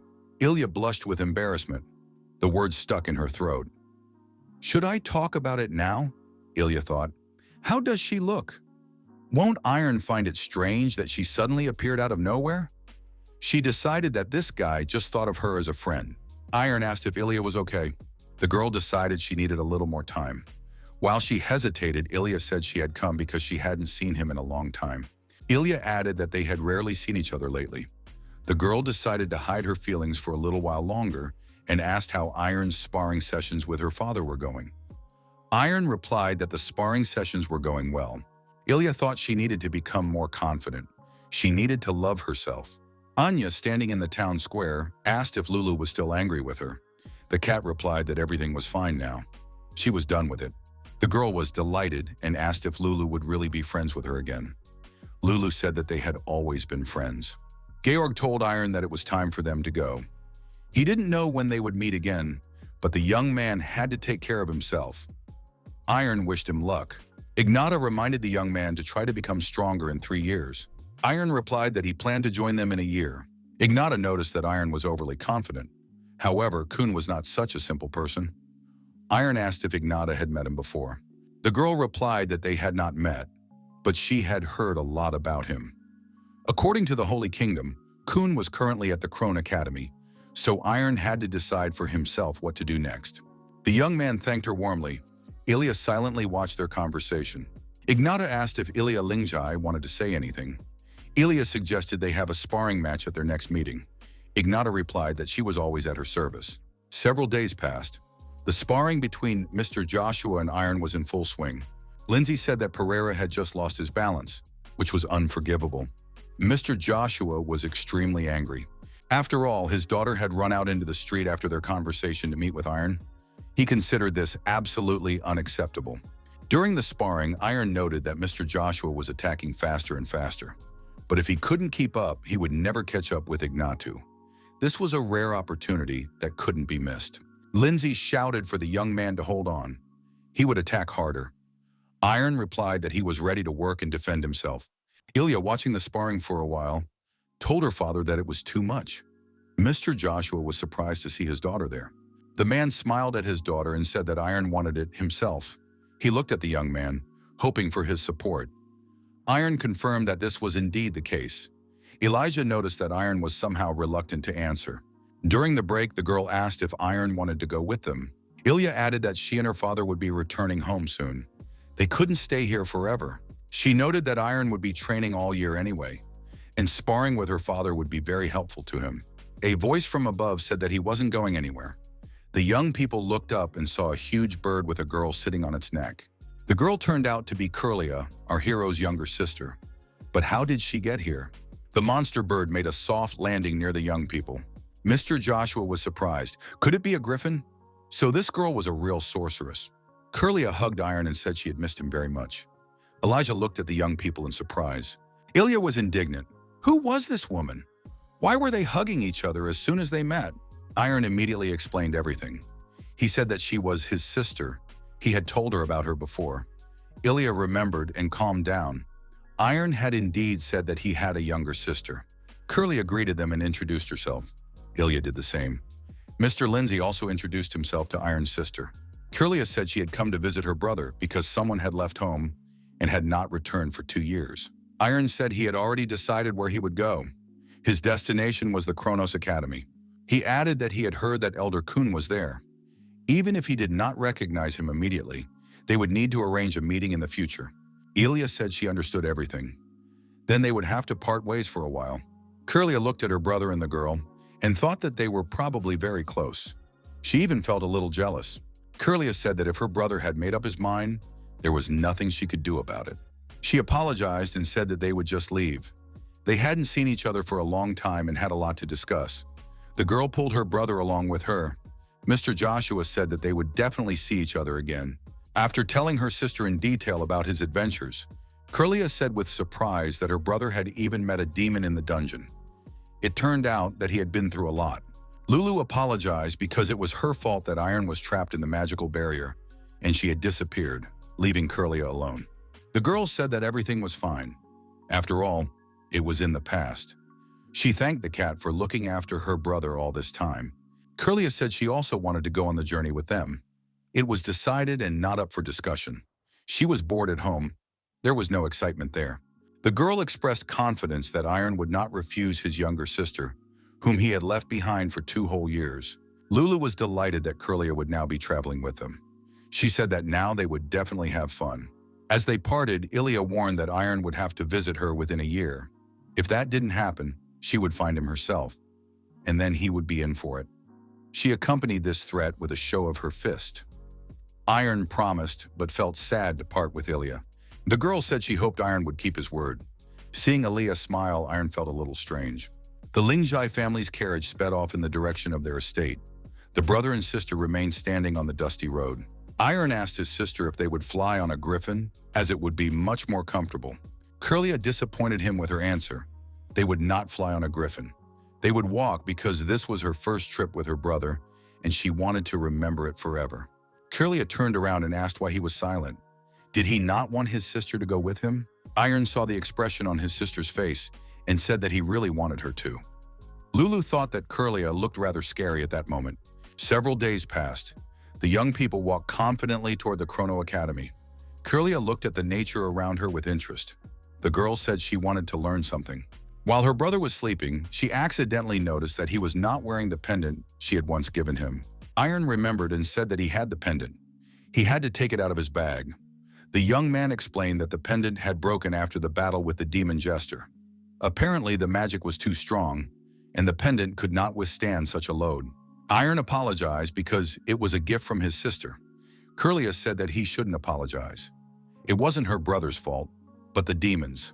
Curlia noticed that the pendant her brother was now wearing looked very beautiful. She expressed her confidence that one day this pendant would be of great help to him. Iron thanked Curlia for her understanding.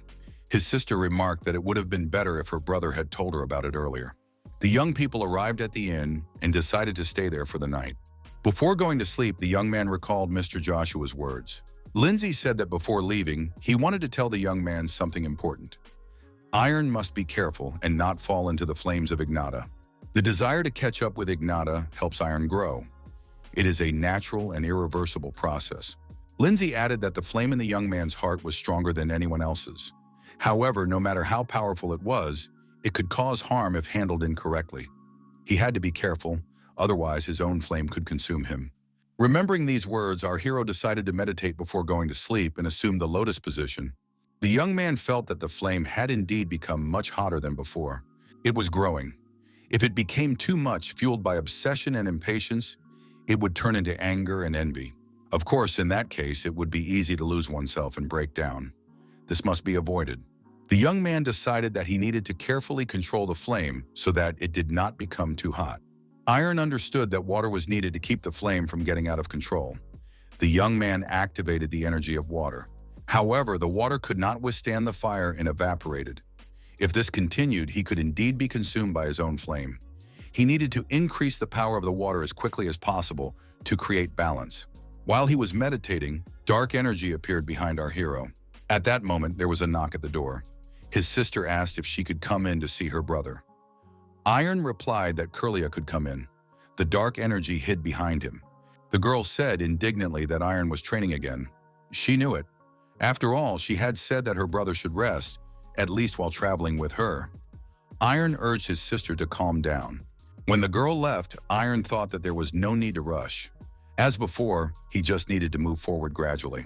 The next day arrived. The young people arrived at the gates of the Chrono Academy. Lulu was delighted. They had finally arrived. The students recognized Iron Pereira and surrounded him on all sides. They greeted the young man and said they hadn't seen him in a long time. Had he really become a master swordsman? Everyone was curious about what had brought Iron here. The young man replied that he was looking for Kun. There were rumors that the elder was here. The students said that Kun had left a few days ago with Judith. She had become his student. The students asked if Judith and Brad had started dating. What had happened on their journey? Iron was surprised. Were Judith and Brad really dating? The head of the academy approached and said that he had come because of the noise. It turned out that Iron had returned. Chrono Ian greeted him and said that he and Iron hadn't seen each other in a long time. The head of the academy invited the young people to his office. The elder realized that the young man had come here to meet with Kun. Now he is trying to master the energy of water, which can extinguish flames. Iron confirmed this and added that his flames were growing stronger. If this continued, they could consume him. Chrono Ian said he fully understood the young man's fear. Excessive competition often leads to self-destruction. He had seen countless people who could not withstand such pressure. The head added that, fortunately, Iron was not one of them. The very fact that he was monitoring his flame already spoke to that. He also noted that this was probably not the answer the young man wanted to hear. Chrono Ian turned to Curly and said that he had heard about her. They say that the girl is a pretty powerful sorceress and can summon the legendary griffin. Curly confirmed this. The elder asked if the griffin could take them to a certain place. They needed to change their location. The griffin flew up and landed at the point indicated by the head of the academy. The travelers found themselves on the shore of a lake. Chrono Ian said that in this place, the young man would master the energy of water and the water sword. Iron thought that the lake looked completely ordinary. The elder said that now he would show them everything and drew his sword. The head of the academy struck a blow, and something unusual happened. At the point of impact, the water parted, revealing the bottom of the lake. The blow was so powerful that waves on both sides of the cut rose to the sky. Curlia and Lulu were both surprised. Had the old man really cut through the water? The head of the academy asked if Iron had seen what he had done. The young man, of course, had seen it and said that the elder had cut through the water. Chrono Ian replied that this meant the young man had not seen anything yet. The head of the academy explained that Iron must understand the heart of water and what needs to be done to comprehend the water sword. It might seem vague now, but with practice, Iron would come to understand everything. The old man asked if the student could do it. Iron replied that he would try. The young man approached the shore and swung his sword with all his might. The blow struck the water's surface, but nothing happened except for a splash. Pereira thought that this was completely different from the hero's sword. Iron decided that he needed to understand how the head of the academy had done it. He continued to swing his sword. The young man believed that he had no time to rest. He had to keep trying. The result remained the same. The next day came. The splashes were higher, but the result was still the same. The old man approached the young man and asked if Iron had been practicing all night. The young man had indeed not slept a wink. Chrono Ian asked if the young man had made any progress. The answer was no. The old man suggested showing him again, acknowledging that the exercise was indeed difficult. Iron agreed. The head of the academy struck, but the desired effect was not achieved. Iron was surprised. Had the old man not cut through the water? Chrono Ian noted that it was different from what he had shown the day before. The elder said that yesterday and today he had shown the same thing, doing everything exactly the same way. The young man was puzzled. Today everything looked different. What did that mean? The old man told him not to be upset if he didn't understand and advised him not to rush, but to continue training. The old man turned around and said that he would be away for a few days, so the young man would have to train alone. Iron wanted to ask many questions, but he understood that there was a reason why the head did not want to talk. He decided to continue practicing and find the answer himself. The elder believed that the young man would not be able to achieve enlightenment at this time. It had taken him 30 years to master the art of the water sword. At the same time, paradoxical as it may seem, the head wanted Iron to destroy his own doubts. 4 days passed. The elder was training in front of the waterfall again. Earlier in his office, the head of the academy had received a letter from Kira Finn's deputy. This letter came from the head of the White Knights, Avilius. After reading it, the head of the academy realized that a new threat had emerged. Demons. Standing by the water, the old man thought that perhaps their generation would still be able to stop the demons, but one could not be overly confident. Avilius Hall, Quincy Myers, Caracum, they were all too old. Soon the continent's power would be halved. Chrono thought that there were many outstanding students, but there was too little time for them to grow. Suddenly, a treacherous attack was made on the head of the academy. The old man noticed it and managed to defend himself. The attacker held an aura sword in his hand. The old man asked if he was attacking without warning out of habit. Elder Kun, who had carried out the attack, replied that if Ian was training here, he should be prepared to spar with him. Chrono declared that he would make his opponent regret it. Kun replied that he would be interested to see how the old man would fare. The old friends continued their fight, moving from the water to land. Chrono Ian asked how long Kun would be obsessed with them. He replied, "Does Ian still not understand?" His opponent said that it would continue until he defeated Ian and became the strongest swordsman on the continent. Kun added that he would not stop. Chrono noticed that Kun had become much rougher and his movements were less fluid. Chrono Ian declared that in that case, he would not hold back either. Elder Chrono activated his aura sword and prepared to attack. The sword in his hands made sounds as if it were under tension. Khan said that this sound was always unpleasant. It made him nervous. The head of the academy delivered a powerful blow, and the ground beneath his feet cracked. Khan noted that his opponent had a very dense sword aura. It was impossible to fight him head-on. The consequences could be dire. He realized that at his current speed, he had no chance of winning. Taking action, Elder Kun allowed the aura to envelop his entire body and felt that he had become much faster than the old man. Chrono realized that his opponent possessed frightening speed. All he could do now was defend himself. However, there was one way to break through. By strengthening his senses and increasing his stability, he needed to block the attacks by striking the same spot. Then at the last moment of the fight, he had to break Kun's sword. Chrono caught his opponent's gaze and realized that he had already predicted all his actions. Thus, he had only one option left. Ian thought that Kun could change the trajectory of his sword even now. In that case, his target would be the neck. The old man realized that this was the result of his carelessness and overconfidence. There was no turning back. He had lost. There was a crash, causing a powerful shockwave and a blinding flash. As a result, the sword was indeed broken. However, the broken blade was in Kun's hands. Krone asked why his opponent had changed the trajectory.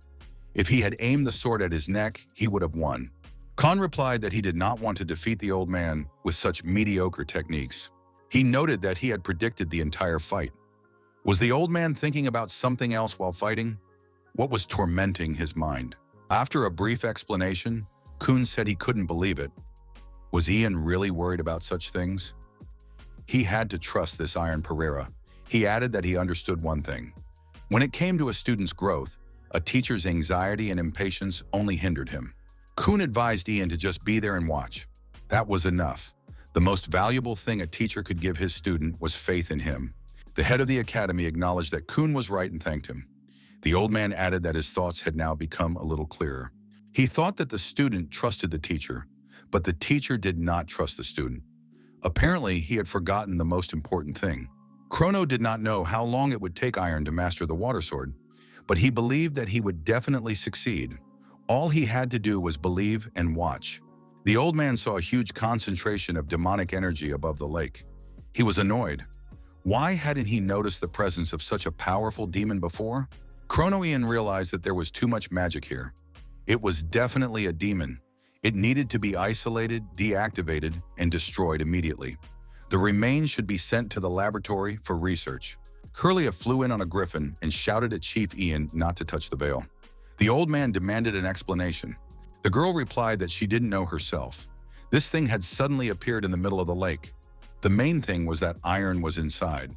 Iron was indeed there, trapped. The demon clown said they hadn't seen each other in a long time. The clown assumed that the young man had not forgotten him. And of course, he was right. Iron stood on the shore of the lake, holding the aura sword in front of him. He was ready to confront the demon clown. He needed to get out of the trap and, most importantly, destroy the enemy. But the young man understood that in 2 days of training, he had not made any progress. Iron remembered the elder's words. His strikes were the same, but the results were different. Why? He had to find the answer himself. Until now, the young man did not understand the essence of it. This upset him because he didn't know what to do. Iron pulled himself together and decided it was too early to despair. Pereira began swinging his sword with all his might again. 2 days passed, but he still did not achieve the desired result. Iron was upset again. There was no progress. Maybe he should find another way. However, he couldn't waste time. He needed to master the water sword as soon as possible. Iron was still inside the space created by demonic energy.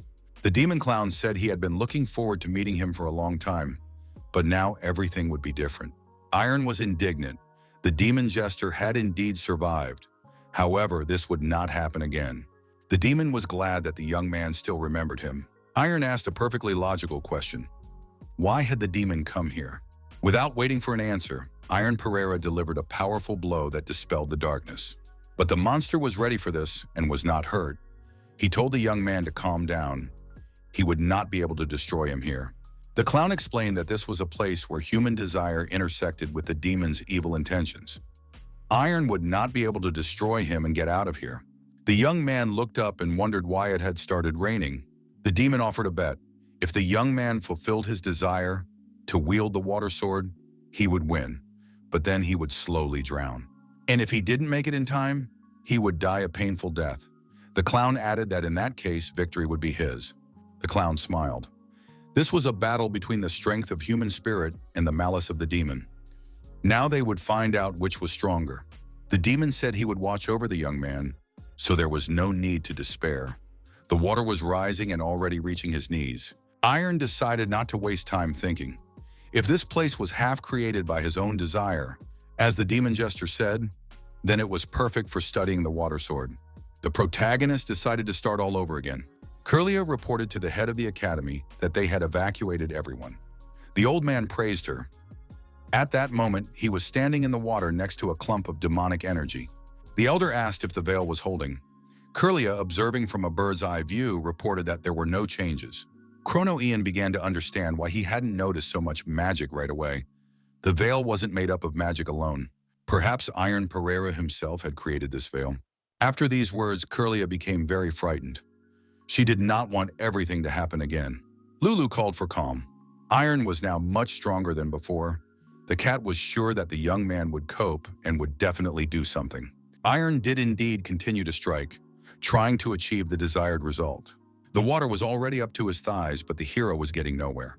Despair could overwhelm anyone, but not Iron Pereira. Iron promised himself that he would not give up, at least not now. The water rose to his waist and continued to rise. How much time had passed? Why was nothing changing? The young man thought that perhaps he had overlooked something. Where had he gone wrong? Iron began to doubt again. Could he even do it? He pushed the negative thoughts away and decided to calm down. There was no time for doubts. He had to move and strike. The cruel and unprincipled demon clown watched the hero's desperate attempts with glee. The demon thought, just a little more, just a little more. The more anxiety, fear, and other negative emotions torment the young man's mind, the harder the rain will fall.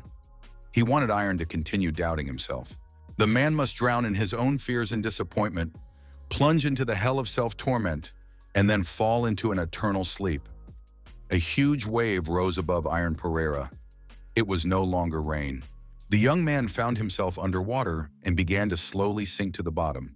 Iron thought he needed to rise to the surface and swing his sword again, but how much longer would he try in vain? He unclenched his fingers, releasing the sword, and, closing his eyes, thought that he could not die here. The clown, watching him sink, continued to gloat and laugh.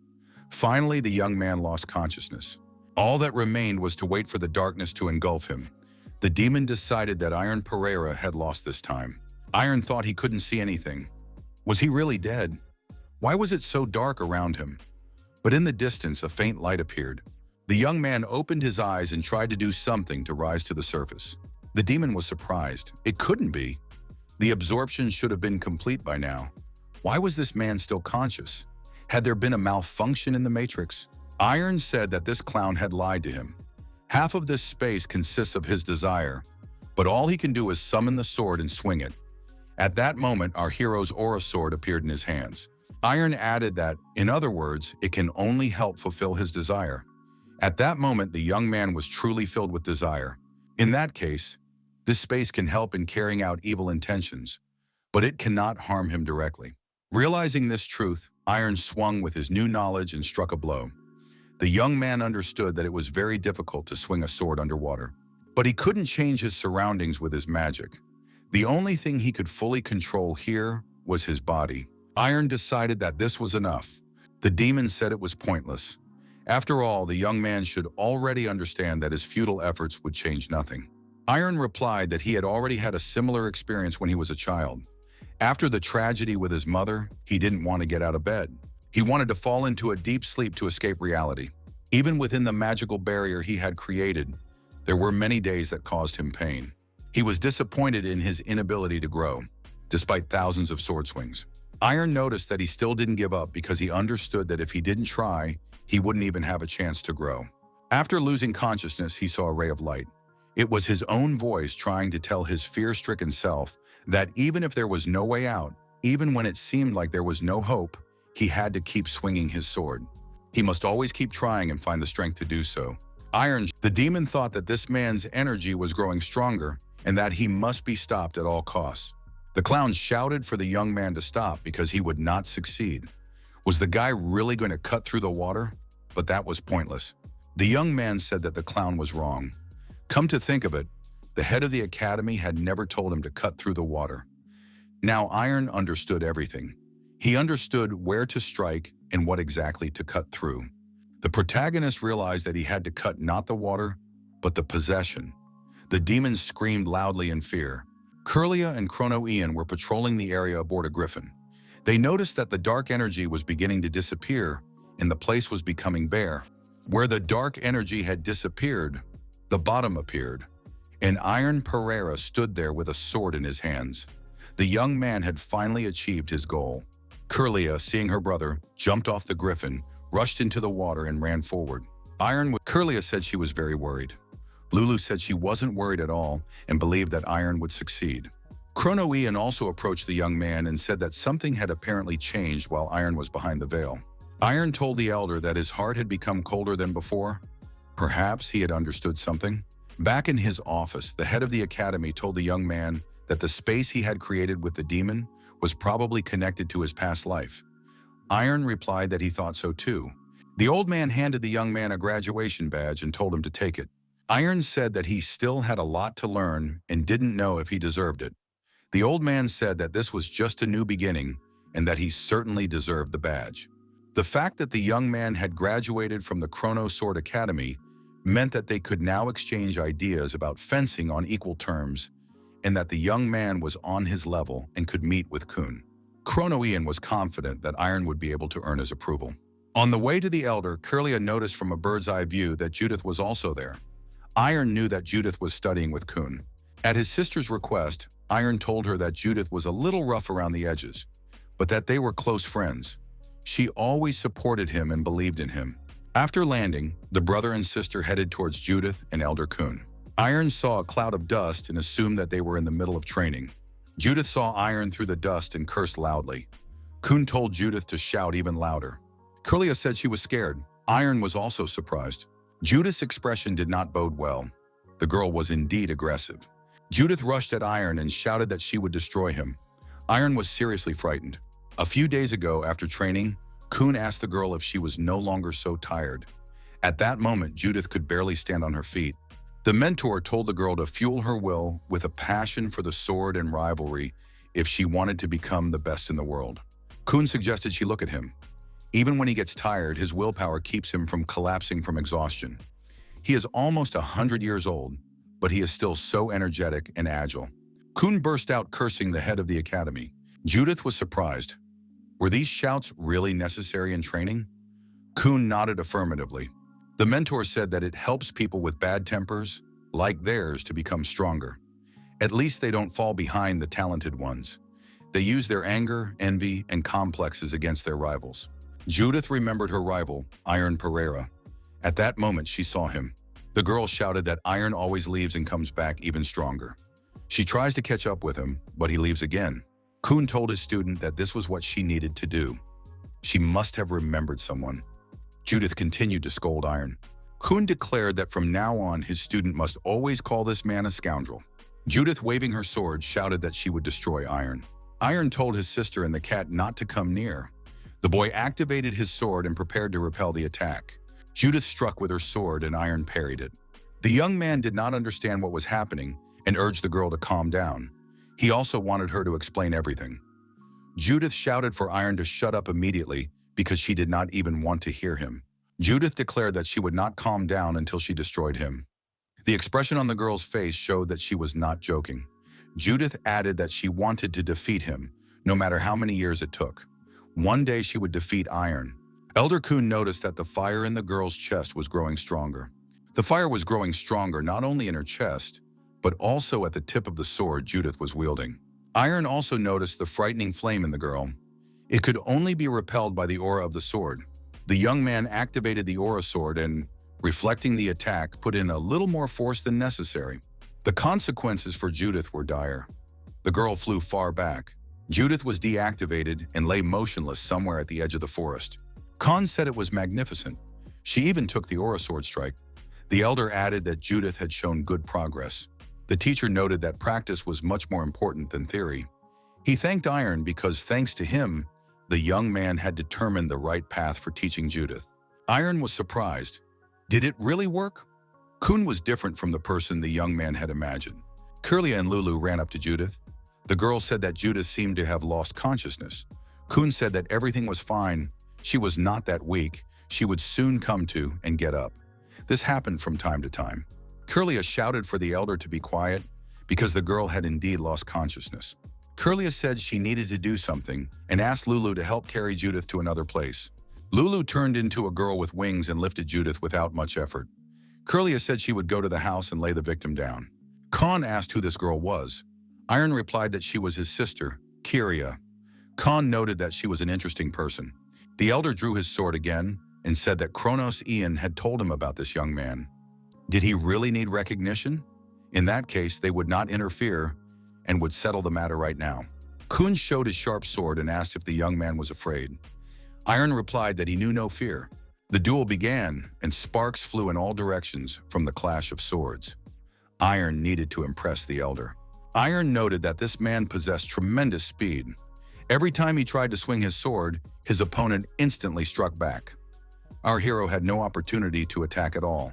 Chrono Ian previously said that the water sword is a technique for inner improvement. Harmony with the energy of fire will give the young man calmness and composure in any situation. There is no need to chase after Kun's speed. One must be patient and remember the heart of water. Kun said that he expected more from the academy head student. To earn recognition, it is not enough to simply come here. The elder noted with surprise that this young man's aura flows like water and shows enviable composure. Unexpectedly, our hero delivered a blow that was unfamiliar to his opponent. The shock wave threw Kun upward. The elder said it was very clever. The young man struck the ground to create momentum for his attack. Kun thought that Iron had exceeded all his expectations, and it was not only because of his metal energy. His attacks also contained the same hot energy of fire. But what was most striking now was the energy of water, as if he were facing Chrono Ian. Khan understood that this was not an energy that could be easily mastered. The elder thought, could this young man be Judith's rival? Khan said that the young man's path would be much more difficult than hers. Iron decided to use fire magic to help him. Several hours passed, and the duel continued. Curlia was surprised. Were they still fighting? Lulu noticed that they hadn't even taken a break. When the sun approached the horizon, the fight stopped. Iron looked noticeably tired. Khan said it was time to end it. Iron said he could still continue. The elder said that he would decide. Such a young man was able to use all techniques harmoniously. However, there are things that geniuses like Iron and Chrono cannot achieve. Khan said that it was about the crushing force that overwhelms the enemy.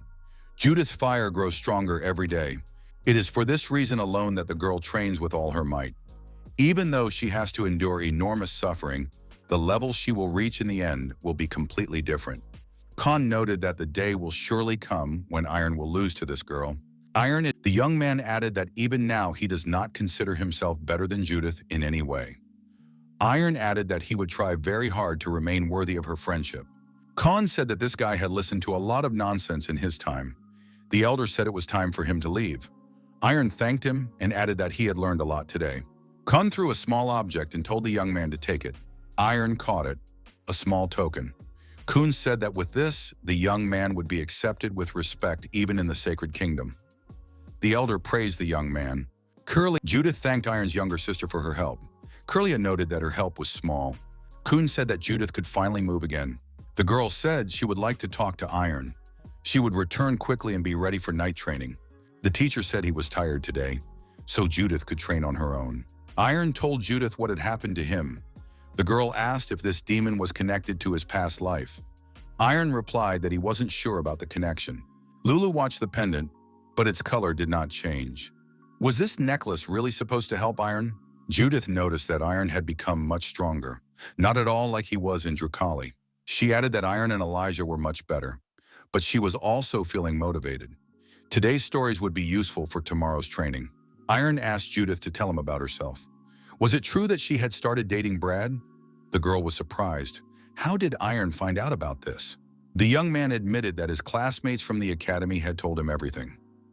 How did that happen? Judith blushed with embarrassment. Why would they talk about such things? A few months earlier, Brad had asked if Judith was free tomorrow. A group of classmates pursuing their own interests secretly watched the young people. Brad realized that once training with Kun began, he wouldn't be able to see Judith for a long time. Besides, he had to return to the province, so they didn't have much time. Brad suggested going to a show and having dinner together. Judith blushed with embarrassment. Brad waited for her answer. Their classmates watching from around the corner realized that it was an invitation to a date. Something had definitely changed between them after their trip. Judith agreed and said they could meet tomorrow at 2 o'clock. The next day came.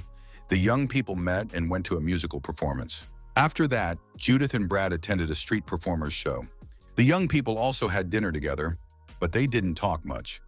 Each of them was embarrassed in their own way. Evening came. Brad asked the girl if she had enjoyed herself today. Judith replied that it had been fun.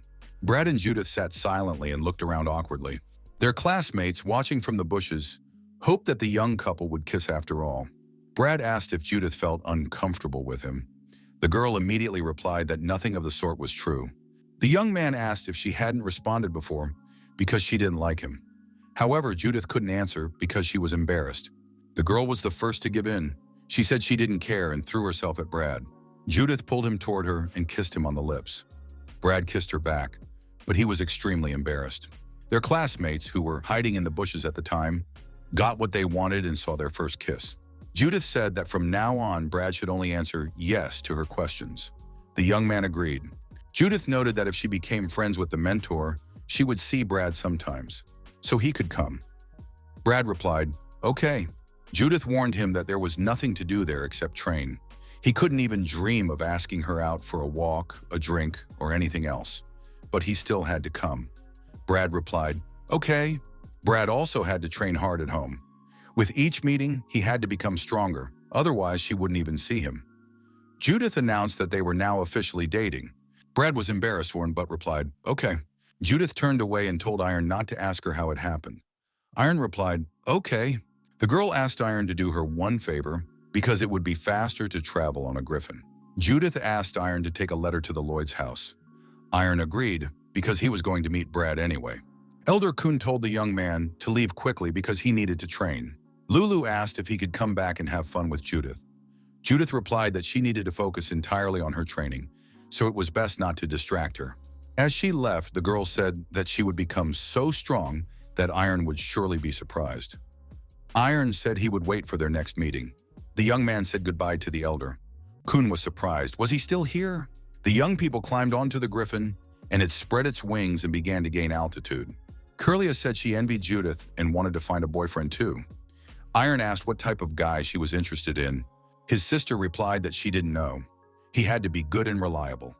Curlia asked if her brother wasn't thinking about anyone. His sister said that it was time for Iron to find a girlfriend. At that moment, Iron thought of Elijah. However, the young man couldn't understand why he remembered Elijah in this context. Checking the navigator, Curlia told her brother that they had arrived. Below them was the province of Lloyd. After landing, the young people noticed that the atmosphere here was completely different from other cities. The residents were very cheerful and carefree. Curlia suggested that her brother's friend's father must be a good man if he was the lord of such a place.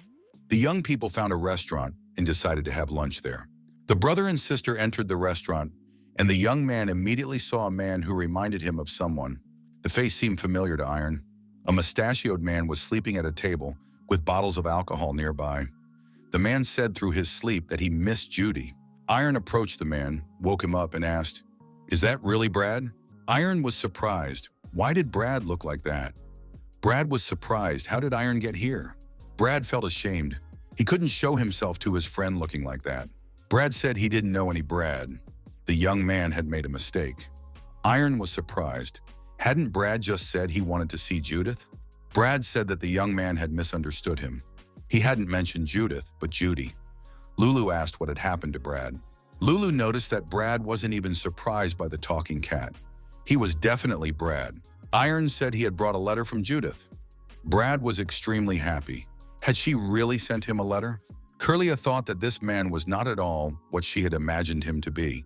A young man appeared next to Curlia and said in surprise, "Could it be that Iron has appeared here?" Iron recognized Lance and said that they hadn't seen each other in a long time. Curlia assessed this young man and concluded that he looked reliable. Iron introduced his younger sister to Lance. The young man said he was very pleased to meet her. The girl greeted him and added that she was the eldest daughter of the Pereira family and her name was Kyria. Brad also introduced himself and added that he was the eldest, Lloyd. Iron said that Lance had not been at the academy. Had he already graduated? Brad interrupted the conversation and suggested they discuss everything at his estate, since he was the young lord of Lloyd Province and therefore had to receive guests as befitted his rank. The young people continued their conversation at the dinner table. Iron asked Lance if he was there for his final exams. The young man confirmed that he had decided to visit Brad before going to training. Iron asked Brad where his parents were now. Brad said they should be back home by nightfall. Iron suggested that Brad's father was an excellent land manager. He had never seen people as happy as they were here. It was immediately clear that this was a very good province. Brad confirmed that it was all thanks to his respected father, Philip Lloyd. He is a wonderful man. Brad asked if Iron had managed to become stronger. He suggested they have a duel for the first time in a long time. Lance asked Iron to fight him first. He wanted to see for himself how strong the swordmasters were. Iron agreed. The young men took their places in the Great Hall and prepared for sparring. Lance said that if Iron was ready, they could begin. Lance rushed into the attack. Thinking that his opponent was a master swordsman, he did not even dream of victory. Lance's goal was to hold out as long as possible and land at least one accurate blow. Lance immediately felt the difference in strength, but he did not back down.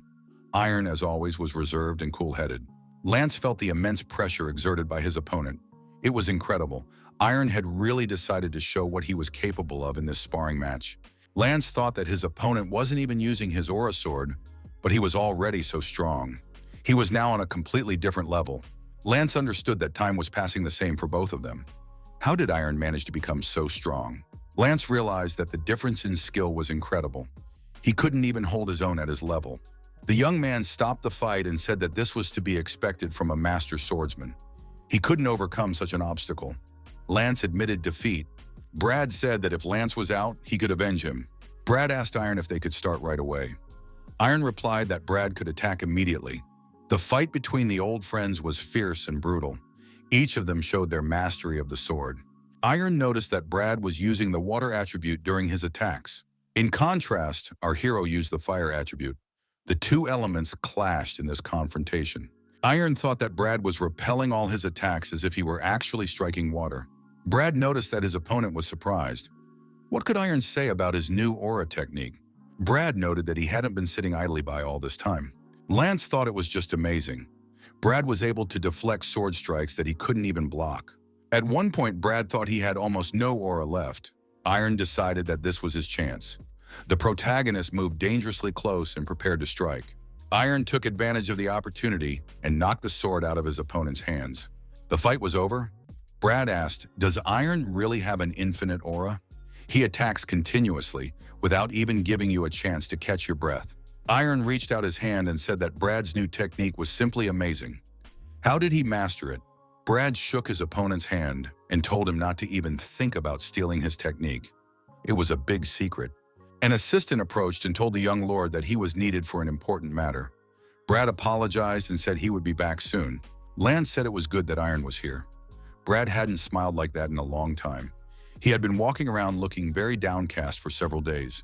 Lance added that Brad had had many problems since returning to the province. He was under a lot of pressure to become an excellent lord. He had a huge mountain to climb. At that moment, Brad approached his parents. The biggest and greatest mountain in the Lloyd family was the head of the family, Philip. The kingdom of Kober, Lloyd Province. The prosperity of this province is highly regarded throughout the continent. The reason for this rapid success was the tax reform and innovative approach of Philip Lloyd. That is why the Lloyd family is so highly respected everywhere. It is also the reason why Philip's adult son, the young Lord Brad, who is to inherit the province, is under close scrutiny. Lance said that his disguise in the tavern was a necessity, as he was constantly being watched. Brad greeted his parents. "Welcome back." His father said that they really hadn't seen each other in a long time. Brad announced that they had guests. His academic friend, whom he had told his parents about, had arrived. The family members and guests gathered around the table for a welcome conversation. Mr. Phillips said that he had heard a lot about this young man from his son and had wanted to meet him for a long time. The atmosphere was tense, and the conversation was awkward. Lulu even said that she was having trouble breathing. Philip Lloyd said that they all needed to get closer somehow. The dinner table was set with a large amount of alcohol. The head of the family expressed hope that this would help. Several hours passed. Curlia asked if she could call the young man simply Lance. Lance didn't mind. Lulu noticed that everyone was very happy. She decided that she should try the drink too. Philip asked if Iron had drunk alcohol before. The young man replied that he had tried it a few times, but never in such quantities as today. Lulu threw the bottle aside. She didn't like it. Iron apologized and said he wanted to get some fresh air. Curlia suggested that Lance take a walk with her. The young man replied that he didn't mind. Mrs. Lloyd said she would also go out for some fresh air and advised Brad not to drink too much. Brad finished the alcohol in his glass and said he would do so. In the end, everyone left, and Brad remained alone at the table. The young man remembered the letter from Judith and took out the envelope. Finally, he had his chance. Judith wrote the letter and thought it was very strange. It was her first time doing this, so the young man shouldn't pay attention to the mistakes. Judith said she was trying very hard in her training with her mentor. It was hard but fun. Brad finished reading the letter and wondered, was he happy here? He didn't even know how to answer that question himself. Iron admitted to Mr. Lloyd that it was very beautiful and cozy here. Philip noted that his son had said that Iron was doing a lot of good for world peace. Iron admitted that this was the reason he had taken up the sword in the first place. Philip said that he was the same when he was young. He moved forward with only one thought in mind, to create a place where people would not know what pain was. Philip asked if he was missing anything. In pursuit of a big dream, people often forget what is close at hand. When you look at it that way, people start to lose something more important than the dream itself. Mr. Philip asked how things were going with Iron. Perhaps he was missing something in his haste? Iron was confused. He didn't understand why he couldn't answer this question. Mr. Lloyd apologized and said that it was indeed a difficult question. The man noted that Iron probably hadn't been getting enough rest lately. Iron replied that on the contrary, he was trying to make more time for rest and asked if he was sleeping well. While he was here, it was important to get plenty of rest. The host remarked that he pays special attention to the guest rooms. After the conversation, Iron went to his room with the intention of really resting. The young man lay on the bed and wondered why he was so confused by that question. Was he really missing something? Iron closed his eyes and tried to fall asleep. The young man found himself in an enchanted place. Why was he here again? An unusual sound caught our hero's attention. Iron looked back and was surprised. Iron saw himself instead of Winker. This time, Pereira Mahal was holding a sword. What was going on here? Iron jumped out of bed and realized it was a dream. But why was he suddenly back there again? Could it be that even after escaping from Karen Winker's dream, he continued to train in his sleep? But this was definitely not training. Iron was focused on the dream he wanted to fulfill, but he was consumed by negative emotions because he couldn't do it. Iron decided that he needed to let go of useless attachments. He understood what Lord Lloyd was talking about. He needed to think a little about rest. The battle between the head of the academy and Lloyd's student was in full swing. At the end of the fight, the exhausted Brad thanked his mentor and said he had learned a lot. Chrono Ian asked Brad if there was a reason why he was no longer focused on his growth. The young man's aura technique had not changed at all since the last time. The headmaster said that Brad had talent. He could become an expert and even more if he wanted to. Was there a reason why the young man was holding back his growth? Brad replied that he had realized something thanks to that journey. The young man realized that it was more important for him now to become a worthy lord than an excellent swordsman. The courtiers noted that the young lord had returned. He had become more manly. However, it would not be easy for the young man. It is very difficult to become a worthy replacement for his father. Visitors arrived at the estate and asked if Mr. Philip Lloyd was there. Brad replied that his father was away, but that he, as the young lord, could hear the guests. The visitors said that there was no need.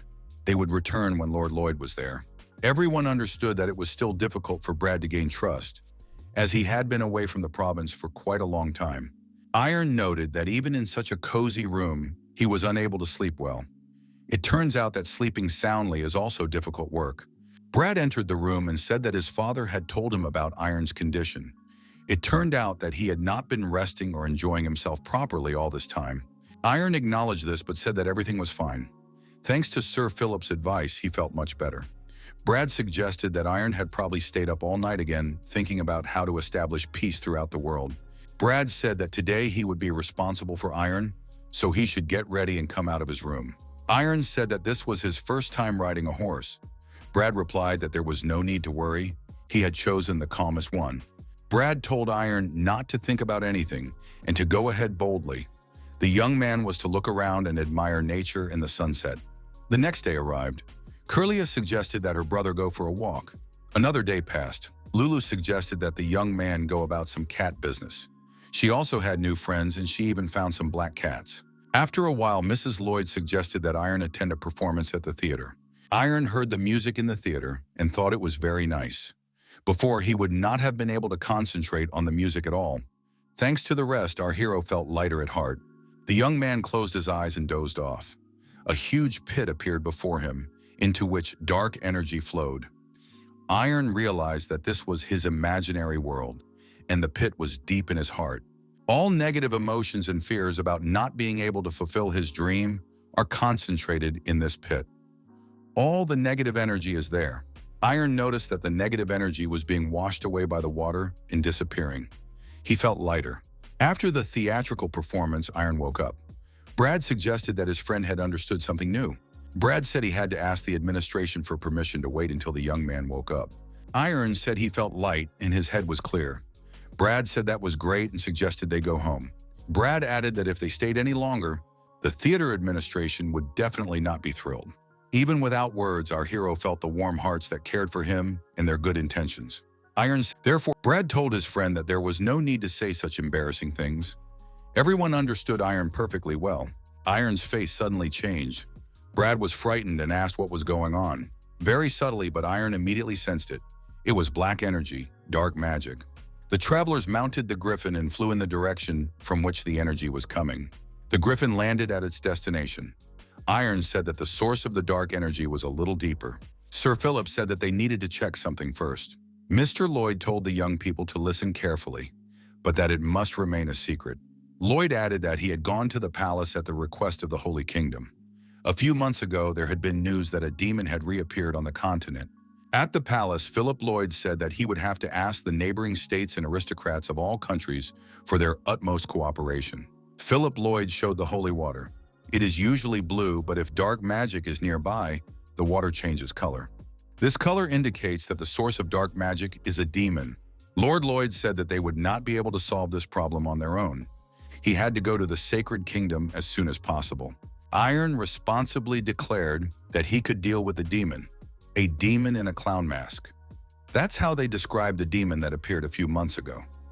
Lord Lloyd was surprised. How could Iron know this? Iron replied that he had been in the place where the demon appeared and clearly saw the power that instantly destroys both the mind and body of a person. Iron noted that something could happen while they were traveling to the Sacred Kingdom. He was ready to fight to get rid of the demon immediately. Brad, of course, said he would help Iron. They couldn't send him alone to fight the demon. Besides, the demon had appeared in Lloyd's province, and as befitted a young lord, he was bound by the law of honor to fight it. Brad told his father that he wanted to use all his strength to defend his territory. Iron told his sister that she'd better go with the Lord and deliver the message to the Holy Kingdom. The girl didn't mind, but asked her brother to be careful. Brad told Lance to accompany his father and provide passive assistance. Lance didn't mind either. The young people said they would definitely return and headed for the demon's presumed location. Lulu, in the form of a girl with wings, was also nearby. Lance didn't understand how Iron and Brad knew there was a demon there and were still going into battle without a shadow of a doubt. Lance thought he couldn't do that. Was he a coward? Iron pointed to the cave and said that dark magic was coming from there. Iron noted that if it became too dangerous, Brad should leave immediately. Brad replied that there was no need to worry about him. In the dungeon was a demon, the source of the dark magic. As always, the demon needed more power to become stronger itself. This would require many people. The young people followed the given direction and approached the cave. Now they had already entered it. The demon sniffed and noticed that he could sense a human approaching. Iron stopped and said that he could see 3 entrances ahead. The first entrance, that's where the dark magic is most distinct. At that moment, Iron rushed toward that entrance. The protagonist told Brad and Lulu to destroy the wall and step aside. However, at that very moment, the young man noticed that the space had changed for some reason. Why was there a huge stone in front of him? Brad and Lulu looked around. They had lost sight of Iron. The young man did not respond to their cries either. Iron couldn't see Brad and Lulu. It was as if he had entered a maze. Iron and Brad realized that the entire cave had been created by a demon. It was a real labyrinth. Lulu said that this would not work. She would go upstairs and try to find Iron. Brad forbade her to do so. They must not stray from each other. The demon was already trying to separate them by any means possible, and they must not give in. The demon heard these words and said that these people were really clever. They figured out how the labyrinth worked. The monster added that it was too late anyway. From the very first step in the maze, they were like fish in a barrel to him. The demon declared that it was time for him to act. He decided to start by hunting the blonde-haired man.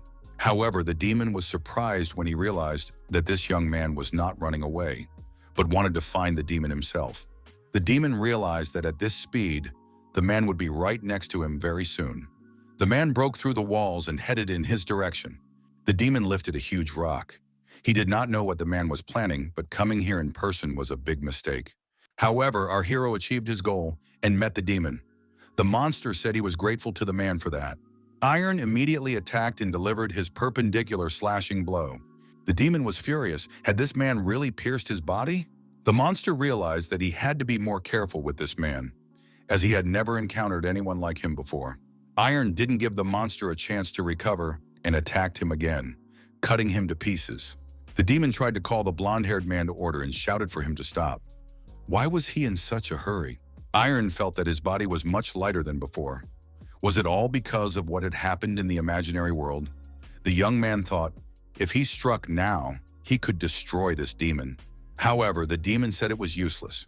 No matter how much the man destroyed his body, it would continuously regenerate. Iron did not calm down and attacked the demon again, using his aura sword.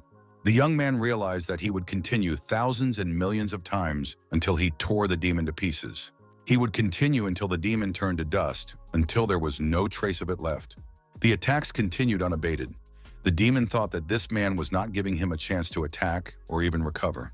However, the problem is that because of the man, he cannot see a single drop of darkness that he could look into. How can such a person even exist? The demon decided to escape, leaving his double in front of the man. While the young man is fighting the double, he will find other people and recharge his strength. Brad and Lulu were moving through the maze in search of Iron to reunite. The demon decided he had found his victims and said he welcomed them. Brad felt a dark energy that gave him goosebumps. This is the monster that terrorized an entire continent. This monster is the source of all evil. It is a true demon. Brad also attacked the demon that approached him. Dima said he had something to fight back with. After that, huge tongues of flame were directed at the people. Lulu shouted for Brad to be careful, and at the last moment, they were able to dodge the fire. The demon realized he had missed and cursed loudly. The monster declared that this man was extremely annoying to him. The young man swinging his sword approached close enough to attack the demon. The demon survived the attack and said that he could always handle 2 of them on his own. Now there was definitely no need to rush. Brad was wounded and dropped his sword. The young man's blood began to flow onto the ground. He thought it was all because of his weakness. Iron was nowhere to be found, and Lulu had been injured after the demon's last attack. Could he defeat this monster on his own? Brad decided that he had to keep going. There was no other way out. Even if he couldn't defeat it, he couldn't retreat now. Suddenly, the demon said that he finally saw darkness that he could delve into. Brad was growing weaker and weaker after his injury. Brad saw his father in front of him, who said that he would never be as great as him. The young man was surprised. Where did his father come from? Philip Lloyd turned into a monster which immediately struck Brad, increasing his damage. Plus another wound. Brad screamed in pain and fell to the ground. The young man told himself that he had to pull himself together. He couldn't give in. The demon was deliberately using his father's image to weaken him. The man asked how the demon dared to attack him with the image of his own father. The demon turned back into Philip Lloyd. He said that Brady was not worthy of him. How could he compare himself to his fair-haired friend? The demon, in the form of the academy's headmaster, asked if he realized that he was incapable of anything as a swordsman. Was that why he had fled to the countryside? Chrono Ian said he could read the young man's thoughts, which were hidden deep inside him. Everything he was saying now were his true thoughts, which Brad had hidden until now. In fact, it was all a lie invented by the demon. In this way, he could completely change a person's consciousness. The demon said that the young man realized the big difference between himself and his friends and suddenly remembered a forgotten dream. Maybe he really thought that was his true goal, but in reality, it was just a way to escape to the countryside.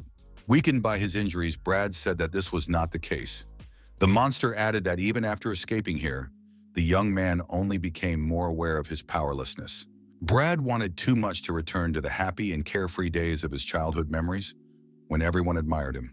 However, when he returned home, he had to realize that everything had changed dramatically. He had new responsibilities like a young lord. The expectations and stares had become too much to bear. They followed him everywhere. A huge wall appeared that was impossible to get around. Brad felt insignificant compared to his father and his authority. The demon added that it was then that the young man realized that even in his own province he was good for nothing. So he began to fall into helplessness. Brad told the demon to stop. He himself knew that he could not become better at anything. He was afraid of the expectations and attention focused on him. He really thought about leaving everything behind and going somewhere far away. The demon understood that in this case, the man's dark energy would make him even stronger. At one point, Brad said that it was impossible. He remembered a beautiful sight that he had remembered since childhood. The happy faces of the townspeople who remained the same despite the passage of time. The young man said that this was why he had returned home. The world he wanted to protect was here. Brad struggled to his feet and told the demon that he was here for his estate, his family, and his subjects. Brad decided that no matter what, he would be able to win. The demon couldn't understand what was happening. Why was the darkness diminishing? It turned out that the blonde-haired guy had managed to destroy the doppelganger without approaching the original demon. Iron struck another crushing blow and cut the demon into two symmetrical pieces. The demon regenerated and recovered again. He thought that this man could only leave a scratch on him, but what had changed now? Brad said he wouldn't give up. No matter what he did, no matter where he was, he always had loved ones who believed in him and supported him. Brad shouted that he couldn't stop for their sake. The demon yelled at the man to shut up immediately. At the same time, a flame appeared inside the demon, which gradually grew in size. Eventually, the flame burst out. Brad did not lose his composure and, despite his injuries, activated his water magic. The two opposing elements collided and excess energy was released. The demon was surprised. How could such an insignificant creature get in the way and refuse to die quietly? Brad gathered his strength and prepared for the decisive battle. The young man said that he would not give up or retreat, no matter what trials he had to go through. He had to win at any cost, but the demon would have to pay that price. Brad attacked the monster and once again said that he was not going to give up. The attack was fierce and merciless, so the huge demon was destroyed and shattered into small pieces. Iron arrived just in time. However, the demon was already finished, at least for the moment. Brad did not disgrace the title of the student of the Chrono Academy. It was necessary to watch the demon. Would it regenerate again? The wounded Lulu sighed and came to her senses. The girl with wings instantly assessed the situation and sprang into action. She shouted that she would do everything she could to support Brad and Iron. The demon gathered himself but realized that he did not have enough strength to fight everyone at once. His body could no longer withstand such shocks. He had to run away. Lulu asked where the monster was going. This place would be his grave. The girl shouted that she would destroy this pathetic creature. At the same time, a barrier was created that prevented the demon from moving through space. Iron approached the demon and shouted for Brad to act in sync with him. Brad shouted back that he was in control of the situation and would attack the demon from the opposite side. The young men shouted loudly and in unison and unleashed their power on the monster. There was no hope of salvation, and the demon was destroyed once and for all. His body fell apart into tiny pieces. Brad breathed a sigh of relief and said that they had succeeded. Could he really have destroyed such a demon with his own hands? Iron congratulated Brad Lloyd, the master swordsman, on his magnificent victory. The young people understood that they needed to get out of the labyrinth.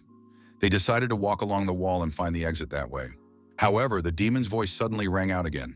He called humans insignificant creatures. Did they really think they could return after his death? He would show them true hell. Lulu shouted for Iron and Brad to be careful. This was the demon's parting curse. The demon said that those consumed by darkness would remain here and sleep forever. Iron shouted for everyone to stand behind him. Then he thrust his aura sword into the ground, creating an energy shockwave that would destroy all the negative effects left behind by the demon. The demon's farewell curse proved to be a strong opponent for the energy that destroys darkness. But it would not last forever. Lulu declared that they had to remove this demonic curse. Otherwise, they would have to stay here forever. Brad decided that he could remove the curse. Iron said that during his battle with the clown demon, he had learned the sword technique of Ignata. The hero's sword is a technique that can defeat the demon. Iron swung his aura sword again. Iron also said that with this technique, Brad would be able to defeat the demon. Only he could do it. The demon looked at these people and decided that they had gone mad. How could they train in such a situation? They definitely wouldn't last long. Brad admitted that it was really difficult, but he didn't give up. Iron asked Lulu how much time had passed. The girl with wings replied that they had been locked up here for 10 days. Brad thought that even Iron couldn't use his aura all the time. He needed to learn this technique faster. Brad told himself that he needed to pull himself together and not slip up. He needed to start over, but without rushing. Brad thought that his determination to protect his family, estate, and friends should help him. Brad also had to protect his Judith. The young man decided to use this will and transfer it directly to his sword. Iron said that Brad had succeeded. Lulu was also glad that they were moving toward their goal. The demon thought that this sword emitted energy that suppressed his body. He couldn't touch this sword. There was no choice, and the demon decided to run away once again. Brad decided he would not let the demon go and rushed after him. Otherwise, why had he tried so hard? The demon said they would meet again. He would get out of there and eat all their loved ones. Suddenly, more people appeared in the dungeon. One of them said that it was time for this demon to disappear forever. A creature of darkness should not exist. Brad said it was purification magic. Where did these people come from? Iron said they were knights of the Holy Kingdom. Indeed, it was the second purification squad. The squad was led by Captain Quincy Myers. He told Iron to take 2 steps forward. Myers noted that Iron's actions contradicted the instructions of the Holy Kingdom. The young man acknowledged this. The commander said that it looked like great insolence. The young man knew the prohibition and acted anyway. He must realize that his selfishness could affect the entire continent. Iron apologized but noted that he would not sit idly by if he had the power to destroy demons. Even if he returned to the past, he would still rush into battle with the demons. The assistant commander said that this young man was acting insolently. He could have let the demon escape if they hadn't arrived in time. Myers told Darren to be quiet. The commander of the Holy Kingdom's Knight Squad said that in that case, the young man must take responsibility. It was necessary to check whether he really had the necessary skills. Iron Pereira had to prove it. To test his skills, Iron was attacked by the Elder. Myers was convinced that the young man's sword aura was very strong. Even experienced swordsmen do not use this technique because it is complex and requires enormous energy. This guy is at a higher level than previously expected. The squad commander said that in that case, he would increase the pressure on his opponent. Myers told Pereira to immediately show that his ambition matched his skills.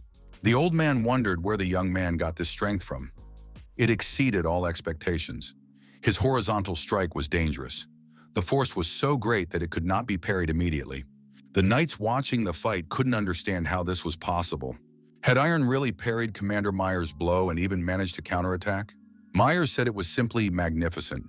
It had been a long time since his blood had boiled like this. Iron felt that each blow from the commander of the Knight Squad was very heavy. After that, it was difficult to even maintain his balance. However, this movement showed that Myers was studying him. If the commander had used all his strength, he would have fallen long ago. The young man thought that his path to his opponent was too long, that he could not overcome this obstacle. His place was too unattainable. However, the hero was not going to give up. If he moved forward step by step, he would definitely get there one day. Quincy Myers stopped the fight and ordered Iron Pereira to immediately join the squad. The assistant asked the captain if this decision was too hasty. Myers noted that everyone had seen how the young man had defeated the demon. He would personally report this to the chief. Myers said he recognized Iron Pereira. This young man was a true swordsman. Iron thanked him, apologized, but refused. The young man added that he did not want to join this unit. Myers, of course, was surprised and asked, what was the reason? Iron replied that he realized how unworthy he was. This became clear when he found himself here. It turned out that he had neglected his loved ones in order to fulfill his distant dream, his family, who believed in him and waited for him in the most difficult times. Iron added that he now realized how indifferent and unworthy he had been to such people. Before setting out to save the continent, he must become a good son to his parents. Before becoming a knight fighting demons, he must become a good brother, friend, and student. Iron added that before fulfilling his dream, he wanted to give his heart to the people dear to him. The young man added that he needed more time. However, he swore by his sword that he would return in his best form. Brad returned home. His father was delighted and hugged him. The young man said that everything had ended well and there was no need to worry. His father said that he had no doubts about his son and knew that he would succeed. He was very proud of his son. Brad thanked his father for his trust. The assistant asked Myers if everything had really been resolved. The squad commander said that Darren knew everything himself. It is wrong to get bogged down in high ideals and lose yourself. God himself would not want his children to walk the path of suffering. Darren replied that he understood. Myers added that he was also extremely sorry. Thanks to the research and report, it was discovered that there are far more servants of the clown demon and other lone demons on the continent than previously thought. Myers said that Iron could be a great help by joining the squad, but their own forces would also be sufficient. Therefore, they must believe that the young man will return to them in better shape. There was a knock at the door, and Brad Lloyd asked if he could come in. Brad added that he understood he was not yet worthy of this and was not asking to be accepted into the squad. However, if he had the skills to protect people and the estate, he wanted to rise to a level sufficient to withstand the demon's attack until help arrived from the Holy Kingdom. Myers looked at the young man and thought that he would be the one to manage Lloyd Manor in the future. In the previous battle with the demon, he had reached the level of a master swordsman. Brad asked Myers to train him. The commander of the night squad thought that this was quite good for someone who had only recently become a master. Myers agreed and said he would wait for Brad and Iron at the training ground. Myers was going to show the young men the techniques of the Holy Kingdom. The old man told the young men not to overthink things. They had become masters, which meant they already had their own style. Therefore, they had to decide for themselves whether to adopt these techniques or not. Myers said that he would now show them techniques that only masters who possessed an aura could use. In the Sacred Kingdom, sacred power is used as an aura. For the young people, this was a revelation. During the demonstration, Myers said that because of this, they can use it more than all other kingdoms. Based on the enormous power of the aura, they control it with blades, creating an aura sword of the desired shape. Iron thought that in this case, the shape of the aura was similar to a sphere. This is similar to Ignata's technique. The old man said that the formed aura could be released and also changed according to the necessary goals. It could take the form of a shield and be used for protection. In this technique, its changes critically affect the course of the battle. The demonstration was over. Myers said that the young men could try it right now if they were interested. The elder said that it would be better for young people to start by concentrating the aura on the tip of the sword. After a while, Iron stated that the concentration of the aura on the tip of the sword had been successful. However, the rest of the time was wasted. If you waste energy, you immediately lose your strength. Brad was upset. Nothing was working for him. The young man lost his strength and fell to his knees. It turned out that much more aura was needed. It was not as easy as concentrating the aura on the tip. However, Brad Lloyd was not going to give up. He repeated the necessary movements over and over again to achieve the desired result. At that moment, Lance was sitting alone at a table in the corner of the restaurant with a large number of alcoholic beverages. The young man felt very depressed. He thought that now even Brad Lloyd had become a master swordsman, while he was still not moving forward. Even when a demon appeared and a good opportunity arose, he was frightened and froze in fear. Lance considered himself completely hopeless. The assistant to the head of the academy said that Lance should not be afraid of his inadequacy, but should use it as a source of growth. Lance remembered these words well. However, it was very difficult to get rid of feelings of inferiority. Lance didn't know what to do next. The young man turned around and saw that Curlia had approached him. The girl greeted him and asked if she could sit down. Curlia was worried that Lance had hardly been seen since that day. The young man said that he was fine, he just needed to think about a lot of things. Curlia noted that if Lance shared his feelings, it would ease his heart. The girl looked the young man in the eyes and took his hand. Lance was surprised. Kyria said shyly that she thought it was obvious. It was the first time this had happened to her, and she didn't understand why she was so unsure of herself. Kyria said she would like to get to know Lance better. What was bothering him? The next day arrived. A squad of white knights led by Commander Myers approached the central city gates. Myers said they would advance quietly. However, at this dark hour of the day, Lance was intensely practicing hand-to-hand combat techniques with a sword in the town square. Curlia watched the young man and said she didn't see any problems. Both good and bad people sometimes feel inadequate. Everyone carries their own pain in their hearts and lives with it. But even so, things get better for everyone. You have to live through difficult days. Surely Lance also went through difficult times to end up here. Curlia added that if it was hard for the young man to move forward alone, she was ready to keep him company. After all, it's fun to walk together across the vast expanses. Lance mentally thanked the girl because her words comforted him. The boy decided that he had to muster up his courage once again, so that her warm words and comfort would not remain mere sounds. Myers looked at the young man and thought that this generation really did have a lot of talent. One day, Curlia said that they were finally returning home, and her parents would undoubtedly be delighted. She hadn't seen her friends in a long time. Iron remarked that before that, they would need to visit one more place. Lulu inquired what place he was referring to.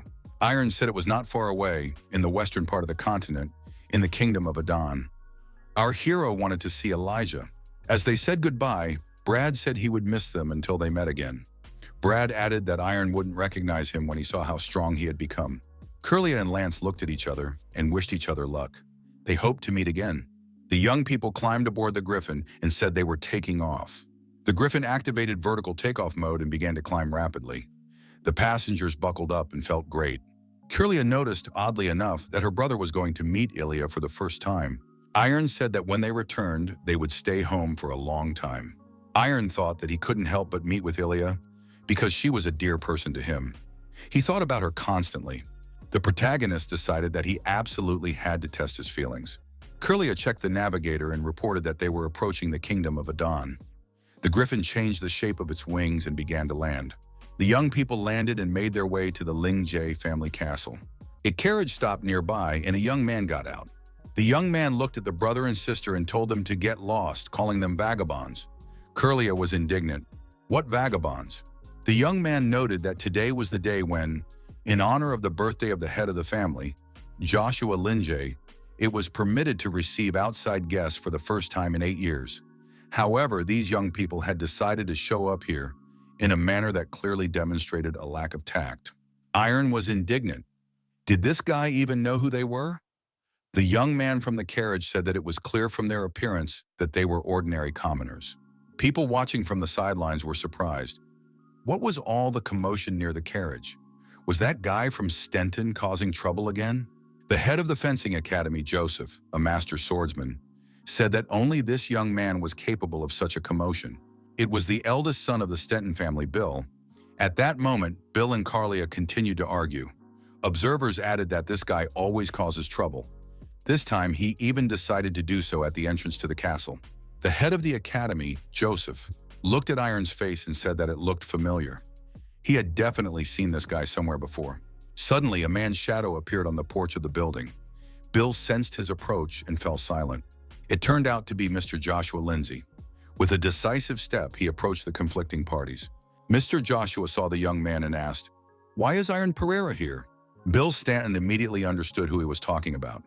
After all, this was the very same champion of the Earth Trials. The head of the academy, Joseph, also remembered. This was indeed Iron Pereira, the Earth Trial champion who had defeated Elijah Lindsay and become a master swordsman. Iron did not lose his composure and congratulated the head of the family on his birthday. Mr. Joshua asked why he needed these congratulations. Had the young man come to see his daughter? Lindsay told Iron to follow him immediately. The young man had to show how strong he had become. The head of the academy, Joseph, thought that luck had smiled on him. Now he would see not only Mr. Joshua in action, but also the one who had become a master swordsman. Iron took up a fighting stance and said he was ready. Joshua Lindsay warned that the fight was about to begin. The man Iron at the front. Bill was surprised. The fight had only just begun, and the ground around them was already destroyed. Such was their level of skill. What else could be expected from this duel? Iron dodged his opponent's attack. Joshua determined that a water skill had been used. This meant that the young man had found his rhythm and was developing in the right direction. However, Mr. Lingjie was not going to praise the young man right away. Joshua wondered, was that all Iron was capable of? However, Iron was capable of much more, and in this case effectively repelled his opponent's attack. The dent in the ground grew in size and soon a hole appeared, inside which fire blazed. This was all a result of this confrontation. Lindsay said that Pereira was still poor at countering sudden attacks. Nothing had changed since last time. Iron was even below expert level. Joshua knew he was being disingenuous, but he didn't want to admit it. Iron said that Mr. Lindsay was absolutely right. Now he would try to do better. Joshua thought that he disliked the young man even more for this. There was nothing to complain about here. Mr. Lindsay said he would give Iron some time. He had to prepare his strike at a completely different level. Iron decided to show his best strike and gripped his sword tightly. The young man said that in that case, Mr. Joshua had better start to be afraid. Joshua thought it was a provocation, but he liked that attitude. He said the young man could get ready. Iron held his sword forward, closed his eyes, poured his aura into his blade, and prepared to attack. Lindsay was frightened. What was this overwhelming aura? The man realized he had made a mistake. How could he now withstand his opponent's sword? However, retreat was not an option. He would have to use the heavenly sword. Those around him understood what was about to happen and shouted that they needed to flee. After all, it was the heavenly sword. Brad attacked using water magic. Iron attacked using fire magic. There was a powerful explosion, the consequences of which were difficult to predict. Everything was covered in dust and smoke. After visibility improved, it became clear that some of the buildings had been destroyed. At the bottom of the ravine that had formed lay the body of Iron Pereira. Mr. Joshua decided that he had gone a little too far. Lindsay said in his defense that he had reduced the power at the end, so everything would be fine. However, this guy would need to be praised next time. Unfortunately for the head of the family, Ilya ran into the yard. The girl asked her father, what was going on here? Why did he suddenly use the heavenly sword? Mr. Lindsay realized that trouble was inevitable. Elijah came closer and asked in surprise, what is Iron doing here and why is he lying on the ground? Her father replied that they had had a duel. Joshua said that Iron was incredible. He had become so strong in such a short time. Elijah asked angrily why he had used the heavenly sword if it was just a duel. His father said there was no reason to worry because he had reduced its power just before striking. Elijah said she would talk to her father about it later, and hoisting the young man onto her shoulders, ran with him into the house. Mr. Joshua said that he had made a mistake in arranging this sparring match in front of the guests. The head of the academy, Joseph, said that it was a great honor to see Lingjie's sword. Bill thought the duel was truly remarkable. Iron was not just a master swordsman, but even more than that. Seeing their duel was a gift in itself, but that was not enough. He had to take advantage of the opportunity not only to establish a connection with the Lingjie family, but also to build a relationship with the Pereira family. The young man thought that everything had gone dark before his eyes. Apparently, he had lost consciousness during the duel. Mr. Lingjie had incredible technique. Iron thought that if he had lost consciousness in this duel, he would certainly have died in a real battle. He must try to endure even such duels and definitely become stronger. Iron remembered that this had happened once before and thought of Ignata. Iron opened his eyes and saw Elijah in front of him. The girl asked, what does Ignata have to do with this? Why did Iron just mention her name? Iron asked, why is Elijah here and where is he? Ilya smiled, unable to keep a straight face. The girl said that Iron had lost consciousness during the duel and had been moved to this room. She asked how the young man was feeling. Iron replied that he was fine. He had just lost consciousness for a short time, but it had already returned. The girl apologized for her father. Ilya learned from Kurlia and Lulu that the young man wanted to stop by here before returning home. Iron confirmed this. Ilya said that she had considered the possibility that Iron would forget his promise and not come. Ilya asked him to explain why he had done so and why he had called out to Ignata when he came to. Iron explained that he had once lost consciousness in a duel with her. The situation was similar, so the name had slipped out unconsciously. Ilya said it was time for her to leave. She would have loved to talk more, but she had many guests today and would be busy for a while. As she left the room, Ilya suggested discussing everything after the reception. Iron agreed and said they would see each other later. Our hero was very happy to see Ilya after so long. However, she left too quickly. Kurlia entered the room and angrily asked what had happened with her brother and this girl. Iron replied that they had just talked. His sister said that just talking was not how things worked. Kurlia said that if Iron saw her face now, he would understand that she did not look happy at all. Ilya really became sad after meeting her classmate. Her face was emotionless, but she radiated coldness. Iron claimed that they hadn't talked about anything bad. Kurlia demanded a detailed retelling of their conversation, preferably with intonations. Kurlia was horrified. How could her brother have mentioned Ignat's name? Lulu noted that it could be interpreted differently.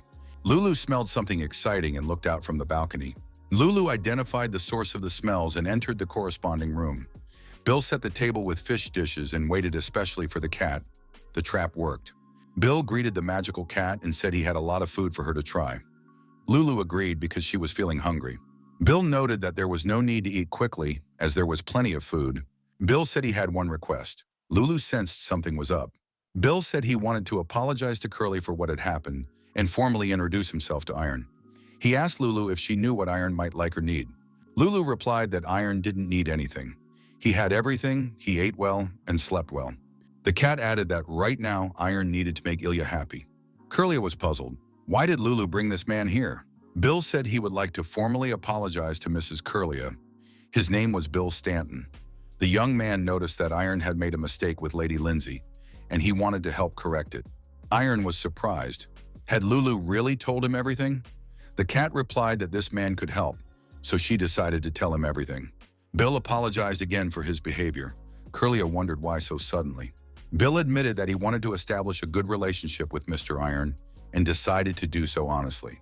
Bill stated that he was able to stay here thanks to his survival skills. Young people can trust him. Curlia said that this guy was too honest. Iron asked what he should do. Bill suggested working on Mr. Iron's clothes. Bill added that the outfit was too plain. Curlia was indignant. Did this guy dislike their clothes again? Bill apologized again for what had happened. He apologized for his behavior, but his opinion about the clothes remained the same. In honor of the Lord's birthday, a grand ball would be held in 2 days.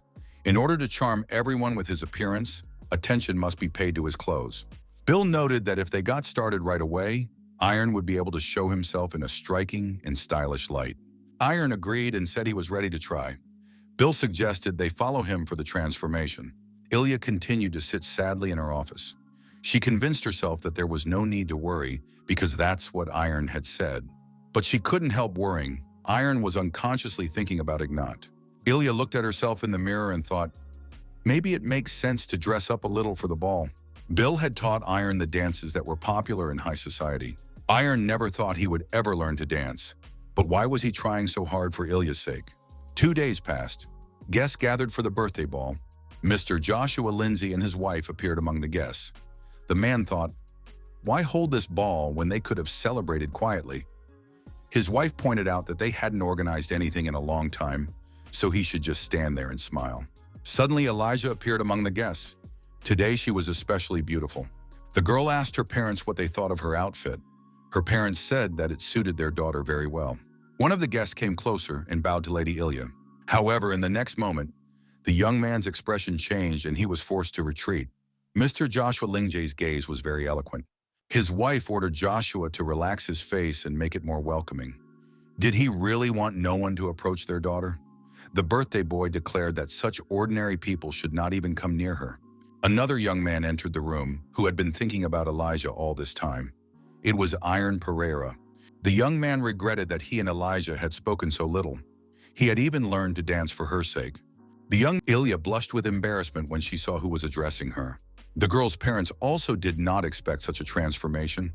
Her mother could not help herself and even let out a quiet cry. Iron Pereira asked Lady Ilya if she would dance with him. Iron and Ilya danced, and everyone present paid attention to them. They were the most beautiful couple at the ball. One of the young men said that they were both incredibly beautiful. His companion remarked that life was unfair. Bill asked Curlia what she thought of her brother's appearance. "This gentleman is incredible." Curlia said that her brother was handsome in his own right. Lulu added that she really liked this look.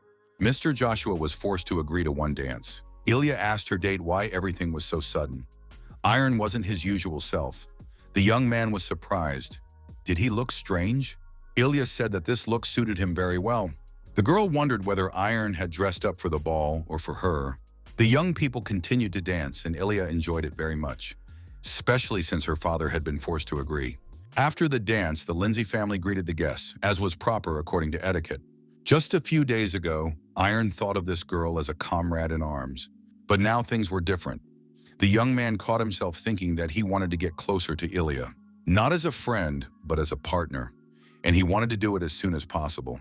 Iron had a lot on his mind, so he decided to go out for some fresh air. Two girls approached the young man on the porch. They asked if he was really Mr. Pereira. For a while, the girls argued among themselves about which of them had noticed the young man first. The girls approached our hero and asked what type of girl he liked. Mrs. Lindsay noticed that Iron was not alone and decided that this was not right. The woman told Elijah to leave his father and find Iron immediately. He was somewhere on the veranda. Ilya told her mother that she had misunderstood because she did not have that kind of relationship with the young man. Her mother said that someone else would steal this guy away, so she had to hurry. Ilya realized that resistance was futile. The girl looked around. Where was Iron? He had been here just a moment ago. Ilya looked out onto the veranda and saw something that upset her. She noticed that Iron was talking to two girls.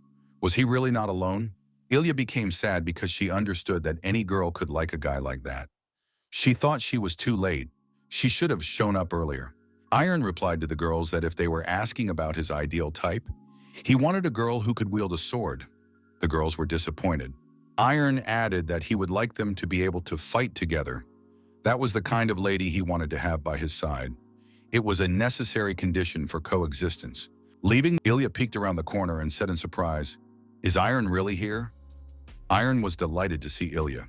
The girl said she didn't think she would meet Iron here. The young man replied that he had come out to get some fresh air.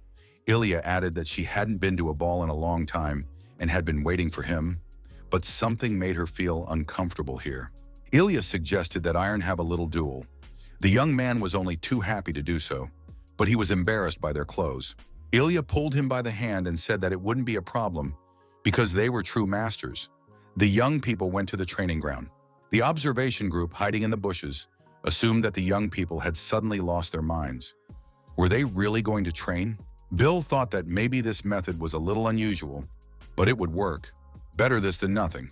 Only the two of them could create such an atmosphere of innocence. 3 days passed. Iron and Elijah engaged in energy-intensive sparring, showing each other their skills. Iron concluded that Ilya had become even stronger. He thought that back then, at work, she had been able to completely get rid of her mixed feelings for Ignata. After another lunge by the girl, Iron couldn't hold on and fell to the ground. Ilya came up to him and said that Iron had been falling a lot lately. The girl held out her hand and said that was enough for today. Iron blushed with embarrassment. After realizing his feelings, the young man began to lose his mind from just one of her smiles.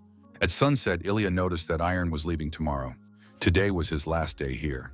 Ilya said regretfully that time was passing very quickly. Iron thought that he hadn't been able to tell her anything all these days. Maybe he should do it now. The guy was afraid that if he rushed and she refused, it would ruin their relationship. However, he didn't want to leave with uncertainty either. Iron looked into the girl's eyes, apologized, and said nothing. He just couldn't find the words. Ilya silently hugged Iron and pressed herself against him. She thanked Iron for keeping his promise and coming to visit them. Thanks to Iron, these days had been joyful, and she would never forget that. Ilya said that she still needed to prepare for tomorrow's departure, turned around and left. As she walked away, Ilya said that she might be severely scolded if she made her parents wait too long. Iron thought that next time he would definitely be even better than he was now. Ilya continued to walk away. Iron decided that he would definitely become even stronger. The Griffin was ready for takeoff. Iron said it was time for him to go. Mr. Joshua told Iron not to be late because he surely had a lot of urgent business to attend to. Iron and Elijah said goodbye and agreed that they would definitely meet again soon. The Griffin pushed off, flapped its wings, and began to gain altitude.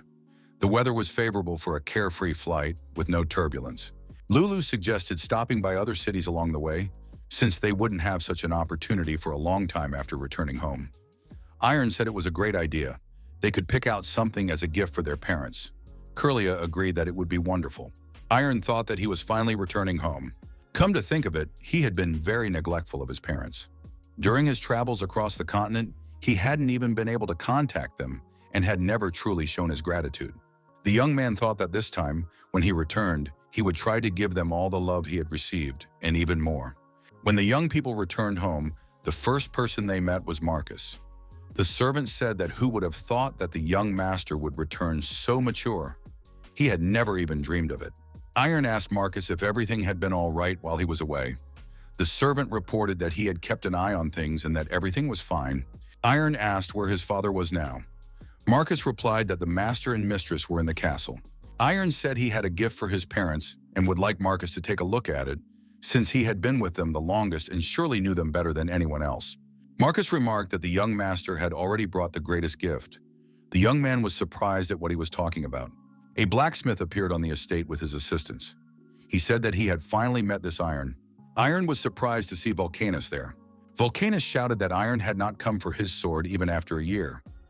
No one had ever done that to him before. He had waited for the young man and finally decided to come here himself. Marcus said that the blacksmith had arrived about a month ago and had been waiting for the young gentleman all this time. Vulcanus said he was waiting for an explanation from Iron. If it was convincing enough, he would forgive the young man and give him the sword with the number. Iron apologized to the blacksmith and admitted that he had completely forgotten about it. The blacksmith was stunned by such a convincing explanation. The young man added that it was not intentional, but he still asked for forgiveness. Vulcanus said that since the young man was honest, he would forgive him this time. Anyway, the sword was made only for Iron. It would not fit anyone else. The blacksmith said it was time to show the sword and pulled it out of its sheath. It was the 10th sword numbered by Vulcanus.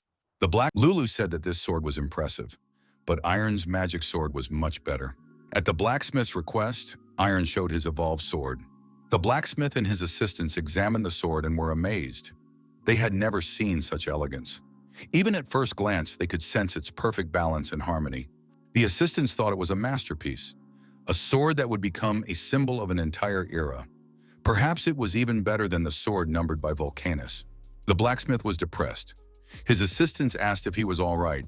The master lost consciousness and collapsed next to the sword. Curlia said that the old man needed to be moved to the nearest room and that Marcus should help her. The girl told her brother not to pay attention to this and to go to the castle. She and Marcus would take care of it themselves. Curlia said that those who missed him most were waiting for the young man at the castle. Iron went into his father's study and said he had returned. His parents were overjoyed. Iron looked at them and didn't even know where to start. He apologized for not contacting them for so long and added that he had prepared a gift.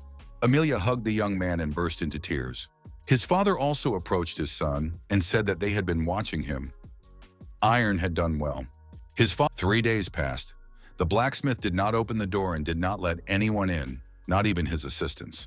The men did not understand how long Vulcanus intended to continue this way. He had been sitting locked in his room for 3 days now, which had never happened before. Vulcanus was sad. Empty alcohol bottles lay scattered around him. Life seemed to have reached an impasse. Swords were all there was to Vulcanus's life. He was never good at anything else. It was the only talent he had found in himself.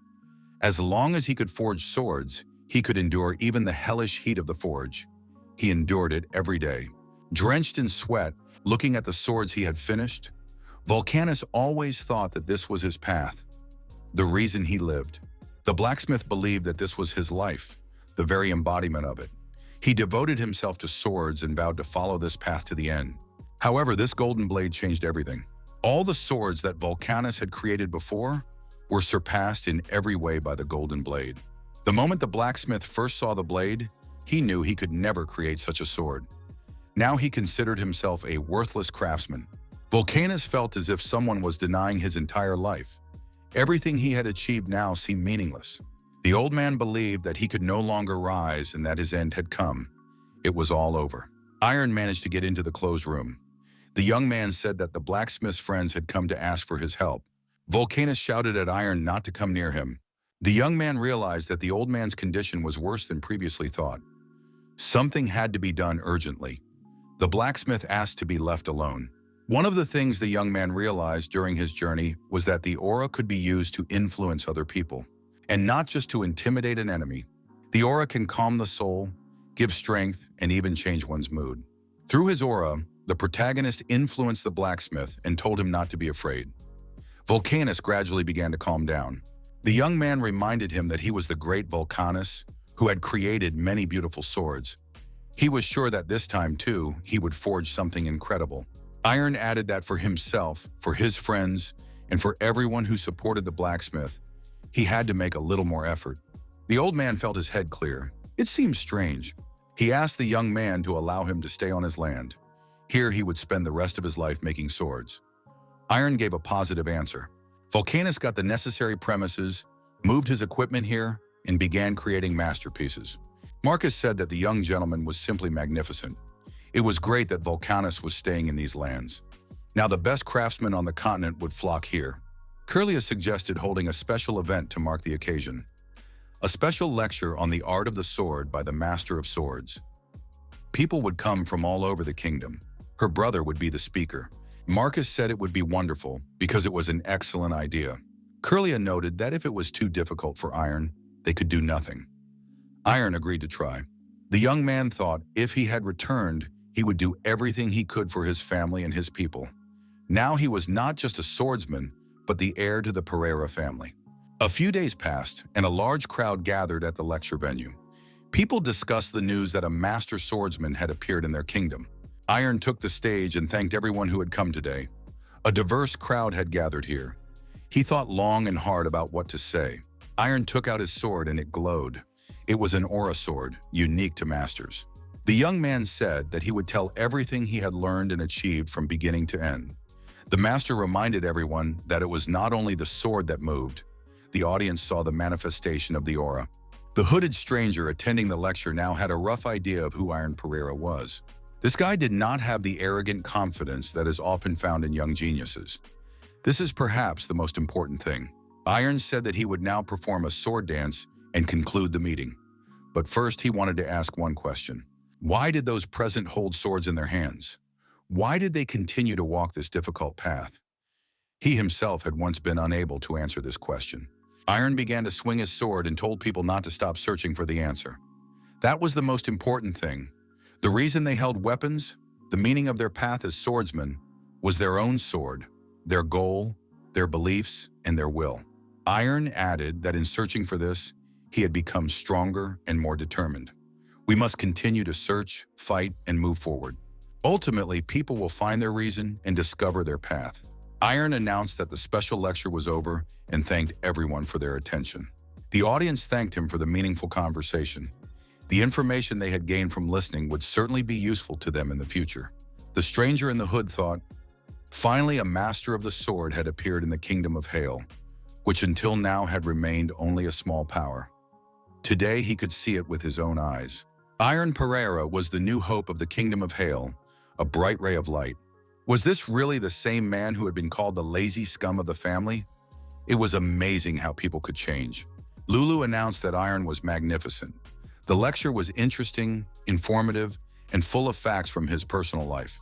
Amelia couldn't believe her eyes at how good and unbeatable Iron was today. After a while, the young man asked his sister what she thought of the lecture. Curlia admitted that it was simply incredible. She never imagined that her brother would perform so well. Lulu said again that it was amazing. A stranger in a hoodie was standing nearby and said that today's lecture had left a lasting impression. Iron asked him who he was. The man took off his hood and said he wanted to introduce himself formally. He was the commander of the Knights of Sunset from the Kingdom of Hale. His name was Oswaldo Odone. The man added that he had come to deliver a message from His Majesty the King to the swordmaster, Iron Pereira. The Kingdom of Hale was located in the center of the continent and was a small state. Neither its territory, finances, nor military power could compare to the great powers. Even among the many other countries on the continent, this kingdom did not stand out in any way. But why did the Kingdom of Hale maintain its independence for over 300 years? It was all thanks to the Allied States. 4 kingdoms that were too weak to withstand the chaos alone managed to form an unbreakable alliance. But that was a long time ago. When peace came to the continent, each country began to strive to surpass its allies in order to avoid being destroyed and divided. The Kingdom of Moon, the Slick family. The coachman reported to His Highness that they had arrived. Duke Bissau, Kyle Murdoch, stepped out of the carriage. The Duke would never have thought he would find himself in this sinister place. If it weren't for the ball coming up in a few days, he would never have come here. However, he needed to pull himself together and keep his composure, for he had come here as a representative of the Kingdom of Bissau. He had also come for the princess who had given her life for their country. The Duke walked through all the corridors and found himself in front of the entrance to the main room. The man, who was not alone in the dimly lit room, asked in surprise if the Duke had already arrived. The man introduced himself and said he was Kyle Murdoch from Bissau. The Duke told the Grand Magus of Luntel that he had come to meet him, Ephraim Slick. This was the supreme mage of the Kingdom of Luntel, Ephraim Slick. The Kingdom of Magic, Luntel, was a superpower capable of rivaling even the most powerful Holy Kingdom. The continent respected Luntel for its power, which grew thanks to its powerful supreme mages and income from the sale of magical artifacts.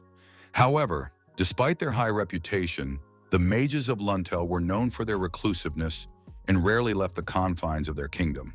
Nevertheless, there was one occasion when they broke this rule.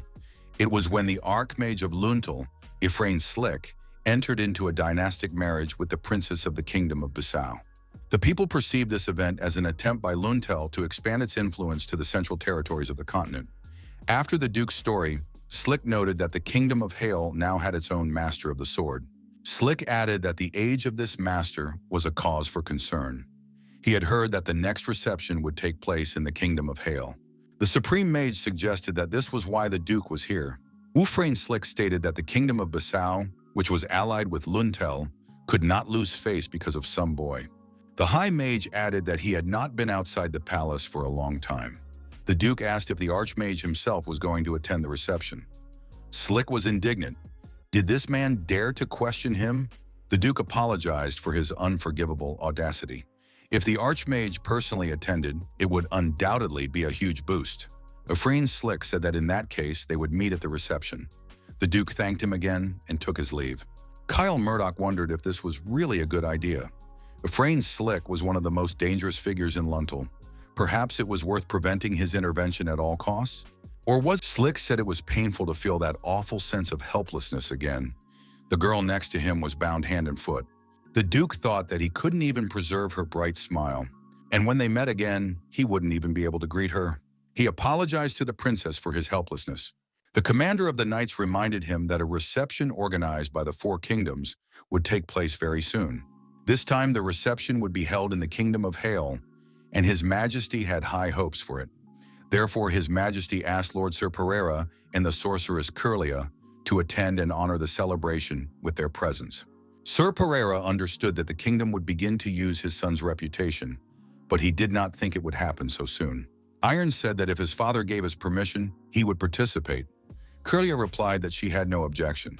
The commander of the knights said that this was wonderful. It was nice to watch young people. Iron met with the blacksmith and greeted him.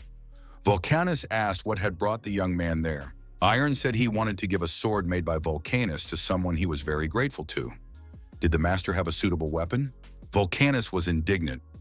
Why was the young man only approaching him now, when he had forgotten about him before, when the sword had been made for him?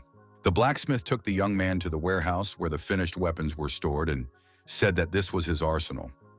Iron could choose anything he liked. The young man added that there was one person who inspired him. The hero was thinking of Elijah Lindsay. Pereira acknowledged that the blacksmith's work was magnificent, but he wanted to give a sword of his own making to the people he was especially grateful to. The blacksmith told Iron to bring that person here. When a sword is made to order, you need to see the person for whom it is intended. Iron explained that this person was far away, so it would be difficult to invite her here. The letter did not work out the first time. Many drafts were ruined. Iron did not even know where to start. After the incident with Elijah, he seemed to have become even more cautious in expressing his feelings.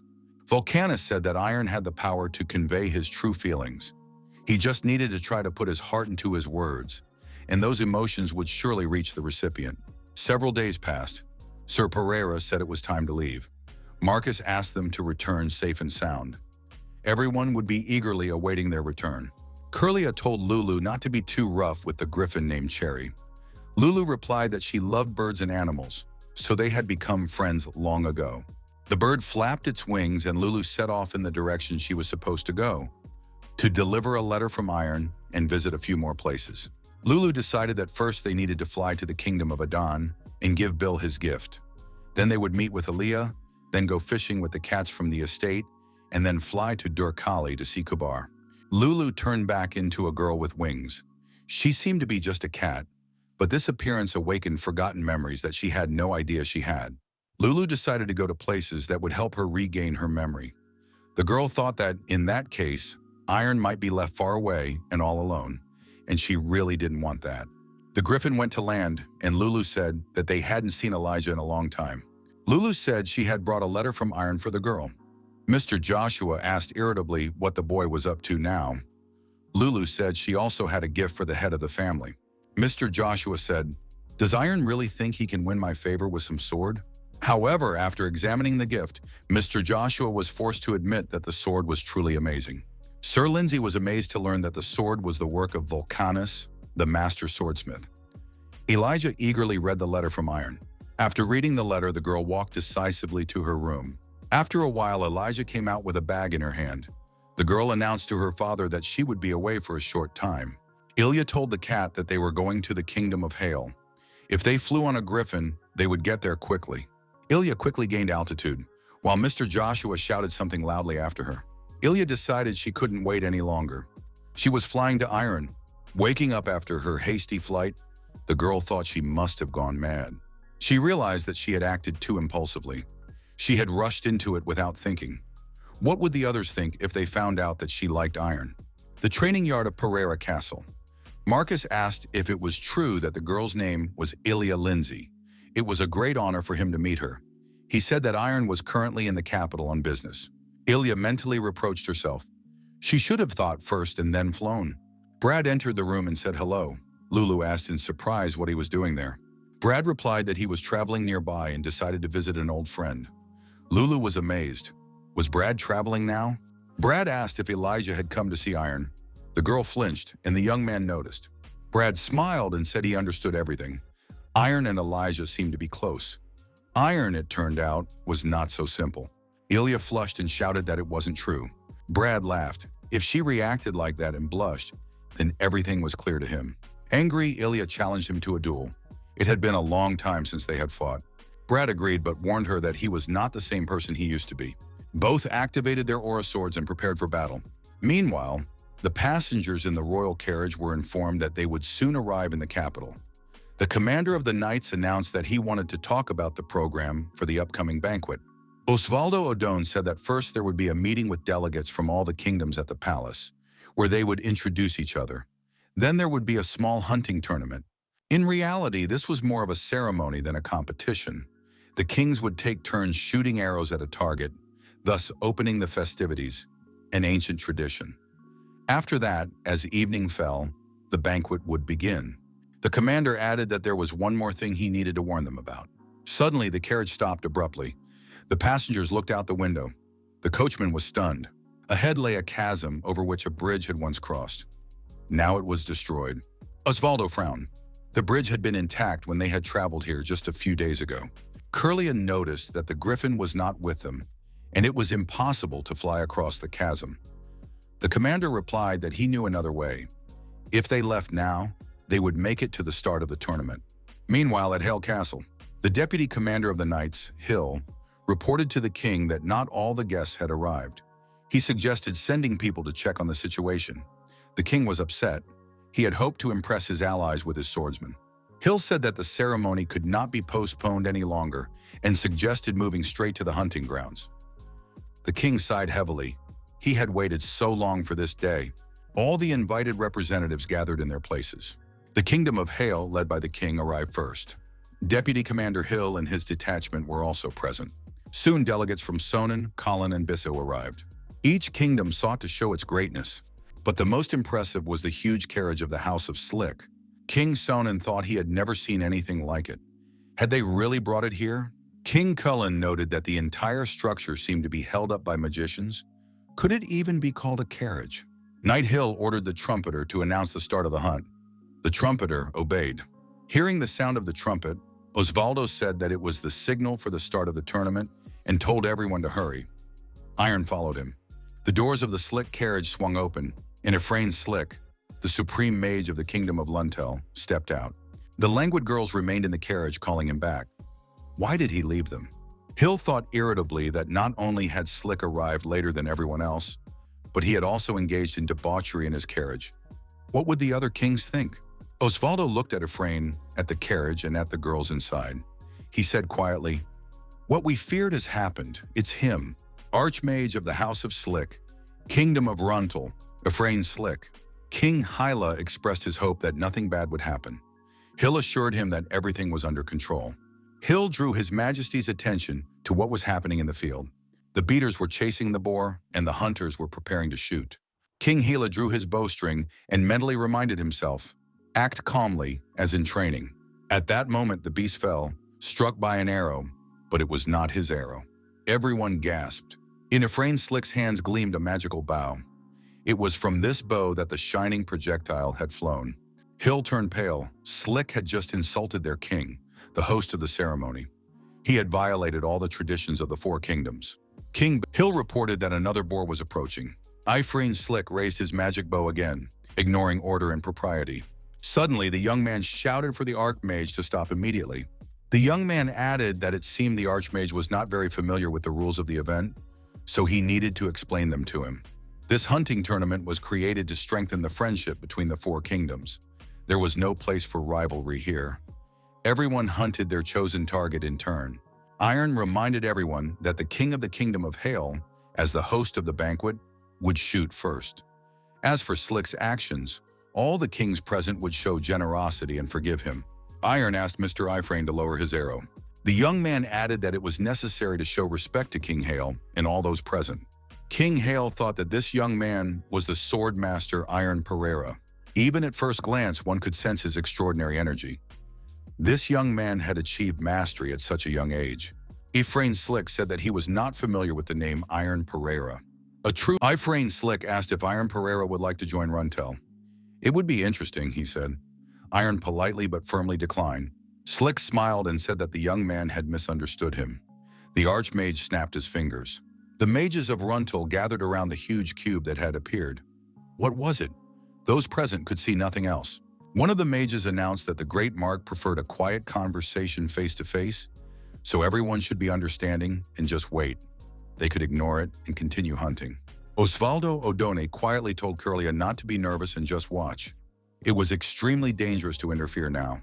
Iron asked the Archmage what he was doing. Slick replied that he just wanted to talk to him face-to-face. After all, the place was completely soundproof. Iron was surprised. What else was there to talk about? Hadn't he said he didn't want to join Runtel? Why did the Grand Mage want to take him so badly? He wasn't a mage after all.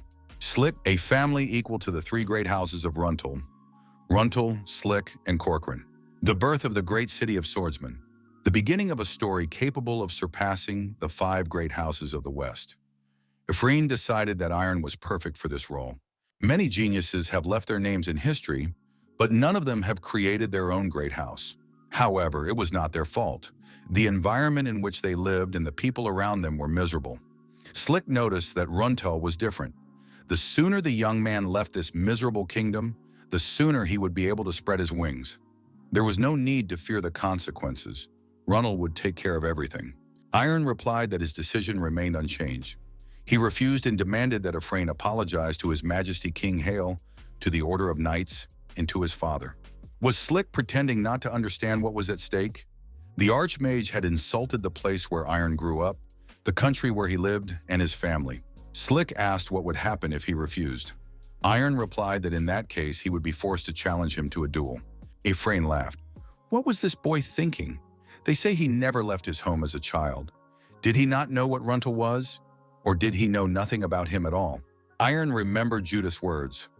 Those who don't understand the first time need to be spoken to differently. He never thought those words would ever come in handy. Iron smiled and asked his interlocutor if Slick was afraid.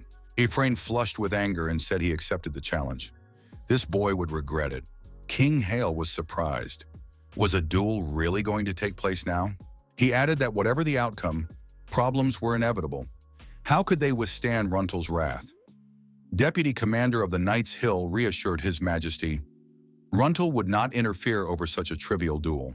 Hill added that Sir Pereira was not one to act rashly. All that remained was to trust him and watch. Ephraim told Iron that if he was ready, they could begin the duel. Iron replied that he was always ready. Slick noticed that the young man closed his eyes immediately after the start of the duel. A cocky kid, he thought. He's provoking me again. Ephraim decided to show Iron how dangerous it was to give a mage time to prepare. He had expected this and prepared in advance. A magic circle filled with enormous power was inscribed under the bottom of the cart. Here, Slick could control its energy directly. Using magic, the Archmage cast one of the most powerful spells of subjugation on his opponent. Slick wanted Iron Pereira to become his slave. But something went wrong. Iron put up a worthy resistance. The magic did not work. Moreover, the young man rushed forward with his sword, preparing to deliver a devastating blow. Ephraim couldn't believe it. Had this young man surpassed the speed of his spell? There was a powerful explosion. The strike of the aura sword caused a flash of power. Ephraim's Slick was in the zone of impact. When the smoke cleared, everyone saw the Archmage lying unconscious on the ground. And it seemed in a humiliating position. Iron stood over him with a sword in his hand. The representatives of the four kingdoms could not believe their eyes. Could the great mage really have been defeated? Iron Pereira had defeated Ephraim Slick. Mr. Pereira was stunned. His son had indeed defeated the Archmage. Iron approached his king, thrust his sword into the ground and knelt on one knee. He greeted His Majesty King Hale and introduced himself as the eldest son of the House of Pereira. The other kings looked at the young swordsman with envy. The young man said, I am the true master swordsman, Iron Pereira. Then he addressed His Majesty. On the day of honoring the traditions of the four kingdoms, he sincerely apologized for violating the order of his own free will. But he could not remain silent, seeing the disrespect shown to the kingdom of Hale. Iron added that he could not accept such behavior from Ephraim Slick. The arrogant Archmage had to be put in his place. Even if Runtal was the strongest state, claiming the power of an empire, it had no right to trample on the hundreds of years of history that the four kingdoms had created together. Sir Pereira was moved by his son's words and even shed a tear. Curlia just listened to the warrior in silence. Her father mentally apologized to his son for the years he had spent in darkness, left alone, for the fact that her father had done nothing for his child.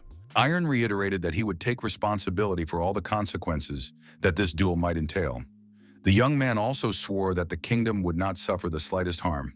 The king was delighted with these words. Moreover, Pereira swore by his sword and his honor.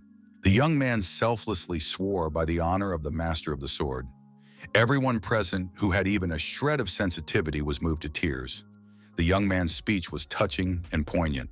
Sir Pereira was grateful to his son for becoming who he was, for growing up and maturing so quickly. After a while, the great hunting tournament of the four kingdoms came to an end. The kingdom of Bissau apologized for not being able to respond appropriately to what had happened. As a result, they, along with the magicians of Runtal, were forced to leave the festive banquet first. The deputy commander of the night squad, Hill, thought that perhaps today's incident would put an end to the meetings of the four kingdoms. The banquet began right on schedule. King Hyla was in a good mood. The king told those present how Iron Pereira had crossed the crowd and sworn allegiance to him. He spoke of the proud gaze of this hero.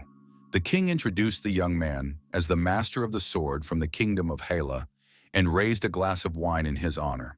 Osvaldo Odone said that the young master of the sword had greatly impressed His Majesty. Sir Pereira was pleased that the king liked his son. Osvaldo Odone was truly amazed.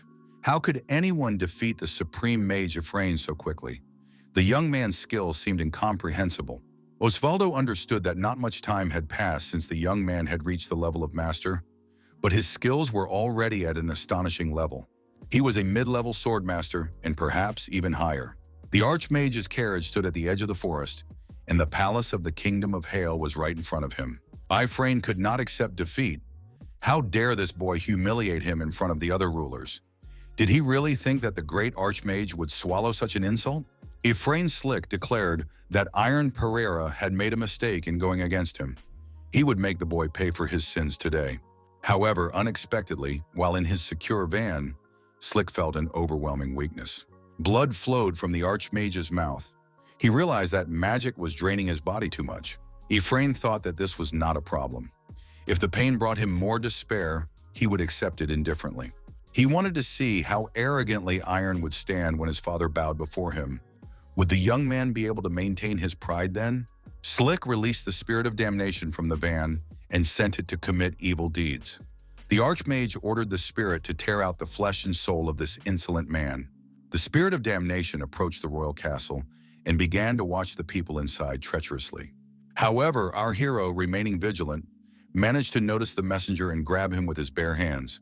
Iron clutched this wild, dark mass of energy, which seemed incredible to him. He noticed that the spirit of the curse rushed straight to the window. Could his father be the target? Ifrane Slick realized that his cunning plan had failed. The spirit of the curse was now in the hands of his main rival. The Archmage was furious. How was this possible?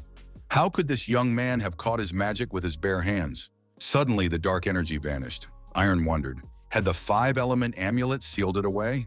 However, Ifrane was depressed because his black magic had dissipated. But that shouldn't have happened. Slick repeated to himself, this can't be. Why isn't everything going according to plan?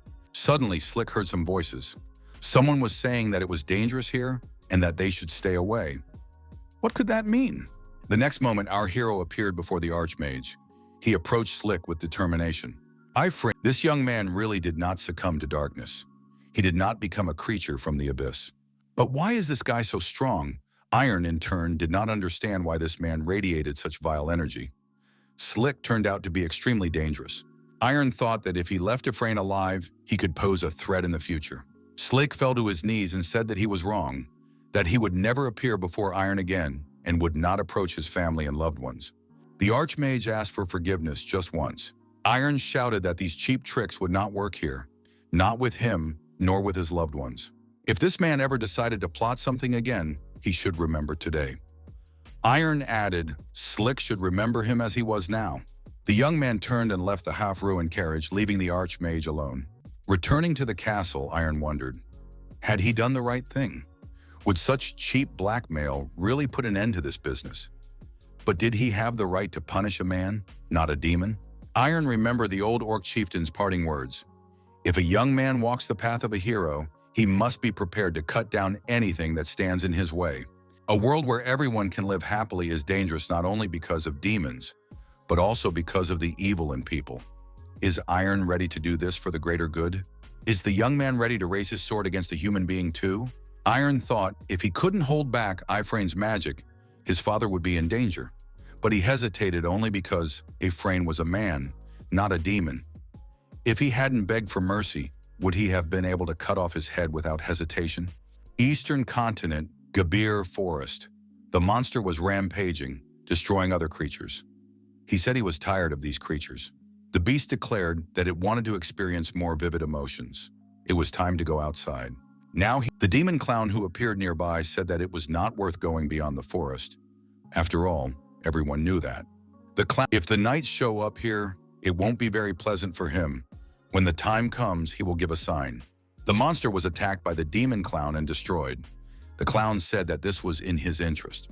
It would be a long time before the dragon was fully restored. However, it wasn't too bad. He looked up and saw a message addressed to him personally. It was sent by the priest. The clown read the letter. He used to think that the priest was assigning him work while he himself was having fun. But now it seemed that the priest had begun to take action. The priest probably thought he was controlling the clown like a puppet. However, the clown decided that on the day he fully regained his strength, he would start with the priest.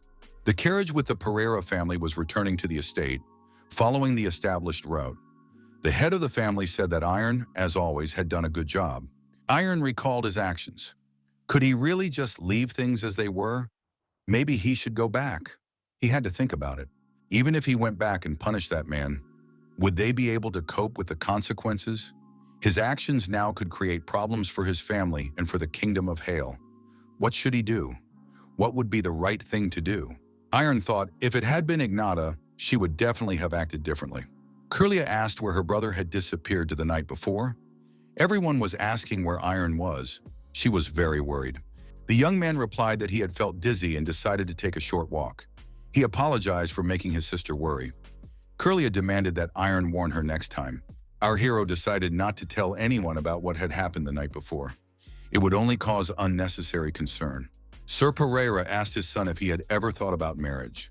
The day before, His Majesty had said that if he had a beautiful daughter, he would certainly marry her to this young man.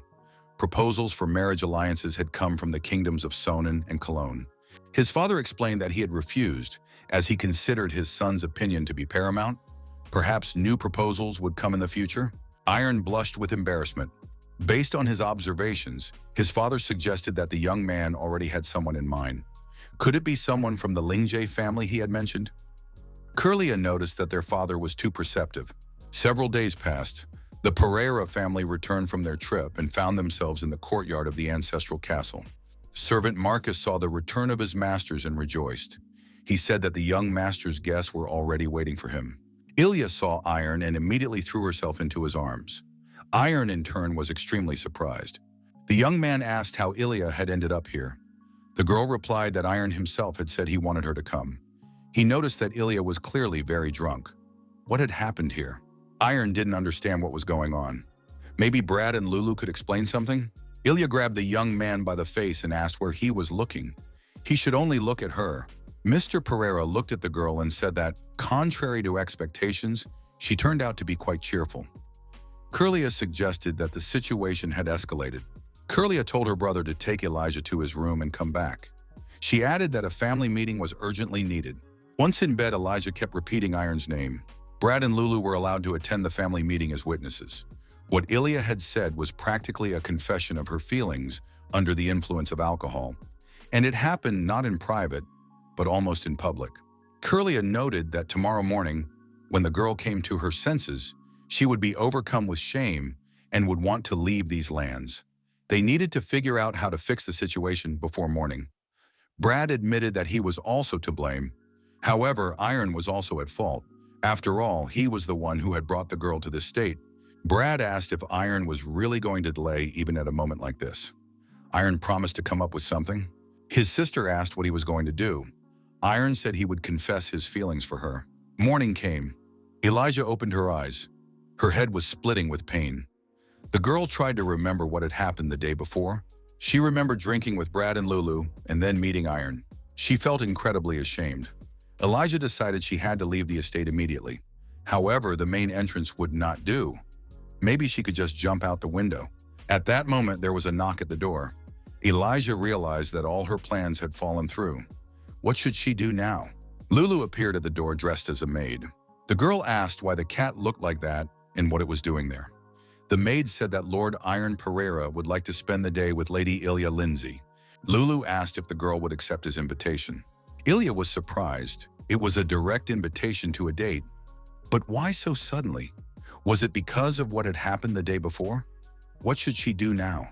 A real brainstorm raced through Ilya's head and she agreed. The girl said she would get ready quickly. The maid replied that she would wait. Ilya tried on several outfits and settled on one. Lulu suggested some matching shoes. The maid opened the door and said that Lady Ilya could come in. Iron Pereira was already waiting for Ilya in the open area. The young man also looked smart. Iron said that they hadn't seen each other for a long time and thanked the girl for visiting their estate. Ilya thanked him for the invitation. Iron noted that the girl had a very beautiful dress that suited her well. Ilya thanked him for the compliment. Ilya said that Iron also looked unusual and handsome. She scolded herself for being shy and stuttering. A blush played on the girl's face. Ilya asked where they would be going today. Iron looked up and said that she had arrived just in time. A griffin harnessed to a carriage appeared above. As always, the griffin was controlled by Curlia. Curlia greeted them and said that she would be in charge of transportation today. It all looked like a scene from a romantic fairy tale. Curlia opened the carriage doors and invited the young people to get in. When they sat down, Curlia said that in order for the bird to move as smoothly as possible, only the comfort mode should be used. Iron told the girl that the place he wanted to take her to was far away and asked if it would be too bumpy. Ilya replied that in this version, the comfort mode was excellent. There was no shaking at all.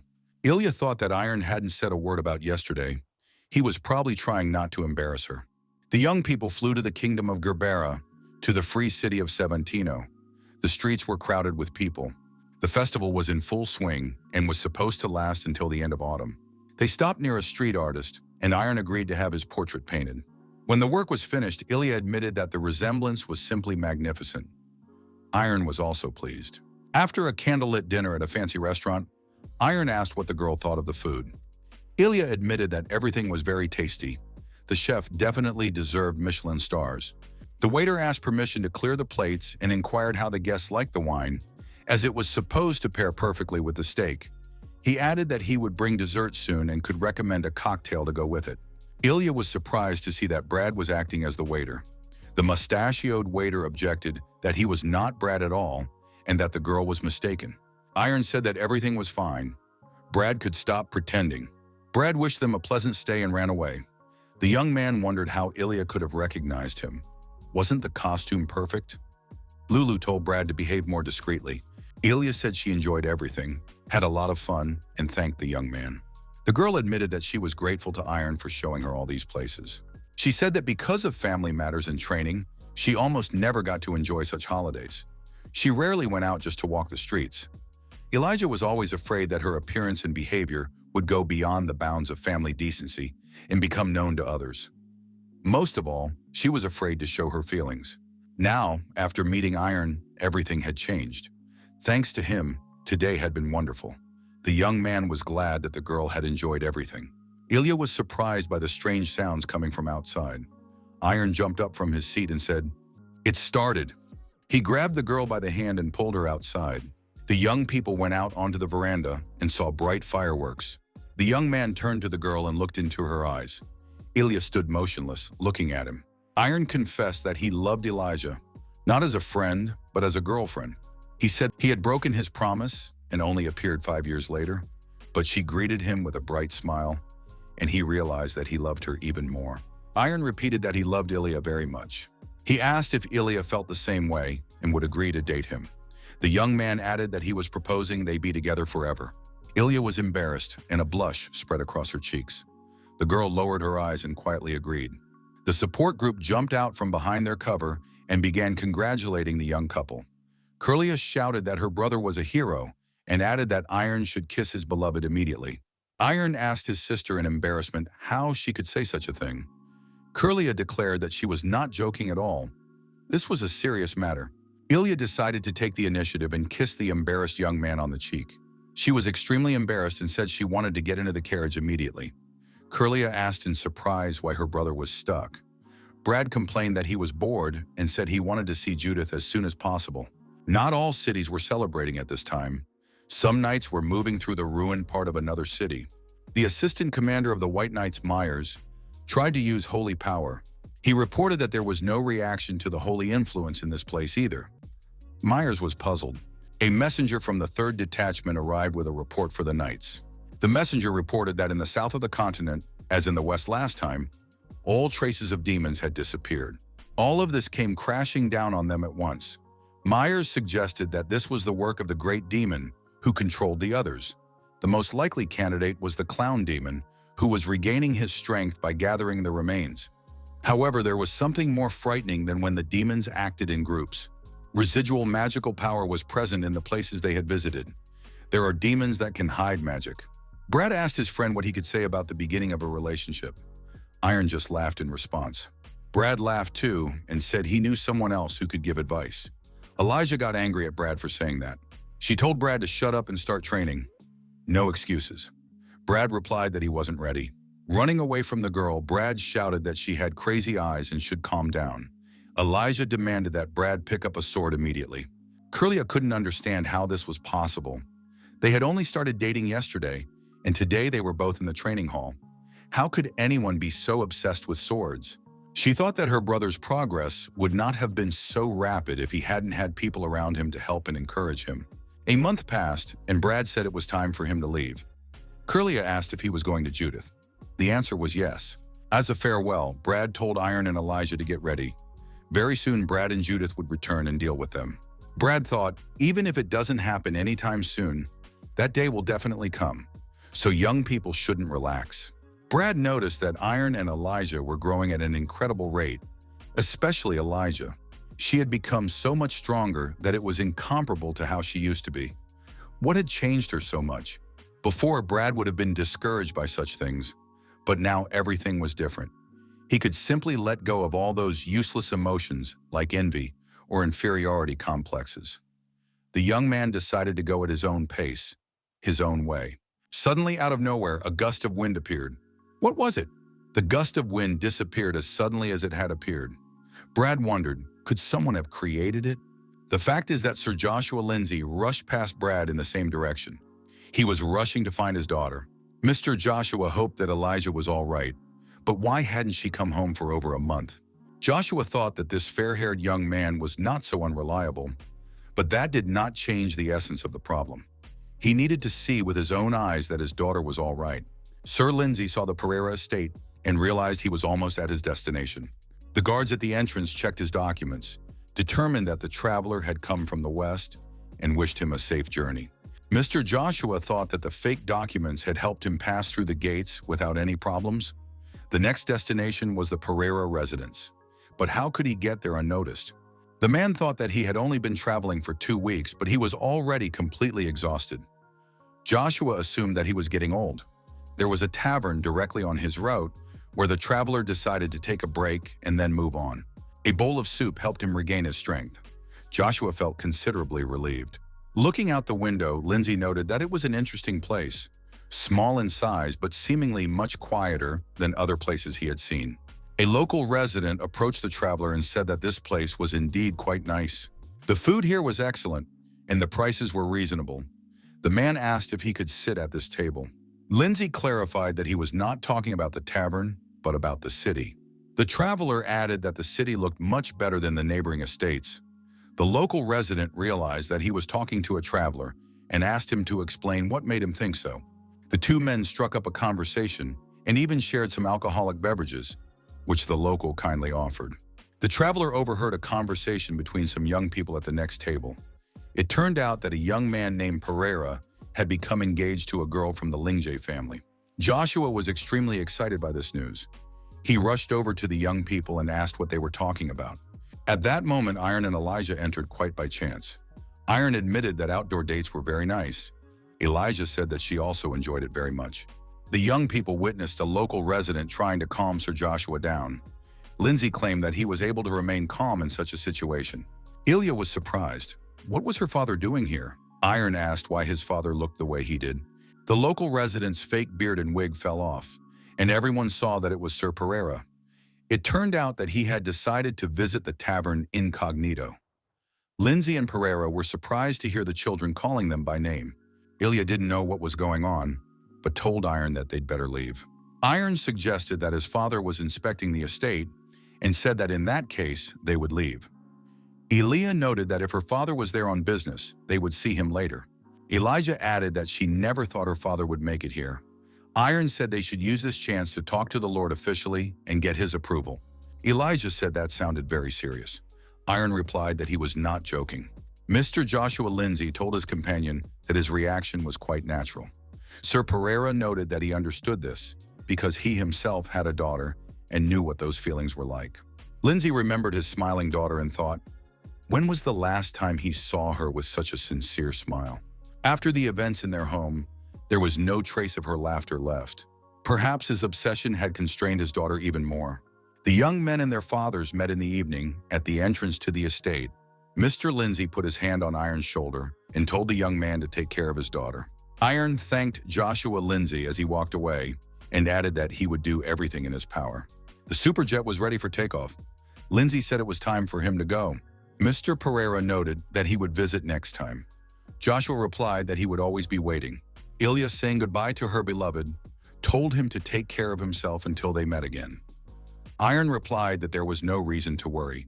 Curlia noted that if they flew on a griffin, they could get there in less than a week.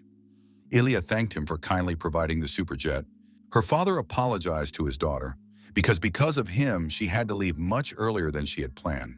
Elijah replied that everything was fine. She and Iron decided to focus on their tasks. It was important for her to master the family sword. Mr. Joshua thanked his daughter for her words. Sir Lindsay thought that he had learned a lot and finally understood what he had been missing all this time. Why was he so attached to his daughter's safety and future? He couldn't let go of his guilt about that sword. Now he understood. There are some things that need to be forgotten. Literally a week later, Elijah told her father that they had almost arrived. The griffin changed the shape of its wings and was preparing to land. But who was standing at the main gate? Mr. Joshua said that they were not on the same path as this man. Ignata was standing at the gate. She said she hadn't seen Mr. Lingjie in a long time. Mr. Joshua asked why Ignata had come here. The girl replied that she had come to ask Mr. Lingjie to teach her. She wanted him to share his skills with her. Lindsay asked, "Today of all days, Ignata has chosen a terrible time." The man replied that he was not in the mood today. That meant he would be very rude. Ignata said that was exactly what she was asking for. Sir Lingjie turned around and told Ignata to follow him to another place. Ilya said that she also wanted to watch and asked for permission. The fight was serious. Mr. Joshua was indeed very rude and angry. Ilya thought that her father was serious about this fight. Ignata, facing her father, looked simply incredible. They were completely evenly matched. Elijah wasn't the only one watching the fight. A few other people were standing a little further away. The demon clown said to the young man, "These two seem ready to destroy each other." The demon asked the young man if he was sure everything was okay. What if his father lost and died? Elijah was exhausted and fell to her knees. Joshua stood with his sword in his hand as if nothing had happened. Joshua said that was enough. Her body could no longer withstand his blows. Ignata thanked him and added that she had learned a lot from this fight. Lindsay told Ignata never to cross the threshold of this house again for the reason that had happened today. The girl, Ilya's older brother, watched his sister from the sidelines. The clown, without saying a word, the young man headed for the portal and left the territory that had once been his home. But even Mr. Elijah wondered if she was just jealous. Ignata's majestic appearance, like a real king who never loses his dignity no matter what. Ilya probably wanted to be like that. However, now everything had changed. The girl realized that she needed something else, something much more important. A man like the broad and reliable Earth, who accepts her as she is. Someone she can lean on, someone she can truly trust.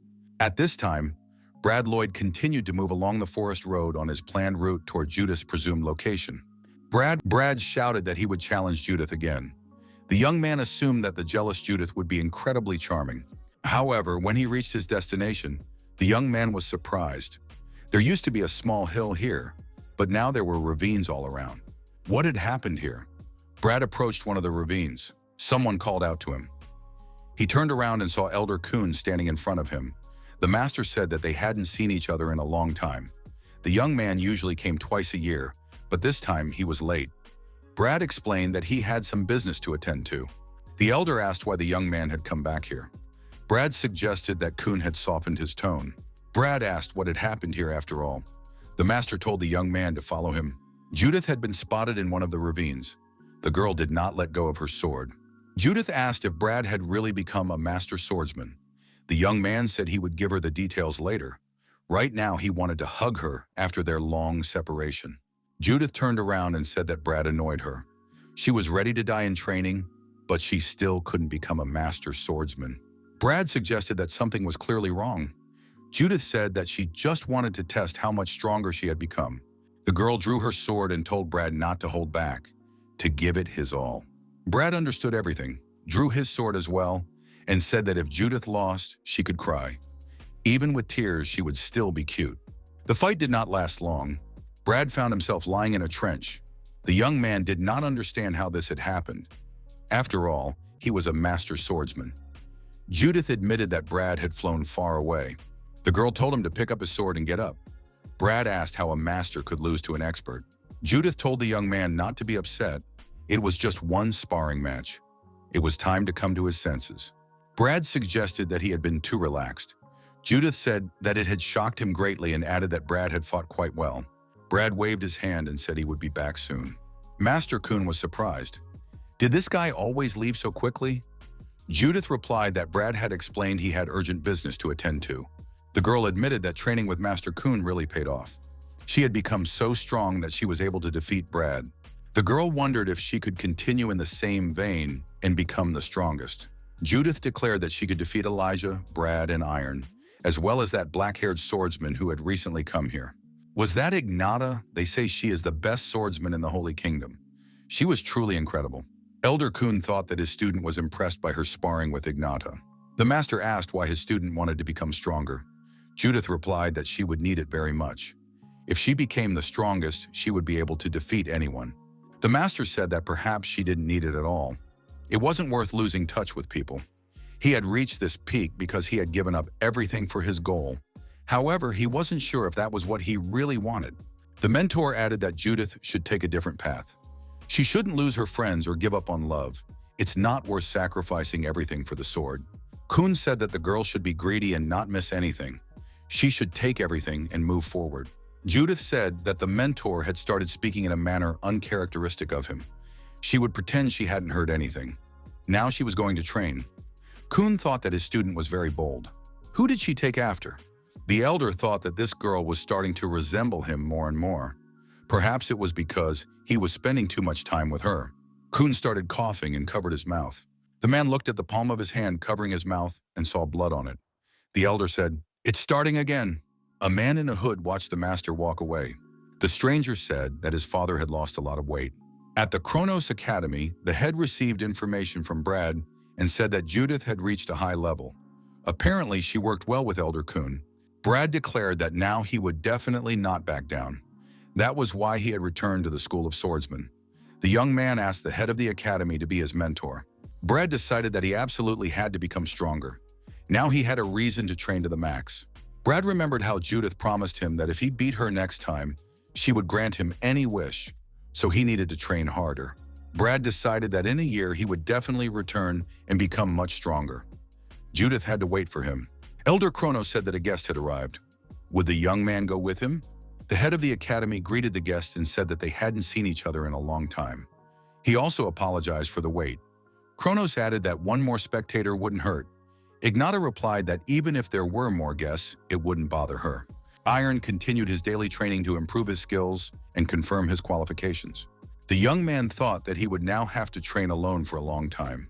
His sister was always riding her griffin, Lulu accompanied her, and now they were almost invisible.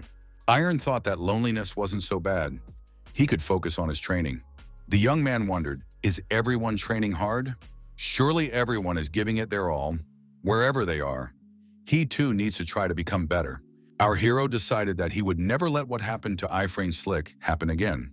A whole year passed in continuous training. Marcus reported to the young gentleman that a letter had arrived from the Holy Kingdom. It looked like an invitation. The young man read the contents of the letter. It was indeed an invitation to a tournament of heroes. About a year ago, the demons disappeared from sight, but monsters and beasts began to appear more and more often. Complaints from people across the continent about encounters with the damned were increasing. A wave of terror rapidly swept across the entire region. The Holy Kingdom's expeditionary forces, scattered across different corners of the world, were urgently summoned to the capital to discuss a further plan of action.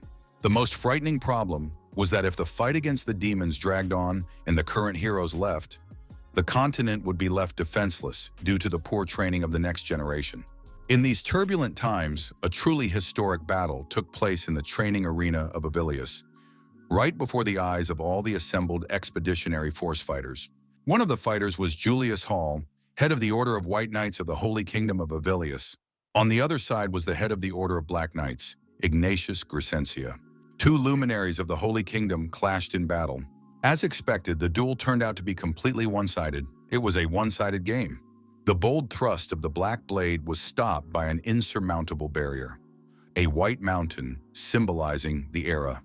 But even in this unequal battle, the expeditionary forces witnessed how, in such a dangerous situation, where anyone else would have long since lost consciousness from their injuries, the black blade rose again and again, striving for victory, filled with determination. It was the Sword of Light, a new hope for the protection of a new era. With the return of the demons, darkness and fear enveloped the entire continent, but a spark of hope flashed on the horizon.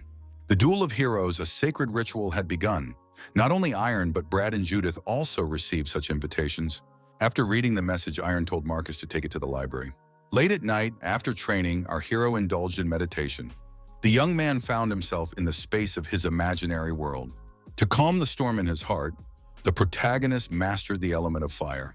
To subdue the flames that were raging and burning everything in their path, he learned to control the element of water. The young man also mastered the art of earth, capable of holding water, restless like a heart full of doubts. He managed to master all this in a year of persistent training. Iron wanted to take up the sword for the sake of this world. To keep his promise, he needed to understand how to use his power correctly. Guests appeared before the young man. The eldest of them said that he had finally arrived. The old man asked if the young man remembered him. He was one of the elders who served the Holy Kingdom. Iron asked what had brought the Holy Knight here. The old man said that the young man had not responded to their invitation. Was he full of doubts? Had the young man's heart long been mired in uncertainty? The old man said that he might be old and unable to see beyond his own nose, but he really wanted Iron to take part in the tournament. The elder still clearly remembered the sword of the soul that the young man had shown him earlier. It was so bright that it seemed as if it would engulf everything around it. The elder said he felt a strange warmth in that sword. Even he, whose senses had long since dulled, felt its power. The old Volcanus asked the young man if he was going to the Holy Kingdom tomorrow. The blacksmith said that he also wanted to go there for company. After all, it's fun to walk together across the vast expanses. Volcanus added that he wanted to see the world, gain inspiration, and bask a little in the young man's glory. Everyone participating in the event, as well as all swordsmen fighting demons and evil spirits, should receive weapons equal in strength to the numbered sword. Iron said he agreed. The next day arrived. Seeing the young man off, Marcus told him to be sure to return safe and sound. Iron warned his companion that they would be traveling on foot. The blacksmith replied that he always traveled that way and asked if Lulu would be going with them. The young man replied that the cat had left these lands several months ago. However, Lulu, Iron, and Night, even Volcanus admitted that much had changed over the past year. However, there was no need to worry because the young hero would change the world for the better. Iron told the blacksmith not to pressure him or rush him. Everything had its time. The young man sensed someone approaching them and told Volcanus to be careful. Travelers emerged from the forest onto the clearing.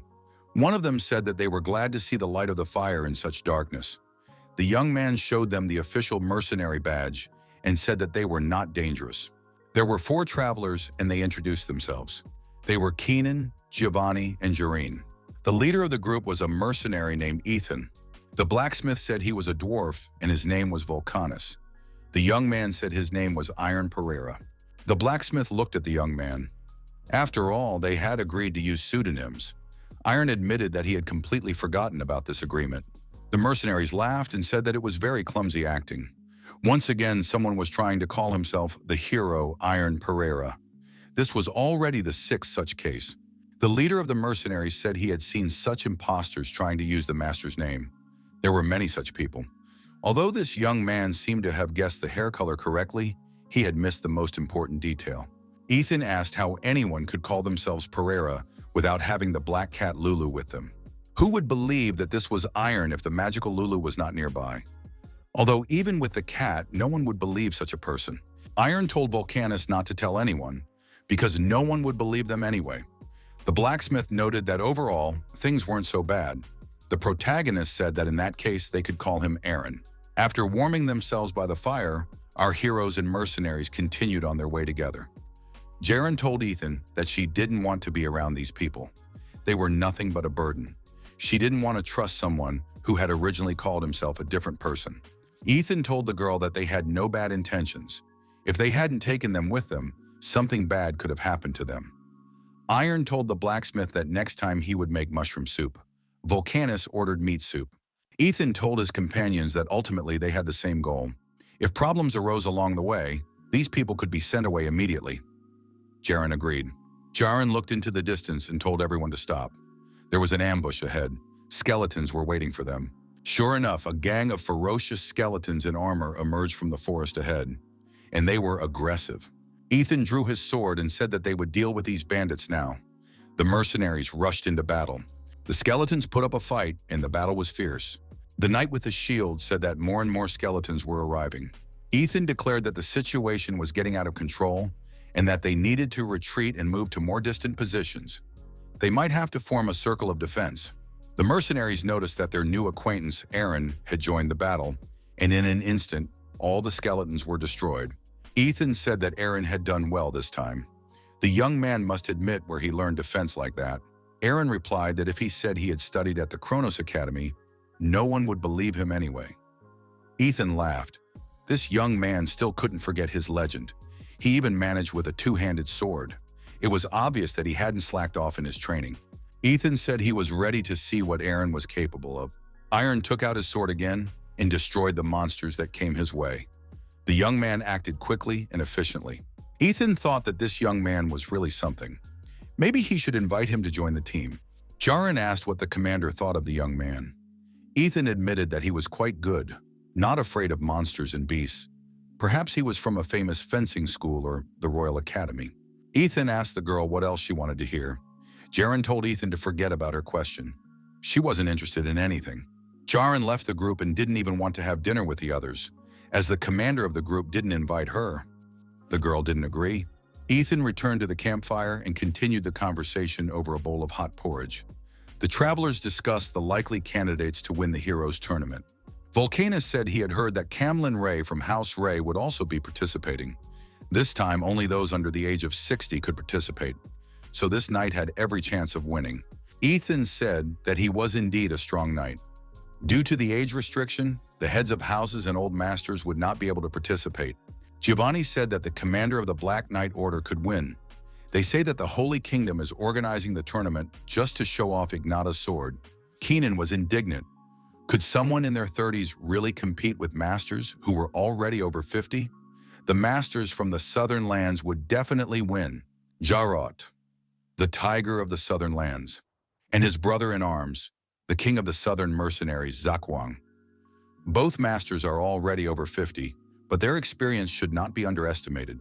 The interlocutor asked Iran who he thought would win. The young man replied, Ignatius Crescencia, Elijah Lingje, Brad Lloyd, Judith, and Iron Pereira. He was quite strong when they traveled with him, but now he is probably even stronger. Aaron laughed and said he was joking. Of course, he didn't know any of the young swordsmen he had just listed. Ethan said that they would soon reach the Tamo forest, as they had been moving in the right direction all this time. Usually they just pass by, but recently a demon had been spotted there twice, so they needed to be careful. On the way, the travelers saw a camp set up by knights. A flag with the wise crest flew above the camp. Volcanus said that it was the coat of arms of a famous clan. It is said that they own all the wealth of the continent, but they are known for more than that. They are also famous for their kindness. They help the poor by distributing grain and have even established a fund for those who were unable to get an education. Recently, the clan began supplying weapons and armor to heroes fighting demons. The clan is now headed by the eldest son, the half-elf Gale Wise.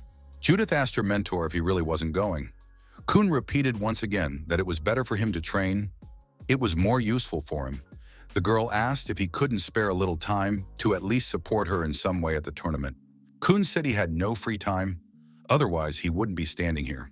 Judith said that in that case, the master could stay here and train alone, torturing his body to exhaustion. The girl said that the master could at least say a few words of support to her. Kun shouted for Judith to go fight Ignata, Brad, and Iron. She should destroy everything there and return victorious. Judith was delighted and said she would do just that. She would take her trophy and return immediately. Until then, the mentor had to keep himself in shape. The girl left and Kun began coughing again and losing strength. The master fell to his knees and blood came out of his mouth along with his cough. The elder grabbed his sword. He thought that he could not go on like this, that he had to act before it was too late. Earlier, Kun told his friend not to spread rumors. Chrono Ian confirmed that he had indeed heard such things. They say that only by passing all the stages can one achieve the highest level of mastery. If he could reach that level, he would be able to obtain a new body. Even if he was old and sick, He would be able to be reborn in a new body. He would be given a second chance. Kun did not know whether to believe these stories, but if the rumors were true, maybe he really did have a chance at a new life. However, he had already challenged the impossible many times. Now he must also achieve the impossible and seize even the slightest chance. Someone's voice said, "That's enough for today." Kun turned around and saw a young man. The old man was surprised. What was going on? He hadn't even noticed his presence. Kun asked who he was. The young man greeted him and said his name was Carl. He had come here to study with the Grand Master. Kun thought he was looking at the silver-haired swordsman. Could this be Carl Lingjie himself? The young man took out his sword and said that he had long since left that surname in the past. Kun noted that even as a hermit, he had heard of this young man. The elder congratulated the young man on his return to the game. Khan wondered if Carl's opponent should be Ignata. The young man had to hurry to the Holy Kingdom. Not only Ignata, but all the strongest were gathering there. Carl held his sword forward, clearly showing that he was preparing to attack. The elder laughed. Apparently, this young man had no idea who he was trying to intimidate with his sword. Was he serious? Kun added that if the young man had come for his head, he risked losing his own. In the ensuing battle, Elder Kun said that this young man clearly underestimated him. The master thought, how could he have ended up in such a situation that such a young man was trying to threaten him? Kun added that it even annoyed him. This was followed by a kick to the jaw, and Carl was thrown far back. The young man fell on his back, and a dent appeared in the ground. Kun looked angry. Carl jumped to his feet and prepared to attack again. Elder Kun decided to act more energetically and end the fight a little faster than planned. The master thought that this guy seemed to be retreating, but in fact he was constantly deflecting his attacks with precision, as if a needle were dancing on the edge of a razor. His talent was simply unimaginable. Hiding such a level of skill all these years was simply a waste of time. Most likely he had now come up against a wall that seemed impossible to climb over. Surely this had broken him. He probably didn't even try to move forward. Just thinking about her, he was already ready to run away. It was humiliating, and the master knew that feeling because he himself had been stuck in that pit for a long time. The old man said that he had only become a master at the age of 70, but he guaranteed it to the young man. Kun said that he would spare Carl this time. The young man should leave while he was giving him this chance. The old master had the elder told Carl to renounce the darkness before it was too late. He had to get rid of what he had obtained dishonestly and start all over again. All was not lost yet. Carl asked what was wrong with using dishonestly obtained power. He had only done what his mentor had told him to do and gained the power he had so desperately dreamed of. Kun asked, what is the point of power if the young man turned away from his humanity to gain it? The master decided to show his opponent how repulsive and pathetic the power he had chosen was. This time, Kun attacked Carl. The old man noted that the young man had been unable to control himself, had given in to his emotions, and had let everything go. Carl had no idea how wrong that was. The elder said that the young man would now feel it to the depths of his bones. However, Kun's health deteriorated sharply, and he began coughing up blood again. To avoid negative consequences, Elder Kun used his most powerful technique. A pillar of dust appeared, and fragments of stone flew in different directions. The young man said he was impressed. He was sure that he had already sent his opponent to the other world with his sword. However, the old man was able to perform such a maneuver in a split second. Blood was already streaming from the elder's mouth. The master's right hand was seriously injured. Carl once again expressed his admiration to his mentor. The young man said that now, with respect for his mentor, he would end the elder's life. Carl said that the opportunity to cross swords with Elder Kun was a great honor for him. He considered it a true blessing of fate. Kun thought he should have attacked him while he was preparing for the blow. The next moment, Kun was again attacked by demonic forces. Carl was amazed by this man's strength and courage. Both of his arms were injured, but he still did not give up. Elder Kun grabbed the sword with his teeth and was ready to continue the fight even in this condition. Carl said he was sorry. However, now that the master could no longer hold his sword, he intended to finish what he had started. At that moment, there was a crash of breaking boards and the elder fell somewhere below. A cloud of dust rose and nothing could be seen around. The roof of the house where the battle was taking place collapsed, and the old man fell to the floor. The master lay among the rubble of the destroyed building. His condition did not allow him to continue the fight. Khan remembered how Judith had previously yelled at the master that the roof needed to be repaired on time. The old man thought that now the girl would give him a beating for the destroyed house. Carl thought he had overexerted himself. He would have to focus solely on recovery for a while.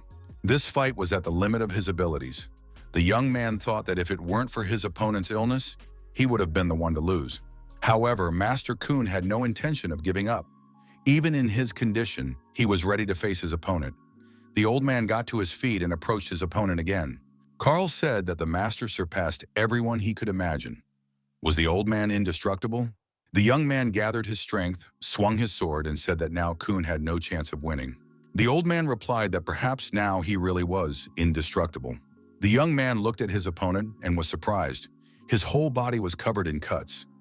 Both opponents were running out of strength. Kun remembered his friend's words. Was this what he meant when he spoke of the ultimate level of mastery? The old man told the young man that their meeting was no mere coincidence. At that moment, the master's hands appeared, woven from energy. It was as if they were created from his aura. Khan asked Carl if he knew that two wolves lived in a man's heart. Ethan told his squad that in order to safely pass through the Tamo forest, he had decided to join Wise's caravan. The journey to the Holy Kingdom would take about a week. Ethan told Jaren that this was a necessary measure, that they had no other choice. The girl replied that she understood. Aaron noticed that after meeting Wise's caravan, Jaren had been gloomy the whole time. Had something happened? Ethan suggested that the young man not meddle in other people's business. They had to leave early tomorrow, so Aaron had to get ready. Ethan noticed that Jaren had her reasons for not being able to talk about it and asked him not to ask her any questions. Aaron said he understood. Jaren thought she just needed to hang in there for another week. She really was sad. 3 days passed. Giovanni checked the schedule and was surprised. Why 3 night shifts in a row? And the place to sleep was always at the very edge of the camp. Keenan said he needed to talk to them. Why were they doing this? Giovanni told the commander that this was too much. Ethan promised to sort everything out and asked him not to make a fuss. Ethan tried to calm himself, thinking there was no cause for alarm. Demanding such things was their legal right. The guard asked where the mercenary was going and what had happened. Ethan replied that he wanted to talk to Mr. Wise. It seemed that there were problems with the distribution of duties, and this needed to be discussed. The guard said that Mr. Wise was busy at the moment, but he could pass on the message. Aaron approached and said he would explain everything himself. The guard asked who he was. The young man greeted him and said that his name was Aaron, that he was from Mr. Ethan's group of adventurers, and that he would like to speak with Commander Wise. The guard was indignant. How dare these mercenaries make demands? Those watching from the sidelines were surprised. Were these young people really looking for a fight? What was going on there? The commander peeked out of the tent and asked what all the noise was about. Ethan looked at the man and realized that he was none other than the master swordsman, Broody Sharper. Sharper said they could talk inside and invited the young people into the tent. Inside, our hero saw the leader of the caravan, Gale Wise, a half-elf. Gale asked the young people what had happened. Ethan explained that because the number of people on the journey had exceeded the original plan, there had been some minor problems with the schedule. Wise apologized and said that he had unintentionally shown disrespect. Ethan replied that everything was fine. Although the subject was unpleasant, Mr. Wise listened to them attentively. Wise said that starting tonight, he would take measures to ensure that nothing would bother the mercenaries anymore. Ethan thanked him for his help and understanding. Aaron also thanked the boss for quickly resolving their problem. Giovanni told the captain that while talking to the other members of the group, he accidentally let slip that Aaron was pretending to be Iron Pereira. Keenan added that now many had begun to speak ill of Aaron. What should they do now? Jaren approached Aaron and apologized. The fact that the young man felt uncomfortable in their group and was now being criticized was all because of her. Jaren added that she personally had a bad relationship with Wise. Because of this, Aran had been subjected to a barrage of criticism and negativity. The girl said that, in any case, they would be parting ways in a few days, so it was better for Aaron not to get involved for now. If Wise remembered him, nothing good would come of it. Aaron replied that he could withstand such a storm. He had been ridiculed in a similar way before. Sometimes he got scared and just ran away. He hoped that the wind blowing in his face would die down on its own. At the time, he didn't understand that the wind knocking him off his feet would not stop, no matter how much he wanted it to. Aaron added that he understood that trials do not come alone. Along with the wind comes the strength to endure it. The young man thanked Jaren for sincerely caring for him and showing him attention. Only because of this could he cope with such a win. Jaren asked if he was really Iron Pereira. The young man replied that he was not. He was Aaron. The girl said that the man who, even when he saw the monster, did not bat an eye, was now panicking like a rookie on the battlefield. Should she now call him Mr. Iron? The young man asked Jaren not to do so. The girl demanded that he admit why he was hiding his identity. Iron replied that he had to do so because he wanted to travel in peace. Jaren agreed that being famous was not easy and promised to keep his secret. Iron stopped Jaren and asked her to tell him what had happened between her and Wise, or at least hint at it. Jaren replied that she couldn't talk about it. Knowing would be the young man's undoing. Ethan told Jaren and Aaron to end their conversation and return immediately. An order had been given for a general assembly. Demons had appeared in the forest. A general assembly had indeed been announced at the knight's camp. The situation that had arisen needed to be discussed. Gale Wise asked the scouts if they had really seen demons in that forest. The scouts confirmed that they had spotted a whole group. Master Swordsman Broody Sharper told the leader that there were 4 sword experts in the reconnaissance squad. Wise ordered the scouts to seek immediate medical attention and rest. Wise thought that the situation was quite serious. If there really were many demons there, it could not be ruled out that the devil himself might be nearby. The safest option would be to request help from the Holy Kingdom, but in that case they would have to remain here in isolation until the Order of Paladins arrived. Iron couldn't help but ask where the scouts had seen the demons. The guard was indignant. That imposter had appeared again. Ethan was frightened. What was Aaron planning now? Volcanus handed the young man a sword. Jaren was surprised. Had Iron decided to reveal his identity? Pereira, the guard. Iron. The young man introduced himself and gave his name. He said his name was Iron Pereira and that he was a master swordsman. The young man also added that he had experience in destroying demons and devils. He needed to obtain information about the location of the enemies.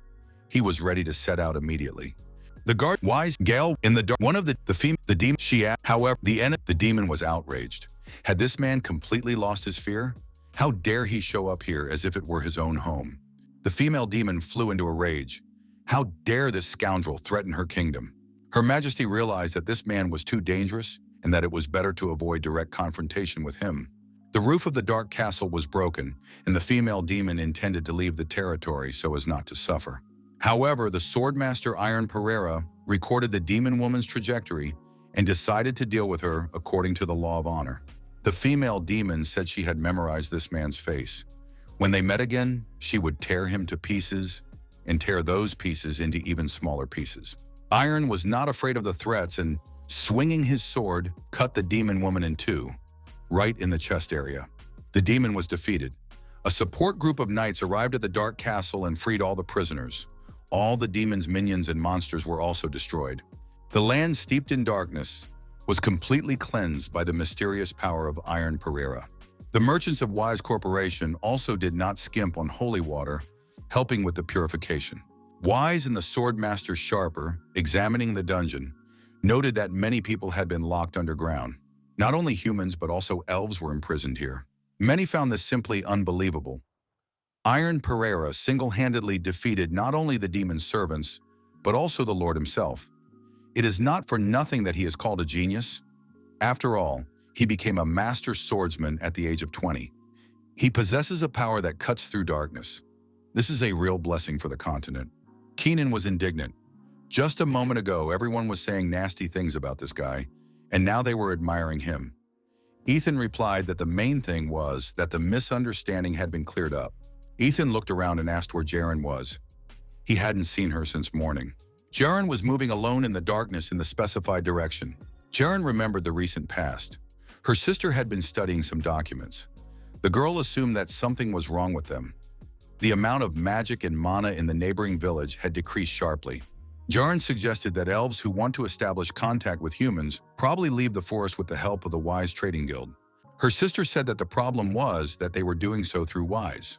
Most female elves ended up in aristocratic human households, and recently, elves had begun to disappear more and more often. The girl suspected that something was wrong and decided to investigate. She said she would be late today, so there was no point in waiting for her. Jaren thought that was the last thing she would hear from her sister. When Jaren realized that her sister had disappeared, she began her own investigation into the Wise Corporation. Jaren's father saw this and told her to stop immediately. The man realized it was too dangerous. He couldn't lose her, too. Then Jaren saw her father's face and understood everything. 7 long years have passed since then.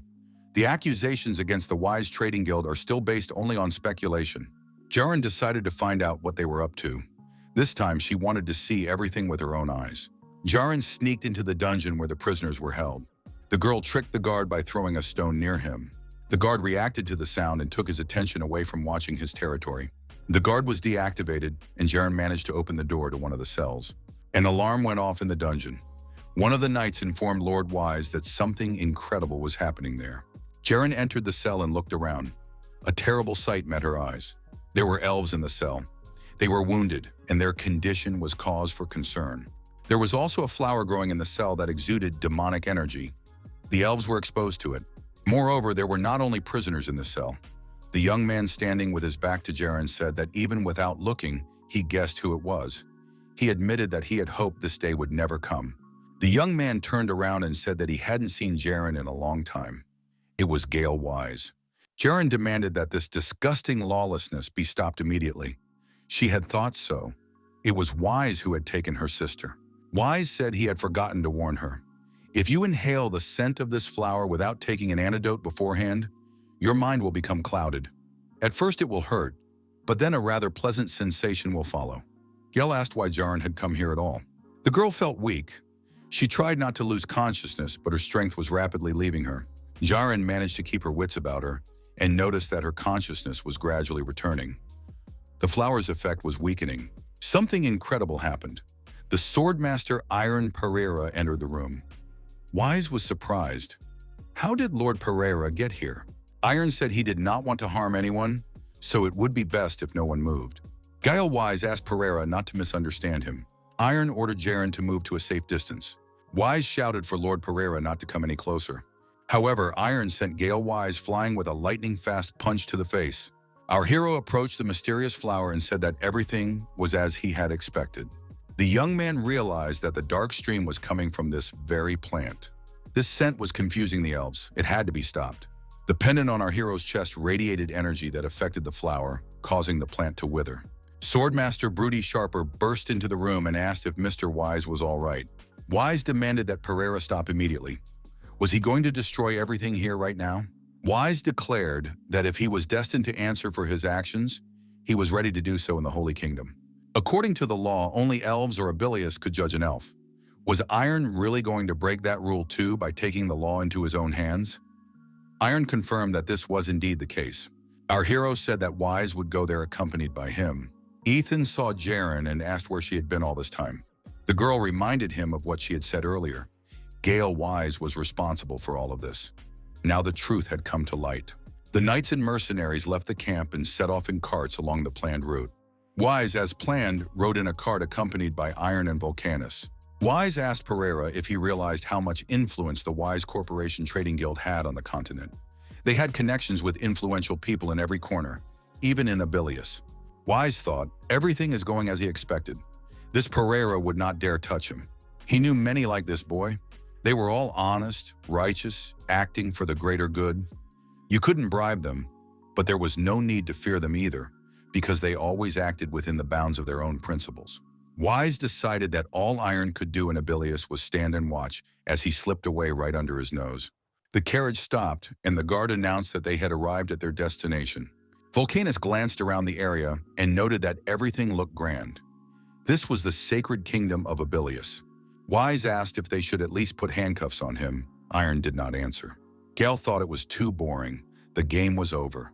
Broody Sharper had probably already gone ahead and taken care of everything. Wise wondered if Iron Pereira really thought he could resist the connections he had built over the years. Horseman Wise was surprised. Who was this man? From his clothing, he was a holy knight. It turned out to be Myers. Iron greeted him and said that they hadn't seen each other in a long time. Wise was frightened when he realized that they knew each other. Myers said he had already received the news. They say Pereira had single-handedly destroyed the demons. The young man confirmed this and added that this time he had acted first. He apologized for not warning them. Iron said he had to finish this business. Myers understood what the young man meant. The Holy Knight noted that Iron had already fulfilled his duty. He needn't worry any further. The Holy Kingdom would now take care of it. The Black Irons, a knight stood in front of the entrance to the reception hall. He said that Iron Pereira must continue on alone from here. An old man with glasses was sitting at a table in the back of the hall. He said that he had finally met Iron Pereira and asked the young man to come closer. Iron wondered who this man sitting next to him was. The young man said that he had been warned that they wanted to meet him. The old man noted that the name Pereira was now on everyone's lips in many corners of the continent, and that was why he wanted to talk to him personally. Iron replied that he also had something to say to His Majesty. Pereira told the story of what had happened at Wise. His Majesty understood that Gale Wise was actually involved in dirty business. His Majesty said that he already knew about it. Iron was surprised. Why then had he not been stopped earlier? His Majesty replied that it was all done in the name of peace on the continent. Iron was outraged. After all, they were brainwashing innocent elves, breaking their will, and selling them to vile human aristocrats, thereby increasing the influence of their trading company. Did His Majesty really believe that turning a blind eye to this was the path to peace? The old man asked if the young man had any idea how much they contributed to the treasury each year. Sad as it was, Wise was one of the pillars that kept this unstable world from collapsing. Iron replied that he knew what influence they had on the continent, but money gained from the suffering of elves was worthless. Sacrificing some for the benefit of others was like selling your soul to the devil. His Majesty said that this was only the opinion of a young man. There are countless people who are willing to slit someone's throat for a piece of bread. The man added that they are all part of this world, part of humanity. Does the young man really believe that they are willing to sell their souls to the devil and do not deserve to live? Iron replied that His Majesty was exaggerating. He had not said that. The old man said that in that case, the young man should abandon his empty ideals and answer. In this world full of chaos, what solution did he see? Iron admitted that he did not know. He added that he had thought about it for a long time, but had not found an answer. That is why he asked His Majesty to untangle this knot of chaos with the wisdom that young people are incapable of. The old man was surprised. Was the young man mocking him? Iron replied, not at all. He was not going to be stubborn or prove anything. He was just an inexperienced young man who lacked knowledge and was unable to offer a solution to such a large-scale problem. That is why he wants to ask His Majesty, or someone even wiser, to help him. Iron added that he would definitely do everything in his power. Iron Pereira firmly stated that he would become the champion at the upcoming Tournament of Heroes. He would prove his strength to give people hope and dispel their fears. He would make every effort to achieve this. That was all he could do at the moment. The assistant said that separate rooms had been prepared for all participants in the Heroes Tournament. If the young man needed anything, he could just ask. Iron was left alone in his room and tried to rest. The young man wondered if he had done everything right. At that moment, there was a knock at the door. Iron heard familiar voices and realized it was Judith and Brad. But how did they get here? Iron opened the door and said he was very happy to see them. At that moment, Judith shoved a roll into his mouth and told him to get out immediately. Brad was holding glasses of beer in his hands. It turned out that the festival had already begun. Now there was no question of rest. The festival was indeed in full swing. Brad asked where Lulu was. Iron replied that she couldn't come. She had a lot of important and urgent business to attend to. Judith suggested that Iron was frowning because Elijah hadn't arrived yet. Brad noted that Judith was very perceptive. Judith noticed a herbalist shop and said she needed to stop by.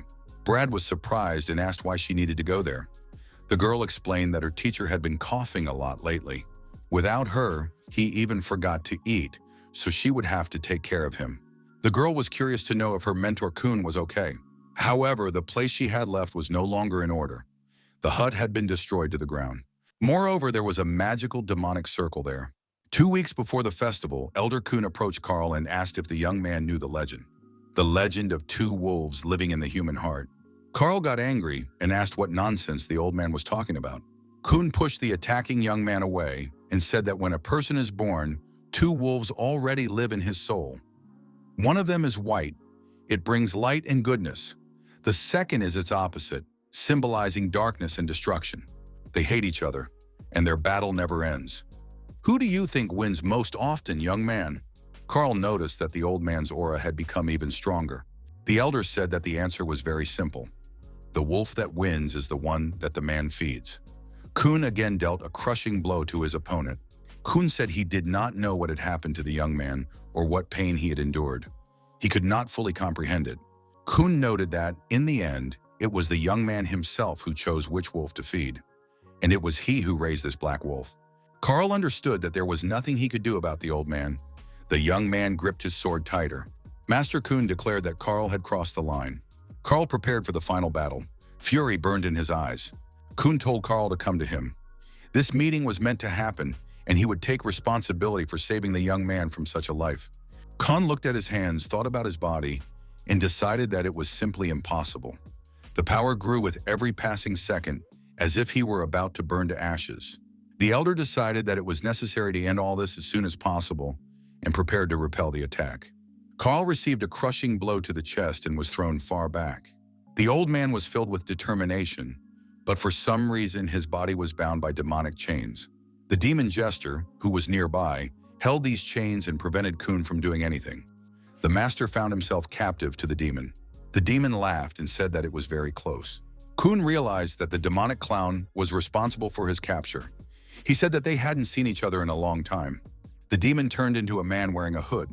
The man took off his hood and asked if the elder Kun remembered him. The master laughed. What was this man talking about? However, Kun experienced a strange feeling. He had definitely never met this man before. But why did this face seem so familiar, as if he had known him all his life? Kun thought with alarm, could this be his black wolf? Long ago, when he was young, Kun had honed his sword skills in these parts. The young man believed that he still had much to learn in order to gain true strength. Chrono Ian appeared on the forest path and greeted his friend. The young men, as usual, decided to have a duel, but Kun lost again. After the duel, the young men shook hands. Ian said that Kun seemed gloomy today. Khan was surprised to learn that Ian was opening a fencing school. Chrono confirmed that he had been recognized as a master swordsman and had received an offer he couldn't refuse. The sponsors believed in him. Ian added that, because of this, he wouldn't be able to come here for a while. Khan thought that he would continue training anyway. He would succeed too. 20 years passed. Kun trained tirelessly. However, he noticed that nothing had changed. The man was extremely upset. What had he done wrong? Everything should have been different. In despair, Kun thought that maybe he wasn't meant to be the best, even after all these years. Why wasn't anything working out? Why couldn't he be like Ian? Suddenly, Kun heard someone's voice. The voice asked if he needed strength. The voice said it had appeared because of the man's desperate desire to help him achieve what he was striving for. The voice added that it was his helper. Kun was surprised. What was it talking about? The voice Kun couldn't believe his eyes. It seemed incredible to him. The voice said that now this power belonged to him. Kun looked at his sword imbued with dark energy and asked again, was this power really his? The voice confirmed it. At that moment, his old acquaintance, Chrono Ian, appeared from the forest. Khan grabbed his sword and said that he was just about to come. However, since it had turned out this way, they could have a duel right now. Chrono Ian was amazed when he saw how Kun looked as he attacked him. The fight turned out to be really fierce. Kun asked if Ian would give up so easily. The hermit told the head of the school to take out his vaunted aura sword and put up a worthy fight. Chrono Ian couldn't withstand the onslaught and was deactivated. For the first time, he lost to this opponent. Kun couldn't believe it. Had he really won? The demon inside Kun said that he was truly an outstanding person. It would always be so if he followed his advice. He could even become even stronger. Kun lowered his sword and said that this was not why he wanted to become stronger. The demon was surprised. What kind of talk was this?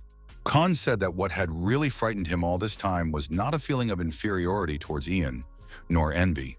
It was fear. Fear that his whole life, which he had devoted to the desire to surpass his friend, could become meaningless in an instant. But that wasn't even the main thing. The demon sensed that this man's body was beginning to reject his power. Kun said that what he had been striving for with all his heart was to find himself. Kun strained with all his might and expelled the dark demon from his body. The demon thought, if this continues, he will simply be consumed by emptiness. The demon decided that he urgently needed to find a new body and ran away. Khan approached his friend, who was still sitting under the tree. Could it be that Ian himself had been deactivated after his blow? Chrono Ian opened his eyes and said that wasn't true. He had just played along with Kun so that he wouldn't finish him off. The friend Khan said that this fight didn't count. However, he would definitely defeat Ian with his aura sword someday. While chained up, Elder Kun remembered those times. Kun said he assumed that after the expulsion, the dark demon would disappear, but he would return and become even stronger. How many people had he devoured during that time? The man said that he had worked hard to appear before his master again. Kun told the Dark Wolf that this was not the end. He would return and fulfill all his desires. Kun added that he would definitely survive and return. The man told his master to sleep peacefully. Elder Kun sank to the ground. He found himself in the center of a demonic circle. The demon jester thought that he had waited a long time for this day. As soon as this ritual was over, he would absorb this power. In his new body, he would become twice as strong as before. In the center of the demonic circle, demonic forces of enormous power were concentrating. The demon jester was surprised. What was this incredible aura? Carl got to his feet with the help of the demon jester. The demon jester thought that the body was moving on its own. He couldn't help but bow his head. Before him was absolute power that demanded unconditional obedience. The demon jester congratulated the Lord of Demons on his new birth. The young man said not to call him the Lord of Demons. He was the devil of reason. He was Sima.